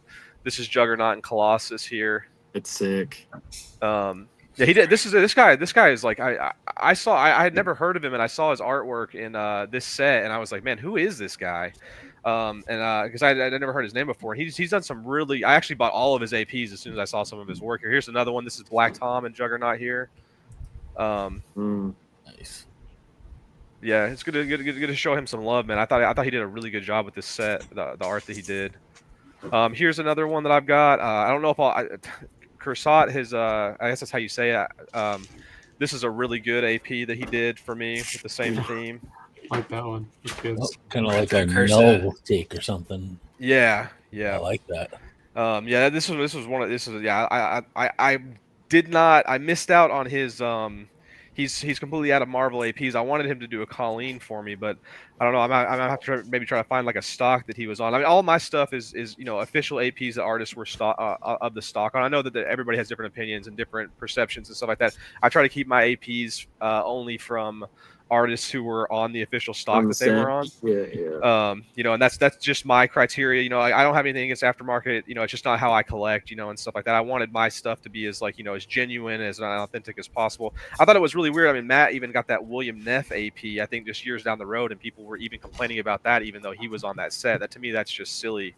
If it's an official artist on the set, I think that they shouldn't be problematic in any sort of a way. But that's just my opinion. We'll get into some actual non-APs here now. So this is one of the cards that I got from the same gentleman that you guys are referring to. This is Eau Claire. Okay. 98. Eau Claire is so stupid awesome. That's such a good one. Yeah, I like this. I like this card a lot, man. These are Juggernaut. Is a lot harder to find in these older sets like this. I've only seen a handful of those cards ever from like the 98, the 97 sets or whatever. So it was nice to pick one of those up, to have it for the collection. Here's the absolute pinnacle of the hobby here, in my opinion. Sketch Card God. This is the card that you can't share that on here, man. You gotta warn people. Yeah. And Zombie. I hate Zombie, you so much. which I mean, if people don't really know the backstory on this, like these specific cards are part of the reason that we have some of the ban criteria, why some of the sketch cards get rejected and stuff like that. It was after he put these out in this set that Marvel was like, okay, we got to change some of this criteria and stuff like that. And the Zombies especially got banned moving forward and stuff. But yeah, to have a pack pulled Gnar, and then especially one, from like one of the kind of like he almost created his own subset genre within that set. It's just so special. I don't know if I'll ever have a sketch card, that is better than this one, in my opinion. I'm so thankful that this one made its way around to me. I mean, for my taste, like Gnar is the GOAT. Gnar is the greatest sketch card artist, in my opinion, that's ever. I mean, I feel like he just revolutionized stuff so much. Had such like a cultural impact on it and stuff like that. So, let's see here. I'll just show like some like other highlights here. This is a really great card here. Matt has the brother card of this one here from X-Men Archives. This is Masafera, Juggernaut here. Yeah, I just think that's just a great image there. I love the gold pin signature that he does as well. I think it's such a polished look. It really adds like a level of class to it, I think. But yeah, that one was a very, very sweet pickup. Very, very good image there. Anytime you can get a comic pedigree artist like that. It's just a treat. Absolutely. Here's a fun one that I've got. It has a few more characters besides Juggernaut. You don't really see too many of these pop up often, so I kind of went after this one pretty hard. The artist is Mauricio Diaz. This is from the Marvel Bronze Age set. I really like this card. With the multiple characters. It's a good card with Storm. Wolverine, Nightcrawler, Colossus there. A really fun nice. card. Yeah, I think that's a great even card. the style has the Bronze Age vibe to it. Yeah, absolutely. Great 80s vibe. Yeah, I think he's a great I see. You don't really see too much of his stuff pop up that often, or at least in my opinion. I do have another card from him as well. I can just show it here real quick. I don't know why I'm about to talk about it. Whenever I can just show it. This is Juggernaut and Spider-Man. Oh, cool. This is him as well. Yeah, he just does good stuff, man. Dude, that's from the. I don't know if anybody's read the story where like Spider-Man fought Juggernaut. Yeah, They fought at a construction site. Yeah, Spider-Man ended up winning because he trapped him in wet concrete. Yeah, that's right. Right. See, that's Amazing the difference, Spider. though, for like certain sketch card artists. For me, when I see sketch artists who like really know the history of it and they're able to put that stuff in the sketch, whatever it is, I'm always just blown away by that. Yeah, those are awesome, right? Like he does like a little bit of storytelling with it, right? Like that's kind of what you're seeing in that, and I think that's really cool as well. You guys might recognize this artist. He's like an okay artist. He's like an okay artist. I love it. He's all right. He's all right. He's kind of trash. He's that creepy foot guy, right? Yeah, that's what I hear. You know what was the best part about that is he put heroes and villains at the top there. I remember seeing those, and I love that decision. And he mentioned something. Subsets. Yeah, he mentioned something in the comments here, which is great, and he would know. He says the one that got zombies banned was the one with Spider-Man eating Mary Jane's guts, and I think I remember. Something like that. I don't know if he made that up. I don't think he did, because it sounds familiar. I'd have to look. I have the actual. I have the screen. The Nars put up the all the cards that he did. Yep. And I have the like the save file of every card that he did for that set. Because there's actually 2 in color Juggernauts from that set that I would love to see pop up at some point in time that I would spend a fortune on if they ever show up. If anybody knows where those are. But yeah, I have all that, so I can look through that and see. See here, what else do we got? Yeah, there's a surfer he did, not zombie, but someone owns it, and it's heartbreaking. Here's another good one. This is a 2-character combo. This is one I looked at for a long time. I had to really dig to get the guy who had this one to move it. Oh, let me grab this guy out of here. This is a Dominic Racho. Yeah, sorry, I always say that last name. This Juggernaut and Colossus here. Cool. Nice. That's cool. One there. Then we'll start getting into. Let's see here. Let's see. We get some of the good modern stuff here. Oh, here's this is a really good one. This is worth showing here. This is Helga Wojcik, Colleen here from Black Diamond. That's perfect for her style. Yeah, you don't really see a lot of Colleen sketch cards too, So this is one. Whenever I saw it, I was like, man, I need to grab that. I think it's just gorgeous, man. And you can't really see it in this camera here, but the back is like it's like glossy, like the silver is actually gloss, so it like pops like a holographic Pokemon card. But yeah, man, it's just gorgeous, man. Great card, great artwork there, So. I love that piece. I love the shape of her body, like the way she decided to go about that. Like that's such a good shape. Like it's so cool. Emily, like a good silhouette. No, my wife's name is Emily. Yeah. Let's see here. There's something you mentioned, Ryan, there that I don't think gets talked about a whole lot. It's like lesser known characters don't get sketches done a whole lot of them. Yeah, true. So finding one of like if you collect like a C/D tier character, finding a sketch of them is hard. Yeah, absolutely. Yeah. I mean, I've got a binder here full of probably, I don't know, maybe 300 Juggernaut sketches, and I probably have 5 Colleen Wing sketches. You know what I mean? Like, it's tough. It's just silly hard to find anything from her. Here's an actual pack pulled Cursat from Beginnings. Nice. Crazy. Okay, so what's your stance on the eyes for Juggernaut? White, red, no eyes, I silhouette. prefer just a regular like human looking white eyes, I guess. I think I prefer the vintage look too. Like I like if we were talking about like juggernaut artists, if you were to tier them and stuff like that, Werner Roth is to me is always going to be like the top of the. I love the old school vintage look. That's kind of like the comics that I was exposed to the earliest. So for me, that's just I love the traditional look. And speaking on that, here you go, Fausto. Here's an artist I know that you particularly have that you like a good bit here. Here's George Vega. Oh, Vega's great, go ahead, sorry. Man. No, you're fine. I was just showing these real quick. 4 minutes left on the 4 o'clock auctions, gentlemen and ladies. Get over and get your bids. All right, Ryan, you're good. Yeah, here's George Vega. There's a definitely vintage, authentic juggernaut look there. One of the nicest people too. Such a very very nice person. Yeah, very good. Super to talk awesome. Do you have any of him without his armor or without his helmet? Just as like throw it in there. No, actually I don't. I'm not a big fan of that look, honestly. I don't like, especially like that. Like a lot of the, if you were to try to look into OA, like Juggernaut actual like comic panels and stuff like that, a lot of that stuff's available because people don't particularly, they aren't as interested in him in outside of his full costume, But yeah, there's a few sketches that I've seen that pop up where he doesn't have his helmet on and stuff like that, and I have not included any of those because I'm not that big of a fan of that. So, let's see here. Here we go.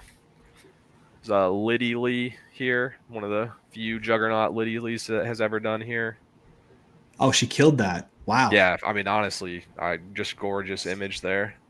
Wow, she killed that. Yeah. I love what she did on the helmet there. That's sick. Yeah, it's just such a nice blend of colors there. It really makes it pop. One. So, and then let's see here. I don't know. Here I'll show this here. Actually, I got two more good ones here. This one I think is one of the best sketch cards that I have, honestly. This artist is kind of one of those ones that's been on the rise kind of as of late. This is a fantastic sketch card here. This is Oliver Castaneda. Trying to get that to come in, or Viskratos, however you pronounce that. But that's just such a good sketch there. Super clean, great line work. I mean, he does like a very good job of kind of smoothing over his artwork, I feel like, and it's just a perfect example of that. And it's really tightly cropped, and getting the hands in there the way he did feels so natural. Like it doesn't feel weird or anything like it looks real good. Yeah. I've actually got another one by him too. This is another one here from him. I don't think it's quite as good as the other one, but it's still really a really good sketch. The other one's really dynamic in pose, but this is lovely. Yeah. I've accidentally got 3 of his, honestly. He's one of the better, like one of the better modern artists, I think, for sure. So Pulling Fire says that Spidey and me pronounce your character's name wrong. How do you pronounce your character's name? Juggernaut. Juggernaut. Yeah. Juggernaut. Yeah. Juggernaut. Juggernaut. Am I saying it like an idiot? I say it like an idiot, don't I?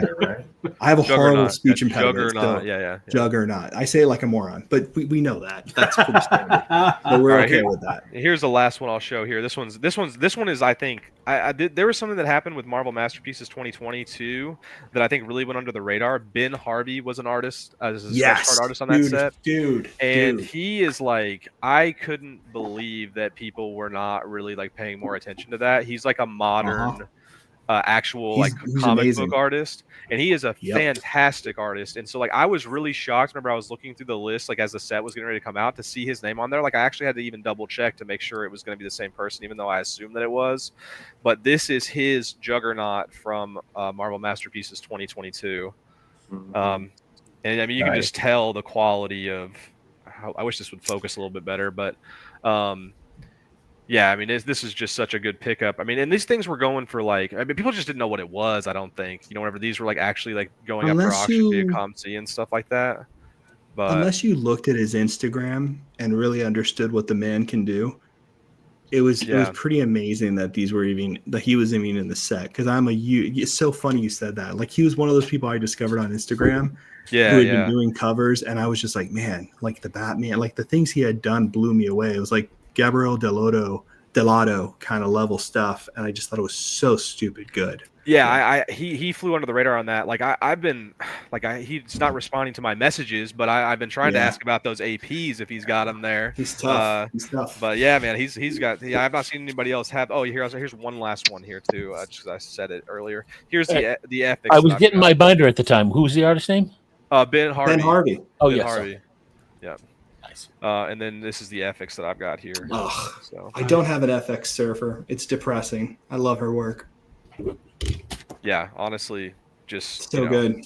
So nice to have, like it feels as a character collector, it feels very nice to be in the place that I'm at right now with, having gotten the artist that I wanted to get a piece of work from for sketch cards and not really feel like I'm leaving too much on the table. If I don't ever end up with one of the Fredians or whatever, like I've accomplished enough to where I feel fulfilled from it, and I think that's really important. But yeah, that's the only other artist that I've got. Though, right? Especially now, and we'll start wrapping up, right, Nathan? We're at 4. I don't want to. Yep. Yeah. So we'll wrap this up with this.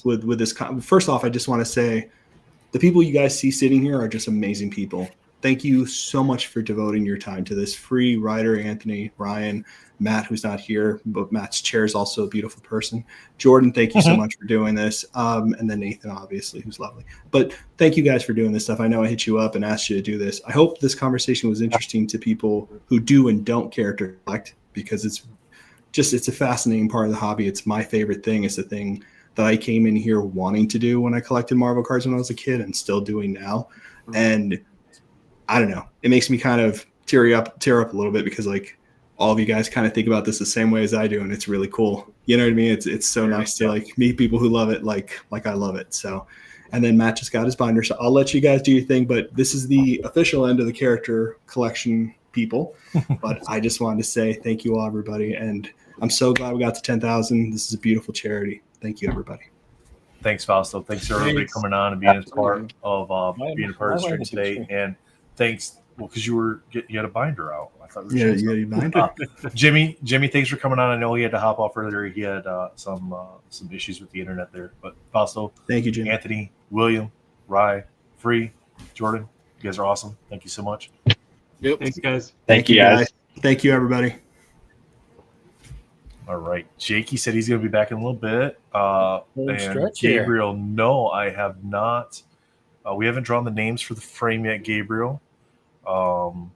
We got you can get raffle tickets till about 5:30. So let's go ahead and go. Where do I got to go? What button do I got to press, Matt? That button. There we go. All right. So working through some of these 4 o'clock auctions, seeing what all's still available. Get a refresh here. All right, so you got 3 auctions still available. You got the America Chavez, the Doomsday, and the Vessel are still being able to be bid on. So those are available from the 4 o'clock auctions. 5 o'clock, we'll show them here, and then we'll show them again on give me a sec. Sorry, I have to got to take care of this real quick. Save that. All right, that's going again. 5 o'clock auctions. We'll show them here real quick, but then we will show them in hand for you guys to see that. We got the 1991 Impel X-Force Deadpool promo PSA 9, a hobby box of 2025 AEW, the Gamorrean Guard autographed by Steven Costantino. Gabe, thank you for the name correction on that. I had it misspelled. It wasn't Constantino. It was Costantino. By Gabriel Stockton. That's a 3-panel. Beautiful card there. We got the 4-panel by of Rick by Michael Munshaw. The Robot by J. Peter Anitz. Spawn by Jonathan Levesque. That's a great looking Spawn. If you get in, even if you don't want to bid on it, go check that card out. We're going to show it, but it's freaking amazing. Swamp Thing by Joe Marbolda. We got the Superman by Gordon Wills in the 3-panel. Symbiote Suit Spider-Man by Johnny Bravo. We got the Venom by Paul Hedl 5x7. Wolverine 3-panel by Joseph Reed. The Eric Basilio 4-panel by X-Men. Take a look at some of the 530s and see. I told you guys this was going to pop off. Batman variants mashup. Those are the Dark Knight ones. You got Joe Marbolda's on there. Anthony Tan, Don Tan, Oliver Castaneda, which is Viscritas. Roy Martinez, Ray Pex, Rustico Lumisanero, and Lee May. Lee May is Jomar's daughter. She did some work on the card as well. character of choice is now sitting at $1,220 for that triple panel front and back by Fred and Ian. Absolutely amazing. Green Goblin and Goblin Queen sitting at $210 by Alvin and Jane Manalo.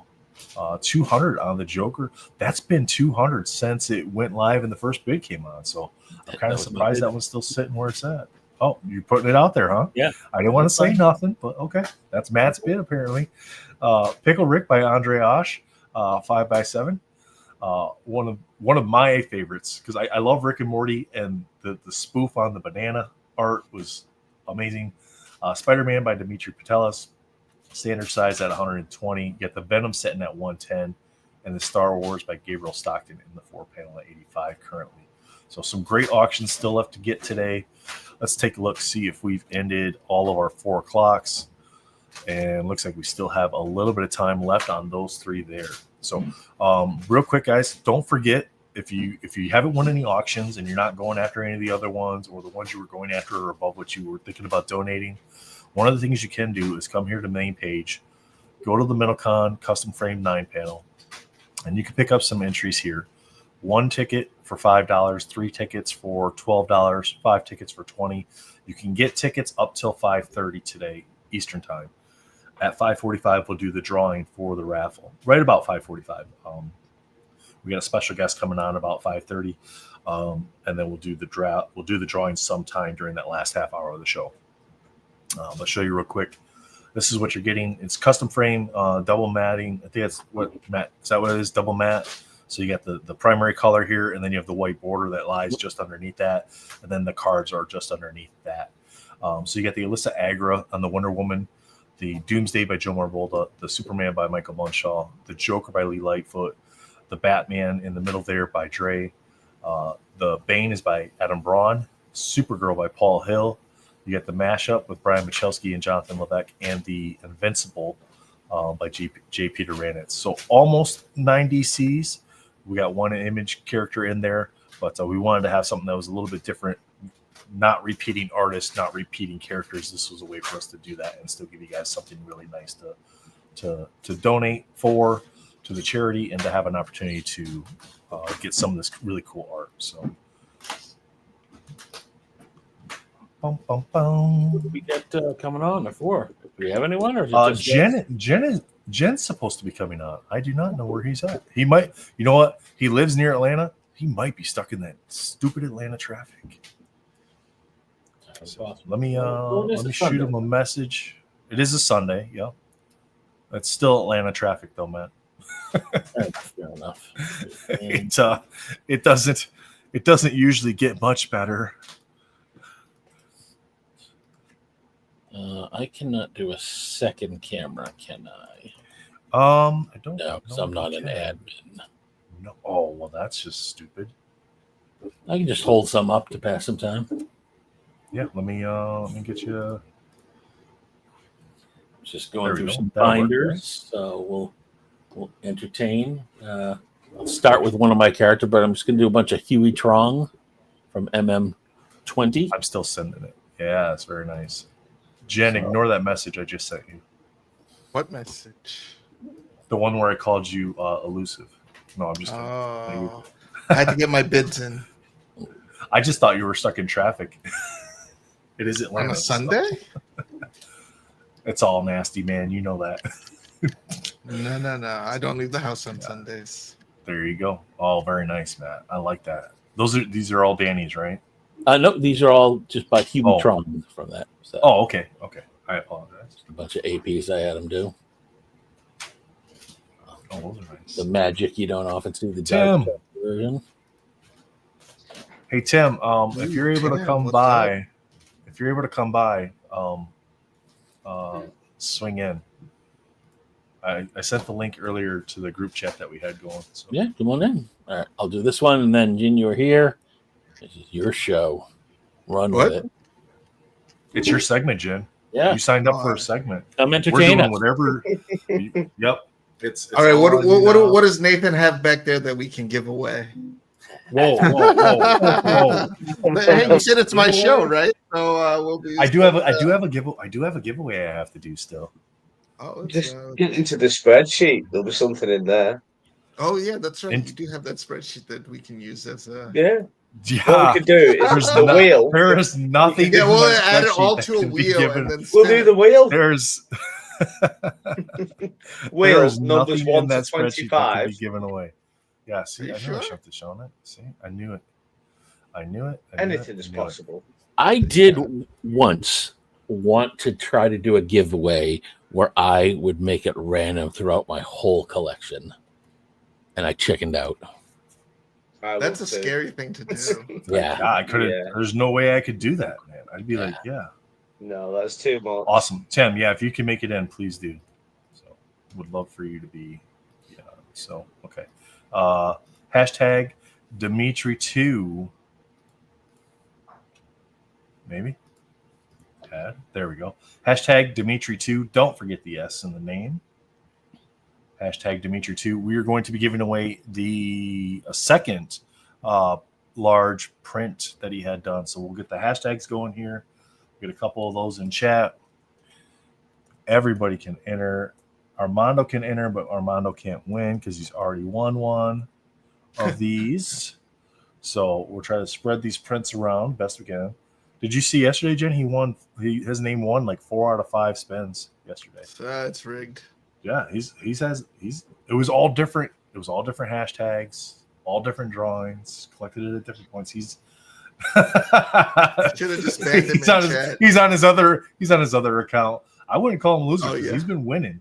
He's winning. Right. All right. Enter this hashtag right here, Dimitris2. I'm going to pull this down. It's still collecting. Get your entries in, and we're going to share the screen with the giveaway so you guys can see what you potentially have a chance of winning. So we're estimating size because we didn't get an exact size from the artist, but it is about an 11 by 17 print. It might be like 10 by 16, 10 by 15, 9 by 15, somewhere in there.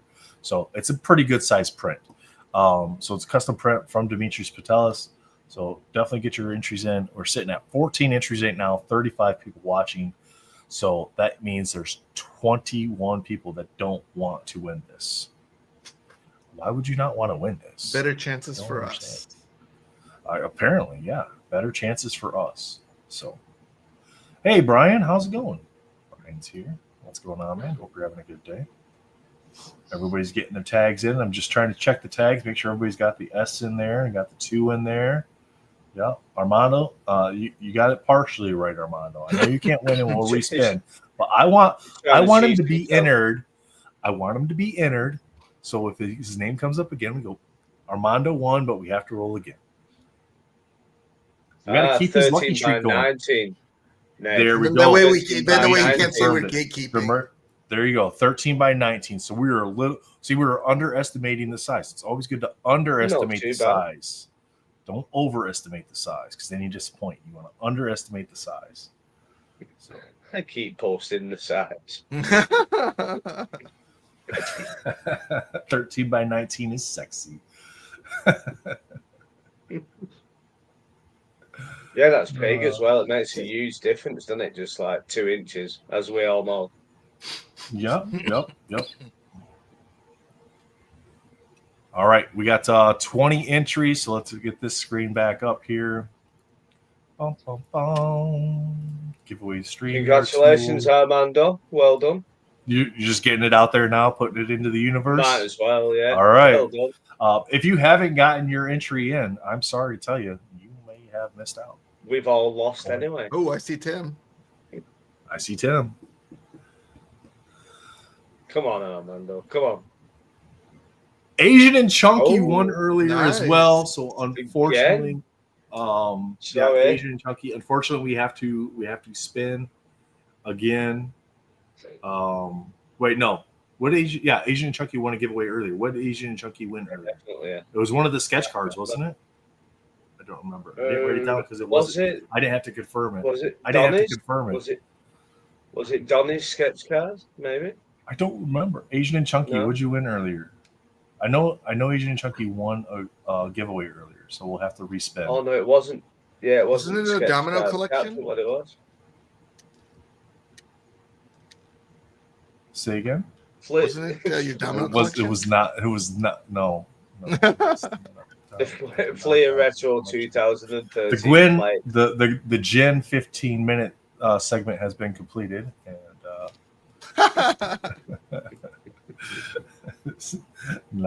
I'm pretty sure Asian and Chunky won a giveaway earlier. I'd have to go back and look at the video to see exactly what they won, but I'm pretty sure they won. They got to be in chat because they commented and they're entered. So, no, they Asian and Chunky, won. what giveaway did you win earlier? All right, we're gonna draw again because I'm pretty. Definitely, I'm gonna make a note. Give something away. Did Joseph do a giveaway? Joseph did. Maybe. It might have been. Yeah, it was. It might have been the anti-venom that Joseph gave away. Yeah. I didn't write it down because I wasn't. I didn't have to fulfill it, so I didn't write it down.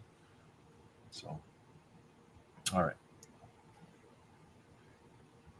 All right, here we go. Spin again. Oh, come on. Oop, little lag. Brittany! Yay! Congrats. Didn't Brittany win something earlier? She won a blaster box yesterday, but she gave it away to Sonia Novak. Oh yeah. So that's the good karma coming back around. Yep. You win something, you give it away, you win again. Win something even Congrats, better. Brittany. Yeah. I don't know. Better, same, equal, all in the eye of the beholder. She won yesterday and gave it away, Armando, just like you did, and then you got to win the sketch card. Yeah, it did. Just ridiculous what that man wins. It's crazy. Dun, dun, dun. All right. Let's see. What do we got going on here? We have the 5 o'clock sketches to show physically, right? We got to show those still. Matt, is that where I'm at in the day? Is that what I got to do? Jed, that's what I got to do, right? I got to show the 5 o'clock sketches? Yep. He's like, yep, absolutely. Okay. Of course. Dun, dun, dun. Jen, what do you want to talk about today, Jen? Have you guys opened any of the Topps Marvel stuff? The Topps Chrome? I've seen a couple videos, but I haven't opened any myself. You? No. Do you want to open some for us? No. Oh, okay. Oh, wow. That tone. Did you hear the tone? I'm not sure how I feel about that set, though. Oh, you got to spill your beans now. You had a tone. I'm not sure. How do you guys feel about that Claude, the Claude refractor? I don't like it. Straight away, I don't like it. The cut one?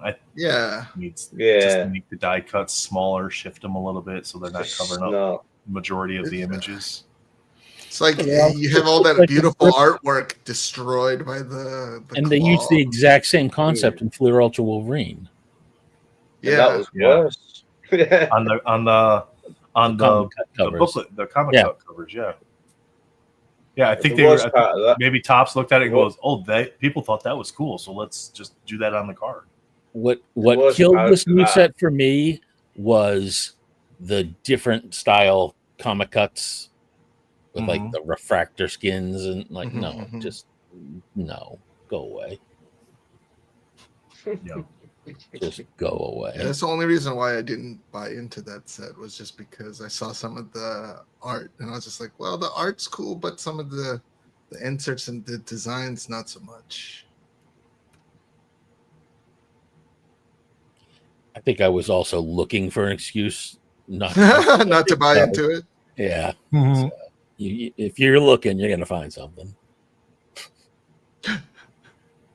What do you guys think about like character autos, like what they do with Disney? I think that's the dumbest thing I've ever seen.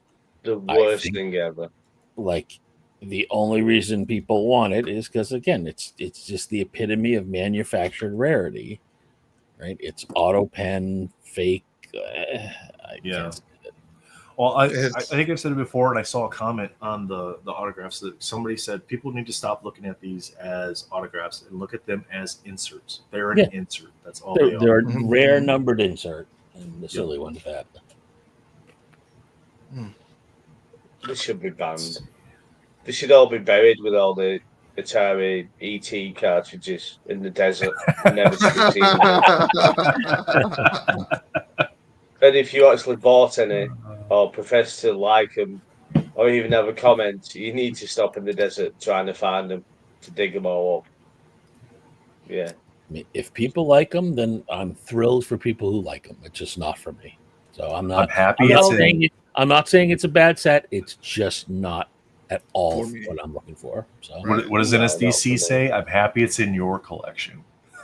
Yeah. $11,250 raised so far. There we go. Let's go. What's the goal this year? The goal is always to get as much as we possibly can get. Like there's never like even the first year we didn't have a number goal. No, there's never been a goal. So because I don't want to set a goal and then not achieve it. You know, economics play a big part of it. We've raised 5 figures. It's a success. Yeah, exactly. We don't want to somehow say, "Oh, but we didn't hit X." Right? Yeah. Yeah. No, exactly. No. The first year, do you remember? The first year, we had conversations and we said, like, could you imagine if we hit like 5K? Yeah, because we used GoFundMe. We used GoFundMe the first year.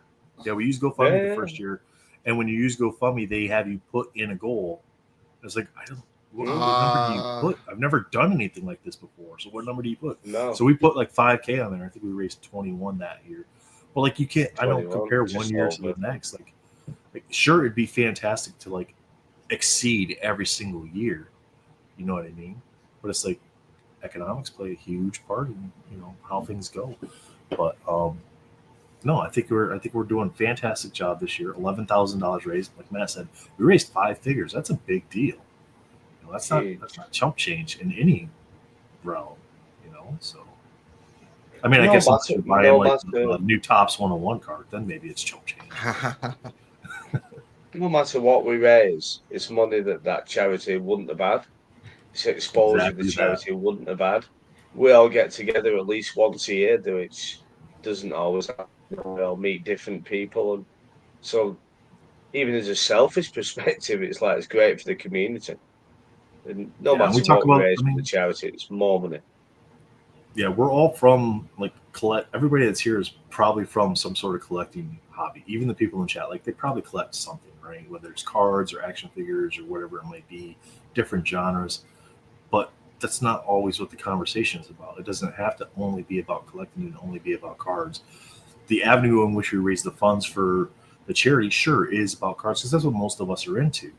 But the conversations don't all revolve around that because it is a mental health fundraiser to bring awareness to mental health, right? And Jake, we showed your video at the start of the stream yesterday. That video had nothing to do with collecting, right? No, it was it was when you got into rock climbing, because we all go through different things, and sometimes the card collecting is the therapy. It's not sometimes it's the cause of the mental health issues, but majority of the time, I think the card stuff is the therapy to the mental health stuff. Yeah, it's the focus, isn't it? Even as mental camp, I mean, for one weekend, a lot of us focus, if it's only for 5 minutes and either, it could be in the forefront of your brain, it probably is slightly subliminally. But for at least one weekend in the year, me and you personally set out to do what we wanted to do, which was raise awareness for mental health. I mean, the charity part of it really was secondary. It was just kind of, well, we may as well do this as well while we're already exposing ourselves. If we're gonna be on camera for 24 hours, we may as well do something to raise some money for somebody. Yeah, of course, yeah. Are you win-win down and announcing a retirement speech? I mean, because it sounded that. Me? You're not retiring, right? Yeah, I retired 2 hours ago. This is like a farewell. You're coming back for that one last go round. This is it, yeah. All comic books for kids UK now. That's it. Calling you Aaron Rodgers. Shall we pop up while we're towards the end of the stream? Shall we pop up the website, which for comic books for kids, which basically yes, sir. Great idea. Everybody, do you want to do it or do you want me? I got it for you, sir. I got it for you. So then you can sit back. You can you're running the Comic Books for Kids UK. So last year, in case you didn't know, chat, I'm sure most of you do. Last year, the charity was Comic Books for Kids. After the event, Mark was so thrilled with what we had done that he had reached out to Jake and asked him to essentially, hey, can you help in the UK to help grow comic books for kids overseas and start doing that? And Jake jumped on board. Jake, your wife Andrea, I think a couple other of your family members are helping you with communication with the hospitals and stuff like that, correct? Yeah, there's my wife Andrea, basically packaging distribution. My auntie Brenda, who's going to be, she isn't full time doing it as yet, but she's been a secretary for years and used to work at a company that marks all the exams for the people throughout the UK, and she does a bit of work at solicitors, so she's the admin side of it. We've got me just being the general idiot as usual, not of any use whatsoever. And then we've got Leo, Free Comics, who's just been on. He's going to be doing the social media for the Facebook and the Instagram. So we've still got a global connection with everything. We are sending books out to hospitals. We sent quite a few, really. I've got stacks of books in hospitals. We've just secured another £6,300 from a charity called Random Acts, which was started by a guy called Misha from Supernatural. If you go to the blog page, Nathan, yes, sir. I don't watch many American things, so that's in the center is the guy. He's a very famous actor who set up a charity called Random Acts. So they got in contact with us. So they've facilitated our funding for a year. So for transparency for people, last year I received £7,300, basically $10,000. Nathan sent to me for Comic Books for Kids UK. I have spent, I think, around $1,000. So on the website, some packaging and some other bits and bobs. So most of the money that we all raise as a community, I've still got in the bank account for Comic Books for Kids. You can go on the British government website and search the charities and you'll see the charity there. You'll see the money that's in there. You'll see the money that's been spent. It's, everything's completely transparent. And this year, it's going to be even bigger and even better. And it'll probably get to next year, really, before I can start getting to like local Comic Cons and local comic events and comic shops. There's also going to be Phoenix Auctions in the UK who auction comics have just been in touch. They've got a comic auction in 2 weeks' time, I believe it is. They're going to help out as well. I've got ideas to do Comic Books for Kids UK eBay because I get a lot of comics and a lot of them you couldn't really send to kids because you need, they need to be clean and brand new and, etc., etc. So I'll probably sell some of those on eBay because there's zero fees as a charity on eBay. But basically, yeah, that's what everybody is. MentalCon 2024 basically created this website and will continue the UK arm, the charity, because the UK arm, well, it was gone really. Will from Titan, who'd set it up with Mark Weiss, he's had a baby and just really didn't have the time and that to do everything that he needs to do. So yeah, this is where everyone's money went and where all the artists' hard work went to. Yeah, so we raised 29,000 last year about, and then Mark wanted to really ramp up the comic books for kids in the UK and in Europe, and that's when you got brought on. And Mark said, send 15 of the 29, essentially 14 of it, to the US charity, and send 10 to the UK charity to get everything ramped up in the UK to get it going to where it can function and operate just like the US one does on a regular basis. So that's really awesome. So this just goes to show you guys, we wanted to really show you what your donations can accomplish and what they do as far as helping the charities that we are involved with. And this year's charity obviously is Luke's Purpose, and I'm going to get their website pulled up here because you guys so far have raised over $11,000 for Luke's Purpose, and it's a nonprofit in New York dedicated to helping families who have suffered the loss of a child. You know, financial assistance, whether that's with medical bills, funeral expenses, whatever that may be, stuff that a lot of families just aren't ready for. Quite frankly, like not everybody has the ability to plan for that stuff ahead of time. Especially the loss of a child is not something that you expect, right? It's you expect them to have full lives. So 100 plus families helped, mental health resources, both for the parents and for the siblings. The sibling mental health thing, I think, is a very critical aspect of what they do, because children are not equipped to cope with that. They don't understand. Most of them don't understand death and how that works. So the fact that they're able to help these siblings, help the families get back on their feet, and try to find a way to continue to move forward is amazing. So they've given back over $260,000 to families since they were initiated in 2022.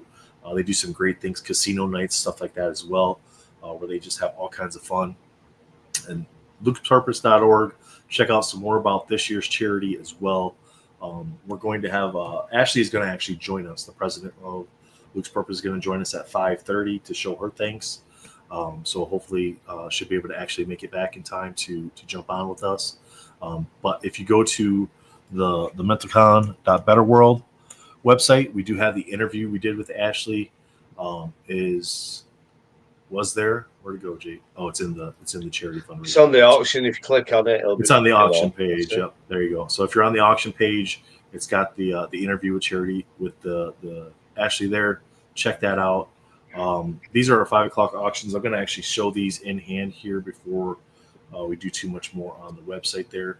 But don't forget the raffle is there too. So if you haven't won any auctions and you're not going to bid on any other auctions, but you still want to donate, just head over to the raffle. Pick up some raffle tickets. If you don't want to do raffle tickets, it's not your jam, or for whatever reason, the state that you live in or the country you live in doesn't allow it, then go ahead. You can do a straight cash donation through the center link here as well. And that's always beneficial, whether it's $1, $5, $10, $1,000. Every little bit does actually help.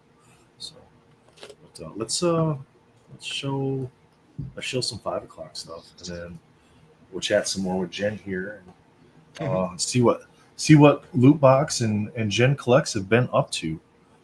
All right, we got Johnny Bravo, Symbiote Spider-Man. Johnny did some really cool cards for us. We got Swamp Thing by Joe Marbolda on the standard size. Robot by J. Peter Ranitz. This is that Spawn by Jonathan Levesque. Great looking card. Wow. Fantastic art.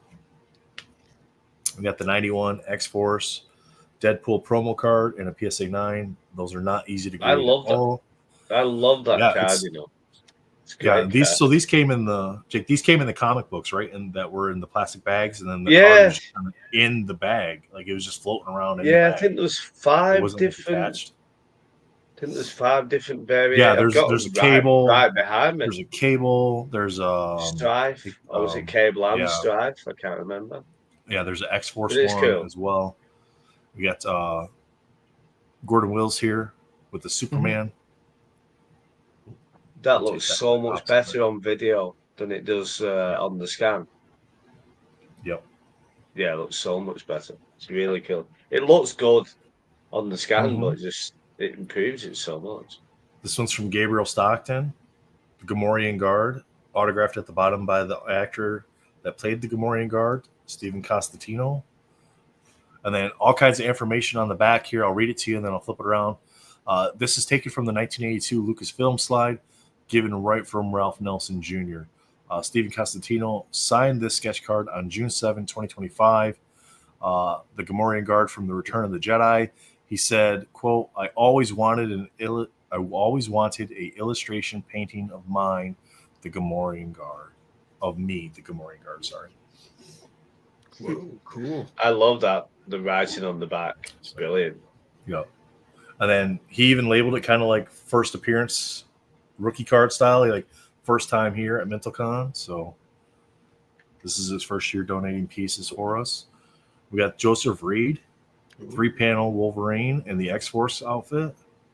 So detailed. You look at that properly. Mm-hmm. The time and detail Joel's has put into it is ridiculous. Then we have Eric Basile That's on the Chibi X-Men's. Wow. Very cool.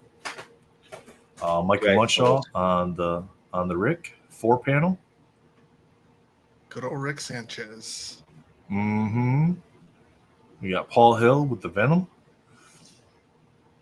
And then Amanda Zemke's final donation to the auctions. We got the 2025 Upper Deck AEW box there. So that is, again, I believe that one's look for one autograph, memorabilia, or tech card per box. 12 cards per pack, 12 packs per box. So 144 cards in that one for you as well. I'm going to have to ask. Autographs. Thank you to Amanda. Yes, she donated quite a lot. She did, yes. Amanda donated tons.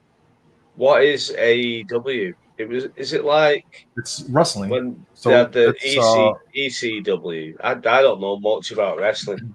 So it's like they used to have the WWE, didn't they? Then they had the other one where they started throwing chairs at each other and it was more violent and more underground. Yeah, that one that was ECW. Yeah, that's ECW. A lot of indie stuff does that. AEW is kind of like a mix between them. It's like a lower tier WWE. All elite wrestling. All elite wrestling. Oh, okay. Nice. But a lot of their elite talent seems to go to WWE. I don't know. But Farm League. Well, WWE does like big cuts on a lot of the wrestlers. I think a lot of they did. They dropped a lot of wrestlers recently. So. Mm-hmm. It's constantly ebb and flow. People's contracts in. They don't have a storyline for them. They move them someplace. They go someplace else. Let's take a look at the 531s. I'll show the ones that I have in hand. There's some I won't, like the Fred and Ian. Obviously, I can't show that. It's a 3-panel. You get to pick your character front and back. They'll paint it. They'll ship it to you. Wow. And then that'll get delivered by the end of the summer. That is currently sitting at $1,510. Nice. This one here is absolutely amazing. The Dark Knights variants. That is amazing. Wow. Like all kinds of artists here. You got Joe Marbolda, Anthony Tan, Don Tan, Oliver Castaneda, Roy Martinez, Ray Pex, Rustico Limcinero, and Lee May, who is Joe Mar's daughter. Then all the artists that are on the card are listed here on the back. And then you got the little chibis on the back there. We have the Jane Manalo, the Jane Manalo and Alvin Manalo mashup with Green Goblin on the front by Alvin and Goblin Queen on the back. Those are en route. Once those arrive, those will get shipped out. So both the Jane cards, the one that ended last night and the one tonight, those will ship out as soon as they come back. So if you have other cards, we can either ship your other cards ahead of time, or we can hold them until the Jane and Alvin cards come in so we can ship them all together. I think we had that happen last year. I don't remember exactly. I think it was maybe Josh Landis was patient enough to wait for those to come in so he could get the Jane card from last year. Star Wars here. And Matt, you said they combined the different eras or whatever on this one. I think it's really cool. Because the movement. The Sand People are from Tatooine, and that's from Hoth. Yeah. So you got the movement in the rope or the cable here on the speeder. Gabriel Stockton did this 4-panel piece. And again, lots of information on the back. Done in June 25. Star Wars: The Empire Strikes Back. Combat Snowspeeder takes the Landwalker down. You got a Skywalker helmet remark on the back. Max speed 570 kilometers per hour. 1 pilot, 1 gunner. Weapons: 2 laser cannons. Power harpoon. It's cool. Lots of information on the back there.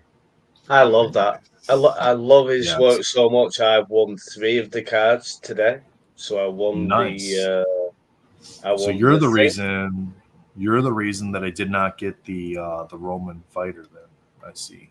Yeah, I was not letting that go. Pickle Rick. Pickle Rick. All right, so we talked about it. We zoomed in on it. I'm going to try my best to show some of the detail in this It's car. really cool. The Pickle Rick, the detail that Dre put into this car. I mean, you can see the striations in the duct tape. Oh my word! It looks like there's a piece of duct tape on the car. Literally from afar, it looks like it really is a pickle taped to a piece of paper. Yeah, just the depth perception, looks, right? yeah. If you get it just right, you get like with no other shadow on it, yeah. And then you get up close, like you get in close enough, you're like, that's a piece of duct tape. Let me tear that off there. Just like, I mean, look at all the little dimples in the tape from the lines that you would typically get from the threads from the duct tape. That's crazy. Crazy work, Dre. And then Joker autographed by Bill Sienkiewicz. Thanks to Tim Cologne for the donation on this piece here. And thanks to Bill for doing something like this for us too, for the charity.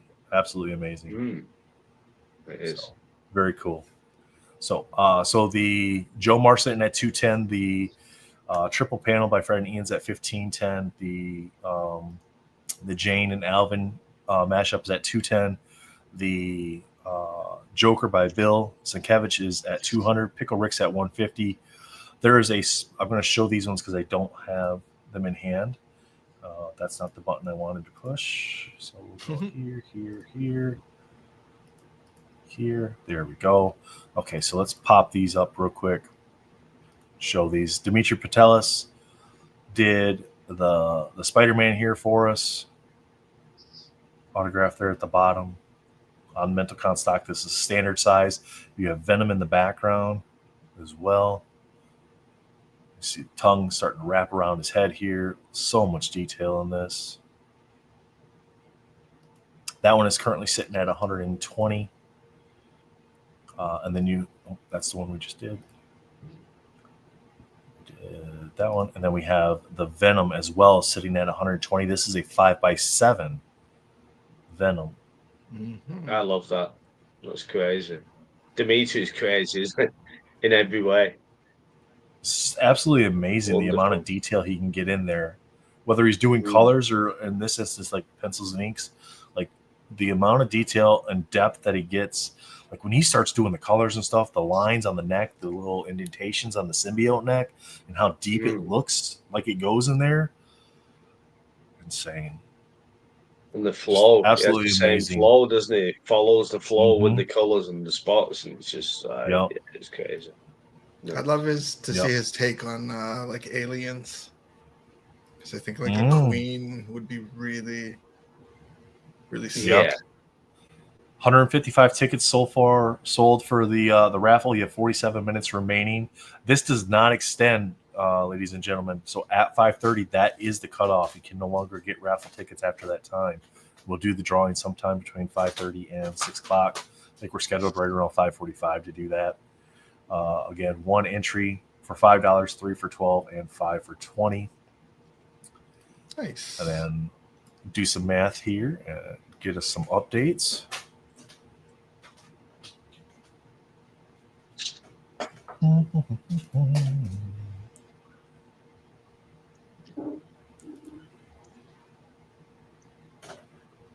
All right. Yep, pretty much right about a little bit, a couple dollars higher than where we're currently sitting at $11,250. It's $11,262. So we'll leave that right at $11,250-ish on there. So free copies. What do you want a free copy of? Paul, what do you want a free? I'll get Paul. I'll send you a free copy of that Human Torch sketch.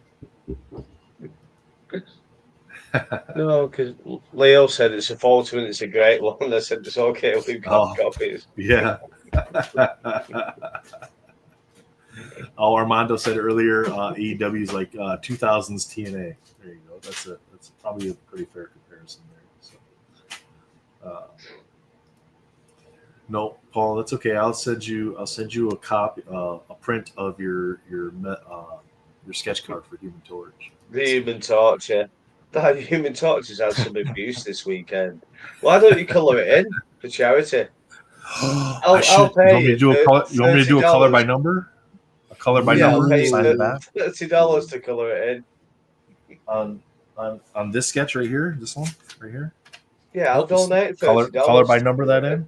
What do you think, Matt? You think Yeah. we just do a color by number?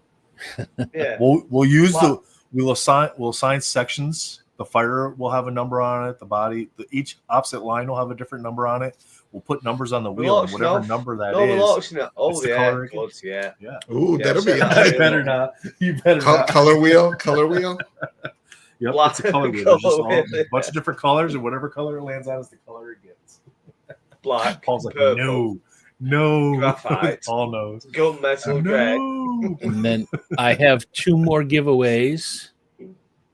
Awesome. I'll get the tool. Free says get one of those wood burning tools to color it in to match fire. That'd be there good. You go. 2 more giveaways from Blake. They are 2 prints. 2 more giveaways from Blake. I will present. All right. So we have screen. Do this one first. There we go. All right. So these are prints by artist Pepe Valencia. And, there we go. Wow. That's really cool. Ooh. And all right. And then here's the other one. Oh my goodness. Wow. Cool. Are you kidding me? That's cool. Not too shabby. And thank you, Blake. Yep. Let's do this. Blake gave one away earlier. We used hashtag Blake earlier, so let's use hashtag Blake2.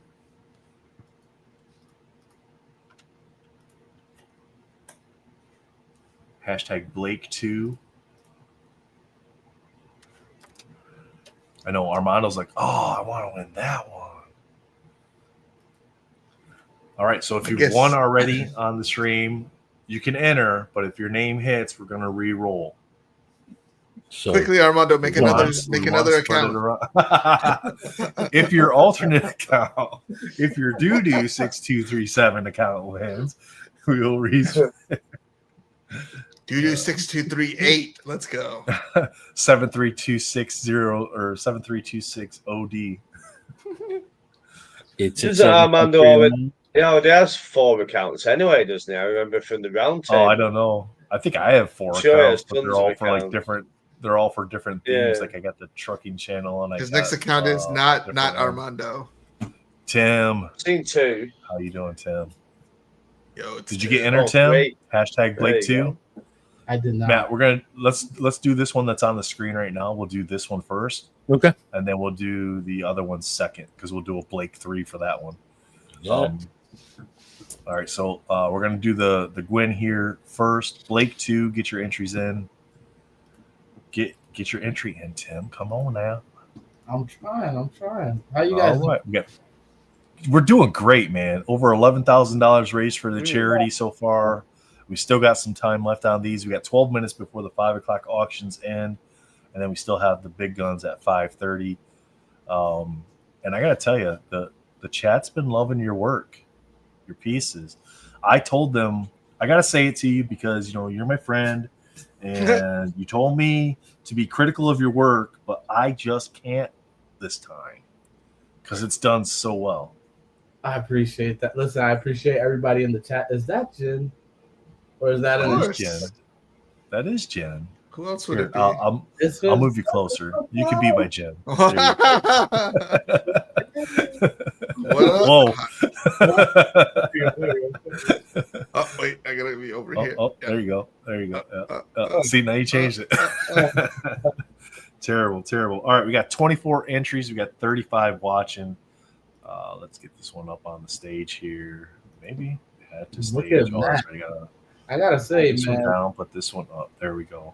Blake I saw Matt yesterday, and I was like, "What? Whoa! Look at this guy. He had his hair slicked back. He had the full beard." Living the Sean, dream. you're right. It does look like a hand-drawn sketch, not a print. That's for sure. Fingers crossed. Gabe earlier said he's hot and bothered. All right. Here we go. Good luck, everybody. And then Blake, can you put your Insta back in the chat just so it's there?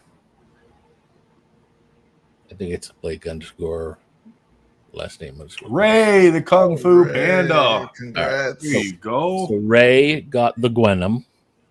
Yep. So Ray gets the Gwenum. So congratulations, Ray. This one, and then we're gonna do Spidey Venom.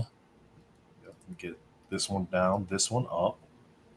This one is gonna be Blake 3. Hashtag Blake 3. We could have just re-rolled. Nope. Force the people to type.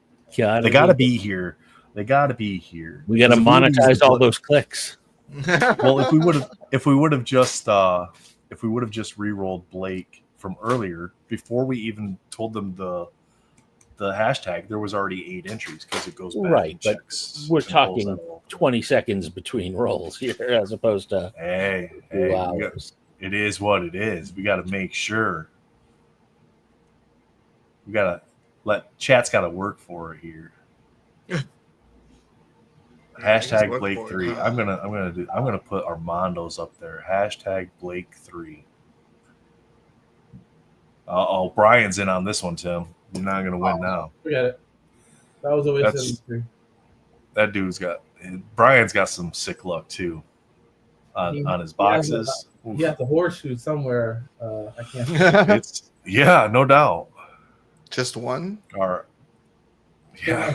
40 people watching. We got 21 entries. That means 19 of you did not want this piece here from Blake. Spider-Man, Venom. Roll it. Jen's like, roll it, hurry. Hooray. Hashtag Blake 3, 22. No countdowns. No countdowns. Dun, dun, dun, dun, dun. Good luck. Good luck. Blake says these are large poster-sized prints as well. No! No Rigged. Reroll. Reroll. I'm just kidding. Congrats, Tim. I was just messing. Congrats, Tim. You deserve it, man. You deserve it. The amount of work you put in, the fact that you could win one of these is pretty cool. So, Gabe says so rigged. Yep. All right, Tim. So you're going to reach out to Blake on Instagram. Matt, did Blake put Tim and Ray, I both sent you on Instagram Blake's contact info. Wonderful. Appreciate it. Thanks, So you guys will connect. You guys will connect with Blake, organize the shipment of that, and coordinate all that. So wonderful.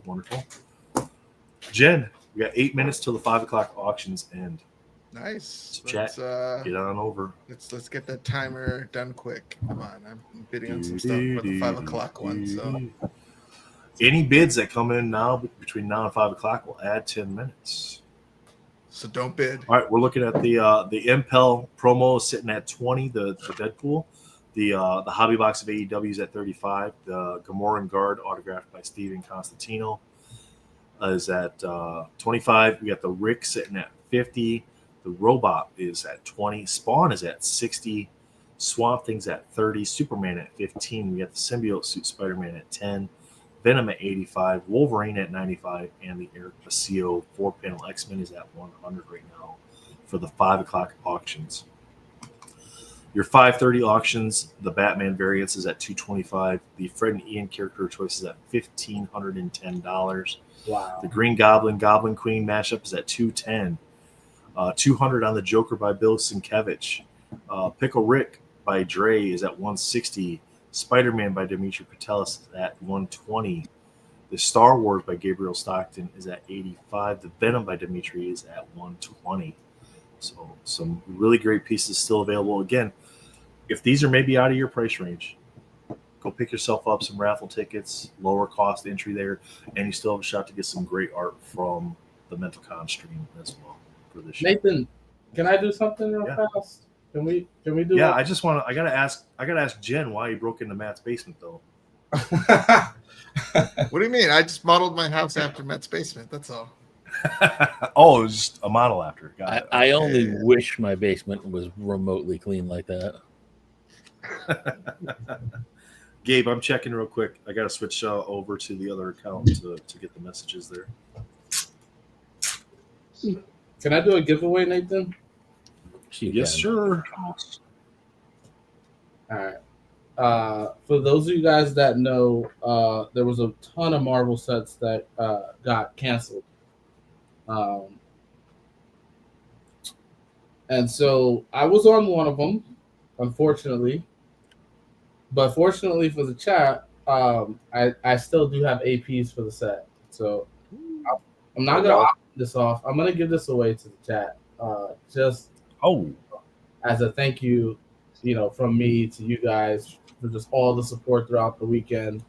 I know that there was a lot of things going on this weekend, but you guys chose to be here with us and for this cause, and so I'm gonna give away this Rogues Gallery AP, and I'll do whatever character, whatever Marvel character. Marvel character on Marvel stock. Hold on, I gotta put some caveats. Whatever Marvel character in PG form. Okay, we're not doing any dusty ladies on the card. It would have to get approved, right? If it was the case, like if it had to go through approval, it has to be able to get approved. I'll do any Marvel character you want on this AP stock. These things are hard. I mean, I don't think there's a lot of these out there to begin with. Yeah, this is a canceled set. But I did get permission from Upper Deck to utilize these APs, and actually, Matt Fuller has the only one currently, which I did a what was the character I did again, Matt? I'm sorry. Oh my god, that's the one you did. The problem is, the one that comes to my mind is one of the other ones.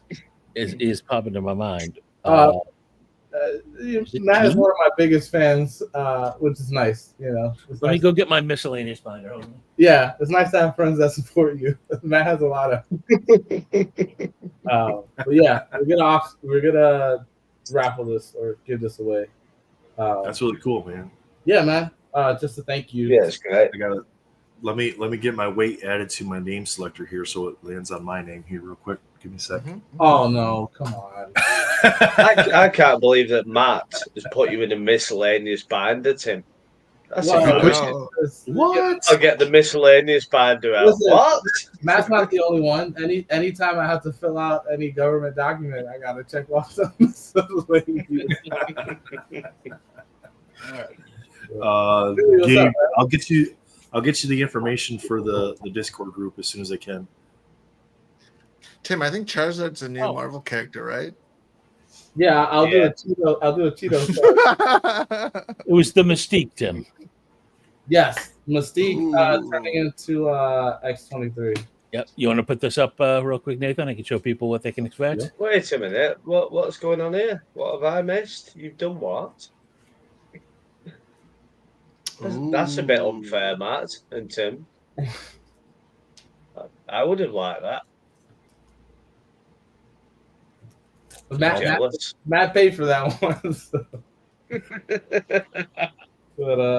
But I appreciate you guys just hanging out all weekend with us. I'm excited just for the charity and for Ashley, for the weekend, because we know from last year how much good everything can do, and whatever figure we come to is absolutely amazing already, and we've not even finished. And we all know we always end with a big bang, don't we? Always. Once you get your entry, and make sure you get over. If you're bidding on the 5 o'clock stuff, it's almost over. So. Oh my! It is. All right, Tim. You tell me when to pull the trigger, Tim, and I'll pull the trigger on it. Yeah. Hey, man. Are we ready? Let's go. Oh, you said yeah. You said yeah, so I pulled the trigger, man. That's sniper reflexes. Billy! Wow! Oh, nice. Watch me open. Nice. Nice. Well deserved. That's brilliant. Congrats, Bill. Amazing. I think I know. High evolutionary. High evolutionary is the character. Right?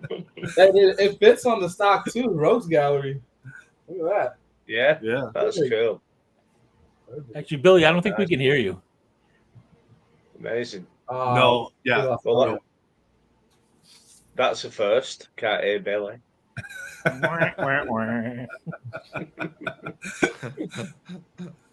Now you made him leave. Thanks, Jake. I didn't. Yeah. No. Billy knows I love him. I think Jake's retiring. I think that's what he's doing here. I've been thanking Billy personally for the past year. That without Billy, I'm not sure I would have been on as much as I come on. So Bill gets all my praise. He knows I love him. That's weird. Can you guys hear me now? Yes. Yeah. All right. Yeah, I could hear you guys the time. And then I didn't know. And then I saw a little button that said I was muted, and I unmuted it, and then I couldn't hear you guys, which was weird. And then I could hear you guys again. You still couldn't hear me. Not sure, man. Not sure. Armando. Everybody's here now. Everybody's here now. But yeah, that's awesome. Thank you, Tim. I'm stumped. No, man. Listen, you deserve it, man. You've been on this thing since yesterday, man. Just killing it, man. Yeah. Hey, I'm just here to help.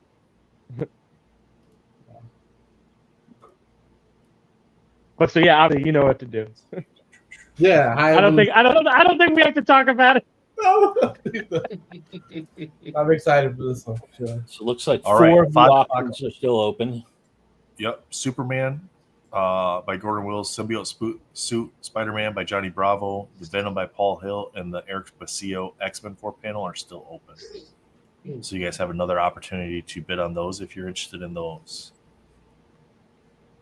I've got to say, whoever won the Spawn, that was a steal. What the Gabriel? That was absolute steal. No, the Spawn, the Jonathan Levesque Spawn for 60. The Gabriel. The Gamoran Guard went for $25. What? Yeah, that's wow. Nathan, what did the Batman go for? Which Batman? $60. Jonathan.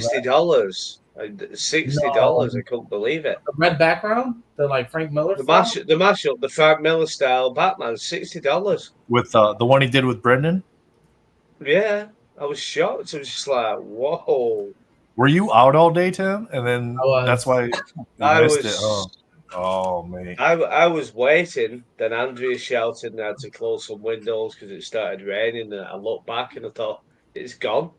I fully expected it to keep going, and it just went. That one went for 60. Nuts. Yeah. And I would have got the notification if my phone died while we were out, so I was off the grid.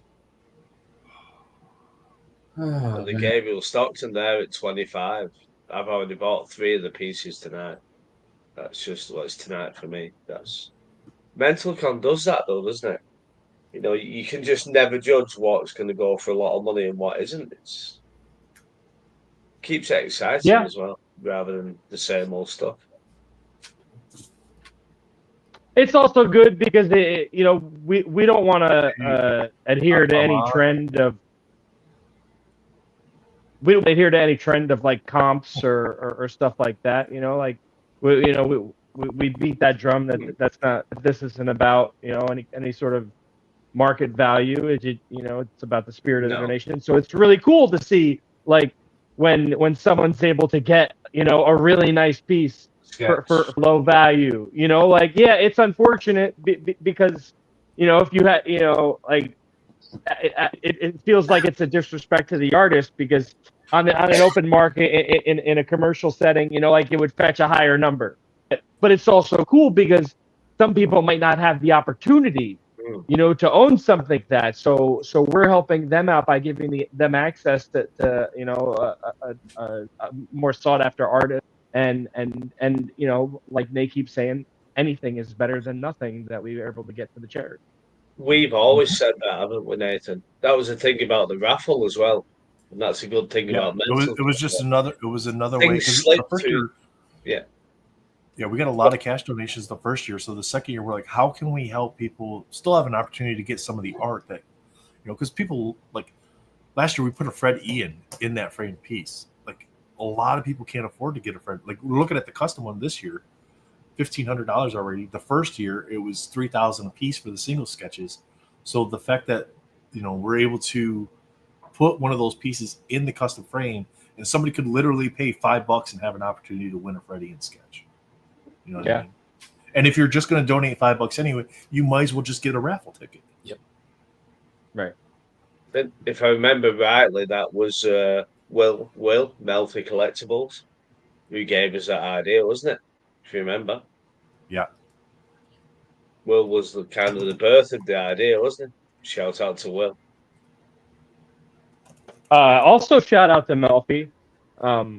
Yeah. He traded this to me. Like we hit different. We hit different. He hit the High Evolutionary. It was it was like a raffle situation, and I hit Legion, and he traded straight up with me because he knew that I was looking for it, and cool. I gave him like a kicker card for being a good guy. But yeah, he was like, of course, no brainer. He wasn't trying to run my pockets or fleece me or see what he could get out of me. He was like, hey, this belongs to us. So I love when that happens. I mean, obviously, I love when it happens to me, but I love when I hear about it happening in general. So Melfi's a great guy. Excuse me. I'm gonna refresh. I know it's the last half hour, like the last 24 minutes of auctions here. Just looking now. Look at Johnny's the Superman, Johnny Bravo's Spider-Man there. Yeah, yeah. Shout out to Venom. Johnny, man. Johnny's the real one for sure. That's my guy. Johnny is my favorite collector of stuff, all stuff. And the Dimitri Venom really came out great. Yeah, it did. That's a 5x7 on that one, Bill.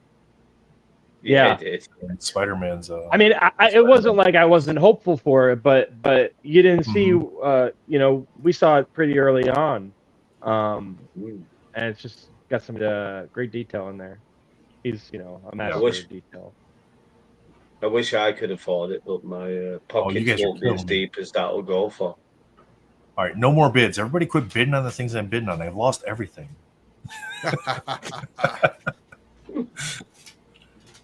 Damn it, man. Just max out your bid.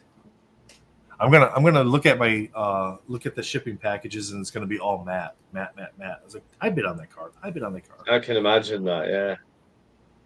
I opened a pack of Batman Forever cards. Mm-hmm. I love that. I got this pretty hologram. Ooh. Which I think the holograms were one per pack. Cool. It's cool. Yeah. I love those cards. Super nostalgic. I have I have the Batman Metal card, the Metal Blaster card, and a PSA 10 that Melfi Will sent to me. Well, nice. The gold ones. The gold ones, Tim. Oh no, I don't have those. You talk about the black and gold ones, right? Yeah, I love them. I've got a set of those. Yeah. Amazing. I don't think they're expensive, are they? I've had them years and years and years. Just so cool. I wanted to ask Jen on everything that you guys got going on. You and Juice with Lootbox. If you could talk about what you guys got going on, changes coming to the channel and stuff like that. Are you able to talk about that? Yeah, I mean, he's obviously out in Vegas. I'm here in Atlanta still. Yep. I'll be eventually moving out there, hopefully, in the next maybe year or two. Nice. Okay. They want me to come out there, film a lot of content and stuff like that. So they said there's a lot more opportunity out there. So that's what it'll be interesting to see. Yeah. And we're just trying to change up the channel, like there's a billion opening channels and things like that. So just reshifting our focus and just pivoting to what is less costly, which obviously it's not the first time sports card product and eating big losses. Yeah. So I mean, hopefully box prices for everything starts to come down, is more reasonable for just the general community to buy into. So nice. Yeah. It's been the content as of late. Yeah, we've been trying to focus more on like a podcast style type thing, bringing more information and news and stuff to the community rather than just sit there and open, get dusted like fully. So are there any sets you guys are looking forward to, or anything in the rumor mills that you guys are looking forward to? Batman Metal. Oh, that'll be interesting. But it got pushed, so It it was supposed to originally Tuesday, Monday, this Wednesday, right? Tuesday or Wednesday, and then it got pushed. I heard like the end of August now. Yeah. Another website had it like first couple weeks of July, but I think the primary consensus is like the end of August now. So, what do we think? I mean, I was excited about X-Men Metal, and I loved X-Men Metal. I know the PMGs, the colours were off, like the reds were like pinks and that, and the blacks were, you can't tell whether they're black or not. But I'm really excited for Batman Metal. I think it'll be big. Spider-Man Metal, Spider-Man's not for me. I didn't like the set anyway. I think the booklets and that, I just thought it was worse than X-Men Metal, for the inserts, I thought, personally. Even if I was a Spider-Man fan, I'd have been upset. I would have preferred the X-Men Metal setup, to be honest with you. I think Spider-Man was a bit of a failure. But Batman, I'm like really excited for. I agree with Jake. I think X-Men Metal, apart from the PMG treatment, it is almost a perfect set. The inserts, I agree. The purely periodics too. I'm a huge fan of them. I like the Avengers Metals ones, but the X-Men Metal ones were. I love those. Those are top. Far superior. Yeah. Yeah. And then we got the Platinum Portraits back for the first time, I think, in X-Men Metal. I think design wise, like if you can combine the colors from Avengers Metal with the inserts from X-Men Metal, like they did with the Avenger Metal set, you know what I mean, and bring that kind of into the DC stuff. Now, I did talk about this earlier, and I didn't realize we were going to even talk about it, but you can go back and you can look at, like right now on ePack, you could go on there, buy a pack of, or even just look the cards up, the digital base cards, and the set itself. The most current release of Hockey Metal that's on there is very similar to the designs that you're going to get based on the images that Upper Deck provided to us for Batman Metal. So you can have a pretty good idea of what it's going to look like. Let me see. We might be able to. I didn't plan on doing this. I'm super excited. I also wonder if Batman Metal will bring lots, maybe more fans into the Hobbit than Marvel. Now, I know like Marvel movies are big, but Batman movies are huge. Batman as a franchise, I'd say, is much bigger than Spider-Man. I'm guessing, I could be completely wrong. For collectors, not as in people going to the cinema, because there's a lot more kids in that, but I would have thought as a card collector that, the Batman stuff might be really, really popular. So the design they sent out for the Batman Metal is not exact. But it's similar. It's a similar style. Okay. They've revamped it a little bit. But if you went through the recent hockey set and looked at what the parallels are, we're probably going to see very similar parallels in the Marvel set. It's typically what happens is the hockey stuff comes over to the comic book stuff. They did it with Marvel. They did it with all their other product lines that they had put out there. Whatever set it's coming from or pulling from, like Platinum was based off of the Apici Platinum hockey set. So a lot of the stuff that was in the hockey set went into the Platinum Marvel set. So a lot of times you can look at the hockey stuff ahead of time and get a really good idea of what you're going to potentially see. Like, are we going to see rookie cards? Probably not. But you may end up seeing, like, if you could find a metal or a parallel that's similar in name. I mean, I only opened a couple packs of Hockey Metal, so I didn't. Are you a Red Wings fan? Yes. No. Just a little bit. No. No. I got a lot of Red Wings cards, but I don't really like them. They're fine. Whatever. But I think some of the inserts that we were looking at, right, Nathan? You were the one that told me those are hockey inserts. They're hockey inserts. Yeah. But Topps does it too. So the new Topps Chrome set, they have the Jen, what's the baseball one, the Future Stars one? That's a baseball insert. Yeah. It's now a Marvel set. That's a Bowman insert, right? They're all gonna, yeah. No, I think it's a I think it's just a Tops insert. I don't think Future Stars is a Bowman insert. I think that's a Tops Chrome insert. Okay. Yeah. But it's everything that they do. These companies do. The comic book stuff is not their primary line, so it's not. They're not going to create brand new things every single time they do a set for us. They're going to go. No. Last year we used this. Oh, we got to make this Marvel set. Dump it into this. Add the images. All right, change a couple small things. Rename the parallel, whatever you might do, and then put it out there because it's easy. It's quick. It's easy for them to print. Now, Upper Deck has an issue with getting sketch cards back, getting autographs back, and I think that causes a lot of the delays in the sets. Probably would be my guess. Tim, you probably agree with that, right? Yeah. But it's like Yeah. Tops seems to be on it. Like if it's not back, it's not going into the set. Plain and simple.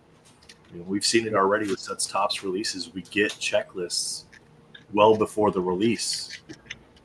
Almost at the point in time that the pre-orders come out or the EQL drops. Upper Deck, it's like you don't get a checklist till a week and a half before the set actually comes out. So it gets I agree, Tony. It's a little creepy. What's a little creepy? Jake in the darkness there?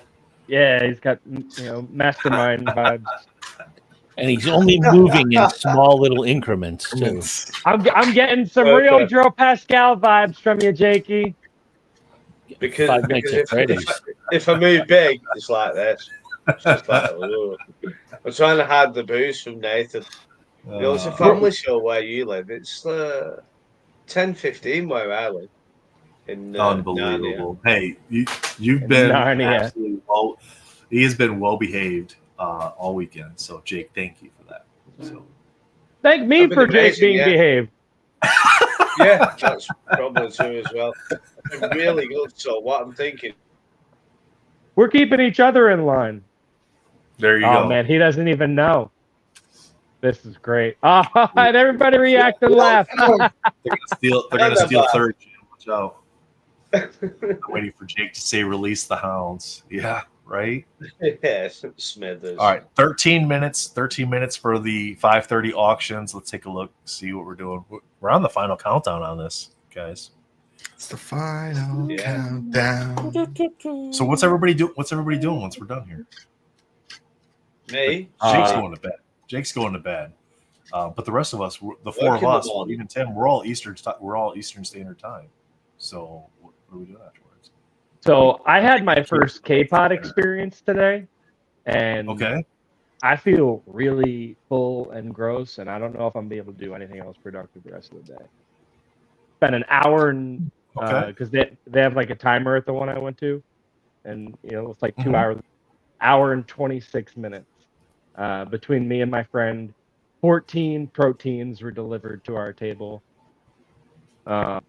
It was delicious. That's a lot. So That's I don't know if anybody's ever had K-Pod. I've heard of K-Pod before, but this is my first time going.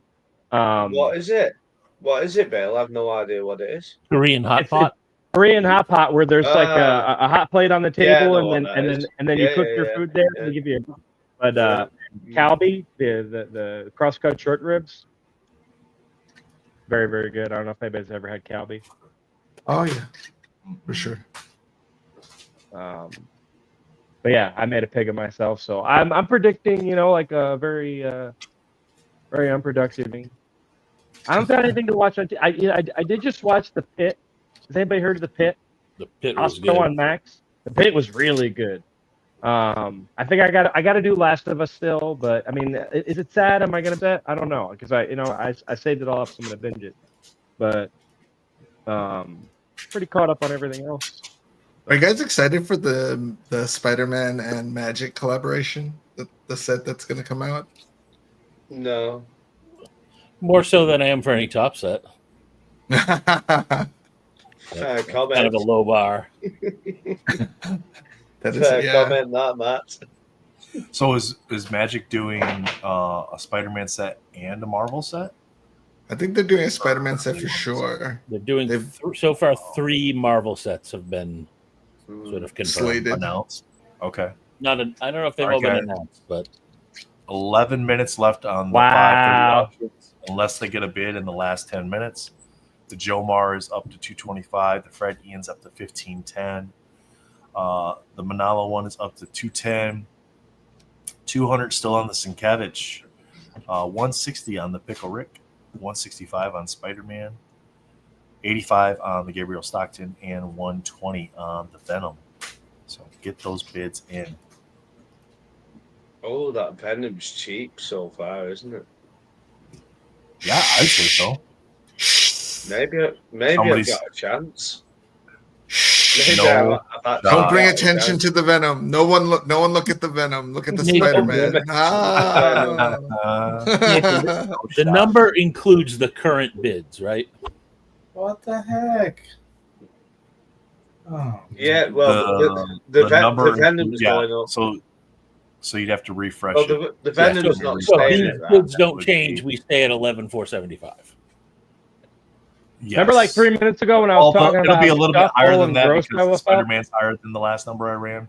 So I'm going to run some numbers here real quick again just to see where we're at. We would need a real surge to hit 12, though. Yeah, we will. I've just bid which is more possible on the Venom because it'll keep going 10-minute slots. Because 5:30 is the cutoff for the raffle tickets too. So if you're waiting for these auctions to end to decide if you're going to get raffle tickets, you're going to miss out on raffle tickets. So get your raffle tickets. So bid and buy raffle tickets. Yes, open 2 pages. Especially.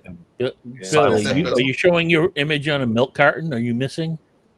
No. Bowl and basket. What is that? Heavy whipping cream. Heavy whipping. Is that what you're drinking? Heavy whipping cream? Oh, that sounds good. You're not. Are you gonna like get on a treadmill after this, and then you'll feel full? I'm a disgusting creature. What do you want me to say? Probably tastes good though. 11,589. Thanks, guys. You guys had to bring attention to the Venom. Just had to bring attention to it, huh? That was me. That was without I put 150 on it. I tell everybody what I'm bidding on. I don't hide it. Perna, there's no sugar heavy whipping cream. There is 5 grams of fat in 1 tablespoon. Yikes. I got outbid on Johnny's card, and the person who outbidded me just messaged me. Johnny's card's still going. They're trying to sell to you? 160 grams of No, we're in a group chat, and they were like, okay. I can't believe I got this card. I just hope I didn't snipe anybody. And I was like, hey man, you sniped me. You sniped me, fool. Thanks a lot. You know me, Tim. I would have been like, you should have cared more about the charity. Yeah, right. That's what I did. You said it yesterday, and I put my max bid in as my actual bid. Mm-hmm. You know what? Maybe I should have used the max bid feature. You misled me, buddy. Oh, Venom's 175. I misled you. Yep, they're going up. They're going up. But maybe talking about the Venom is a deflection tactic to bid on something else. You know what I'm saying? I mean, the Spider-Man. That's my 175 bid. So that the Spider-Man is sick. I know. I want to bid on that Spider-Man too, but bid on it all. It's only money. There's one that I do want to bid on, but I already know a friend of mine is bidding on it. So Matt, we don't all That's have okay. Pokemon collections that we can use. That's hey, okay. just bid on the Freddie Inn one. Yeah. Let me get my rent money. I actually bid up Leo earlier on just to give Leo the card. Daft as it sounds. Well, Leo's the one that outbid me. But I outbid. Should pay it forward. Your name, Jake, your name and the word daft aren't too far from each other in the dictionary. So No, not at all. No. No. All right, 6 minutes left on those auctions. 225 on the Bolda. Fred Ian's at 1510. Green Goblin Manalo still at 220. Joker still at 200. We got the Pickle Rick at 160. The ones we're seeing movement on, Gabriel Stockton's up to 100 now on the Star Wars 4 panel. The Venom is at 185, and the Dimitri is at 195 for the Spider-Man. So seeing some movement here right at the end. Basically, Bill, we would need about 4 more coming in to get to 12,000. All right, here we go. Wish list time. Next year, MentalCon, dream artist, someone who has not participated in any of the 3 years that you would love to see. You get one answer. You can, we don't have to go in any order. You can go when you're ready, but we got 5 minutes for all 6 of us to go. Del Otto. Okay. Peach. No, change your mind. Actual possibility. Maybe not. Lives in the UK now. Adi Granov. Very close anyway, aren't they? That would be a good one. But yeah. I'm gonna go with that guy that I mentioned, Dan Peetons. He does those a lot of those hockey card sketches. They're pencil sketches, really fine detail. I don't want to say because I end up going to New York Comic Con and getting, Nathan knows, every year I go there to get a card for MentalCon. So I do have someone in mind that I do want to get a sketch card so we can auction off. So I'll say someone else. Oh, Julian. We're almost at 12. Julian's at 12. One of my favorites. Let's go, chat. Let's get some raffle tickets. We need to sell about $106 worth of raffle tickets. Somebody go buy some raffle tickets so we can get to $12,000. Call it good. We don't want to call it good. Keep them going. 725 on that. All right. Matt, who you picking? What's that? Who artist for next year that hasn't participated? Susie Vilches. I like it. Nathan.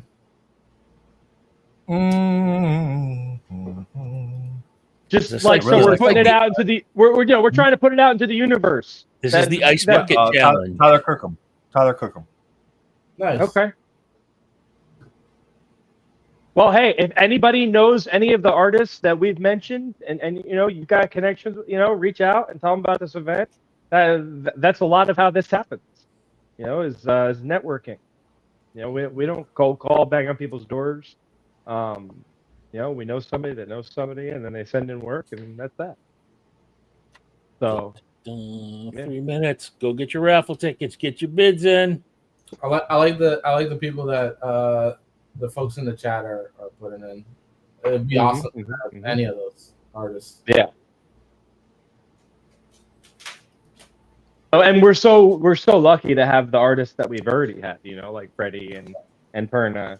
And Dimitri and Dre and John and Brian and Tim, No, Raj. Ash did not retire. He did pieces this year, but the post office decided they didn't want to actually deliver them, so they're just like in limbo somewhere. So if they do show up at some point in time, then we will get them set up to run auctions on those for designated time as well.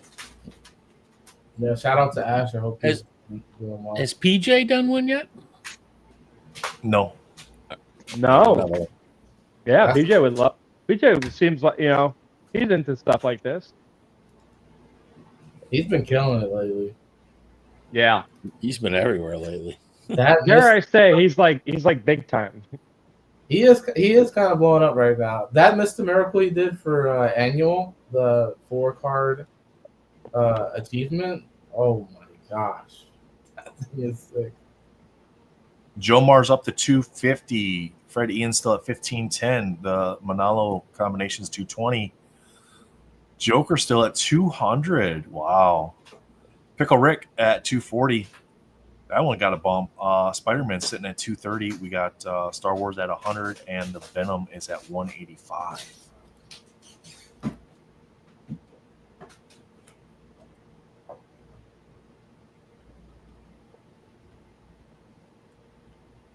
Dun, dun, dun, dun. Trying to see where our numbers are at. The raffle tickets are almost sold out. Oh, there's a limit? Yeah, no, I mean, at 5:30 you can't buy raffle tickets anymore. Oh, okay. So that way it gives us time to like get in there, do the drawing, do all that stuff. So yeah, wow, sold out, 186 tickets. Okay, so the so website. Let's talk about had, soft goals that you guys had. Looks like only Joker has ended so far. No goals. It was no goals. It was raise as much as we possibly could raise. You didn't have any, based on what we have, we think it, should be around this. I had a goal of Jay not saying. I had a goal of Jay not saying the F word one time for a total of 20 hours, and he's accomplished that. So wow. He said it once. Did he? Ah, yeah. I'm out. I'm done. See you guys. I thought, but I still one is great. These prices are jumping right now, guys. It was more than one.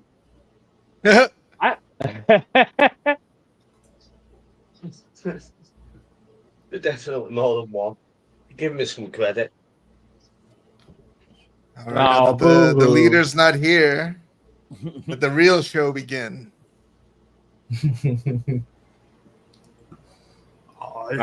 Question. I'm gonna hand this off to Tim. He can run it from now on. We were just about to load up F-bombs into a Gatling gun. Oh, see, he quit. See, Tim quit too. See, you try to get somebody else to do it, and they leave too. They're like, nope, I don't want it. Can I swear now? It's like 10:31. No. Is that late enough? No. I've done good. I mean, I'm British. Jake, you don't even know how much time I had to spend last year editing that 48-hour stream. It took an entire week. I know. Well, the first year I had a migraine for 24 hours. The second year I had chronic back pain and I'd taken Andrew's tablets, which just sent me nuts. And this year I've had no problems. So I've been like behaving well.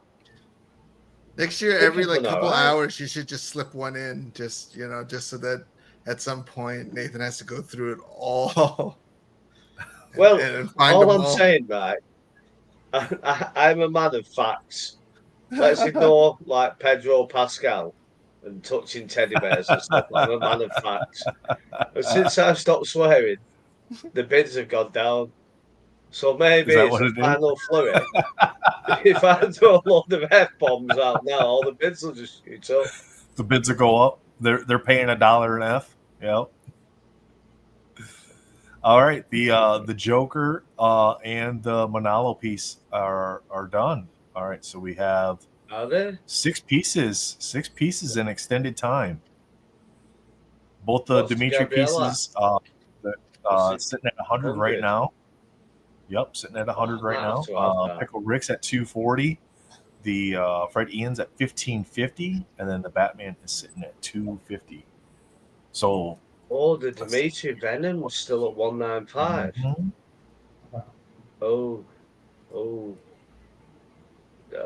I don't know.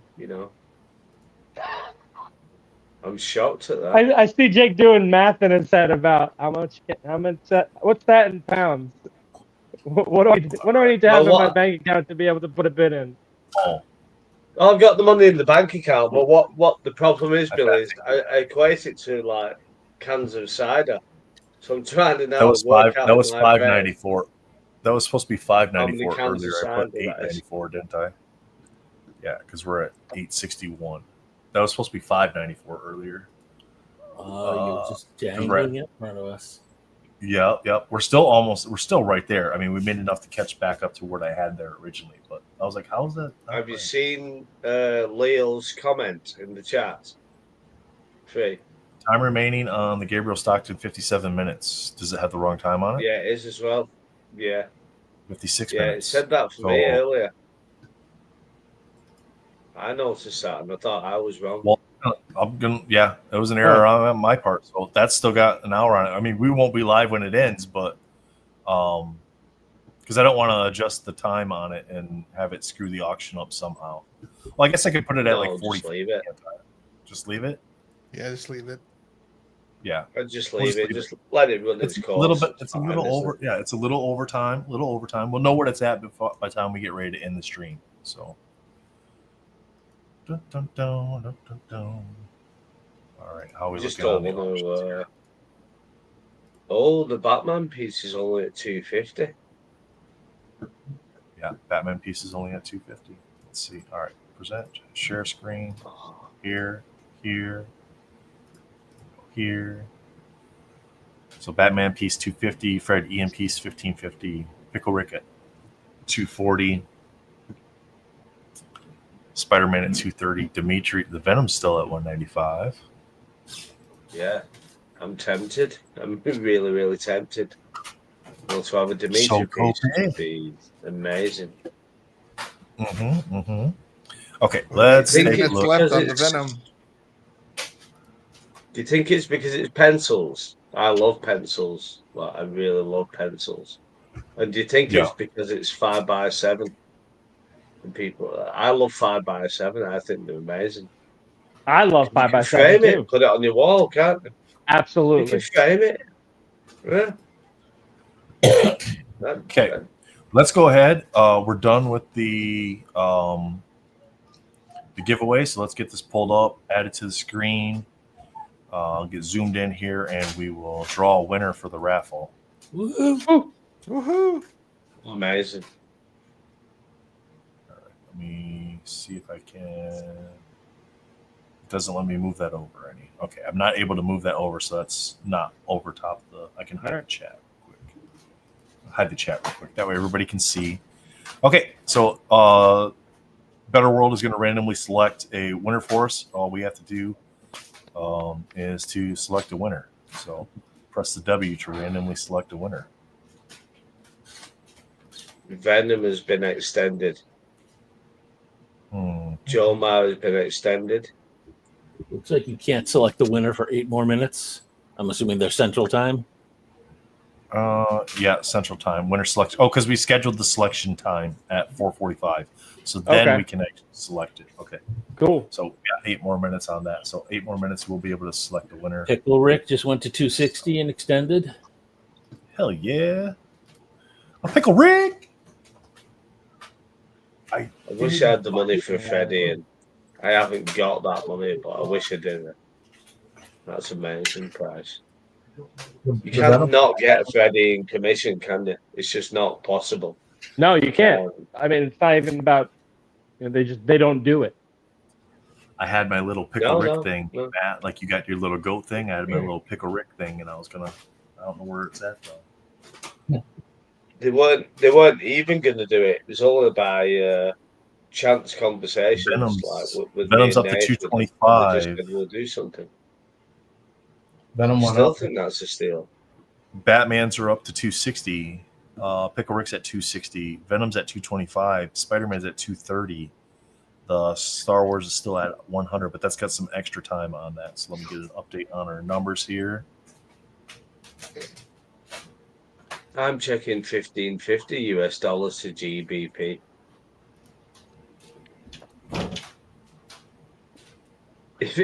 Does anybody want to buy my X23 collection for $15.50?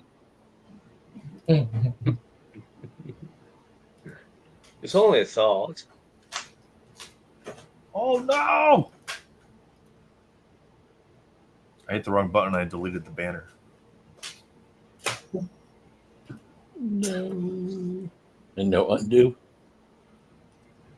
No undo. You right click where the banner was and hope there's an undo button. There's no undo.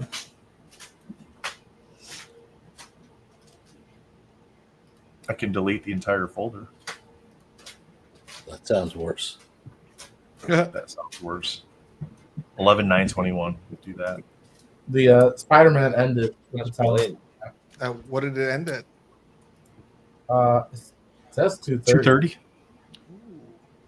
The Venom's up to 250.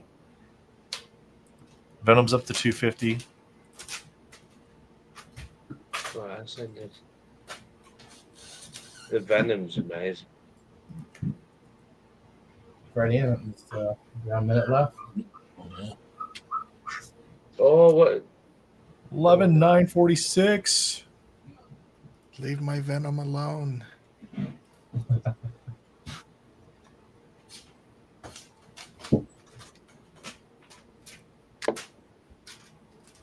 That Venom is just nuts. Absolutely nuts. Dimitri's like Dre, and Adam Braun. You look and you just think maybe sometimes like ink. It's not spoiling the piece, but it covers Ready and up to the actual $15.90. detail behind it. Nice. Right, overtime, fellas. We didn't think we were going to be down to 6, did we? No. I mean, why would we? Like, we haven't been able to stick to one of these things in a long time. Mm-hmm. Like, the fact that we stayed pretty much on schedule the entire stream is a miracle, right, Jake? The not 24 hours was a good call. Yes. I miss those streams. Come on. During the streams was 72. great. The 3 days after the 2 hours streams next year. were rough. I've got to admit, last year I was ill for a week. She's like, oh no, I wasn't ready yet. I don't mean to interrupt. No, you're fine. Thanks for coming in. Hi. And Oh I got my an gosh. announcement. So far, $12,086. Oh, gosh. Thank you so much. We've been keeping track like the last 2 days. It's just so amazing. Like we keep popping in, and my husband was like at work and he was popping in. I was like, and then I messaged him. I was like, should I say hello in the chat? Yes, absolutely. Oh my gosh. Thank you so much. This is just so incredible. I mean, really just for everything, like the last 2 days, the live, like I've been popping in, and the artwork is so amazing. It's just all of it. The money raised is incredible. I mean, really, like I can't tell you how many families, will be able to help. And it just really means a lot to me and, to the whole team. We are really, really just so grateful. So thank you. And thank you, Tim, for, thinking of me and Luke's purpose. And, thank you so much. Really, I wish I had more words. Like I'm usually so good, but I'm just so thankful. Really, I don't know what else to say. So, well, thank me and thank these guys. Yeah, everybody. Yeah, thank you. Jake, Bill, Fuller. I'm just the button pusher. I just push buttons. That's important. I'm just the clown to get people to show up. 151. Amazing. Yeah, Billy dyed his hair yesterday. He did, yeah, for the cause. Bill, what color did you choose for your hair yesterday? It was blue. It was just doing different, get people's attention. But actually, like we would love that, even if more than the $12,151, that like we brought awareness, to this problem that exists for so many families. That I keep saying that unless it's happened to you or somebody you really don't take a pause, think about how devastating things like this can be. Yeah. And the fact that you guys exist and do this amazing work, we're honored to help spread the word about it. Thank you. And that's definitely a big part of it too, is just obviously spreading awareness. And you said it too, like, when this happened, even when it happened with us, before it happened, we would hear about it, right? Like we would hear like, child loss, and, we would hear that this would happen, and you just don't ever think it will happen to you. And then something like this does, or it hits so close to your, your inner circle, your family, your close friends. And, in the initial days, people were like, what can we do for you? And I was like, I don't know what I need. I just want my son back, but then after we started realizing like, oh my gosh, like this is going to cost this much money, and this is going to cost this, and this cemetery and the funeral and all of these things. And we didn't have the headspace to really, eat, let alone think of all of these things. We couldn't do that. So we were so grateful and so thankful that we had our community come together and, take some of that burden away from us. And then we were like, we have to do this in honor of Luke. Like this has to be what we do for our families. Like we have to show other lost parents that, help is out there. Like we understand what you're going through on a personal level, but we also understand like what needs to be taken care of how we can help you, financially, how we can help you with your mental health, your resources, how to really navigate your whole loss, because, it's just so different when that first Monday morning comes around and everyone sort of goes back to work and everyone's life just sort of moves forward normally, and when it happens to your family, you're like, what do I do now? You don't know. So we're really trying to sort of take these families like under our wing and really help guide them through the whole process, at least to get them, 1 foot forward, 2 feet forward, just getting them lined up with a social worker that can help them connect with a grief counselor, that can help them connect possibly their other children. Like I said, I have a daughter. At the time she was 4. So we needed help guiding her to her grief, how to get her, to navigate this in a healthy way, so we have sibling resources that we've connected with, and we've grown so much in almost 3 years, and, connecting with organizations like you guys and, what we've connected with in the past, it's only just going to bring more and more help and more resources to these families. So again, I wish I had more words than just thank you all so much. It means so much. And I think I even said it when we did the stream before, but I wish every day that no one ever needs Luke's purpose. Like, you know what I mean? Like, I wish I could stop child loss, but I can't. I wish I could, but it's just something that happens, and there's no explanation for it. It doesn't make sense. It'll never make sense. But we are the resource for these parents and really, their whole family. So, again, thank you so much to everybody who's involved. Just really thank you. It's gonna help a lot of people. So thank you. That's great. That means the world to us that you're able to help as many families as you can. So, and we're honored to be able to help you out with the charity to help those families, and for everybody in chat and that has helped, the artists that have donated pieces, the co-hosts that have come on, Matt, Billy, pulling the 12-hour segments, plus Tim for coordinating this with the charity, all the artists and the pieces that they've donated, because honestly, we probably wouldn't even come close to this if it was just us talking the whole time. So, without the artist, I don't think much of this goes round. So you guys out there are absolutely amazing. We do have a couple pieces that are still running. Looks like the Fred Ian piece has a little bit of overtime left on it. That's at 16:55. The Star Wars panel is going to extend a little bit beyond the auction, but we'll have a pretty good number for you by the end of this. The Venom's still at 260. So there's still 3 pieces you can bid on. You can still make a straight donation if you want. I know we can't do raffle tickets. That's already done. But you can still make a straight donation. But instead of making that donation directly to MentalCon, I'd prefer it if you would go to luke'spurpose.org and make that donation directly through them. We'll be coordinating with Ashley in the next few days once we get everything processed to be able to get the funds that you guys helped raise over to the charity through whatever means is the easiest for them. But yes, moving forward, luke'spurpose.org for straight donations. Help them out as much as you possibly can when you can.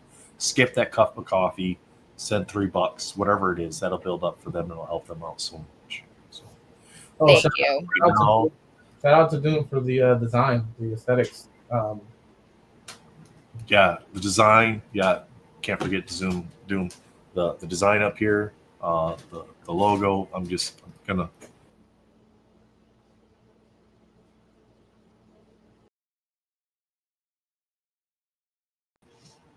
I realized nobody could hear me when I did that.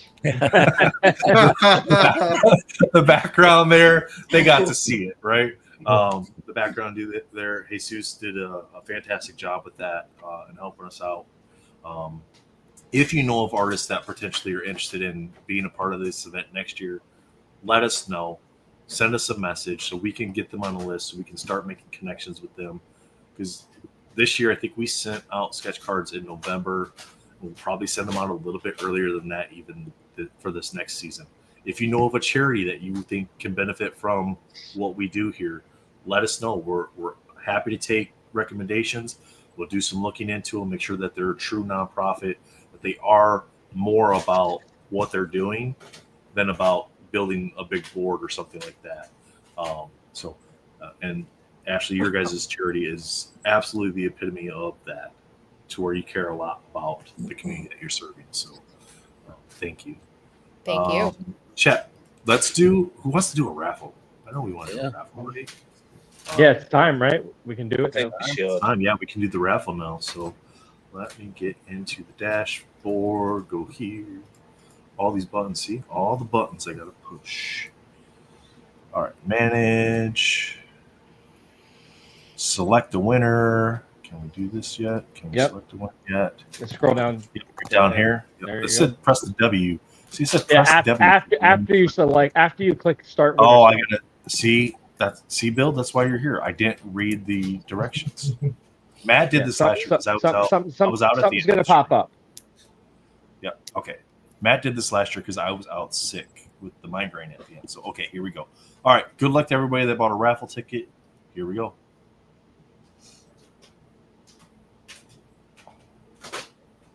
Okay. Scroll down. Oh no, it's froze. Yep.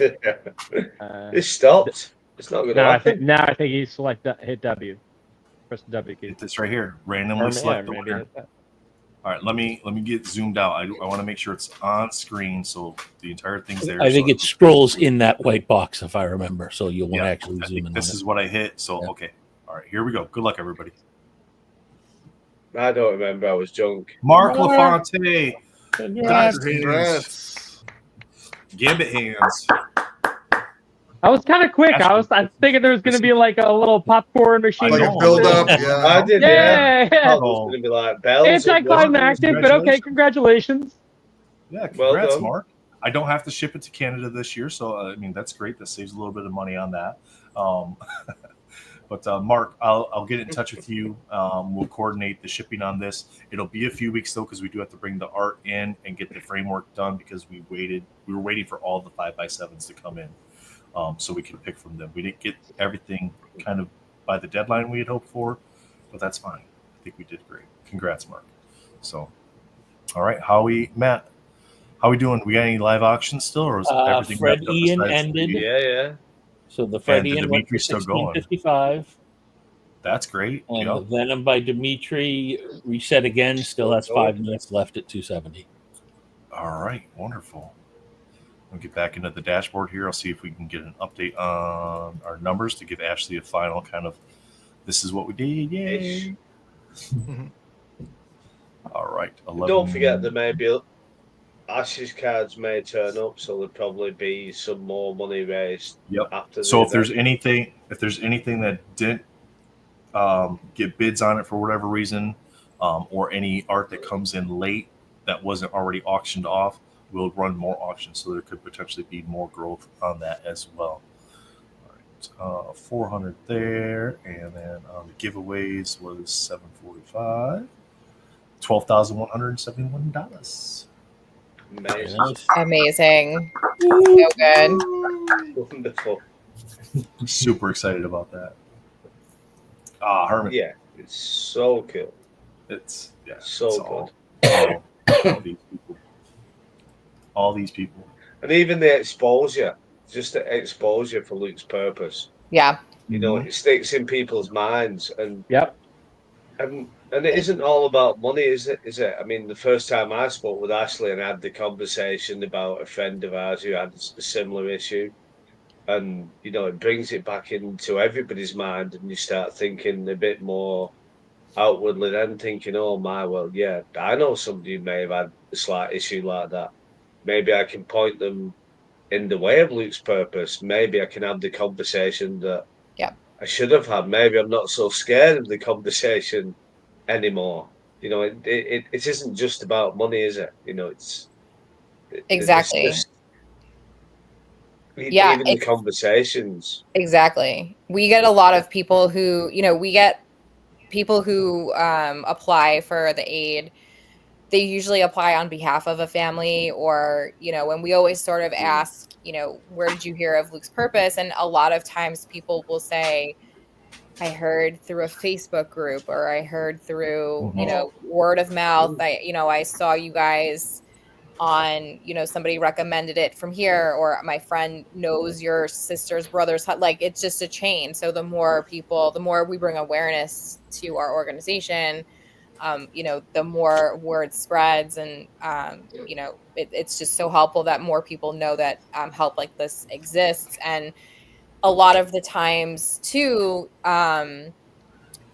people will message me privately or separately, like, after we've helped the family, let's say like the financial part, and they'll say, how do I help my friend? How do I help my sister? Or how do I help my brother? Or whoever it is.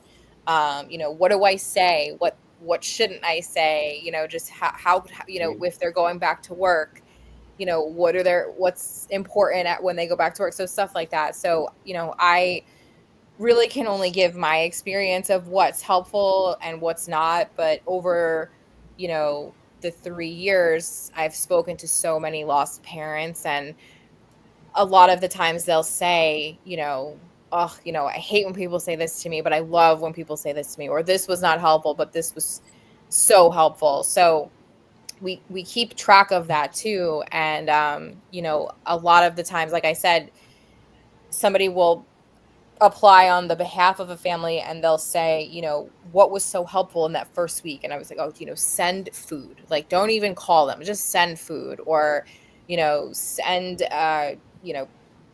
clean their house for them, or something, like all these little tasks that you wouldn't even think, like, just get it done. Like, don't even have them think twice about it. Like, just get it done, or, just stuff like that. So we're also giving advice to families, how they can support the loss from, within their entire family. So it's like you said, it's not just the financial part of it. That does help, of course. A lot of the times these families, they don't really come from a strong financial situation, to begin with. And now, of course, they're dealing with this tremendous loss. So, for us to just be able to pay for, a headstone for them, or just to be able to pay for like this small, a funeral for them, like a proper burial that they wouldn't have been able to give their child. Like, it's so emotional, but it takes away so much of a burden for this family. But like I said, but like we were just saying, it's like, okay, well, how do I help them now? Like, where can I go? What can I do now? What can we do next? So we're always there. We check in sometime, months later with the families. I've gotten pretty close with some of the families that we've helped to, just right down the next town over, it happens. But again, it's awareness too. People, it's such like a double-edged sword. It's like, I wish people didn't know we existed, but I'm glad the word is getting spread out, because it does happen, and people deserve this kind of help.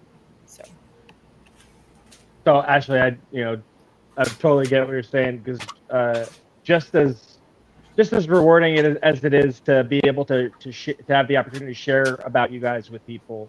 I had an experience last night. I was talking with a friend. I was out, and asked me what I did, and today, and I told her about doing a fundraiser thing, and said, oh, it's a charity, and I said Luke's Purpose. Oh, I know Luke's Purpose, and like that was equally uplifting. Like, just as I'm telling you, like so, just as much as, like I said, the opportunity to be able to share with you guys, it was just like a shot to the heart to find out that, like, you guys are already out there and people know about you and are talking about it. And oh my so, God, that makes me, like, my heart. Where are you, in New York? New Jersey. Oh, okay. Yeah. Oh my gosh. That makes my heart so happy, because I just feel like, we're spreading around the whole, we're sharing Luke with the world now. So that makes me just like, oh my gosh. Oh, wow. Thank you for sharing that. Can I ask where? I'm down the shore in Toms River, Seaside. Okay. Got it. Yeah, I have a friend who is in Jersey, who I believe is that kind of near. She's like 20 minutes from Atlantic City. So that's like near.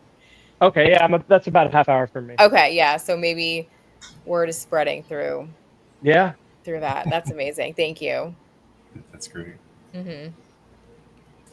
Well, gentlemen, any final words before we sign off for the night? This was great. Awesome. Absolutely. Another successful year, Jake, I'd say. I'd just like to say thank you very much. Thank you all very much, so much. Ashley, again, thank you. Artists, thank you. Everybody that contributed in some way to the stream, thank you so much for all of your help. We're going to wrap this up. Just over $12,000 raised for the charity this year. Fantastic job to everybody that participated and were a part of this. Don't forget, check out lukespurpose.org. If you have any questions, just reach out to Ashley over there. Yes, thank you all so much again. I can put the information in the chat too. I'm sure it's somewhere, but it's lukespurpose.org, like you just said. Yeah.